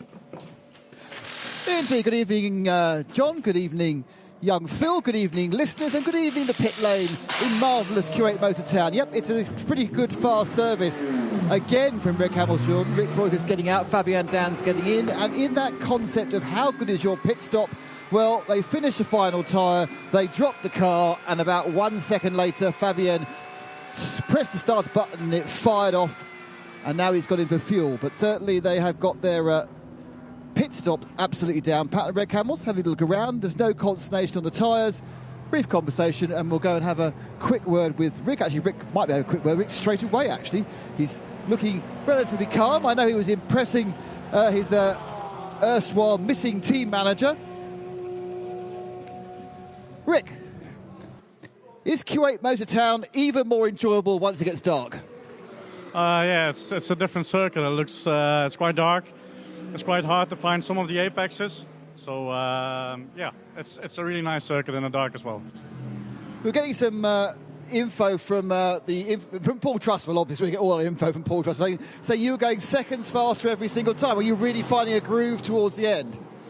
We're just pushing, trying to save the tires, save the fuel. We have quite some gap, so we're not risking anything. I'm not so sure what the others were doing. So yeah, it felt good. Are you just doing your own race, or are you concerned about the, for example, the Rabdan car? I mean, we're just trying to race our own race, not make any mistakes. I think if we keep doing like we have done so far, we will be in a good position to win the race. Rick, thanks a lot. Thank you. The Breakers family proving to be potentially dynastic.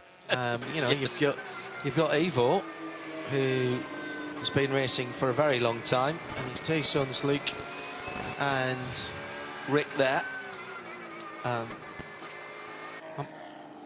I may be making this up, and Nick is still listening. And Nick, I've got you faded up, so do shout if you can remember.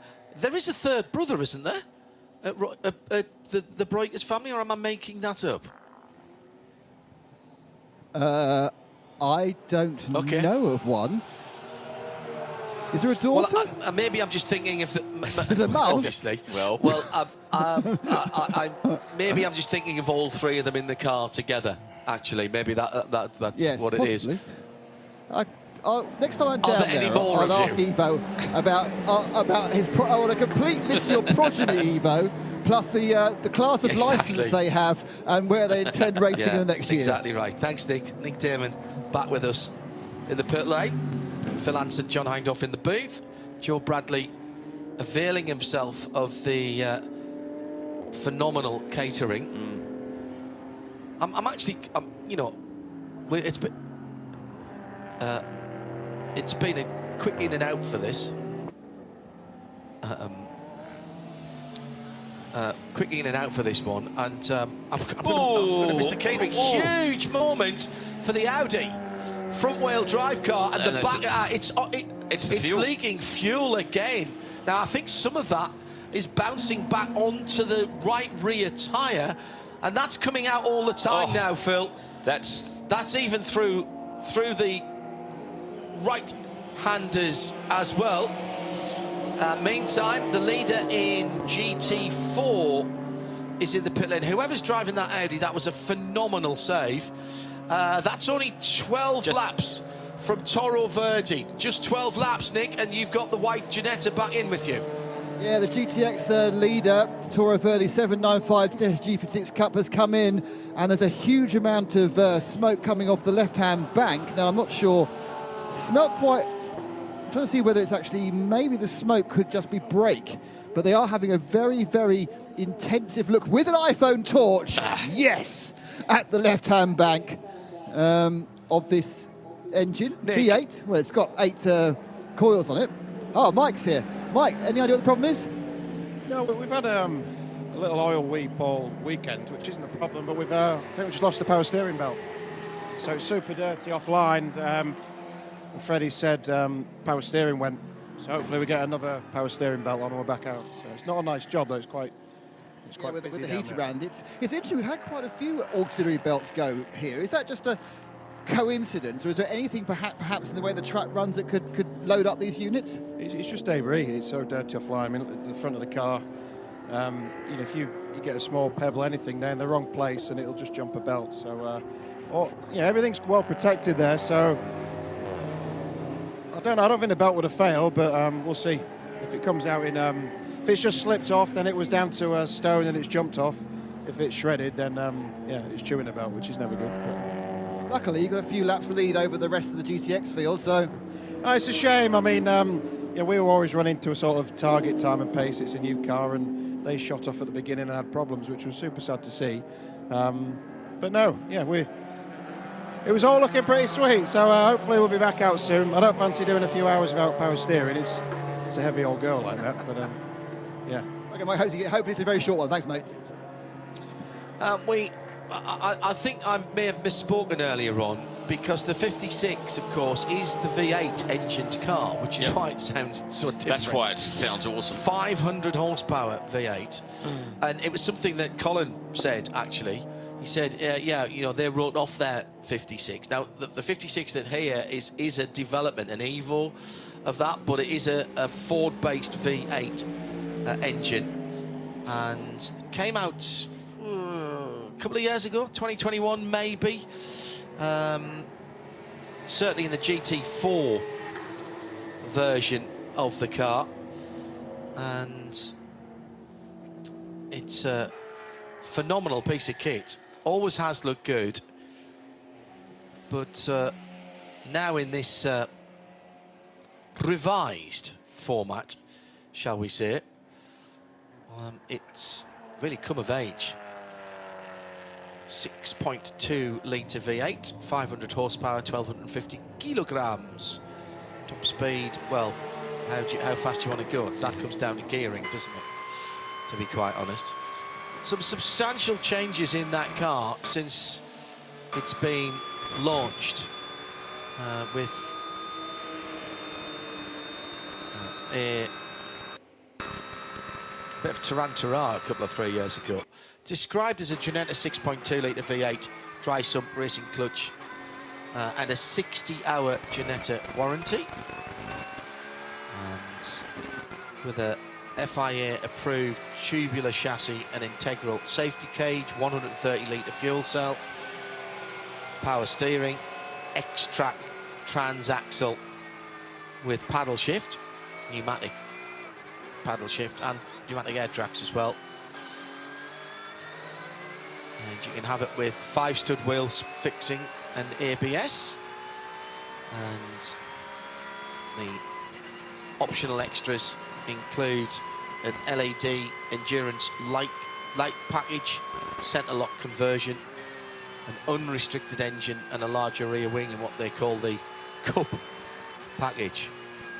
We shall find out from Lawrence what they think they're putting at. 500 horsepower, I think, is adequate, and something 1,100 kilos. Yeah, 1,200 kilos, absolutely right. Let's go back to the battles in the field, or at least check in with some of the leaders. It's Fabien Dans, who has replaced Rick Breukers in the Red Camel Jordan.NL 911 GT3 Cup car.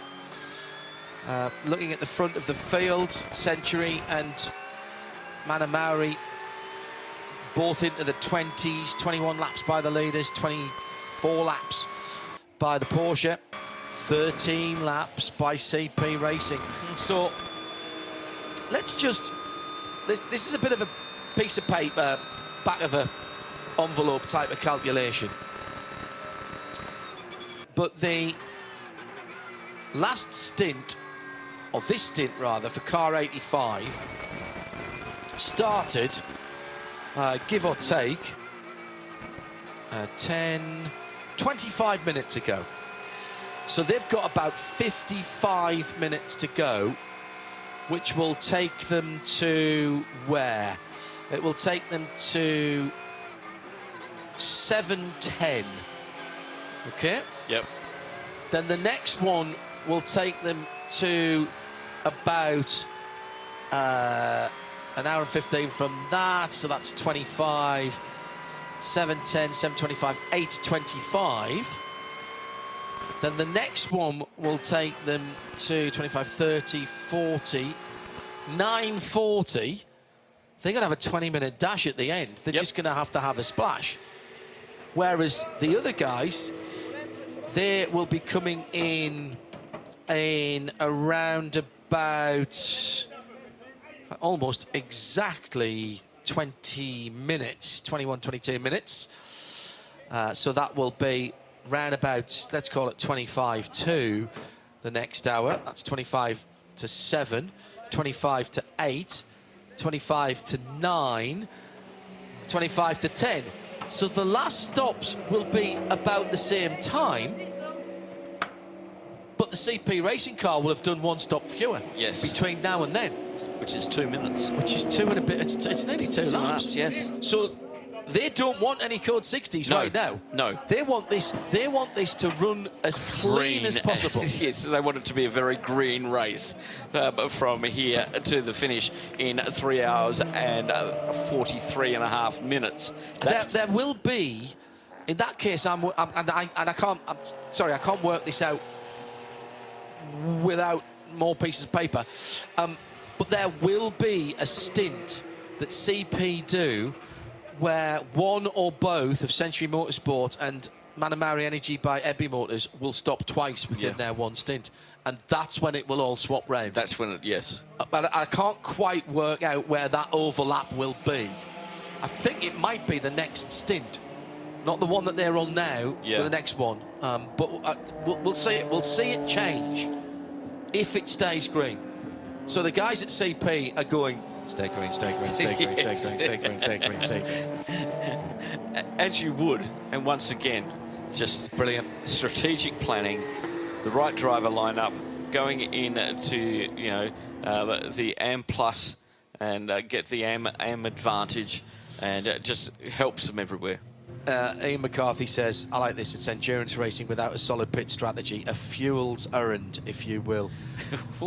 He's on his way to the cloakroom to get his coat exactly. now. Don't forget your hat. Thank you, Ian. Very good. Disagree, or did I get me sums wrong? I'm not sure. But shout up at Specutainment. I love this. This is why I love this form of... Look, I love racing. I'd watch. You watch marbles race. I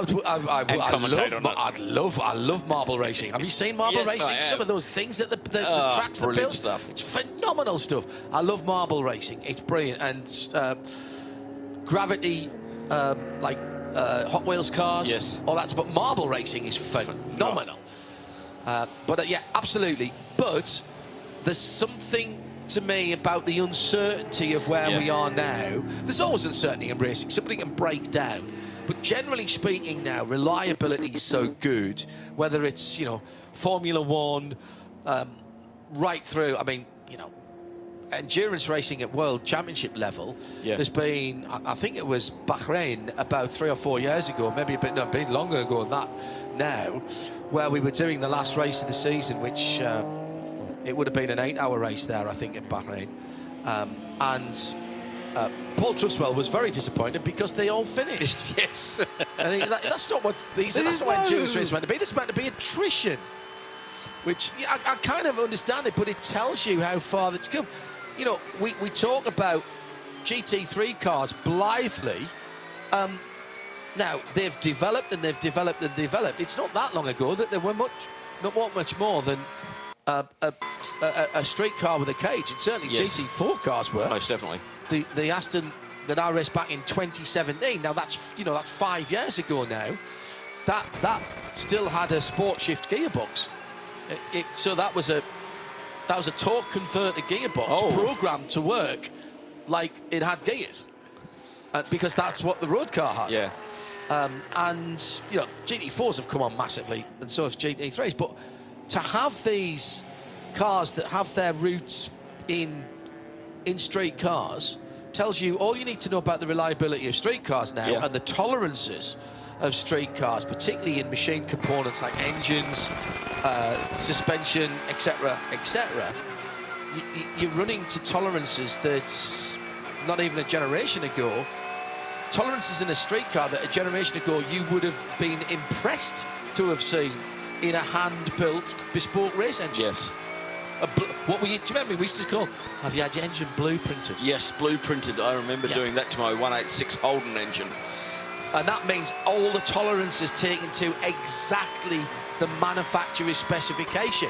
Yeah. And you'd be surprised how often those things were nowhere near on a street car. Not now. And it's repeatable. Christopher Zirkling back in the 971, clipping the curbs. You can hear the little rattle as he goes across them. Coming through towards this quadruple right-hander. And now he'll open out the steering wheel and come down through the gearbox to second gear for 16. Well, I'll tell you what, Phil, I didn't know how I felt about 16 here, the new hairpin. Yep. But it's added a different dimension. I'm still not sure how I feel about it, but it is distinctively different from the circuit that we raced on last year. And I think with this amount of cars, that's made a difference. Let's stay on board with Christopher Zirkling. Listen and watch across the start-finish line, 1,000 metres from the finish, the exit of turn 20 and 19 as it is this weekend. That was flat through the kink at turn 1. Now down towards turn 2, drag strip is on the right-hand side, still flat. Now lift, down through the gearbox, 6th, 5th, 4th, 3rd. Third, yes, third in the GT3 Cup car. Took a bit too much curb on the inside. He rattles the outside curb over the top of 3. Gathers it all back up again. Pretty neatly through turn 4, 5.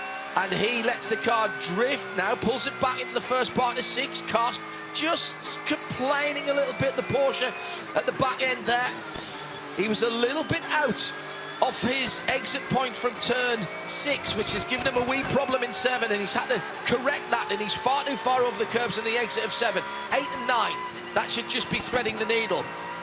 10 and 11, see above comment. He's taking plenty of curb right now. Now, settle the car down into 5th, set the steering.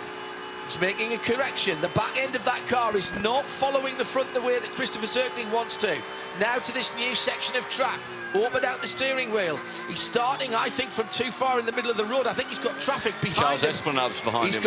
He's got the third place car behind him. I saw the flash of lights along the side of the car.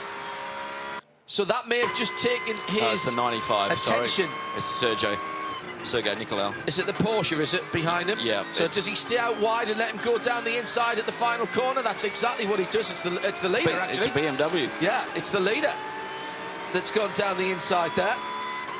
And that is a lap. 5 and a bit kilometres, just around about just over 3 miles with Christopher Zirkling. He's not hanging about, but the back of that Porsche is just complaining a little bit. And if I check to see how he's doing on his laps, maybe we can find out. He's 10 laps into a stint that he's been in. Well, if he's struggling like that after 10 laps, that's going to be interesting when he's another 30 laps in, because that car will easily do 40 laps, supported by Porsche Abu Dhabi, who presumably will be on that car for the final round as well. He's chasing Fabian Dans down 3 seconds he took out of him on that lap, but he's got a long way to go. 244 laps for Fabian Dans, 241 for Christopher Zirkling, so there is still time there. Well, we're making sure we're speaking to all of the teams. We've just done a lap around with the Rabdan by Fulgenzi machine with Christopher Zirkling behind the wheel of the 971. Let's go and talk to one of his teammates. Nick Dermott is outside the front of their garage. Saif El-Mehri, you were just got out of the car a few minutes ago. We've just watched your teammate do a couple of laps. How's he doing and how's the car doing? Everything looks perfect. We are behind the P1 within 2 laps. We are catching up. We still have 4 hours, I think, more or less. I hope we had a good. We're gonna have a good fight.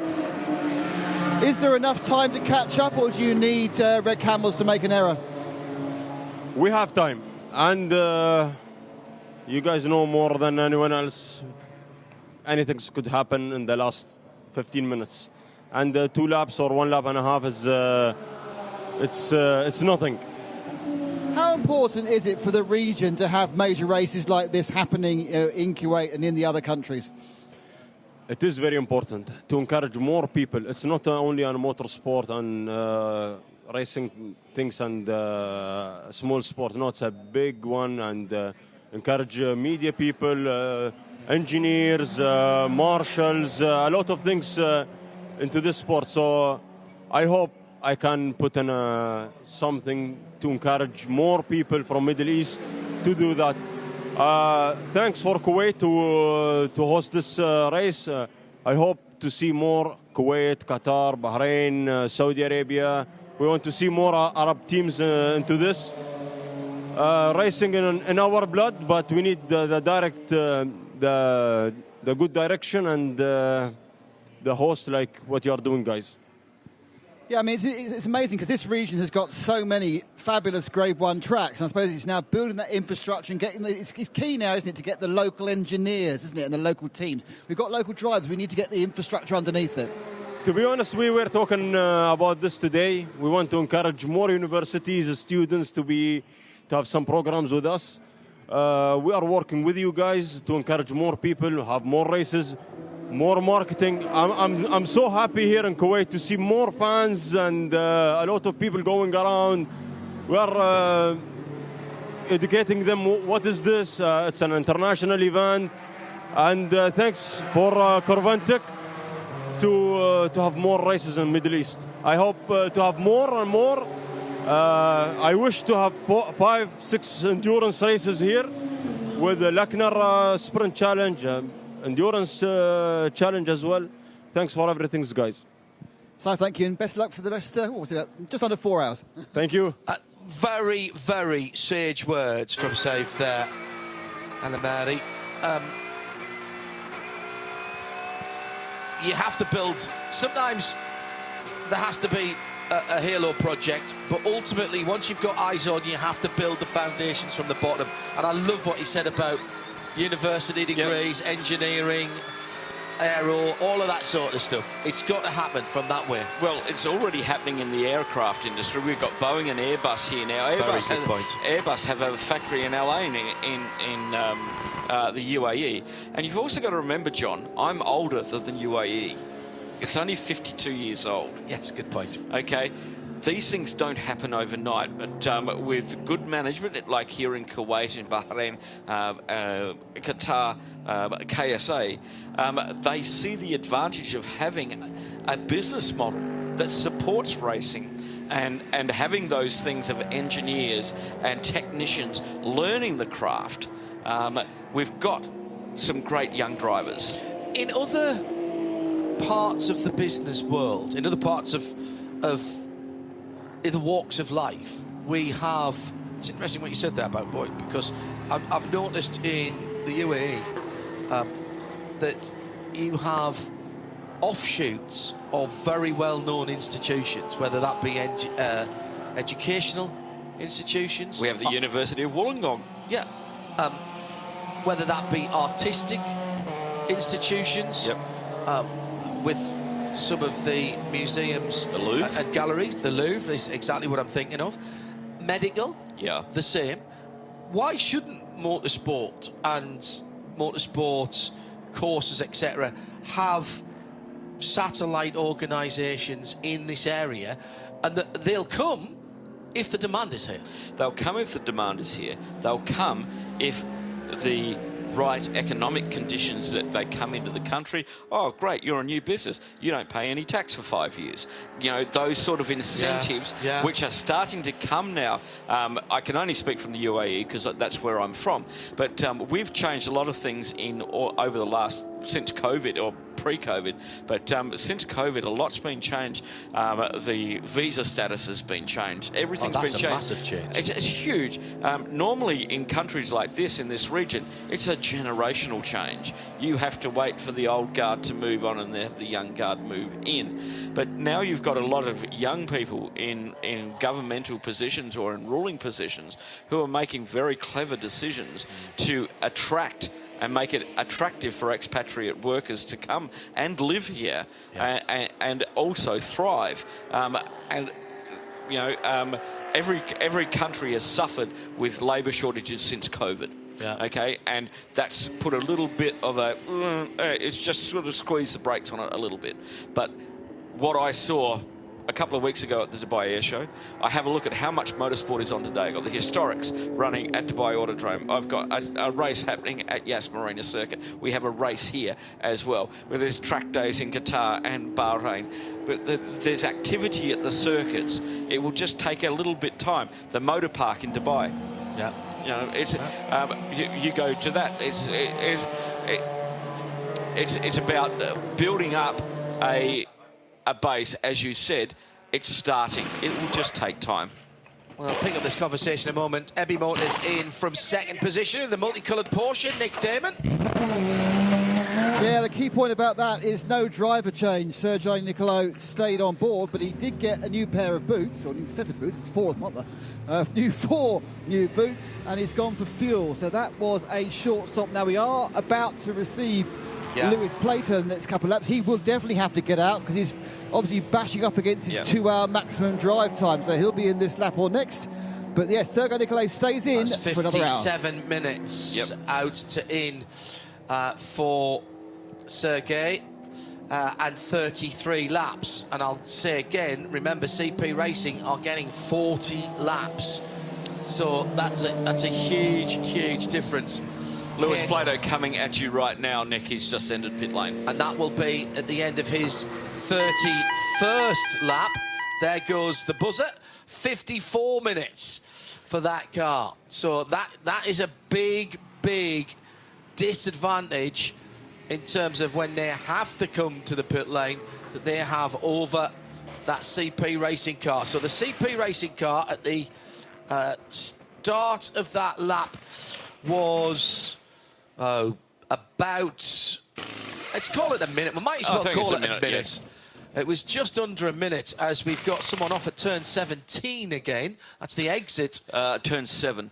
At turn And it's gone 7. green again. It's going, okay, so that was very short. Nick Damon watching the multicoloured BMW, sorry, the multicoloured Porsche, the multicoloured BMW in with you now. You know. Full service, obviously. It's Carl Cavers who got back in the car. It's taken a bit longer to get him in again than you would expect. They've been slightly delayed to avoid an unsafe release to the rejoining Tordo Verde Ginetta. That's back in the race. I noticed that I'm not sure whether which Tomlinson has stayed on board, whether Freddie stayed on board or not, but he was going down the pit lane, wagging the wheel to make sure his steering was still powered. So Lewis Plato got out, full service, slight delay again from whence tyres finished to actually going away as they made sure that car was properly fixed into the Thanks, Nick. Dave Alcock said you were talking about streetcar tolerances in construction. Said, also one of the big movements in the last few years have been the automated testing of components from Tier 1 suppliers. Engine components, for example, for a massive global OEM supplied by a client that he has knowledge of. He said they had to test new parts for 150,000 mile life. And suppliers are also expected to have rejection rates for quality of under 0.2%. Oh, wow. 0.2%. And many parts had a 1 in 10 of all shipped components tested by in-house quality control. This kind of testing, rigorous testing and quality control, has, along with automated manufacture and repeatability, has helped improve reliability massively. Good points, Dave. Thanks, you Dave. at RSL_Studio for that. Into the pit lane and out for... out of the pit lane for that Ginetta that was leading its class, and let's see if it still is. Yes, it is. And Michael Simpson has taken over that car from Freddie Tomlinson, who brought it in. Meantime, Lewis Plato is out of the car 22 BMW that was leading the race, and he can talk now to Nick Damon. Well, that was a busy couple of hours. Yeah, that's fair to say that. I think I double stint there, full green flag running, which was really great fun. The car handles fantastic. We don't seem to have the 1 lap pace compared to the other 2 GT3 cars, but we've got very good tyre deg, which I think is obviously keeping us in a battle. And the team are doing a great job. So are both drivers. So yeah, hopefully try and keep it going. So obviously you got in the car and it was still bright and light, and now it's gone through to darkness and the temperature's dropping. How much is the car and the track changing during that sort of 2-hour period? Yeah, if anything, the circuit's coming towards us. I found particularly in the daytime that the rear end gripped up, and it's getting a bit more movement in the car, which is helping us at a high speed. The track's really well lit, so there are a couple of dark patches, but generally speaking, actually, your visibility is pretty good. So day to night isn't too bad in terms of that aspect. And yeah, like I say, the balance does change a little bit, but not too much. I don't know whether you've raced in the Middle East before, but the sun goes down incredibly quickly, doesn't it? Absolutely. Yeah, I mean, fortunately, me and Carl done the 24-hour at Dubai earlier this year, so we sort of got a good experience of this. But I mean, as you can see as well, the sun goes down quick, but once again, it's still not quite as dark as our UK evening, shall we say. Now, crunching the numbers and moving forward, it does seem that CP Racing may have an advantage on the basis that they are a slightly different subclass to you, which gives them more fuel. Does this really mean you guys need a or some code 60s to get yourself back in? It makes it tricky. They've got effectively a bigger restrictor, so they're quite significantly quicker than us down the straights, and then they're able to refuel more in code 60 as well. So the advantage is on their side, and to be fair, they're all doing a stellar job with their lap times. So I guess we need a little bit of luck, and then just drive as clean a race as we can, and hopefully that's enough for the finish. And is that you done, Lewis, or you going to do the final stint as well? I think I've got a few more to go yet. Have a rest and a drink. Yeah, Straight out the car, Lewis Plato talking to Nick Damon. Just to follow up on what he was saying there in terms of those top three GT3 cars, one lap pace, it does not win you an endurance race of 12 hours. But just to say that the Porsche has got the fastest lap of those three, a 1:43.0, 1:43.2 CP Racing in second, and 1:43.5 for Century Motorsport, the third quickest. So the BMW that has been leading, he's spot on. That doesn't have the one lap speed, but we are talking half a second between the top and the bottom, with CP Racing right in the middle of that, almost exactly. Actually, now you say that, of course, half a second a lap over 260 laps, which is what we're on at the moment. That adds up. Yes. And we've had dare I say this, we've had a very long period of green. I've said it now. Sorry, I've got to touch a lot of things. Hashtag Hindorf. We've now had 3 hours and 38 minutes of green flag racing. Now, the point we made earlier on, since the last full course purple, that is, the point we were making earlier on about the advantage of being able to filter 50% if your fuel drop allowed under code 60 that CP have. Actually, that does work for them to a certain extent, but right now they don't need that. I don't think they need that anymore. No. I think now they just keep putting in an hour and 10, an hour and 13 minutes runs at the pace they're doing. They save a pit stop, and they are they're stationary for a bit longer because they're putting more 20 litres of fuel more than the Porsche and 10 more than the BMW. So that has a time effect. Yes. But other than that, 30 litres more than the Porsche and 20 litres more than the BMW. So that, remember, on a standard pistol grip pump, that's going to have a time disadvantage. So they save a stop, which might save them net probably 2.5 minutes. But they're only 41 seconds. They were only 40 odd seconds behind when this pit stop cycle started. Exactly. So that movement is already starting to happen. That flow from there. I mean, they have done 8 pit stops. The other guys have done 12. Probably 2 of those under the code 60s to do the 25% fuel. But that's still 2 pit stops up, which is 4 minutes. Yeah, I'm looking at.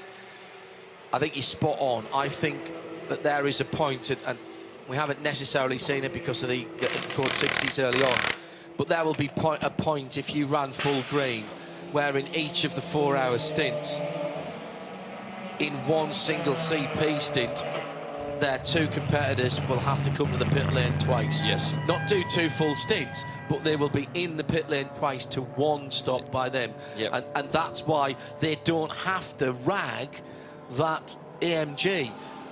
they are doing exceptionally consistent times. Their fastest lap is a 1:43.2, 1:44.5 last time around. So, sorry, 1:44.2 last time around. So you're talking about within a second of the car's fastest lap of the race. Last time around for the Porsche, its fastest lap of 1:43.0. Last time around 46.2. He's getting to the end of his tyre life. 1:43. No, they've just stopped. Which one? No, they're double stinting, of course. They're double stinting, yes. Yes. 1:43.5 by Century is their fastest. 1:48.5 for Carl last time around. So what you're looking at is a team that is well balanced in terms of its pace, very similar, and drivers who can get very close to the absolute performance potential. Now, performance potential is something that you've heard me talking about within the WEC. Yeah. And in fact, IMSA, with their new BOP solution and calculation, is going to a similar area. They do that with a lot of technology and a lot of testing and a lot of wind tunnel and onboard real-time monitors. So you've got torque sensors on drive shafts. So it's not about how necessarily even how much fuel's going into a WEC car and how big the engine is or anything like that. It's how much power's coming out of the back wheels. And that determines, along with aero and a couple of other things, that determines a performance potential. After that, it's up to the team to get as close to 100% of that performance potential as possible. And if you don't, you won't win. You can shout and scream at the BOP as much as you want, but if you make mistakes, or your driver makes mistakes, or your strategy isn't working, or you make the wrong call under a safety car, you're not going to win. And the team that does the better job, which generally speaking will be the team who's been there the longest, which is Toyota Gazoo Racing, tends to have an advantage. Yes. Because they know their car very well. This is what CP Racing are doing here. CP Racing and Toyota Gazoo.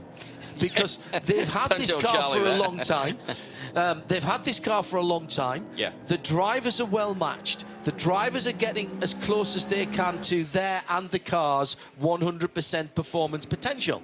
And when you do that, you win races. Yeah. And more importantly for them, I suspect, you win championships. They want this trophy. They've not won it. They didn't compete in all 3 of the rounds last year. They have won other 6 full season championships here in Creventic. I think they want this one. Into the pit lane for the second place GT4 Century Motorsport 429. And this G82 brought in by Ravi Ramied. Nick Damon is watching this one. So they got delayed earlier on in the piece, Nick, and they've been playing catch-up since. 8 cars come in recently. We've had the Vortex came in for a driver change and got Lino Amorouche. They came in twice, actually. They were having an issue, electrical issue, where when they tried to start the car, by turning the lights on, it stalled the car. So they obviously had a very flat battery again. They used a jumper battery and got it going, and it didn't have the problem again the second time. And we've had the KTM in again. I think Daniel Drexler out and Pujami getting in. But they also had a bit of a stop for a fluid top up at the back, whereas Century just done a standard stop. And I think Nathan Freak has got back into that one. As you say, Ravi Ranyid has got out. So we'll try and grab a word with Ravi, maybe because I've never spoken to him. So that's always a start, isn't it? And I could see him in the back there. Let's see if we grab a quick word with Ravi, see if he wants to. He's talking to Charlie Robinson now. Let's a quick word with Ravi. He looks surprised. So, I always pounce on drivers, just they got out and they're hot. Give us your, how's it gone the last stint? That was good, actually. I mean, it went in a flash. I've not driven at night before. I've not driven for this period of time before either, so it was 2 things in one. It was great fun. So what was your experience prior to this race then? I've raced at Ginetta for 2 years, so we've raced the Single Mate Championship. We won in 2022, we came second this year. That's quite good. This is a whole new ballgame, though. It's great. It goes on forever, and flag doesn't drop in your stint, does it? So what was it that made you think, right, I've done Ginettas, but the next thing I'm going to go and do is a 12-hour endurance race and perhaps some more over the Middle East? Well, we're doing British GT next year, so this is kind of like a taster as to what's to come, and I kind of figured that if I can live with this and maybe the Abu Dhabi round and deal with everything that's going on, the heat, the amount of time in the car, British GT should be a bit easier. Yeah, of course, you don't have to deal with much heat at Knockhill, do you, or in Donington? But, I mean, give us an idea, I mean, how different is it for someone who's used to doing the British circuits to come here to this Kuwait Motor Town, a Grade 1 track in the Middle East? How much of a culture shock, a racing culture shock is it? Actually, it's pleasant. You know, it's much nicer here than an 8-degree wet Donington, I'll certainly say that. The track's lovely, the facilities are wonderful, the people are great. You're on holiday as well, so, you know, cold beer would be great, but you can't have everything, you know. So you said Abu Dhabi. Are you doing Dubai as well? No, I'm not. I mean, 24 hours is a bit too much for me right now. So maybe next year, if we do well in this season, we'll see. But one step at a time. One thing I will say about Abu Dhabi is they already have 51 entries, so it's going to be a bit busier. Oh, well, let's hope so. It'd be nice to actually navigate some traffic. I mean, we are being buzzed by GT3 cars, which is interesting, especially in the dark. So that sort of warmed me up to what's to come. But it'd be nice to have a better scrap as well. With only one other car on the grid, we've had some problems. It'd be nice to have 2 or 3 more to play with. Ravi, great stuff. Thank you. And making the point that you can only learn multi-class racing by doing multi-class racing. Now, you know, yes, he's not got the competition within his class, but he said something very important there that my ears picked up. I keep getting buzzed by GT3 cars, and if you're going to do British GT in a GT4, you're going to have to get used to that around some very tight and twisty corners and circuits without the runoff that you have here. Think of places like Alton Park, where you've got to learn where to let them go, where to claim your piece of road and go, no, just you whack them. Yes. Not that GT3 drivers will take that on at all. But that's what you've got to do. And Rami's learning all the time. And good for him. Keep an eye open for him in British GTs in the near future then. And he looks like he's going to be at Abu Dhabi as well for the final round of this championship, which already Creventic telling us has 50 entries. That's going to be immense. I'm really looking forward to that. And we've got the new podium as well to play with, Joe Bradley, when we go to Yas Marina, the new pit podium that's out over the start-finish line. Will they let us play with that, will they? Oh, why wouldn't we? Well, that was built for Formula 1, wasn't it? Do we get to use that? I hope so. When we were at Kona, we stood on the Formula 1 podium. I can say that I've stood on a Formula 1 podium. That is very true. We tend to stand on, you know, the same podium at Spa. Silverstone. Yeah, looking forward to that. I mean, that's a great... That's got to be something to tell the grandchildren, isn't it? If you're a competitor and you get to stand on the... Every time... On any podium, really. Every time I sit in our main room, in our drawing room, and I sit there every morning, even I do the crossword. She sits in her reading chair in the corner. I sit on the other side of the room with my cup of coffee. And we do the crossword, and I look across, and behind her is my lovely second-place trophy from Kota. And every time I see that, I remind myself that I stood on a Formula 1 podium. And we had, what, 5 or 6 or 7 different podiums that day, and everybody had at least 3 drivers in the car. So, you know, that's probably getting on for 30 people. No, more than that. Getting on for 50 people. Because there'll be nine people on a podium, wouldn't there? And that can say, because of Creventic, I did a 24-hour race on a Formula 1 circuit, and I stood on a Formula 1 podium. Yeah, you know what? That's why we do this. You know what? No, the Formula 1 bit isn't that important. Standing on a podium, that podium moment, when all of that time and effort and energy, which hasn't necessarily just this event, but other, you know, that other events that you've been doing since you started. Yeah, correct. And it all just loads up, and it finally delivers you onto a podium somewhere. I had a saying I used to say to the kids at college when I taught motorsport there. You're gonna have to learn how to lose before you learn how to win, because you're going to do a lot more losing. Yeah. And it's true, you know. And it's that makes those podium moments all the finer, you know, the glory of it all. It makes it. That's why you never see an unhappy person on a podium, do you? Except in Formula 1, funny enough. Please tell us, readers. In case you hadn't realised, it is we've now turned over this part of the programme to BBC Radio Sunderland, and Joe Bradley. Translations are available. Yes. Joe Bradley has joined me, John Hindhaugh, in the booth. It's Nick down in the lane, coming down to 3 hours to go in the last quarter of the race. I am exceptionally envious of anybody out here at the moment. It's dark, the track's rubbering in, the cars are starting to slide around, the drivers are starting to get a little more confident, and it looks like the front end's got more grip on these cars, and the drift in the back end and the feel. It's not as bitty. You can see people are much more controlled through the corners. It was very, very windy at midday here. Ah, interesting. And it actually was very, very windy just around the race start. And it, you know, because of the thermal effect that we were having, it created quite a bit of fierce wind. The flags were really, really rocking. And of course, that's why we've had these clouds of dust that we've been able to see. The sand just coming across the track and making pretty much, in the early parts of this race, a voyage of discovery at every braking area, because the level of sand and dust changed.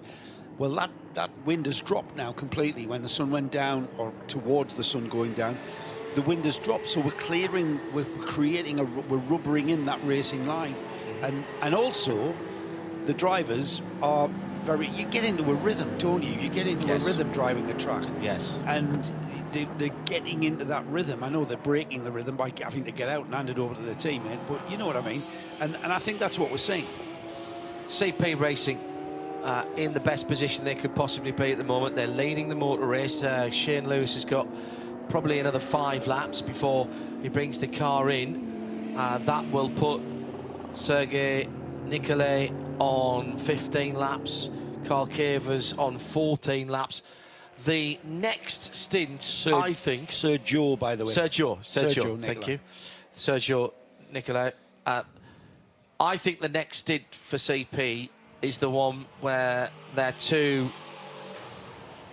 competitors will have 2 pit stops in their one stint, and I think that's when it all changes around. I'm just looking at how that's balancing in a moment. Joe Bradley and Hindhoff in the booth. Nick Damon watching the leader in GT4 into the pit lane.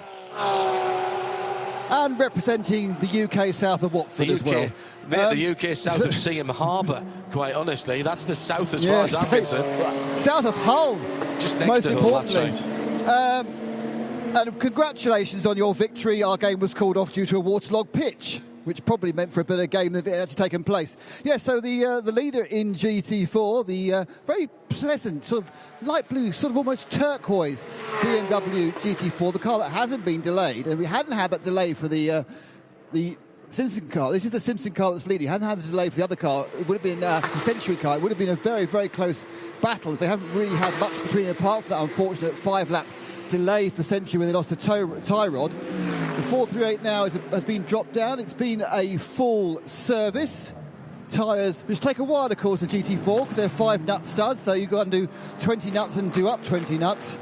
But it's been a full service driver change. You'll find out who that driver is when he comes out of fuel, because he's just driven into fuel. And they all seem quite happy with that, but they have got a very nice cushion at the moment, guys. Isn't it incredible that after all this time, with just coming up to the 3-hour to go mark, we've still got the 3 GT3 protagonists on the same lap. On the same lap, yeah. Flip-flopping the lead between pit stops, sharing that lead.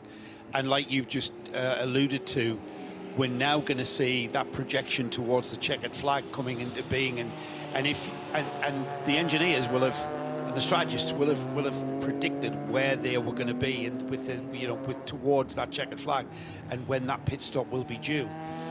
With such a small grid, that negates the opportunities with regards to code 60s and the like, because there are less of them, and really it's a pure race. This is, and I think this is why we've seen such a competitive running from all 3 of those GT3 at the front, because it's such a pure race. CP Racing at the front is the 19th change of lead at the head of the field. And as you say quite rightly, it has been spread between the leaders. Century Motorsport led the first lap across the line at the end. They actually, I think, led at the green flag. Then it went to CP. Then it went to Red Camel Jordan. Then it went to Century. Remember, John, last year Red Camel was on the overall podium. Oh, yeah, and they're only one step off it at the moment. Then it went to Ebby Motors, then back to CP, then Ebby, then Century again, then Ebby, then CP, then Century, then Ebby, then CP, then Century, then CP, then Century, then CP, then Century, then CP. So 5 different cars have led for 19 lead changes. Well, we're about to see the Maramara EB Motors about to take the lead since, when was the last time those guys were in the lead in the Porsche? The Porsche quite a while ago, wasn't it? hasn't been in the lead since lap 167. And we're on 269, so about 100 laps ago. Yes, they should get. Yes, they will get to the lead in 5 laps. In about 3 laps' time, when Shane Lewis comes into the pit lane. The other categories, let's not forget them, because there's plenty going on there as well. You mentioned the cars just outside of the battle for GT3, and leading that charge is the 909, although slightly off the circuit last time around for Fabian Dans, who just lost the front end a wee bit going through turn 12, that was, regained the circuit. I think there's 1 or 2 more liberties being taken in the dark on track limits, by the way. Really? They might not be getting called, but there's 1 or 2 things going on. It's when you get to the dark in an endurance race like this, it's a bit like the front row of a rugby scrum. If you can't see it, it hasn't happened. Yeah. We can see the residue of it happening, but that's, you know, when you come out of the scrum. There are 2 laps between first and second in 992. That's the 909 Red Camel from the 971 Rabdan by Fulgenzi. And then another 3 laps between Fulgenzi and K. Kramer Racing. That was a hell of a drive by Rick Breukers there. Oh, he was at times slapping 6 seconds a lap. He was eking out 6 seconds a lap. But have you seen the way he drives the car? There's a lot of really good. If I was picking the driver of this race, it's going to be difficult. There's Henry Neal, just put in his and the car's fastest lap of the race on lap number 238 for an Audi RS3, which is now up to 9th position, leading the TCEs. And, you know, still improvements to be found at this time of the race. Amazing stuff. The car's the front-wheel drive will prefer the cooler track temperature, of course. The tyre life will be... They're trying to do this on 14 tyres. Not 14 sets of tyres, 14 tyres. 3 doesn't it? Yeah. I suppose if you... No, because they're not changing the rears. Not changing the rears, The rear tyres did 6 hours at the start of this race. You should have seen the state of those tyres that had come So off. they changed the fronts after 3 hours, they changed the rears after 6 hours, and then they changed the fronts and rears at 6 hours, I should say. Yeah. And then now, the next time they come in, they'll change the fronts again. Honestly, it's monstrous. What do we know about the new compound Hankook, by the way? It's working. Is it? Well, yeah. I mean, what a great test bed this is, because The TCR hasn't had that. It's only the GT3s, the 992s, and the GT4s that have had them. Okay, right. What do we know about them? Are they softer? Are they? We harder? don't. We don't. We don't know.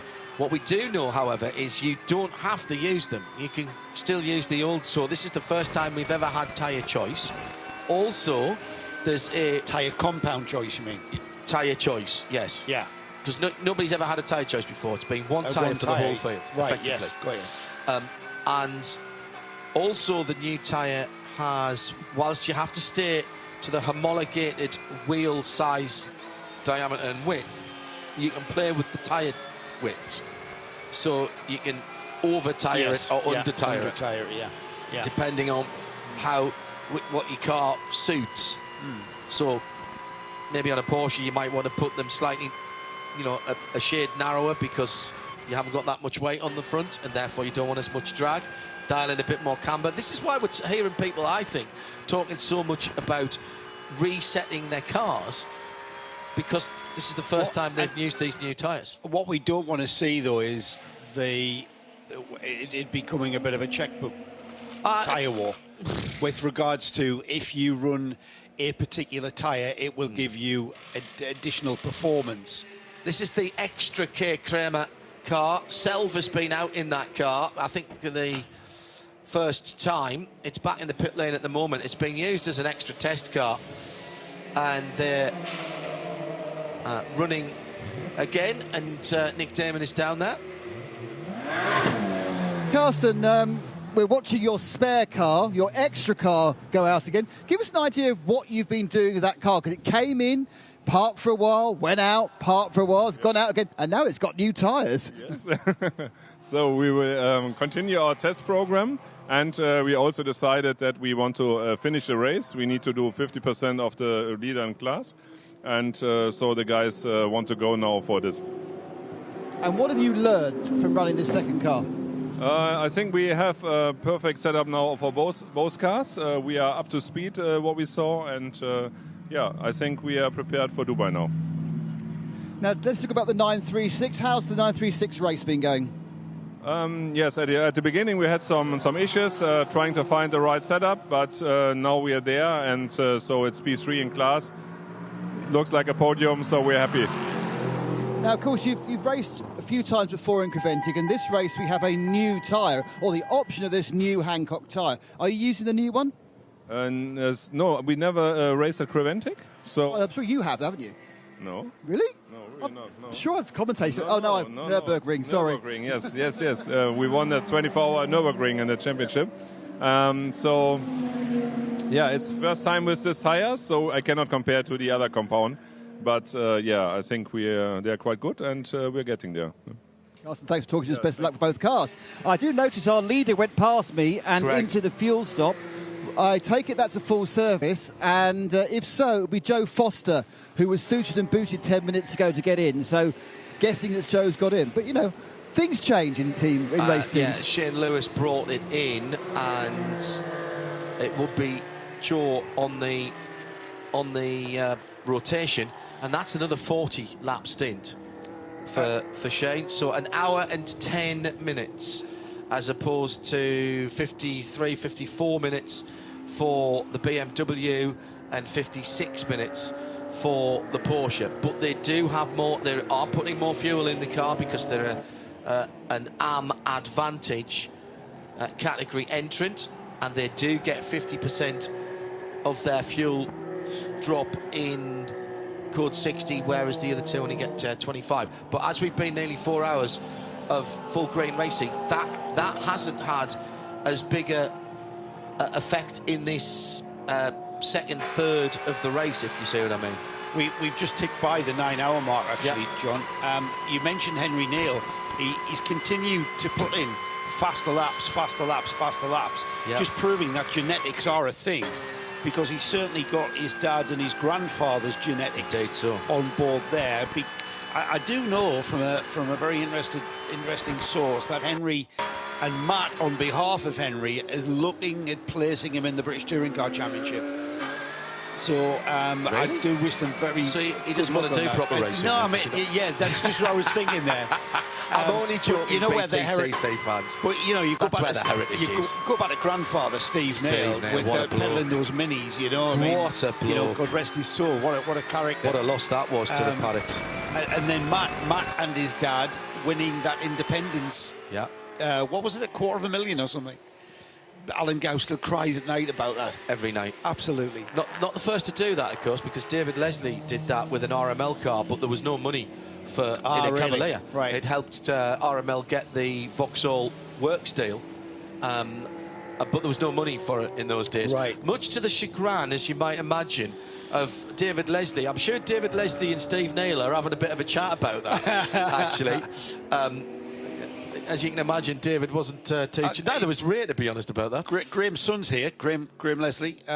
David's son, yes. Sorry, Yeah. David's son. Graham is here with Century. Yeah. He's the lad at the front of the car when the car comes in. He's the biggest lad. He is the biggest He's lad. the tallest I think if the car didn't stop, it would stop when it hit Graham. It would be like hitting a bollard, wouldn't it? It would be, yes. Let's have a word with Shane Lewis. He's just got out of the CP racing car after a solid hour and 10 minutes, and look, he's got enough energy to jog to Nick Damon at the front of the garage. Well, I hurried him up because he was getting your water, honestly. Shane, another great hour. This car is metronomic, and all of you are turning in the lap times. We're trying out there. I need your coaching. You know, you gotta keep coaching me out there, man. Like that. So yeah, you know, the car's kind of. We worked on a long haul ever since we got here, and trying to get a car that would work in the day and the nighttime is not easy because this track changes dramatically with temperature. You know, all the motors, but works well, but everybody's works well at this time right now. It's just a little bit tough to see on occasion, but yeah, it's coming along strong. Now, we have 3 GT3s. They're in 3 different subclasses, but it does look like you being in the AM advantage is going to play out if we stay green for the rest of the race.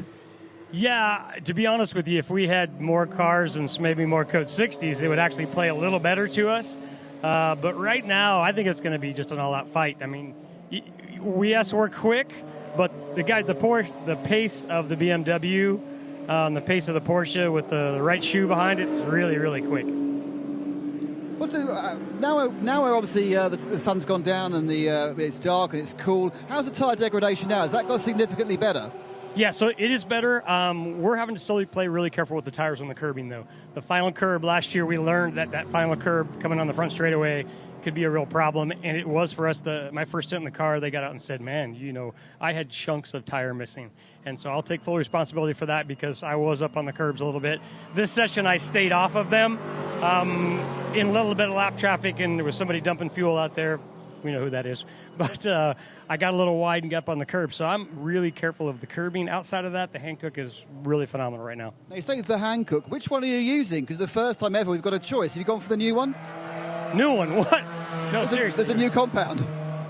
I had no idea. Drivers, eh? Well, you may. Who knows? I'll find out. But you could be on a completely new compound, but who'd know? I'll take it. I'm going to try it next time. All right. Right, Nick, your mission, should you choose to accept it, is to go and speak to the guys. Everyone. And find, and also see if you can find one of the Hankook guys and to tell us actually what the difference is in that new, I think it's called a 54. 54H is the new designation. I stand to be corrected by that. Phil has read the full regulations, sporting regulations, a couple of times. He was sitting waiting for his flight down from Dubai. Is this Joe Foster's first stint, by the way? No. Joe did a cracking stint earlier on. Yes, I remember Joe getting out of the car. Yeah, he did. He was in. Been twice actually. He was in at just about 3:30 this afternoon. Yeah.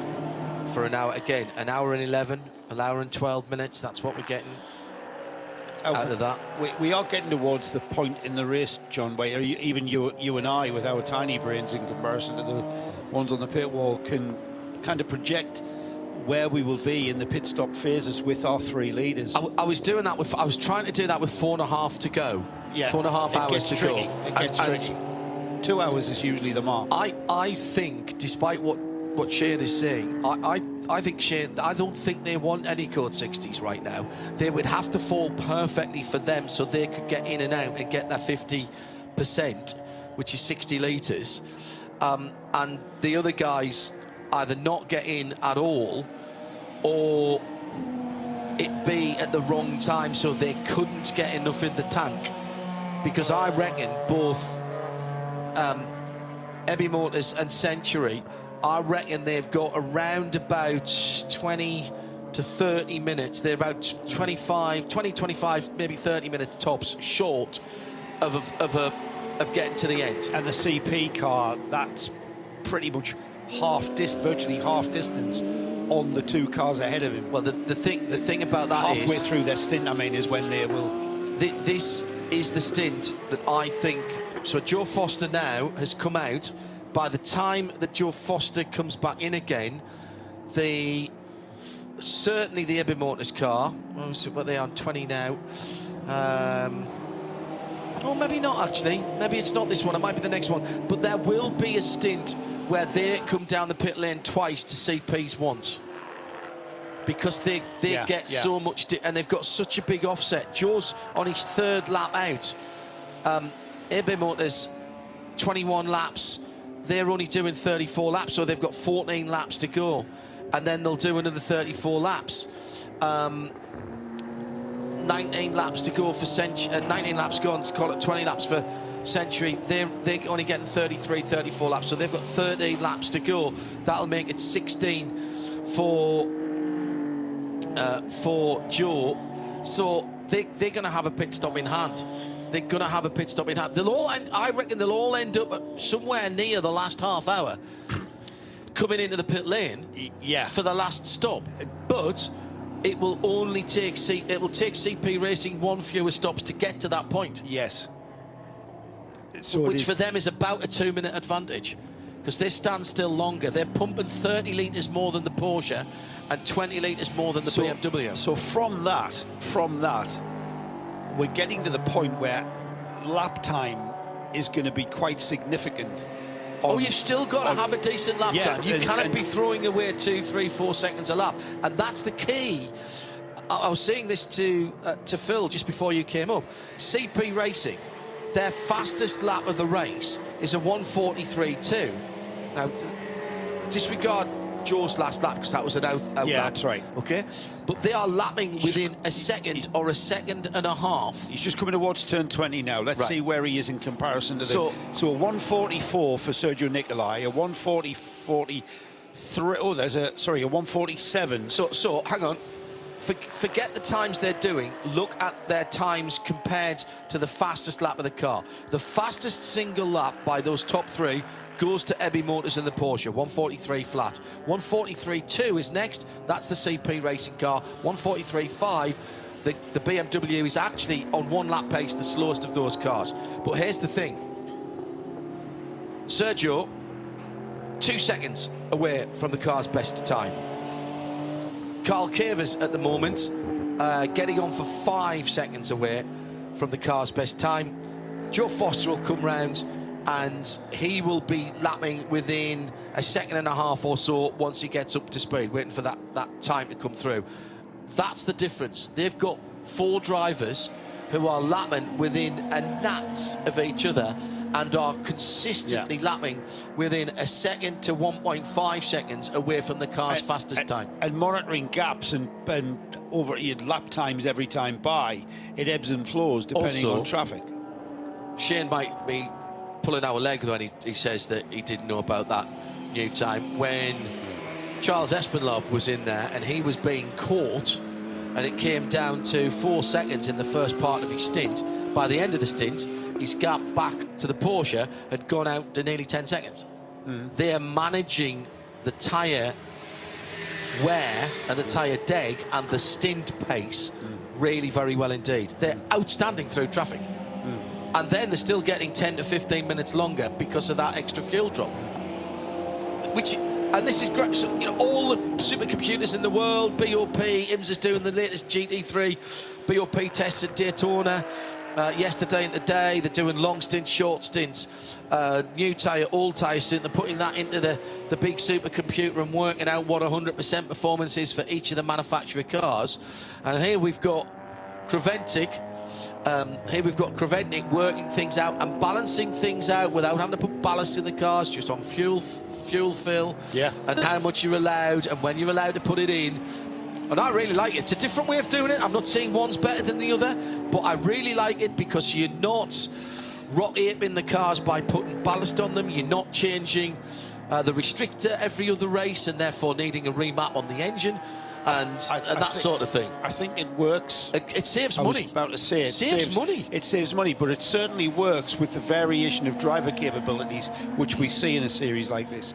Whereas in things like IMSA and WEC, you've got hot shots filling all 3 seats. Yeah. There's very little variation. Correct. You're sharpening a razor blade at the front end of an IMSA grid. But that comes back to CP again.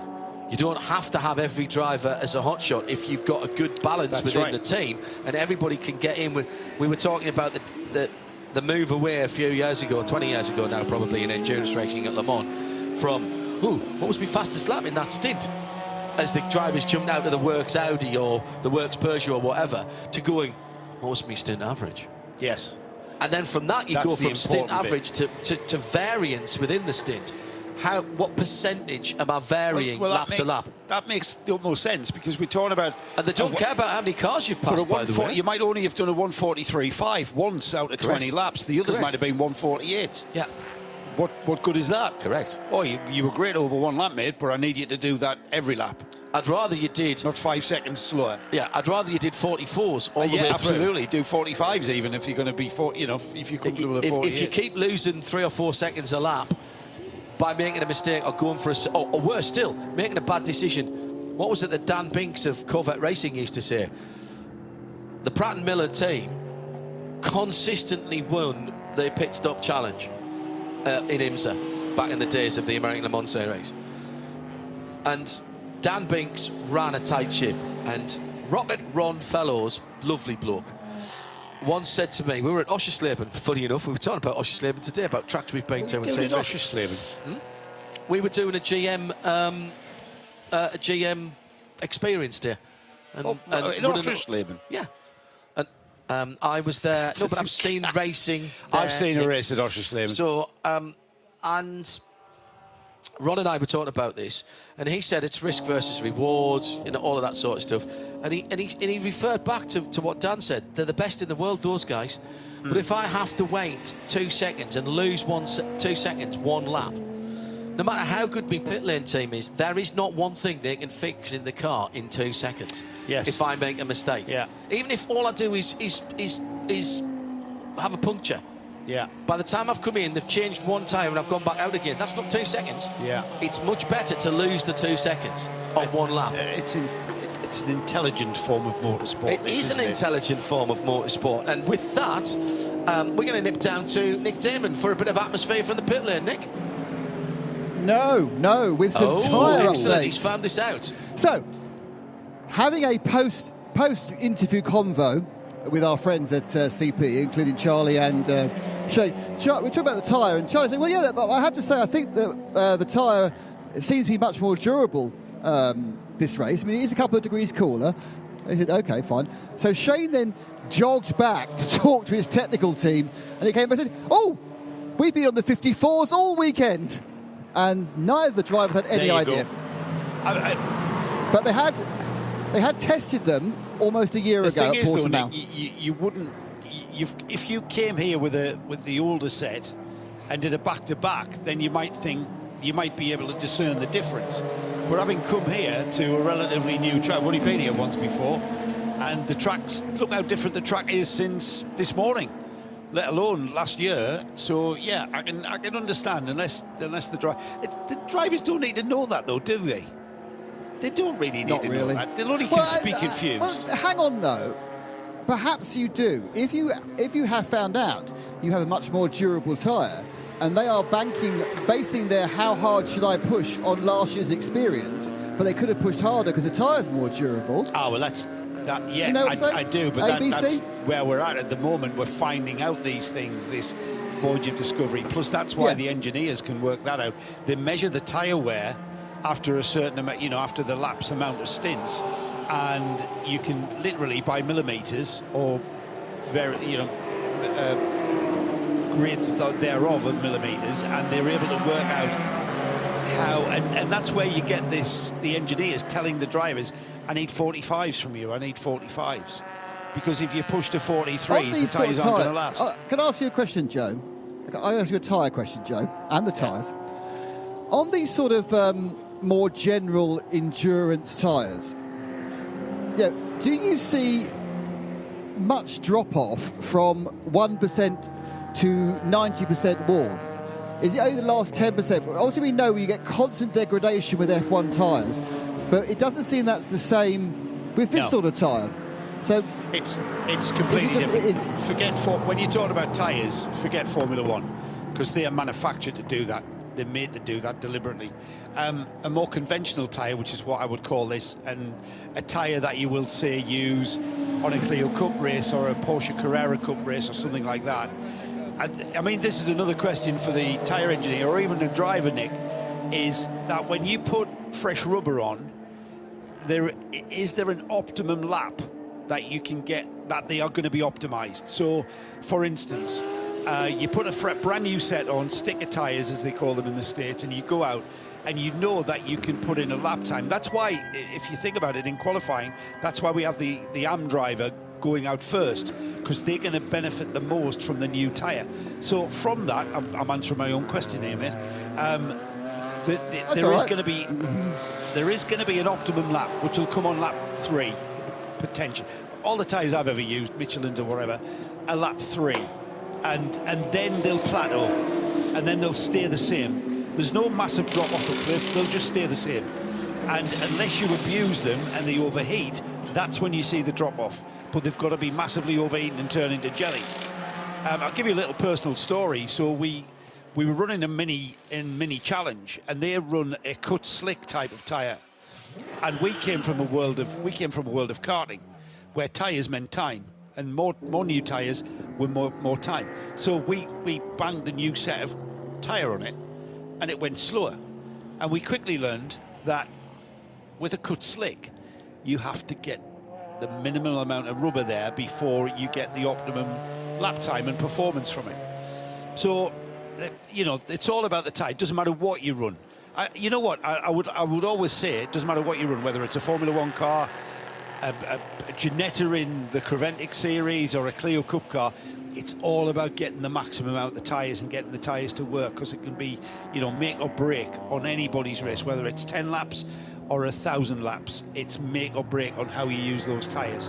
It's such a black art as well, and you know, great engineers are great engineers because of how they understand tyres and how to get the best off them.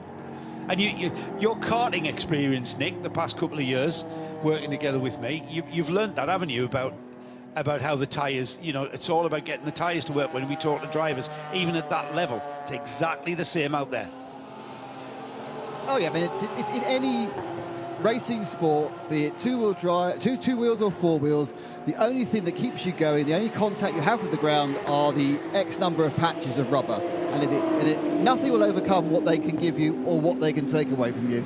And interesting, with 4 new patches of rubber, it's the 971 Rabdan by Fulgenzi car. That's a car that's currently running second in the 992 Porsche 911 GT3 Cup class. Christoph Jochling has got out. Not quite sure who's got in, because it's not Saif Al-Mahdi, so it may be Mr. Fister, I'm not sure, but you'll find out when they come out of the fuel stop where they are at the moment. But yeah, I mean, it's we joke about it, but the tyres are always the most important part of any vehicle. Nick, I'll leave you to it that. But Christopher Zockling is probably an ideal candidate to ask that question because of his experience. He'll be able to tell you what lap these Hankooks are optimised on, and then, you know, I'll leave you to that, Nick, because I've got Phil back now, and Phil's done some racing in his time. And we used to send drivers out, Phil, and you're a driver yourself, and you know what the pressure is. Right, mate, your tyre is going to be optimised on lap 3. How you drive the out lap, how you drive the second lap, you know, you drive it harshly or whatever, but on lap 3, if you mess it up, that's it. You don't get that tyre. Because on lap 4, it's not coming back. The tyre's never coming back. You don't ever get that tyre back.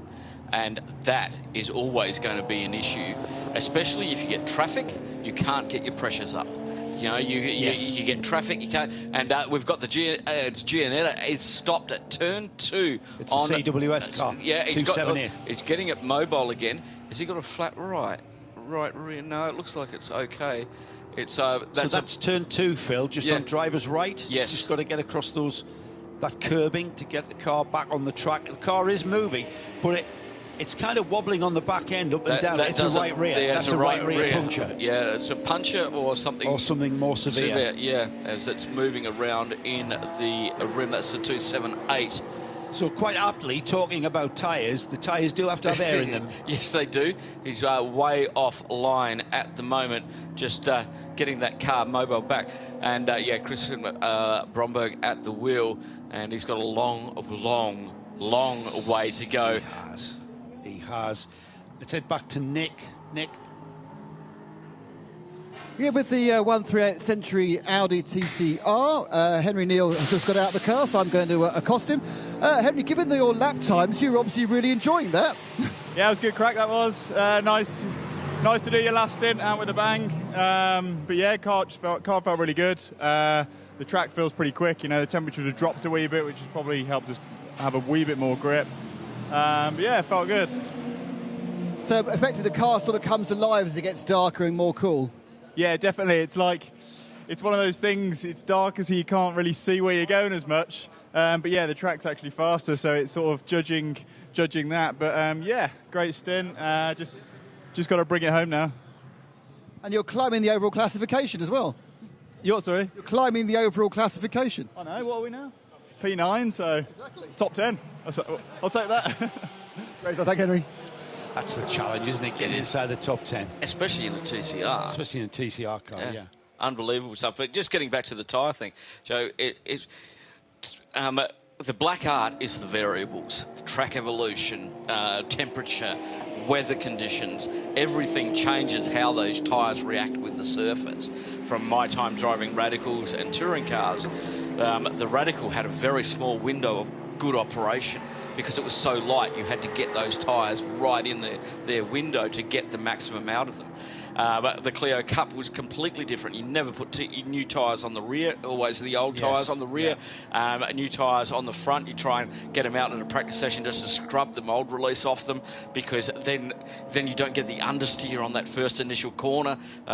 So yeah, it is a black art, tyres and tyre development. I lived through it in Formula One all year, and we have meetings with Pirelli every month. I was right in what I said about how they're deliberately manufactured to degrade after a certain amount of time, aren't they? Yeah, and you can see that this year very clearly in the Formula One. We had cars that were great Saturday cars, like the Haas at bits and pieces, whatever. Yeah. But their deck was so high on race day, they just destroyed their tyres completely.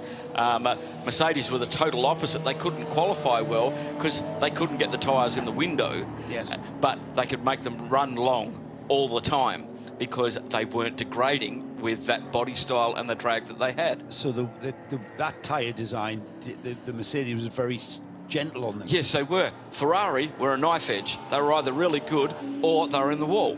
Right.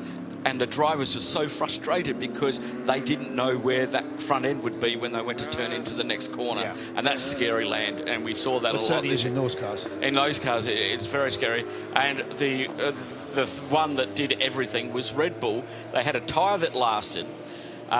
Max could make that tyre run consistent lap times up to 5 laps longer than anybody else. And we saw that. Got another car going slowly, I believe, Phil. We've got the Vortex out there, and it's the crossbow tripper. Yeah, the Vortex slowing down there massively, coming out of the hairpin. So let's have Nick down in the pits to report. Who have you got with you now, mate? Full service, tyres coming off, Fabian Danz getting out, and I think that's Luke Breukers getting in. Everything going very well, Luke being strapped in. I can see there's some noise at the other end of pit lane. I will wander up and see what that's about. That's the Colin White car coming back in again with a potential issue. We appear to go on code 60. Yes, you're going to get busy down there, Nick. Very, very interesting fuel-wise. This could throw a spanner in your top 3 battle. Nick, are you interviewing someone in Red Camels? No, I'll let you guys go. All right, well, CWS's Jeanette has made it back. It has got a right rear puncture. They're just inspecting under the rear wing now.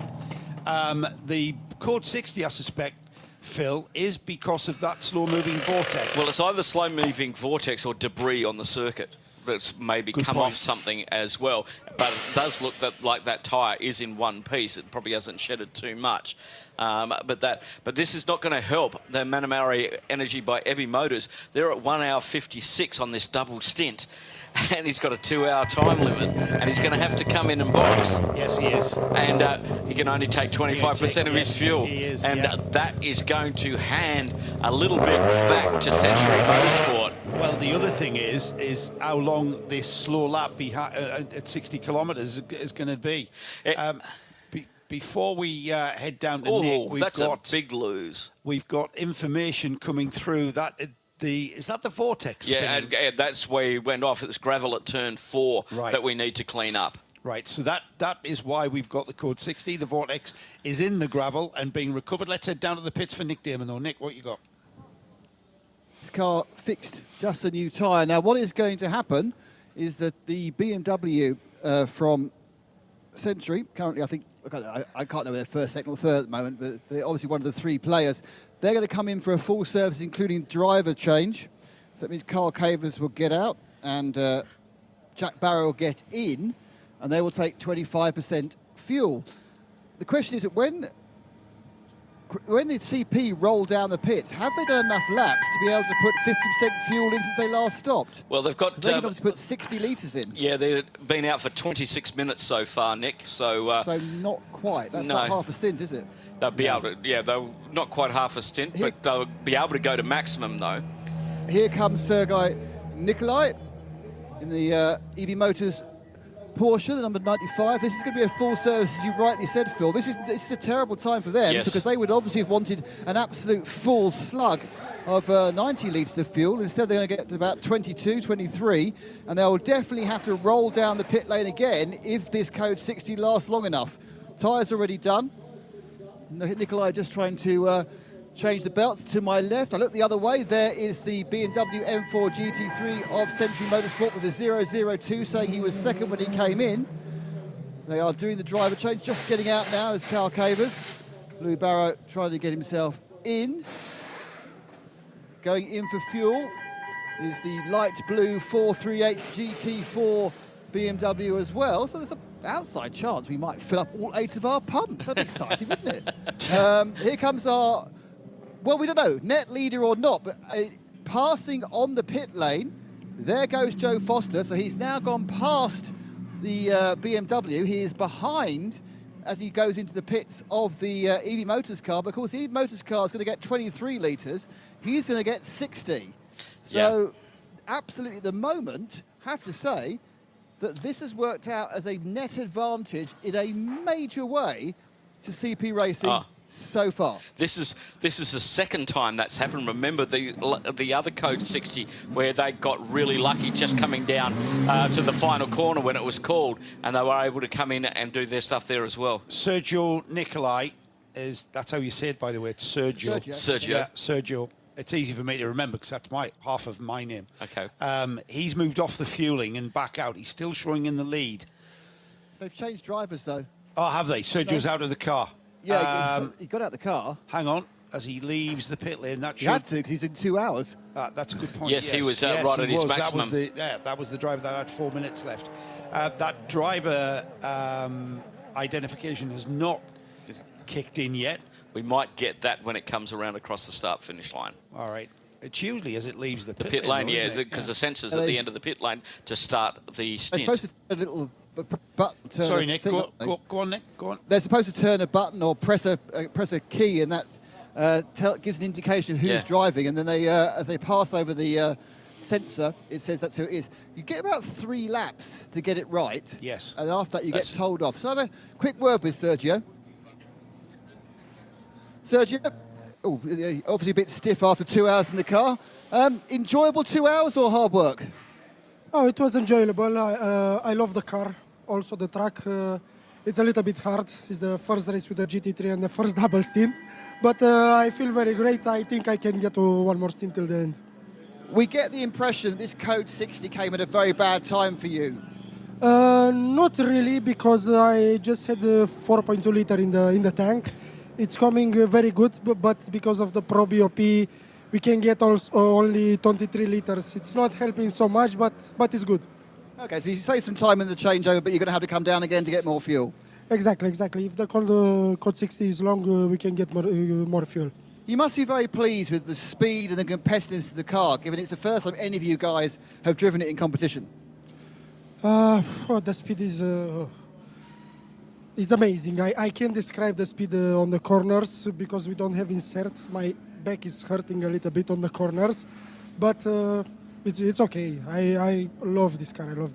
Sergio, well done. Thank you. Thank you very much. Thank you, Nick. Really good run here. What I think the winner out of all of this, well, certainly this Code 60, is us, Phil. Yes. Because it's, once again, it's flip-flopped that sort of situation where we had them swapping the lead, and it's kind of, I think, given us a bit of a level, especially if the Manamauri Energy by EB car gets in again and tops off, Yes. and can come in again. It changes the dynamic quite a bit because it puts those two back on a level playing field. CP Racing still have the upper hand, I believe, just with this, they can run longer. But if it is a long code 60, but we did see the Vortex out of the gravel, and whether it's towable, we're not sure at this stage. But if it's towable back, it's probably going to be another 2 laps under code 60. We do have some corner work going on, getting some gravel off of the circuit with just on 2 hours and 24 minutes to go, and they are going to be able to tow that back to the pits. So at the moment we've got a recovery vehicle just backing up to the front of the Vortex and a tow hitch about to be applied to it. We're sweeping gravel off, well, it's the tarmac access road on the outside of the corner. So we are getting towards getting that Vortex back to the paddock, unless, of course, he's able to fire that car up himself and get there under his own steam. Well, they are hitching it. Yeah, for a moment there, I thought he was putting the tow rope away, but no, he's actually hitching the car. When they got it off, we had a camera shot, and the door did get opened. So obviously he said, "No, I don't have anything. I can't drive the car, and or I can't start the car." But that may have changed. Door open again. Yeah. And I think he's trying to get going. I really do. I think he's trying to get going. And the marshals and him are having a little bit of a hand discussion. Well, first race, remember, for that Vortex 2.0. Nick's going to add something. Yes. Are you going to do it in Andrew Marriott's voice, Nick? No, because I love Andrew too much. The Vortex had this problem earlier. Battery. Restarting after a spin. It would kind of chunter, sort of run, and then as soon as you turn the electrics on for the lights, it would stop again. And the way they managed to fix it last time was actually plug an auxiliary battery in, and then it started. And that was 2 stops ago. Last stop, when it came in, it was fine. It started its own. But I think, they've probably had electrical problems. I mean, despite the early belt snap on their alternator, I just wondering whether they're perhaps not generating enough power generally, and they've got a slow drain. Also happening right now is that the EB Motors car is going in for its next slug of fuel as well. And interestingly, Paul Trustwell told Greg Hamill-Jordan to get 25% as well about 2 minutes ago. Their strategist working remotely from the Isle of Wight, just off the south coast of the United Kingdom. And the Vortex is mobile again and making its way probably back to pit lane. And this is the second time I think it's caused the code 60 and actually got going again and made it back to pit lane. As they have been saying, it's possibly... Did you find out whether the rear diffuser was off the 1 model? No, it wasn't. No, it wasn't. No, it wasn't. Because I was going to be calling it that the 1.5 rather than a 2. No, they put the original version 2 diffuser on the back. The older version of the older version diffuser was far too narrow. Okay. It would have been a bit of a... Under 1 minute until we get going green again with 2 hours, 21 and a half minutes to go before we see the checkered flag here at the second running of the 12 hours of Kuwait here at Kuwait Motor Town. And that's helped this run to the flag for the 3 GT3 protagonists, indeed. including the EB Motors car, because that car has been able to get in and topped off the fuel. Just looking as to where he is. Let's Nick, what have you got?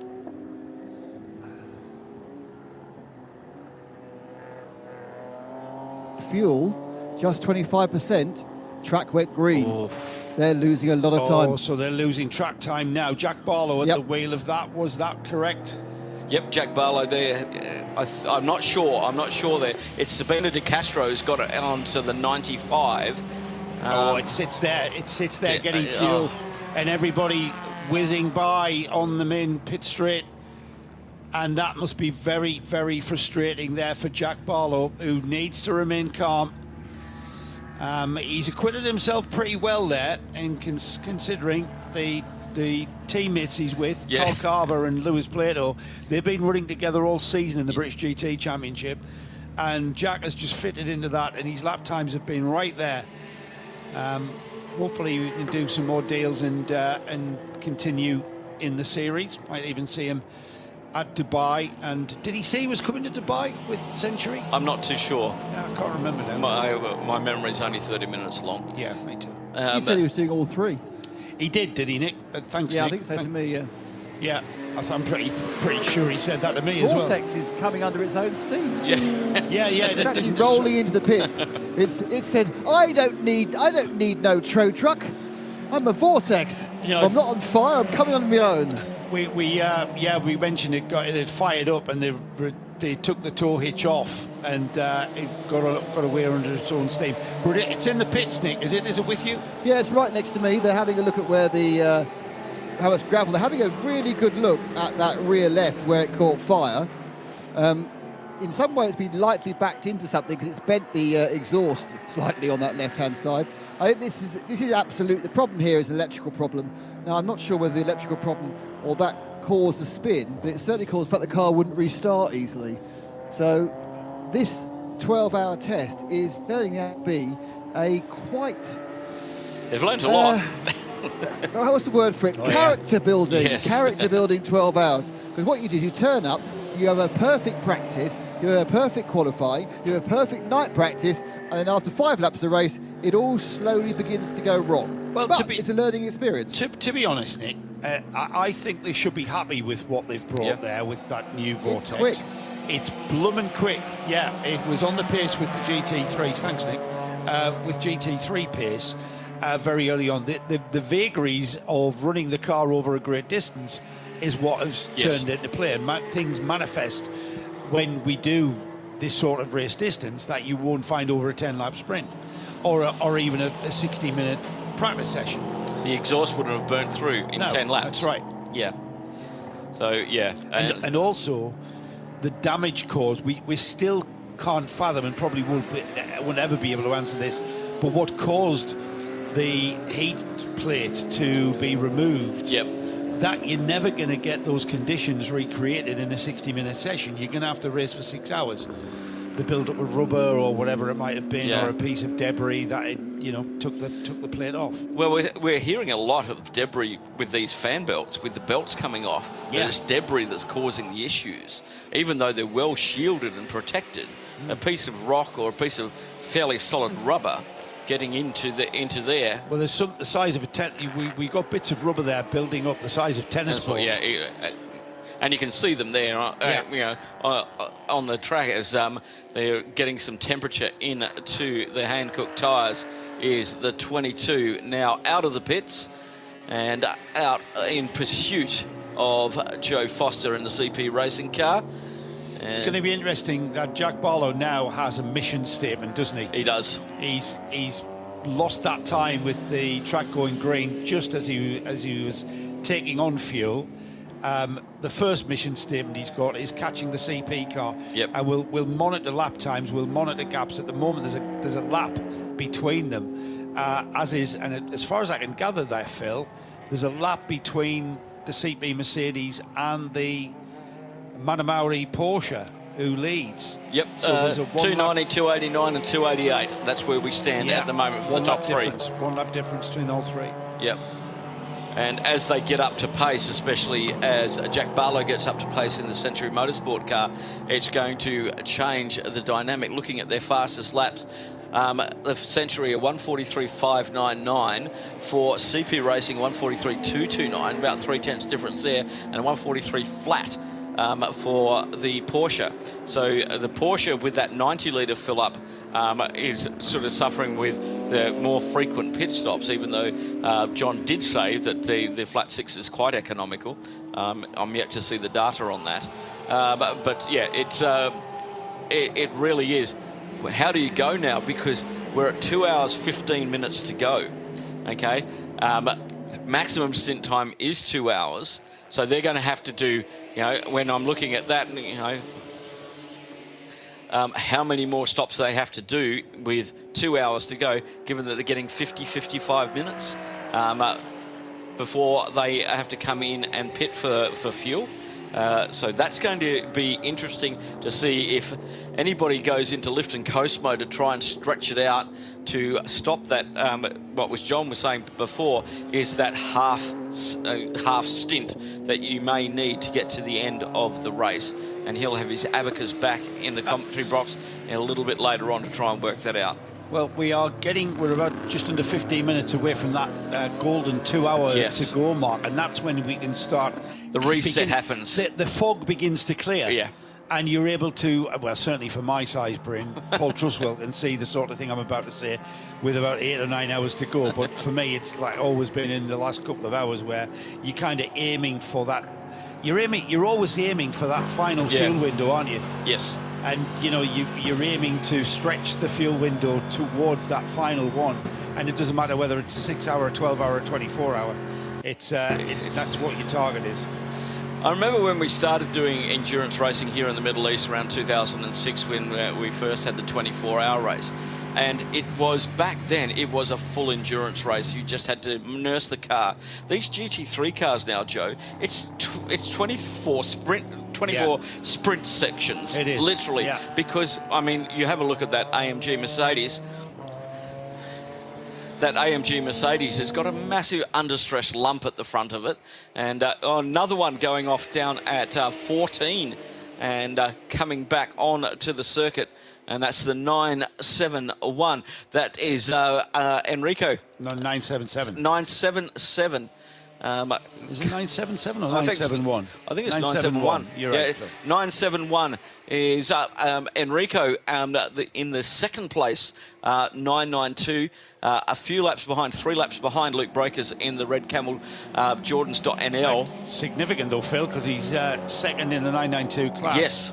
And Enrico Fulgenzi is the driver.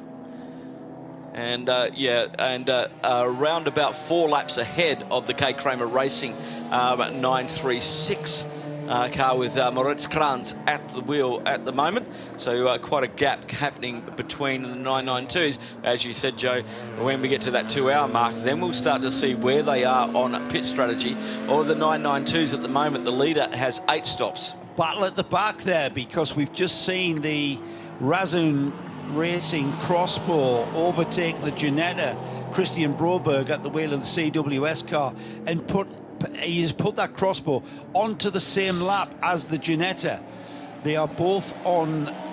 They are both 41 laps off the lead. They are now on 252 laps completed next time by. So now we will see whether or not that Crossbow continues to regain position, and at the moment that's looking on target. So 1 for the Gianetta, 148 for the Gianetta. And that's a GDX class battle, remember, Phil? It is indeed the GDX class battle. Both lapping in the 48s at the moment, and keeping it that V8 in that GDX. My goodness, that sound that comes out of that Ford V8. And I love their ethos about racing series, something that's equivalent to a 992 Cup car. You know, big thumping V8 in the front of it. Well, that's a business plan, though, isn't it? It's a business plan. Yeah. How many? It is a business plan. I support it. I think it's a great idea. Well, like Lauren said, if we had a grid of 5 or 8 of those cars in amongst the 992, if they're on the same sort of pace as the 992 Cup cars, I'm pretty sure Creventic would create a class. The 992 class, very popular for obvious reasons, but I think that's what Lawrence Tomlinson was on about. That's exactly what he was meaning. Yeah. You know, there's healthy Carrera Cup championships. These cars are all over the world. A little bit of variation on a theme by bringing them here and racing them over these longer distances. The cars are great. Yes. I don't know, have you ever run a Carrera Cup? I've done both. I've done a Gianetta but a G20, so a little bit. But I've driven a GT3 Cup car, the one with the stick in the middle of it. Yeah. And I can't drive Porsches. The engine's in the wrong spot. Okay, and we've got 2 places we've got 2 places at the Autodrome, and we've got Porsche Tree and Porsche Wall, and that's all from lift-off oversteer. Yeah. Okay, but I've driven the Porsche, and I can understand why people love them. Well, yeah. The other thing is, I've helped run Porsches in Cup cars in endurance racing in the UK, and you know the customer support is there. Yeah. They are very robust, and I think you know if when Ginetta gets developed, or the new Ginetta gets developed, that's a key factor, the reliability factor, the robustness of the car, and you know, as well as the pace of the car, that's important. But you know what, that's a great vision of Mr. Tomlinson's, to have a grid of those Ginettas on the same sort of pace as a Carrera Cup car. And when I hung up my driver's hat and before I put on my commentator's hat, I had to do my stewarding just to repay all of the misdemeanors I did while I was a driver. And I was a steward for Porsche Super Cup, okay, with Steve Stringwell and as our chairman of stewards, and Pete Roberts as a race director. And I did the races at Yas and Monaco and a few other races as well. And when you sit in the drivers' meeting at that sort of level with Super Cup, with the support and what comes to the track and what you have to buy, and then you ramp that down, that you've got Super Cup, then you've got massive amount of Carrera Cup racing going across everywhere with later, earlier model cars, etc., etc. It's just big.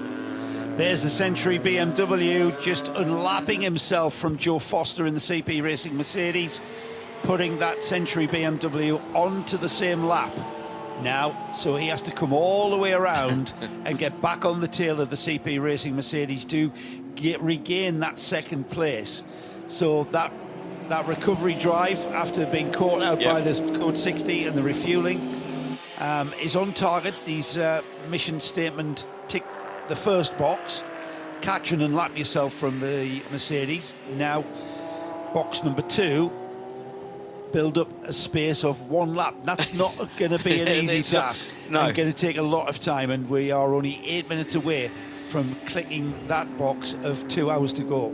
Yeah, on that last lap, Joe was on 48 and Jack was on 45. So there's only a 3-second differential at the moment. That's going to take a long time to do that. Once again, we've got to start understanding where the race is going to play out in this last 2 hours to see who has got what left, looking at times that people have been behind the wheel. And doing the stuff. Joe's Foster's been out there 47 minutes, 13 minutes for Sabina De Castro in the 95 in the lead, 18 minutes for Jack Barlow. So they're off sync at the moment. The two 95 and 22 are the ones that are more on sync. He came in a lap later, and hence the Code 60 ending. But yeah, it's been evenly balanced. I was looking at this earlier on. Century Motorsport have led 122 laps. Manamura have led 114. It's been bouncing backwards and forwards on pit stop strategy. The guys who just get there when these guys come into the pits, 56 laps from CP Racing. But when I look at the amount of pit stops that they've done at the moment, even though they did come in for the splash and dash due on an earlier Code 60, I reckon there's still 2 pit stops difference, which is 4 minutes in there. And I'll take 2 off those guys. They're on 12, and CP Racing are on 10, and there's 4 minutes. You know, that's significant. Yeah, it is. And they're gonna have another one of those as well. They'll have to do probably one less, because they get an hour and 15 minutes. These guys get 50 to 55 minutes. Well, they've just gone through. We've got a 1:46.2 from the leading Porsche, Sabino De Castro, putting in that time at 1:46.083 from Joe Foster. That's 0.2 quicker, and then a 1:44.4 from Jack Barlow, who is the quickest car in the top class at the front of this field overall. Luke Breukers is lapping consistently in the 1:48. He's a little bit quicker than the car behind him in the 992 class. 4th overall and 5th overall is the Red Camels car, the number 909, and the 971 number Rabdan. That's the Rabdan Racing by Fulgenzi. And just take us round this lap here of the KUWAIT Motor City track.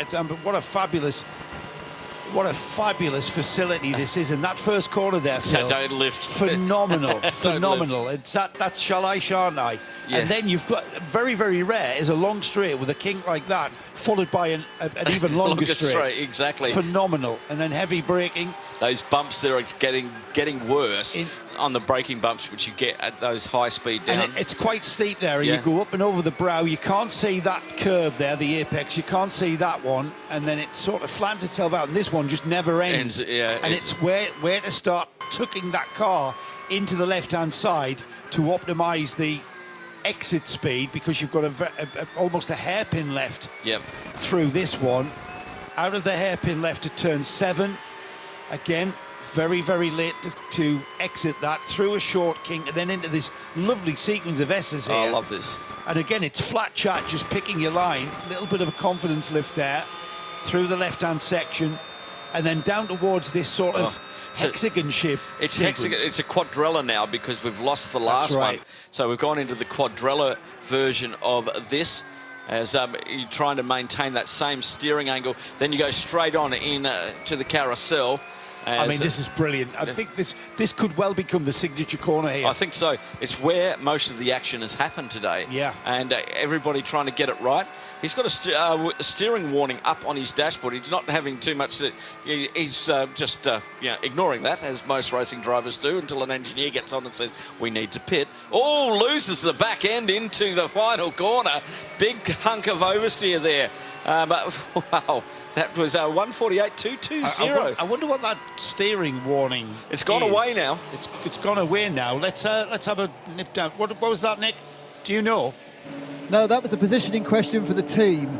But what I will say is it's very, very quiet down here, as it often is after a code 60. You have that kind of storm and then the calm. I need to talk to you off air, Joe. All right, I'll fade you down. Phil will talk, and then you can talk to me. Michael Simpson is first correct. in class and in P8 in the Giannetta G56 I'll just leave Cup the mic car. and the clipboard and the stuff in the garage. 0.3 seconds behind the page on the table. The BMW GT4. Different classes, leading that class by a considerable amount of laps, 272 laps on that. And then we are on around about 256 laps for Haytham Kwarajuli in the Razuna More Than Racing car that's had its fair share of issues as well. And still in the pit box for the Vortex, Lionel Amarouche was at the wheel of that one when it went backwards into the gravel at turn 3. Made its own way back to the pits, but still some work to do down there. As we are just about at the 2-hour mark, Joe, that critical mark where everybody looks at their watches and goes, okay, what are we going to do? How are we going to make this to the end? How are we going to do this and play fair? And this is what, when we went green at 10 a.m. this morning, this part of the race now, at that 2-hour to go mark, is what everyone is aiming for. Yes. Can you remember, I think it was Shane Lewis, it might have even been on the grid when he spoke to Nick, or it was certainly very, very early on. It might have even been Charles Espinlaub. Nick, who was it that said, who was it of the CP drivers, before you give us your report, who said, we keep to our pace until we have to go racing in the final couple of hours? It was only Charlie who I spoke to. Wasn't it? I think it was Charles Espinlaub. I spoke to Charles at his first stop. I think I may have said the first stop. Just so you know, we've got the second in GT4 has come in for the stop. That's the 429, the white Century Motorsport. It's a full service with tyres and fuel. And that's me. So I'll see you all next race. Yes, Nick is done for the day, as I'm taking over down there very, very soon, and taking us to that all-important podium presentation at the end of the race. We've still got a little while to go, and also as we click into the final couple of hours, it's our Spirit of the Race Awards. Indeed. Thoughts on that, everybody? Yes, indeed. We'll have our thoughts on that as we continue on. As Mr. Heindorf returns from his possibly lovely arrayas, if there were any left. There were a couple. Yes. There were a couple. There'd been enough talk about food because everybody in the grandstand was looking around to see where Nick was when he was telling everybody he wasn't going to get fed, which is quite interesting. You're listening and watching live coverage of round 1 of 3 of the 12-hour of the Middle East Trophy. It is the 12 Hours of Kuwait. Hankook 24-hour series. The end of 2023 becomes the start of 2024. There are 2 hours to go. So let's have a quick look at the standings. It's now 2 minutes at the head of the field between the Porsche and CP Racing. Joe Foster behind the wheel there. But remember, CP Racing have an advantage when it comes down to fuel. Some of that advantage that they had in terms of their stint lengths has been wiped out with the full course purple that we had. But the advantage that they've had is that they were able to put twice as much fuel in as everybody else. So that is going to play out again. It delayed slightly the opportunity for them to do a single stint whilst everybody else was doing 2 runs down the pit lane. But what it will do is that means that they can still, I reckon they can still save a pit stop on everybody else. Possibly. They're 56 minutes into their stint at the moment. We know they can run out to around about an hour 10, hour and 15.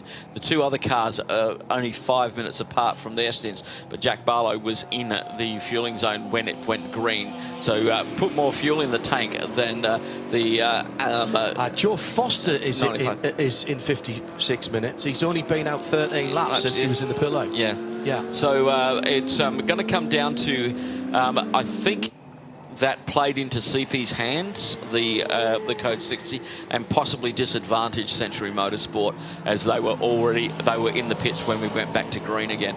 So we're waiting to see how that plays out. It will come down to how much EB Motors played it very well, because clearly they came in twice. Yeah. So they came down the pit lane twice under the code 60. So they got the same amount of fuel under code 60 as CP got, as did Century Motorsport.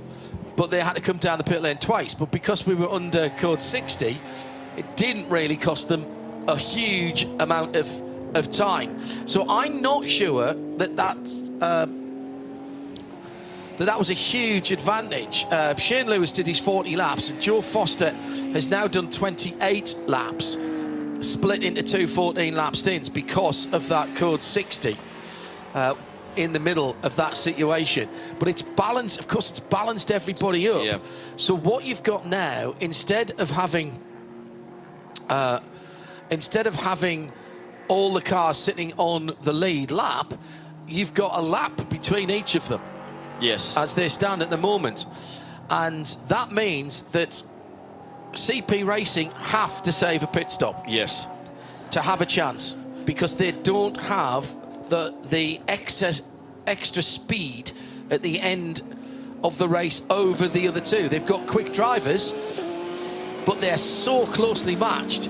They will not make up the gap on the Porsche by pure speed alone. So they will pit in the next 15 minutes, which means they will have to do a splash and dash to get to the end. Who's the Porsche? No, the CP Racing. They're at 58.9 minutes at the moment, so they're going to have 10 to 15 minutes. No, but don't forget they've put an extra fuel in half there, a tank of fuel in. Yeah. They put another 60 litres in. So the only thing that's stopping that's giving them an issue now is Joe Foster can do in 1 more hour if they want him to. Yeah. And Joe's averages are pretty good. So it will be, if I was them, what they're running, there's an hour and 55 to go. They really need to run Joe, if he can, to about another 40 minutes. Yep. And then that will be the last pit stop. Yeah. So that it's kind of not helped them. Sabino de Castro, when did he get in the car? No, so he's just got in. 25 minutes. Yeah, so he has got probably just over an hour in that car. So he's put half a tank in. So he's got another hour in that car if he wants it. And then they can go, oh, now that's interesting. Because if he gets an hour, there'll be 55 minutes to go. Oh. So that'll be their last stop. Yeah. It just depends how much room they had in the tank. True. So when they stopped the first time, there was 32 laps gone. So they were nearly out. Yes. So then they put 25% in. Then they put another 25% in. So they've got 50%. So actually, they're not far away from having to pit, I would say. They'll have 2 or 3 more laps and they can't make it to the end. From there, they will have 1 more pit stop. It's exactly the same for the BMW. So they've got to leave Joe Foster out now for half an hour or so, maybe a tad more. And then they'll be on fuel to the end. They can fuel to the end. If they can get to 45 minutes past this hour, so actually that is 40 minutes from now in CP, then they can possibly go to the end. And that is going to be, so 14 laps out of 40. And then they put 50% in. Oh, that's going to be tight. My abacus is smoking over here because it's really difficult to work out. Steering warning. Yeah, we've had that up before. It did go away before the last corner previously. I think that's the 909. It is indeed. Yeah, Fourth place car. Yeah, being driven at the moment by Luke Breukers. Yeah, we've had that warning up for a little while when we did a hot lap with him about 4 or 5 laps ago. And I think it's just ignore and don't take too much in it. As we said that he had a big tank slapper at the final corner, so maybe there is a steering issue. He's just managing it at the moment. It really hasn't dropped his pace down too much. He's doing the 48s. That's a Cup car, isn't it? Yeah. I think I'm just going to look something up. Yep.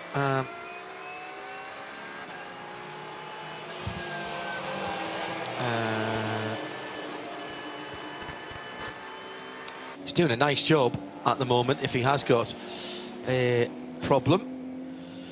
Leading the class by around 4 laps from the rub down by Fulgenzi car, and then another 4 laps back to the 3rd place in the 992, the K Kramer Racing, with Maurice Kranz at the wheel.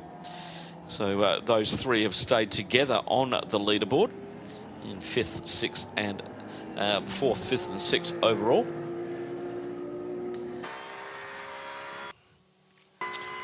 Didn't help at all.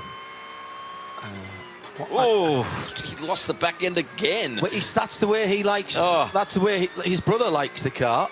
Taily. Very taily. And it does help. You know, you've got a bit of weight at the back of a behind 911. the rear axle. Yeah. And therefore it helps to rotate the car. But it is knife edge to how you get the setup. See, as he comes through the 4 right-handers, he's a bit smoother than his brother, but he is lifting off a lot earlier as he goes down through the gearbox now into turn 16A. Let me have a look.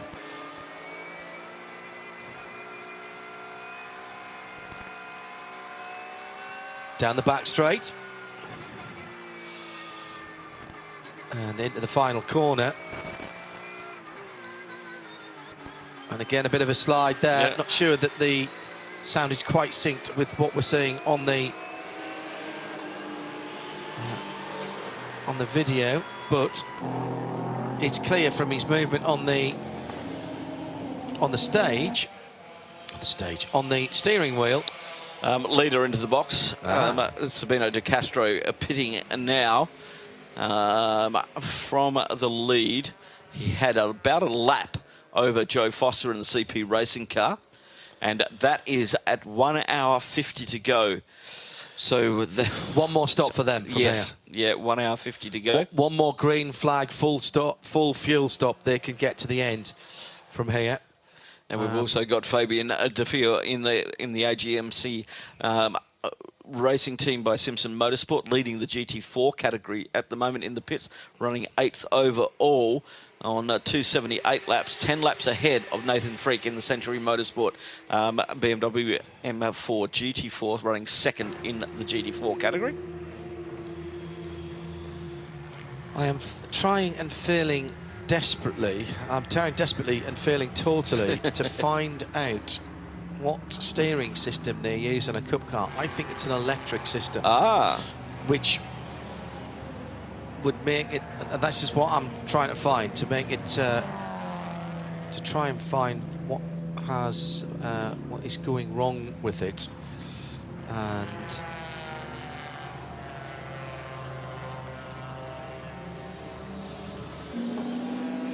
season information. I talk about so many Carrera Cups, I really should know this, but I also talk about a lot of Porsches in other specs. All the engine specs are there, but I'm not sure that everything else is. Here we go. Yes, electromechanical power steering. There you go. So it's not as if the power steering pump belt has fallen off it.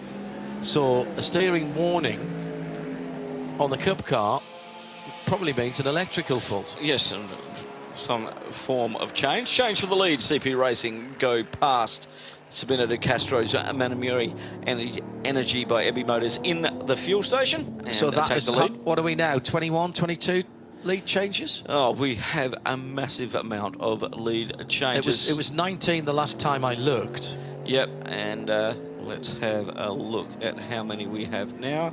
Leader history, 20 changes of lead so far. And that's 5 different cars that have led. Yes.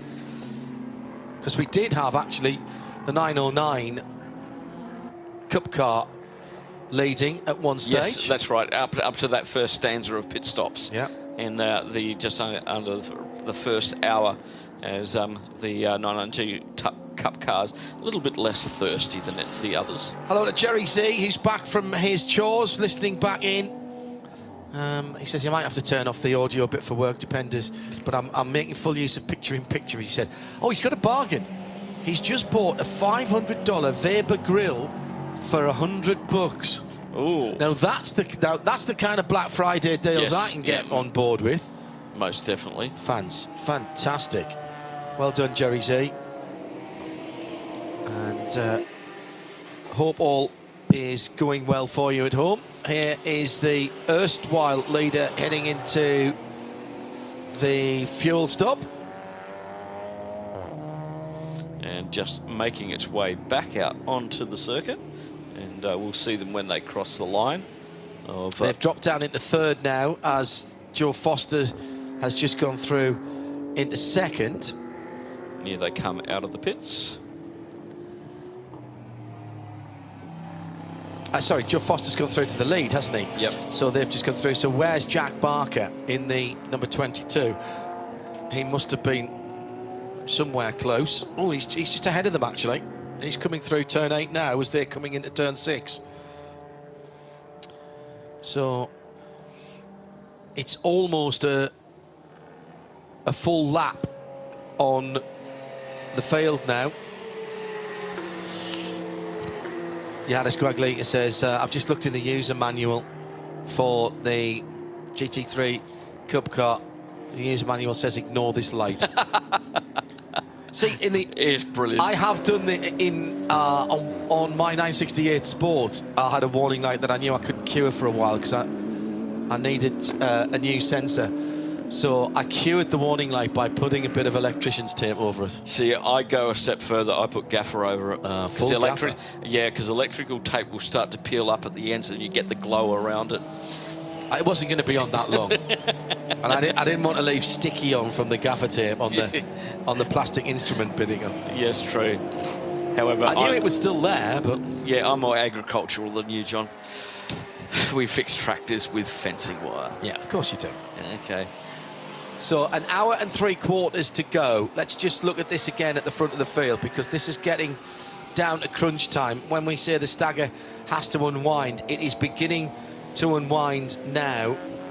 Depending on how much fuel Joe Foster has got, I think, oh my goodness, he might be able to go 16:33. He's done 45 minutes since he came out of the pits with half a tank of fuel. Extra.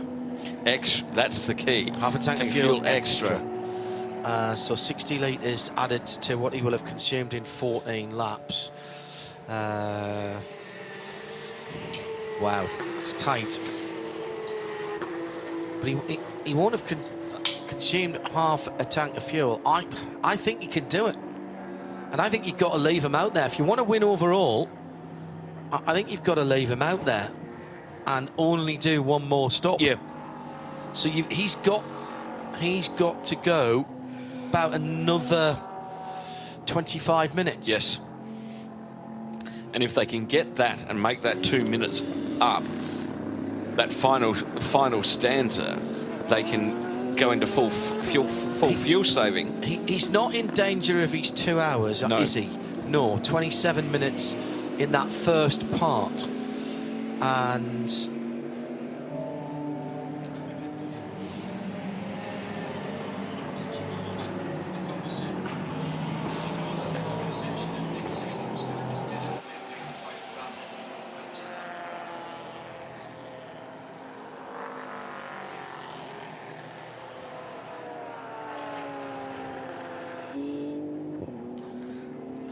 so,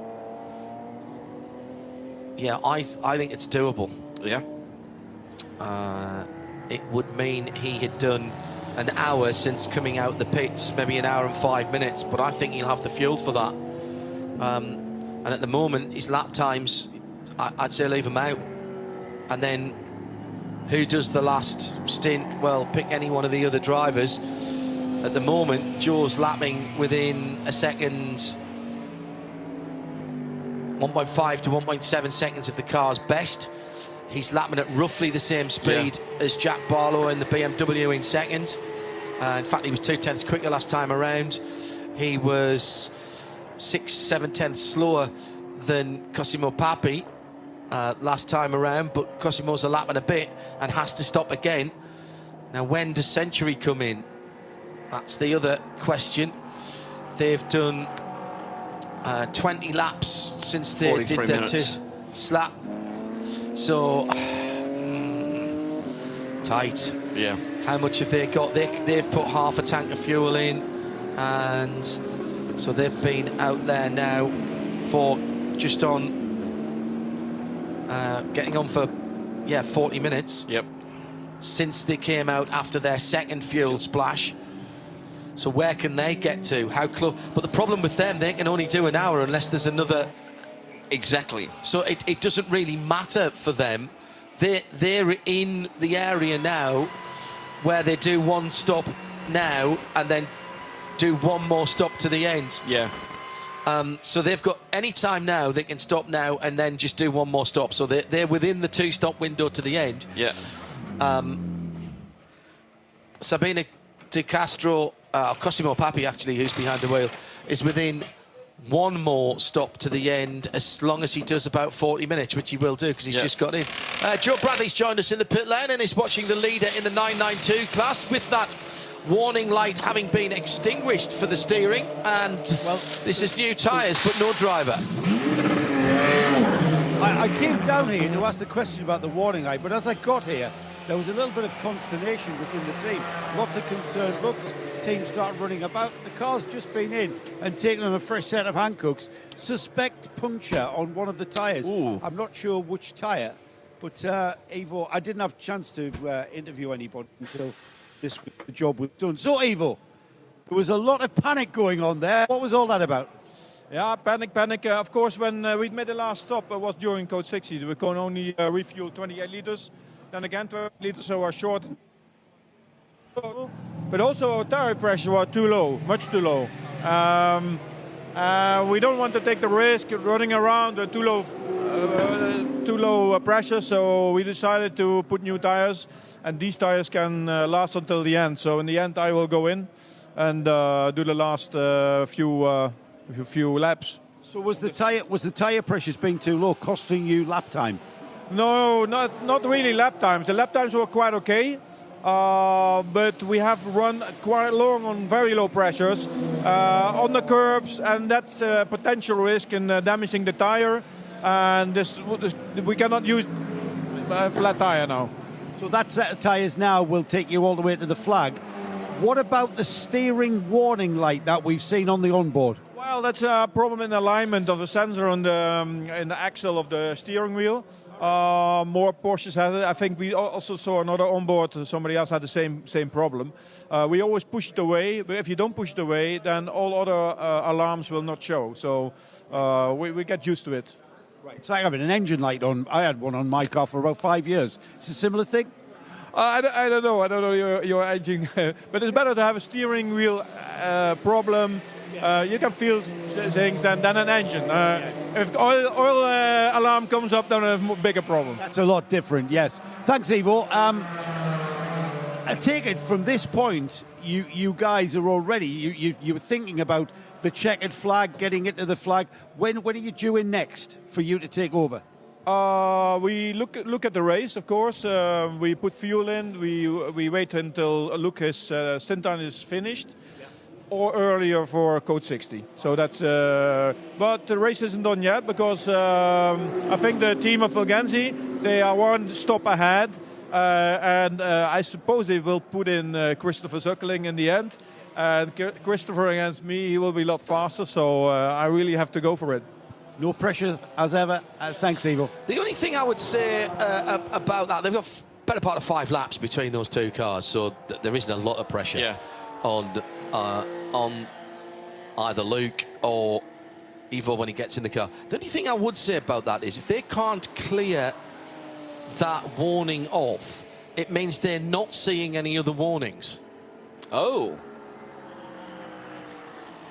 That's interesting. Because it did go away, and then we had the normal stuff there. Yeah.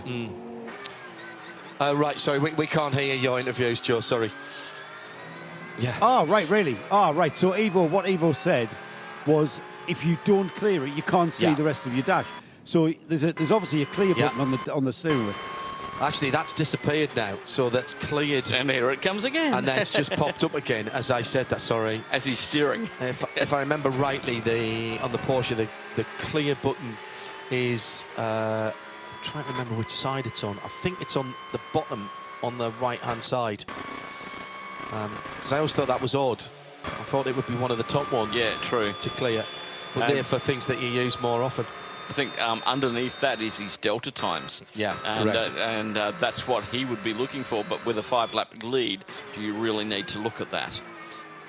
And I'm sure that the radio's still working, so they can tell him what's going on. Exactly. And there'll be bits to car telemetry. So if there was a tyre pressure warning or something like that, actually, he's still got that on the left-hand side. Yeah. Yeah. So that's all right. And also, you can configure even on the Cup car, you can configure the dash in several different ways.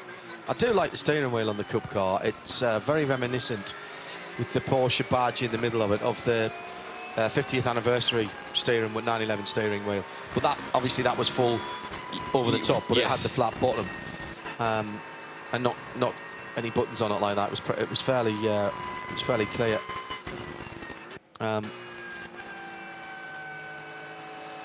Just having a look to see what else I can glean from his dashboard at the moment. But I'm not sure what radio station he's listening to, quite honest. Coming down to 90 minutes, 96 minutes still to run, and still to be resolved. The top 3 spots on the podium and the overall winner of the race. Yes, I mean that, because we do not quite have a clear picture yet. CP Racing lead, and we are getting down to It's 20 minutes still, I reckon, that car's got to do to get somewhere close for Joe Foster. I think I know what he's doing. He's out in the 45s now. He's saving fuel. I think he has to be. Yeah, because the other two are now 2 seconds a lap quicker. And Cosmo Pappy's now within 15.5 seconds of Jack Barlow. There is still a lap or 1 minute and 8 seconds between Joe Foster and Jack Barlow for first and second. So here's how it stands. CP Racing, maybe, possibly, can stretch this stint long enough to go to the end on one more stop. Yeah. Century Motorsport have 2 stops, 2 visits to the pit lane, and there will be. I'm impressed they've got that this far through here, because this is 50 minutes since they topped the car up twice in the last Code 60. So I'm not sure how they're getting this far. Vortex back on the apron. Manamari Energy by Ebby Motors with Cosimo Pappy behind the wheel. They have one more stop to do. They've got to do another 30, let's say 40 minutes. They've only done 12 minutes at the moment, so they'll get that, because they've got 50 to 55 minutes on a tank for that car. Yeah. And being the Porsche, it's a little kinder, but only holding maximum capacity of 90 litres. Their advantage is when they stop to fill it back up again, they're putting the least amount of fuel in. Yes. Because they're only putting 90 litres in. The BMW has to stop twice and put 100 litres in each time. CP Racing, the Mercedes, ideally would only stop once, but they're putting 120 litres in. Yeah. And that's the key to where we are, and we still haven't got that full picture. I was kind of wishing it would go green all the way to the end. We had a super long run of green, which was over 3 hours and 38 minutes before. Actually, that's 4 hours and 28 minutes, because we had just a yellow flag in the middle of that. So 4 hours, nearly 4.5 hours of green flag racing between the 3rd and 4th Code 60s. Code 60 has taken 12 laps, and it's about 5 minutes a lap, so just over an hour. Yep. An hour and 6 minutes, actually. So, not bad.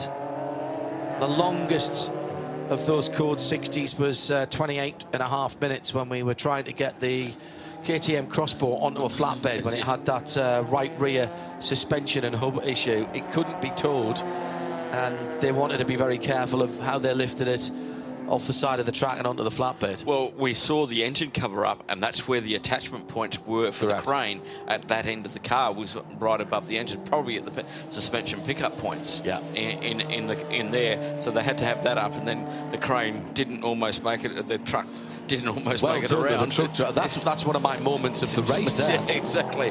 He got through that very, very quick, very cleanly, but albeit very, very slowly, getting that car back to the pits. I'm told by Marcel Duke, who's a doctor of engineering and runs with Mueller Motorsport in the Nürburgring. Hello, Marcel. Thank you. The steering warning is a common issue when you driving a Cup car in the heat of the day and you're pushing the car, so no worries. He says it happens in the 992 Cup regularly with the cars that they run, unless they're driving in the cold at the Nürburgring. Yeah. He said, I think if that came up for me and I was on the Nordschleife, I'd be on the radio straight away. And I'm not sure that, that happens all the time, just ignore it, Hindhoff. I'm not sure that would work, Exactly. to be honest. Marcel, best wishes for the festive season for you and Mulder. I know how hard you guys have been working this year. Thanks for tuning in and spending some of your downtime away from racing, watching racing. Yes. Good man. Good man. We have the same illness. Yeah, of course we do. We all do. At RSL_studio if you'd like to be in touch. Dave Alcock saying that the dash is very sophisticated in terms of information, and astonishing that the onboard footage is so good we can clearly read the dash and warnings. Do you remember the early in-car footage from Bathurst in the in the 1,000 from the 80s in comparison. Peter Williamson's Toyota Celica was the first car there to have the Channel 7 camera in it. You guys were miles ahead in Australia in that. I mean, in fact, the guy who, and sorry, I can't remember this, but he only died in the last couple of years. The tech who invented it, and it went worldwide. Yeah, his tech went worldwide, and it's probably the thing that has. It's done as much for motorsport and coverage as anything else has. Let's be honest, it must have done it much, if not more. If you want to have a look at one of those laps early on with Peter Brock talking you around the mountain with his elbow on the window, across skyline on 3 wheels, and talking to the and the camera, in-car camera, just showing the master at work. It's amazing to see. We were all mesmerised by it in those days. It was witchcraft, wasn't it? It and was. Then, do you remember, not only did you have a camra, the camera could move within the car. Oh dear, yeah. When overtaking other cars, you get the wave. We only used to see Bathurst 1000, James Hardy 1000, whatever it was. Yeah, Hardy Friday 500. Hardy Friday 500 before that, yeah. When it stopped being a multi-class race, which it was right at the very beginning, and had 1 litre cars, a distant relative of mine, Bruce Hindhoff, won when his class in a Toyota 1 litre, and in fact, of course, built the Hindhoff Gowan built the engine for Brocky when he was having one of his fallouts with the factory team, and won with the Tirana. I think it was 76 in the yellow and blue Tirana. It had Gowan Hindhoff written on the front. Yep, XLR. But great car.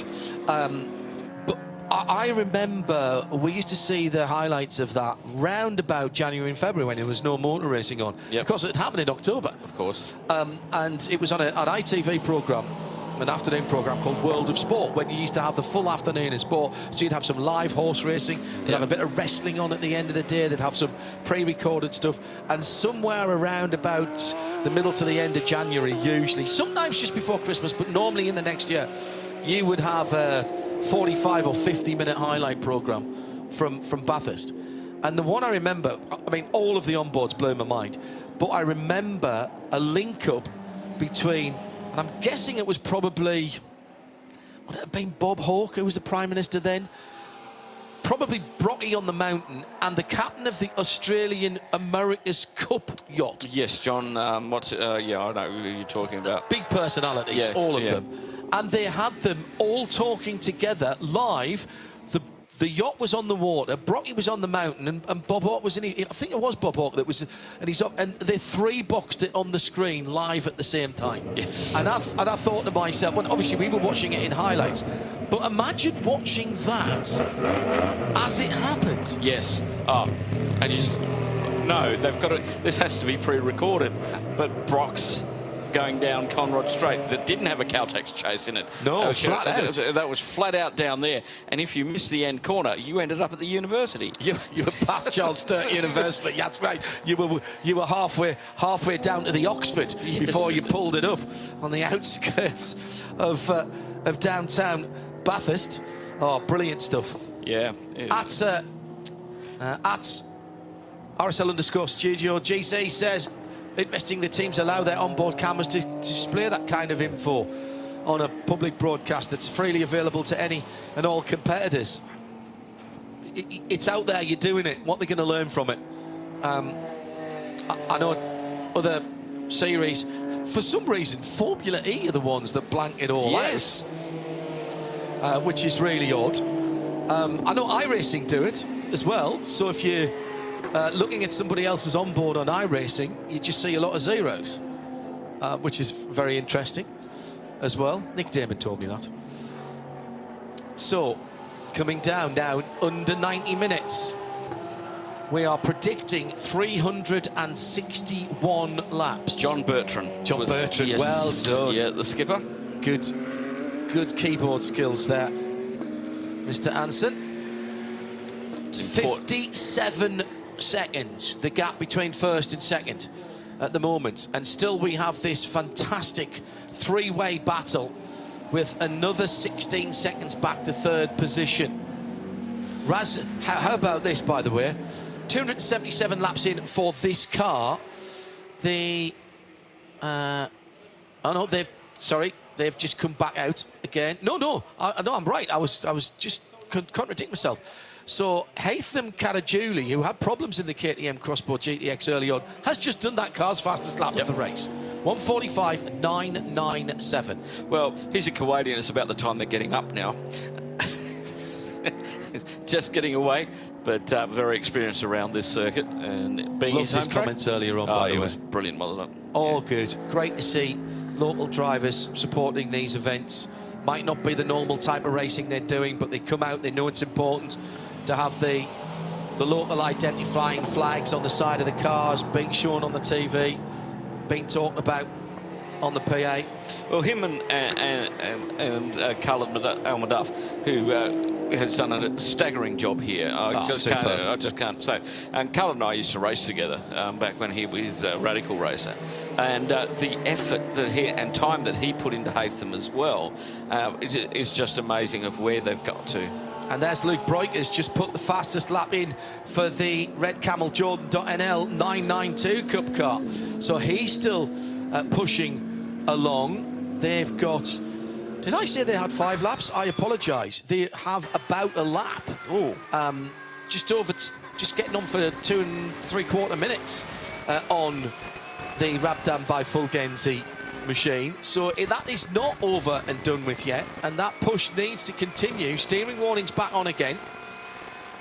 So, the big slide, and he almost goes off in the final corner. On the lock stops for Luke Breukers.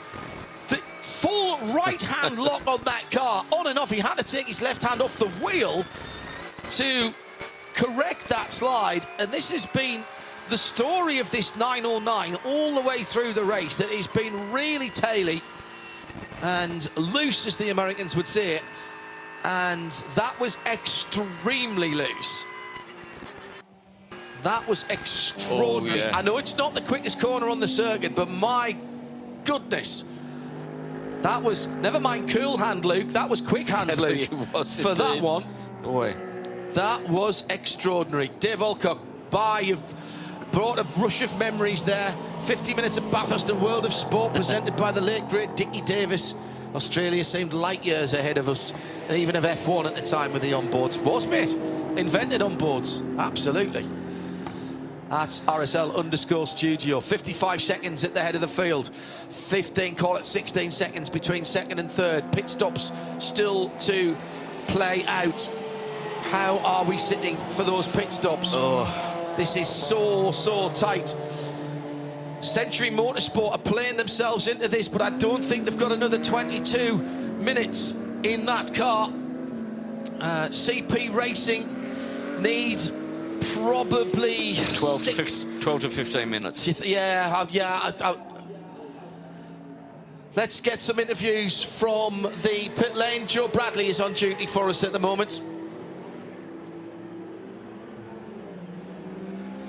Janetta in. I take it from the body... Oh, hang on. Wait for that to go away. I take it from the body language of you and the team. Was that the last pit stop for the car? Yeah, that was the last pit stop. We had a few issues with the Code 60.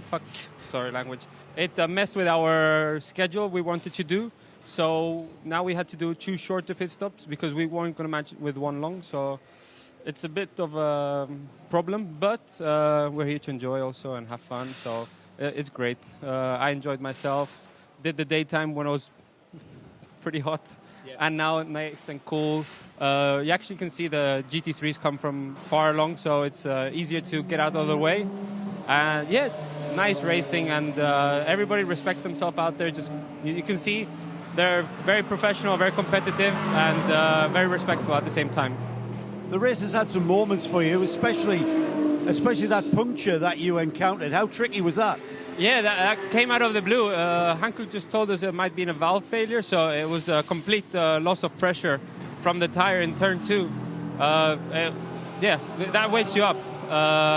Then, actually, speaking on the radio with the team, we're asking them to see the live feed, if they could see a video of us, how bad the damage was, as I didn't want to carry the car if it had any structural damage. And somehow the tire unfolded itself, and we managed to bring her back to the pits, get a new set of right side only, like NASCAR, And yeah, we sent her off and did another hour. So it was good. Enjoyed that. So as a driver, Christian, it's not just about going as quickly as you can for 12 hours. It's those moments where you have to be intelligent about bringing the car back on a flat tire. Is that where the challenge comes from as well? Yeah, it's complicated because you have to think of the car as a whole. So there's no point of going 120 kilometers per hour on a flat tire if that tire is going to damage bodywork and brake lines and uprights. So maybe 60, 40, even crawling, I was maybe thinking of taking the tow truck, maybe if it's necessary, because there's no point bringing a damaged car to the pit lane if there's no way you're going to fix it and get back out there. So it's all about thinking, talking with the team. They have a lot of experience, CWS. This is my first Creventic event, so I rely on their experience a lot. And I'm just here to enjoy, do my driving. Did the nighttime, which was special. Kuwait doesn't have that much light, so you really have to rely on the lights of the car and yourself. So it's a little bit like driving blind, so it's very, very nice. It's not like Abu Dhabi, which is daytime, even at night. So it's very enjoyable. And the Ginetta, we don't have that much straight line speed, so we're suffering a little bit there. But we catch up the GT3s, and we're a little bit in their way, let's say, in the second sector, which is nice. You know, you can see there's a little bit of a price difference between them and us, and that we can hold on to their pace in the second sector, in the fast corners, where it's all about downforce and G-forces. It's a lot of fun, so yeah, it's very nice. And thank you very much to Creventic for having us here. Amazing event. I really, really enjoyed it. Thank you very much. Are you competing in the other Middle East rounds? I hope so. I have to speak with Colin and see if we can make some sort of arrangement. I think you've passed the test of bringing the car back with a punctured tyre and not damaging the car. I think you're in, Christian, if you ask me. Thank you very much. Thank you, everybody at home watching. Once again, apologies for the language there. Christian apologised for himself as well. Sim Racing Bar Stewart, it might not be the biggest field, but this circuit races well, and we've seen some good races today. SRBS, you're absolutely right. Joe Foster, I reckon, has got 5 laps left in the tank. If he can do that, they can go on one more stop. Indeed, he can, with just on an hour 18 to go. We know that car can do an hour 15, hour 10, hour 15 on a tank. Well, I think it can do an hour 10, no problem, and another 5 laps when I worked it out would take him down to just over an hour 10. But don't forget, it won't be an hour 10 because he'll be in the pits for 2 minutes. 2 minutes, exactly. So I think he needs 4 from now. He's on 36. That would give him a 40-lap stint. And this is a marathon stint because Joe had already been in the car before that for another 14 laps. So this is effectively a stint and a third, a little bit more than that for Joe. And this last 36 laps and him getting to about an hour and another 5 minutes, really, an hour and 12 before he pulls into the pit lane, an hour and 13, something like that. That's going to win them the race. Yeah. That is going to win them the race because that will be their last pit stop. And the car that they are racing at this point is not the second place car, because I am absolutely certain that the Century Motorsport BMW can't do another 17 minutes. And they have to do another 17 minutes to get the full fill, to get to the end. Joe Bradley. John, I've managed to get the man who can answer our questions. We were speculating about the brand new Hankook that we're using now, and this man here is a man who has all the answers to the questions we had. Well, I'm sure you will. If you don't, so Giulio Ritter here from Hankook Tyres. Giulio, we have a brand new Hankook tyre here for Creventic Series. Tell us about how new is it and what's different? It's new because it's our latest generation of customer racing tyre. It's different from the previous one already from the numbers, not anymore C52, but C54H. So we already have 2 digits more than last time. It's as I said, it's our new customer racing tire, but the DNA is always the same. So drivers are enjoying some bit more of performance, of course. They can play a little bit more with angles and still the same reliability as the other one. So from a performance sense, the tire's got a little bit more speed, but it's also got a little bit more durability, has it? Durability is the same as last tire, because what we're looking for is a tire that should be reliable for the whole stint, which with this car it's up to 120 minutes. It depends from the truck, of course, and depends from the car, but we say a full stint has to last with the tires, and for sure it's faster than the previous one. How dependent are you as a tire manufacturer that the engineers listen to you? Because all right, I've worked behind the garage doors and I know how much engineers, you tell them no more than 5 degrees of camber and you can bet they're going to put 6 or 7 on there. Do you find that the people on this pit lane follow your lead? That's challenging, but it's challenging for everyone everywhere, not just here in Creventic. Of course, we do assist them with on-site support.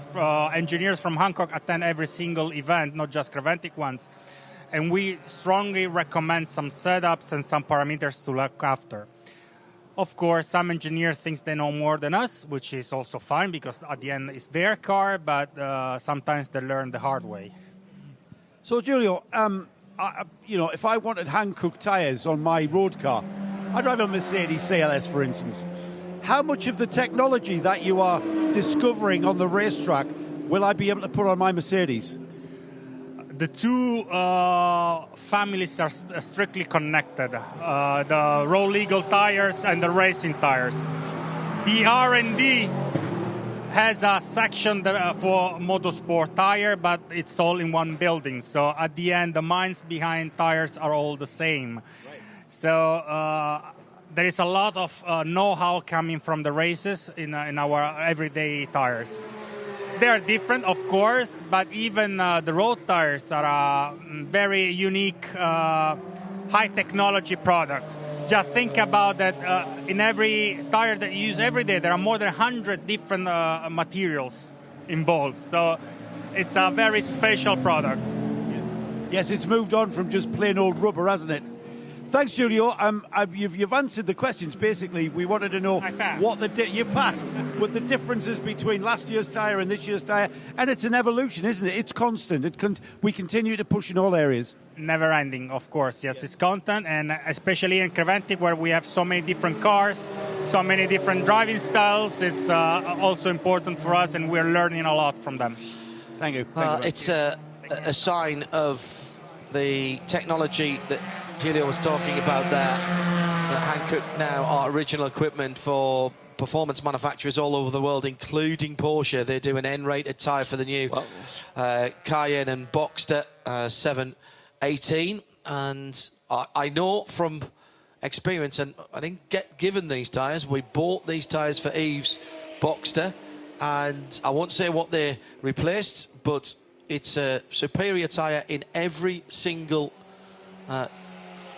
level, every single area that you would judge it. It's quieter, it's exceptional in the wet, it has a better rolling resistance, so you actually get a little bit more mileage out of it. I mean, that's fairly subjective, I suppose, depends how you drive the car as well. Right foot dependent. Yeah, very right foot dependent.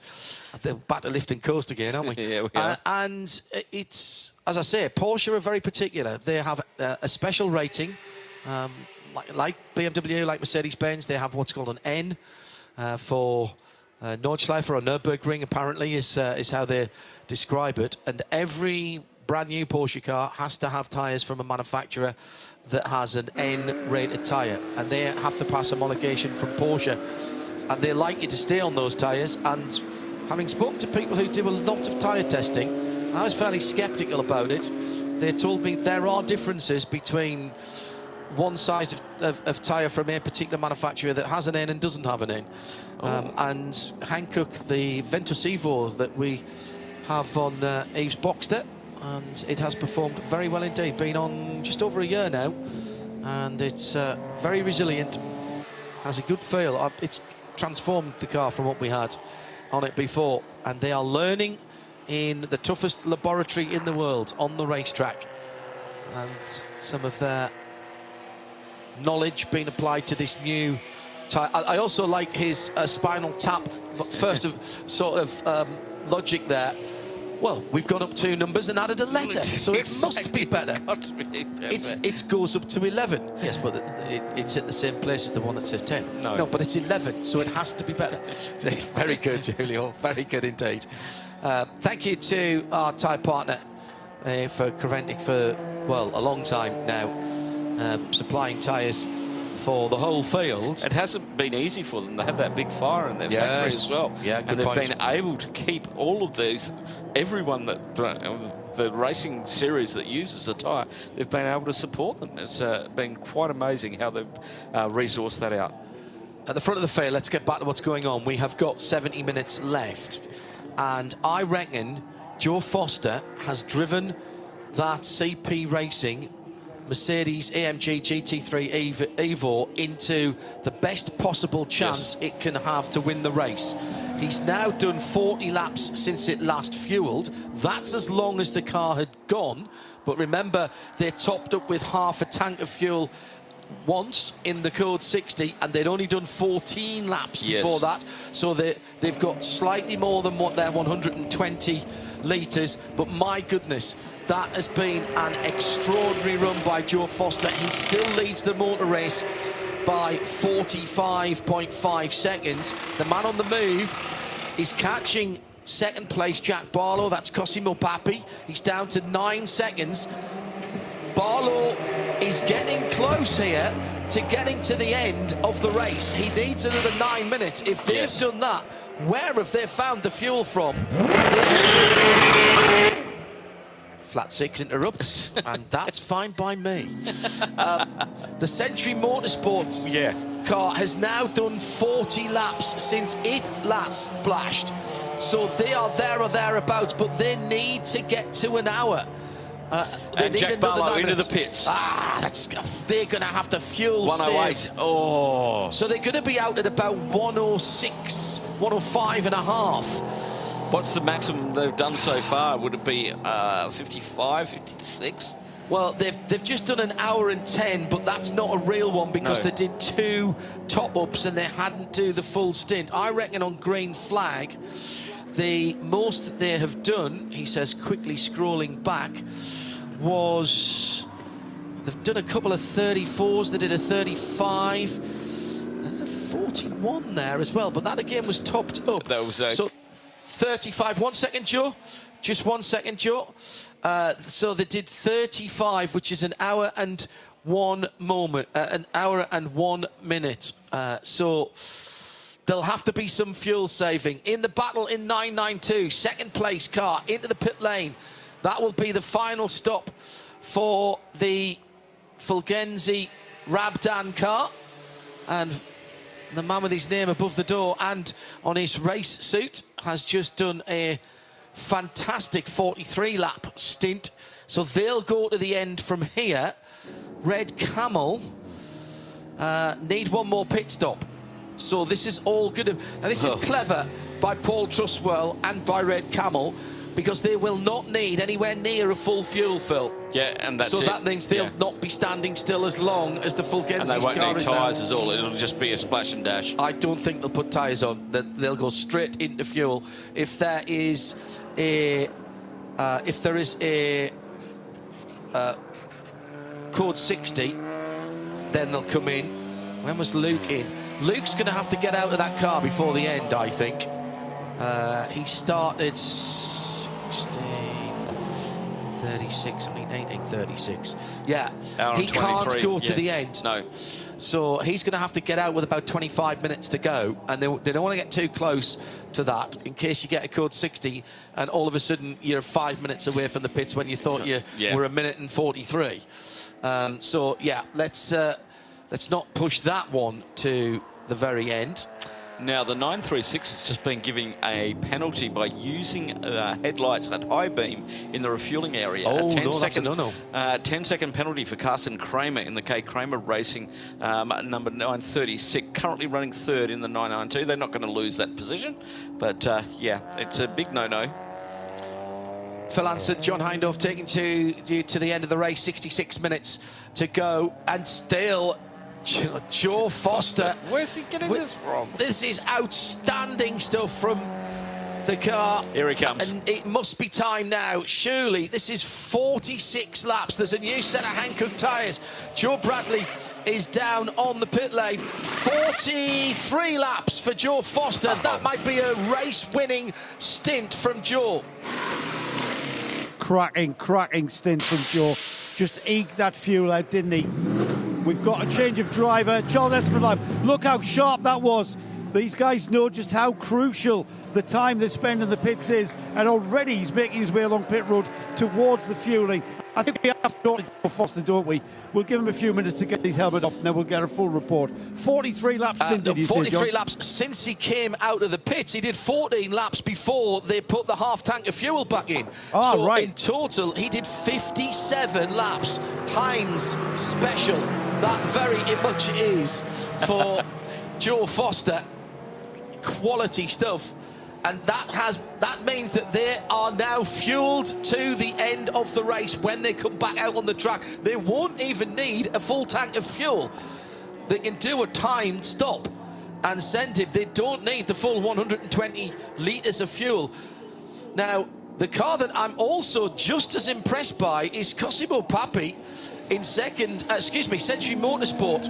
And Jack Barlow, who's also just pitted, he got 40 laps out of that stint, albeit with two 25% top-ups.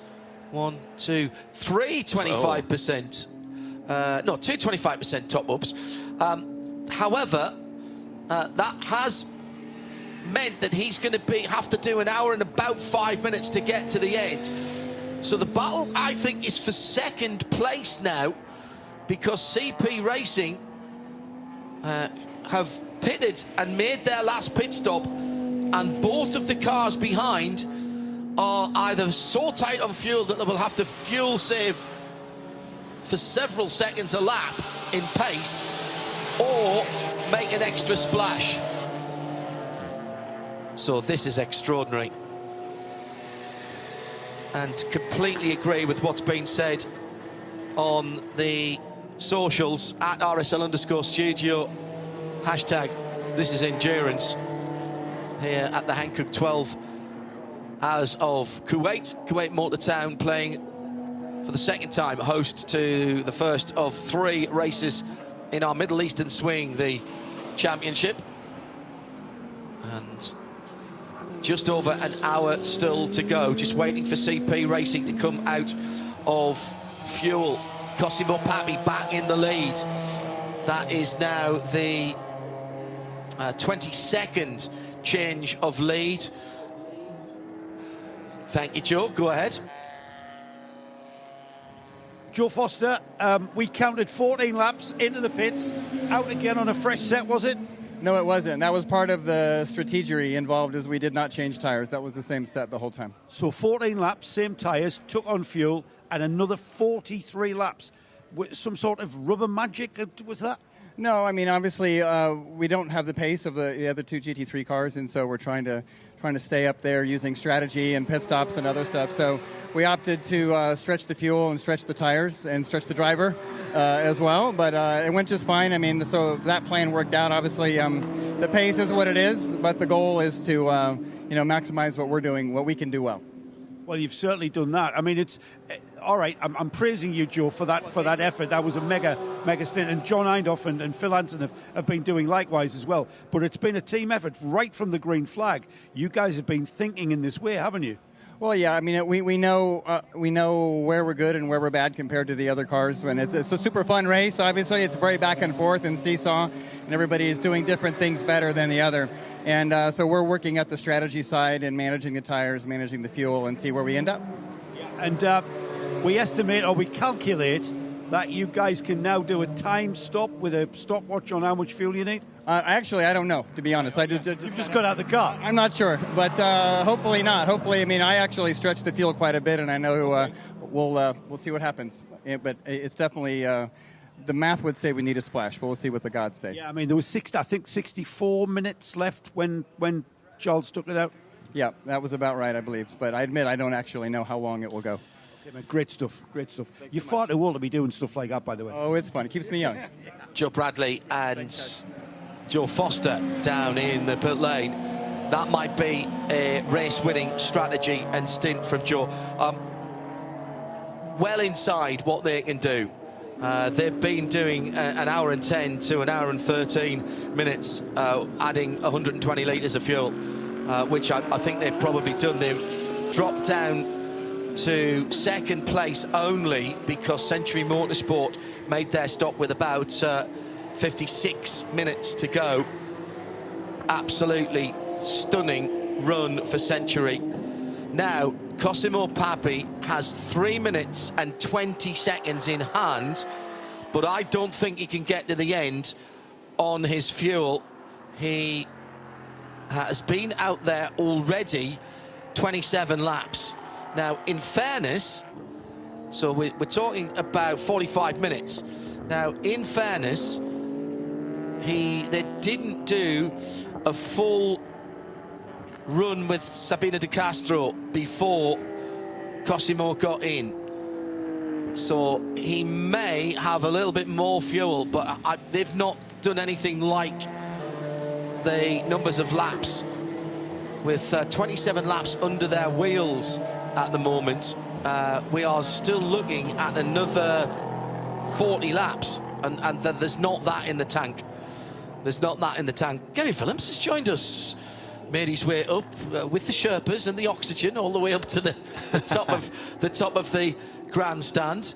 Gary, there's an old saying in motor racing, and you've been around motor racing a long time, that you only need 2 cars to make a race. I know we would have liked more cars than the 14 that we had, but my goodness, at the front of the field we've still got a battle between the top 3. We've got battles in classes. You must be delighted at what's happened in the last 11 hours. Yes, of course, this is fantastic what we see here. As actually the people are here and the teams are here enjoying a lot. It's a pity for those who are not here, but we are here for those who are here, so it's wonderful, and it's great to see all those battles, but it's even more nice to see what a kind of atmosphere those 14 teams make all together. And if you look in the paddock, even the Kuwaiti people are there drinking coffee, playing children. It's wonderful. So yes, I'm enjoying it to the max. Now, I'm not going to say to anybody who's listening and watching over the world that we've had a full grandstand all day, because we haven't, but we've had a steady stream of people who've sat around for maybe 45 minutes or an hour, watched the race, then they've gone off and done something else, then they've come back, maybe they've wandered around the back of the paddock. Khaled and his team here at Kuwait Motor Town, once again, they've welcomed us with open arms, they've made everything so easy, and clearly the word is getting out about this event. That's absolutely true, and we are positive surprised with the progress they have made within only 1 year, and it looks like this track is doing this for many years with the team of Mohammed. It's wonderful, and look in race control, it's going fabulous, and yeah, it's exciting to be here. So I enjoy it from the beginning, and hopefully follow to the end. We're coming to the end of our 2023 year. This effectively starts off 2024. Correct. Creventic always ahead of the game, Gary. Very, very good. How would you assess what's happened in 2023? It's been a difficult few years. Creventic were at the forefront of making sure that we got back to racing in Europe under the right conditions, under safe conditions when we had lockdown and COVID. Are you hearing from your competitors, from your circuits, that things are, if not back to normal totally, certainly moving in the right direction? Absolutely, absolutely. If you see at the entries from Europe, you can definitely see that. And if you're looking to the entries from Dubai and Abu Dhabi, definitely. So we are really grateful for all those teams who have supported us in these difficult times. And now we're back on the grid, and yeah, the rumors spread around, and more and more are coming. So we are delighted. So we see it as a privilege that they come still to us, and that's wonderful. For Creventic, this region of the world effectively is where it all started for you, with the next race we go to, with the Hankook Dubai 24 hours.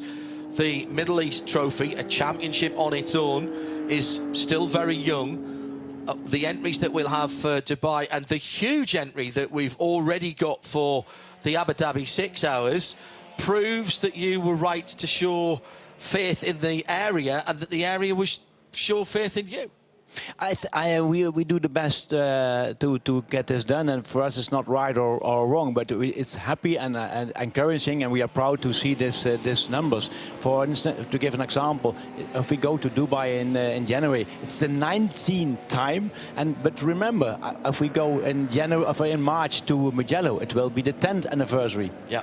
Absolutely. Now, and you're talking about already 2024. We don't want to wish away 2023. It's been brilliant. A couple of little off-track moments for the Simpson Racing Audi RS3, leading in TCE up to the 10th position, that car at the moment. We don't want to wish away 2023. We've still got some prize givings to go this evening.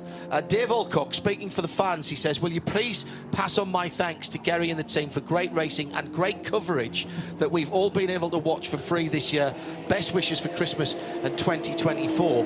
You're already again ahead of the game. The new calendar for 2024 has been announced, and some real excitement there. We're adding another 24-hour race in Europe. Yes, that's correct. We go back to Portimao in 24-hour in Europe. So yeah, two big 24-hour races in Europe, Portimao and Barcelona. I loved the 24-hour race the last time we did it at Port. It was very, very hot. We're going there earlier in the year this time. Yeah, we're going in May. Correct. Yeah, I think that will be great. And the races you've already announced, that's not the end of it, is it? No, I've heard Peter in the driver's briefing. We have a new race. The date is clear. It's 5 and 6 or 6 and 7 September, 1 week for Barcelona. A 12-hour race in the legendary circuit of Spa. But more I'm not allowed to tell. However, the 14th of December there will be a big press release about this new race. Right. So an extra event. An extraordinary, wonderful event. Right. Will I be happy? Yes, you will be happy. Okay, that's all I need to know. Gary, we often talk to you or to Peter, but behind the scenes, there's a big team of Creventic wearing the dark blue shirts that aren't just here at the track. They're working right throughout the year. Will you thank them on our behalf as your broadcaster, but also from what I see coming in on Twitter, on the socials, it's a huge amount to put this together. Logistics, looking after all of the entries, etc. It's a big team effort for you and for Creventic. Thank you, and will you thank them on our behalf? Well, thank you very much, but don't forget all the officials, the marshals, and all those people. But without we cannot do it. And really big thanks to our competitors. Yeah, who make our lives easy. Actually, do you know what? I think the atmosphere in the paddock is very open. You, as an organising series organiser, are very open. You've always had an open door policy. Come and talk to us if you've got a problem. Don't whinge and moan behind our backs. Come and talk to us. And the amount of great interviews that we've had just in this race, never mind the whole season, I think that attitude and that atmosphere comes through. Very, very tough competition, but everybody's smiling, Gary. And isn't that the best thing yet? Yes, but consider even the mechanic who has only to put a wheel or refuel a car. For them even it's a privilege. We are here in Kuwait, the other side of the world. You have to see it and to feel it. We are privileged all, so we're really happy, and I'm proud to be here. Is that what makes you the most proud? When you talk to the people in the paddock, what's the biggest achievement you think that in the last nearly 20 years that Creventic has done, starting from that one race, starting from that one idea that you guys had, that you thought, surely we must be able to run a motor race better than some of the ones that we've been to. What's the thing that's made you the most proud over the last 2 decades? Seeing happy competitors, and that's not only from driver, team manager to the lady who makes the coffee. Yeah. Gary, thank you very much indeed. Okay, you're welcome. My friend, thank you. Always a pleasure to come and work here. Gary Willems, who is here on behalf of our organisers, Creventic, and what a job they've done again this year. And no slowing down. It's top gear flat out for 2024, which is starting right now with the first round of 3 in the still relatively new championship for the Middle East, the Hankook Middle East Trophy. Dubai coming up in the middle of January, and then the penultimate weekend will round it off at Yas Marina. Full coverage, live, free, no breaks, no blocks, the way it should be, the way it's always been for the coverage of Creventic. just a really joyous place to be, quite honestly. Every time I come to a Creventic paddock, and I don't do all of them, Nick and Joe, Johnny, Bruce, Diana, Peter Mackay, thanks to all of those and everybody else who has been with us this year. And they've all had as good a time as we have. So, Spirit of the Race is coming up shortly, and that is left to us on the broadcast team, and it's always a tough one for me here for all of these. I'm going to do something we don't normally do, but I'm going to ask for noms from the team.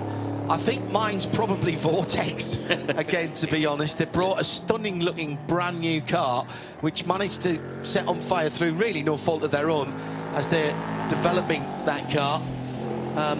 CWS, well, you can certainly say they've had the spirit of endurance, with Colin coming back after that horrible accident, and a bit of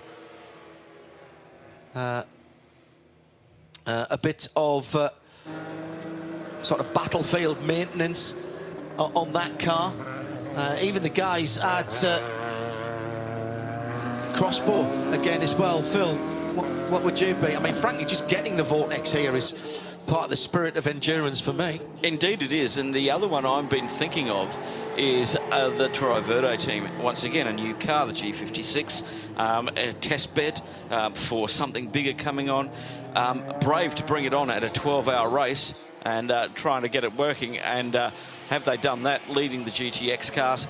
I would say yes, the Vortex, having a fire, having all of those issues, getting that car back out there again, making it work. It just shows the level of commitment that they're taking into their next evolution. Well, and I think that's very important. For you to think about that, we'll have the presentation in just a few minutes. And Peter Fry is down in the pit lane with Joe Bradley, and we'll find out which of the nominations have done. I mean, we've got 14 cars, and we've probably got 3, 4, possibly even 5 really worthy contenders for this, for our final Spirit of Race for the 2023 season, and the first one for 2024. I just love this whole concept. Indeed. Leader in the fuel bay at the moment, Cosimo Papi in the fuel bay from the lead, 338 laps. They can get to the end on this one, 47 to go, so they've pulled the pin. They're the first of the leaders to do so. That's their last stop. That's their last stop. So now we have to keep an eye on where Jack Barlow is. He will cycle through to the lead, I think, but he's got one more stop to do. 3 minutes and 21 seconds behind. You know, he might not. He might not. Where is Barlow at the moment? As the Porsche is in the pit lane, it's gone straight to fuel. So Century Motorsport, the 22 car, still coming through turn 10 to come through. So this is going to be very close indeed. Keeping an eye on the 85, which is behind the 22 as well on the circuit.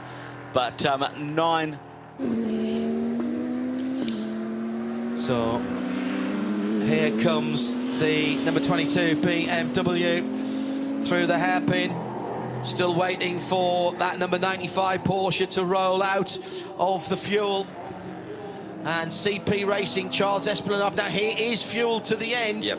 And they will not have, I don't think they've got much, if any, fuel saving to do. Here comes the BMW as they come through and do they take the lead? Yes, they do. Still the 95 not running. Here comes Esplanade. Esplanade goes through, and there's Sergio Nicolai rolling now. And he's going to come out right behind CP Racing. Oh my goodness. Wow. So this is now the true fight. We said it would not be till the last pit stops till things actually unwound in terms of the stagger. Unwinding. And the number 95 Porsche went in the lead, comes out in third. It's BMW from Mercedes-AMG, from Sergio Nicolai. CWS, Colin White, their trials and tribulations continue. They've not got a real light on that car. It's got to be done now. I think they're going to hang the mechanical flag out for that one. And they've got the technical flag, the black and orange. I reckon the top three are within 10 seconds with 45 minutes to go. So Wow. who has got the right driver on the right tyres at the right time? We know that CP Racing and Charles Esplanade put a new set of Hankooks on just 9 laps ago. Jack Barlow was in some... Oh, now. Jack Barlow... Jack Barlow can't go to the end. He'd go over his 2 hours. He's an hour and 41 at the moment, so he must pit again. Oh my goodness! He the must. 2-hour rule is gonna take the Century car out. Even if he's got fuel to the end, he can't make the end of the race on his drive time. Wow. Am I reading that wrong, Phil? I have to know. I've got 1 hour 41 minutes on him at the moment. And there's 44.5 minutes to go. That's over the time. 20 minutes. My goodness. They may have to just... And it's a driver change. So it's a driver change plus a bit of fuel. If you're going to do a driver change, you might as well throw a new set of tyres on it. Of course, yeah. And splash a bit of fuel and then send them. So surely you do that, the sooner the better. They can get to the end. They can easily do an hour. They came in with about 1 hour and 7 or 1 hour and 8 to go. And they came in with 1 hour and... just on 1 hour and 7 minutes to go. Oh my goodness, is there any more drama to go? So now it's Charles Esplanade who is fighting for the win with Sergio Nicolai. Now I'm going to check Sergio's timing as well. He's just got in the car, hasn't he? Because Cosimo Papi was in before him. Exactly. Yes. He goes to the end So now. he's fine. He Charles goes to the is end. okay to the end. Yep. So this is the fight, and between what is now second and third on corrected, there's 4.3 seconds. 4.3 seconds for the motor race, with Jack Barlow not able to take that BMW to the end of the race. He'll have to stop. And when will he stop? That's the question. Is he going to push as far as he can? But it doesn't help them. It doesn't help them unless there's a code 60. And then they do the driver change in the code 60. Yep. Yeah, all right.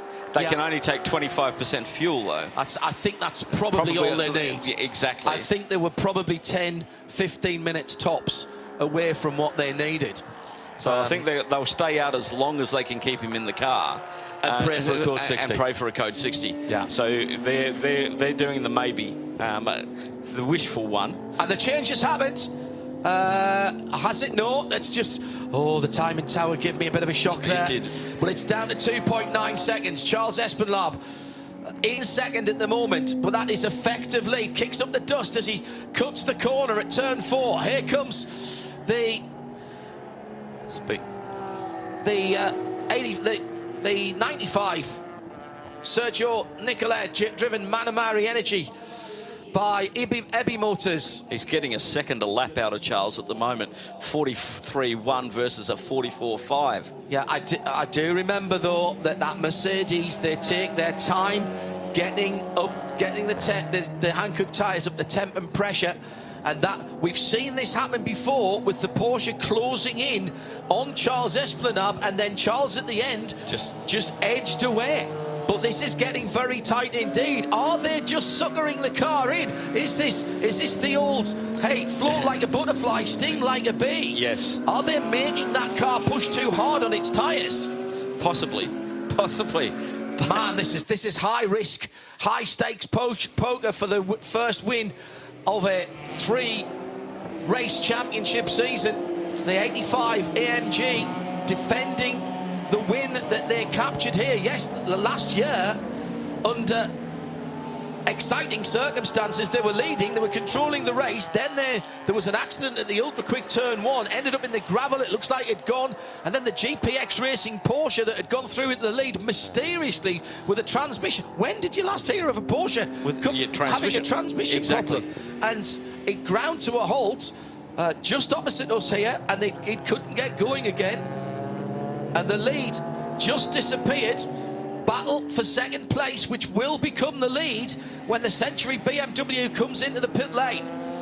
40.5 minutes to go. 40.5 minutes to go. Unbelievable. 2.3 seconds the gap at the moment. The 273 gets out of the way. Now the 273 has a tail light at one side of the tail light and 2 brake lights. I think that'll be all right. Well, they've been told that they must repair it now. They have to repair it now. They're getting the technical flag, so they're going to have to bring that in. So they have to have both tail lights, not just one side. They won't lose second place over that. I've said already. I think, as Joe said, they're on the pit wall. Freddie Tomlinson has just exited the pit lane in the leading GTX, 7th position for Toro Verde in that 6.2 engined Ginetta G56 Cup, the highly modified car. Talking to Lawrence Tomlinson earlier on, whilst I was grabbing a bit of dinner, only the engine block is the LS3. They get a bare engine block. All the jewellery, as he called it, is all designed and manufactured by Ginetta or by Ginetta suppliers. Wow. They design and build their own oil pump, for example. I mean, wow. And so that is why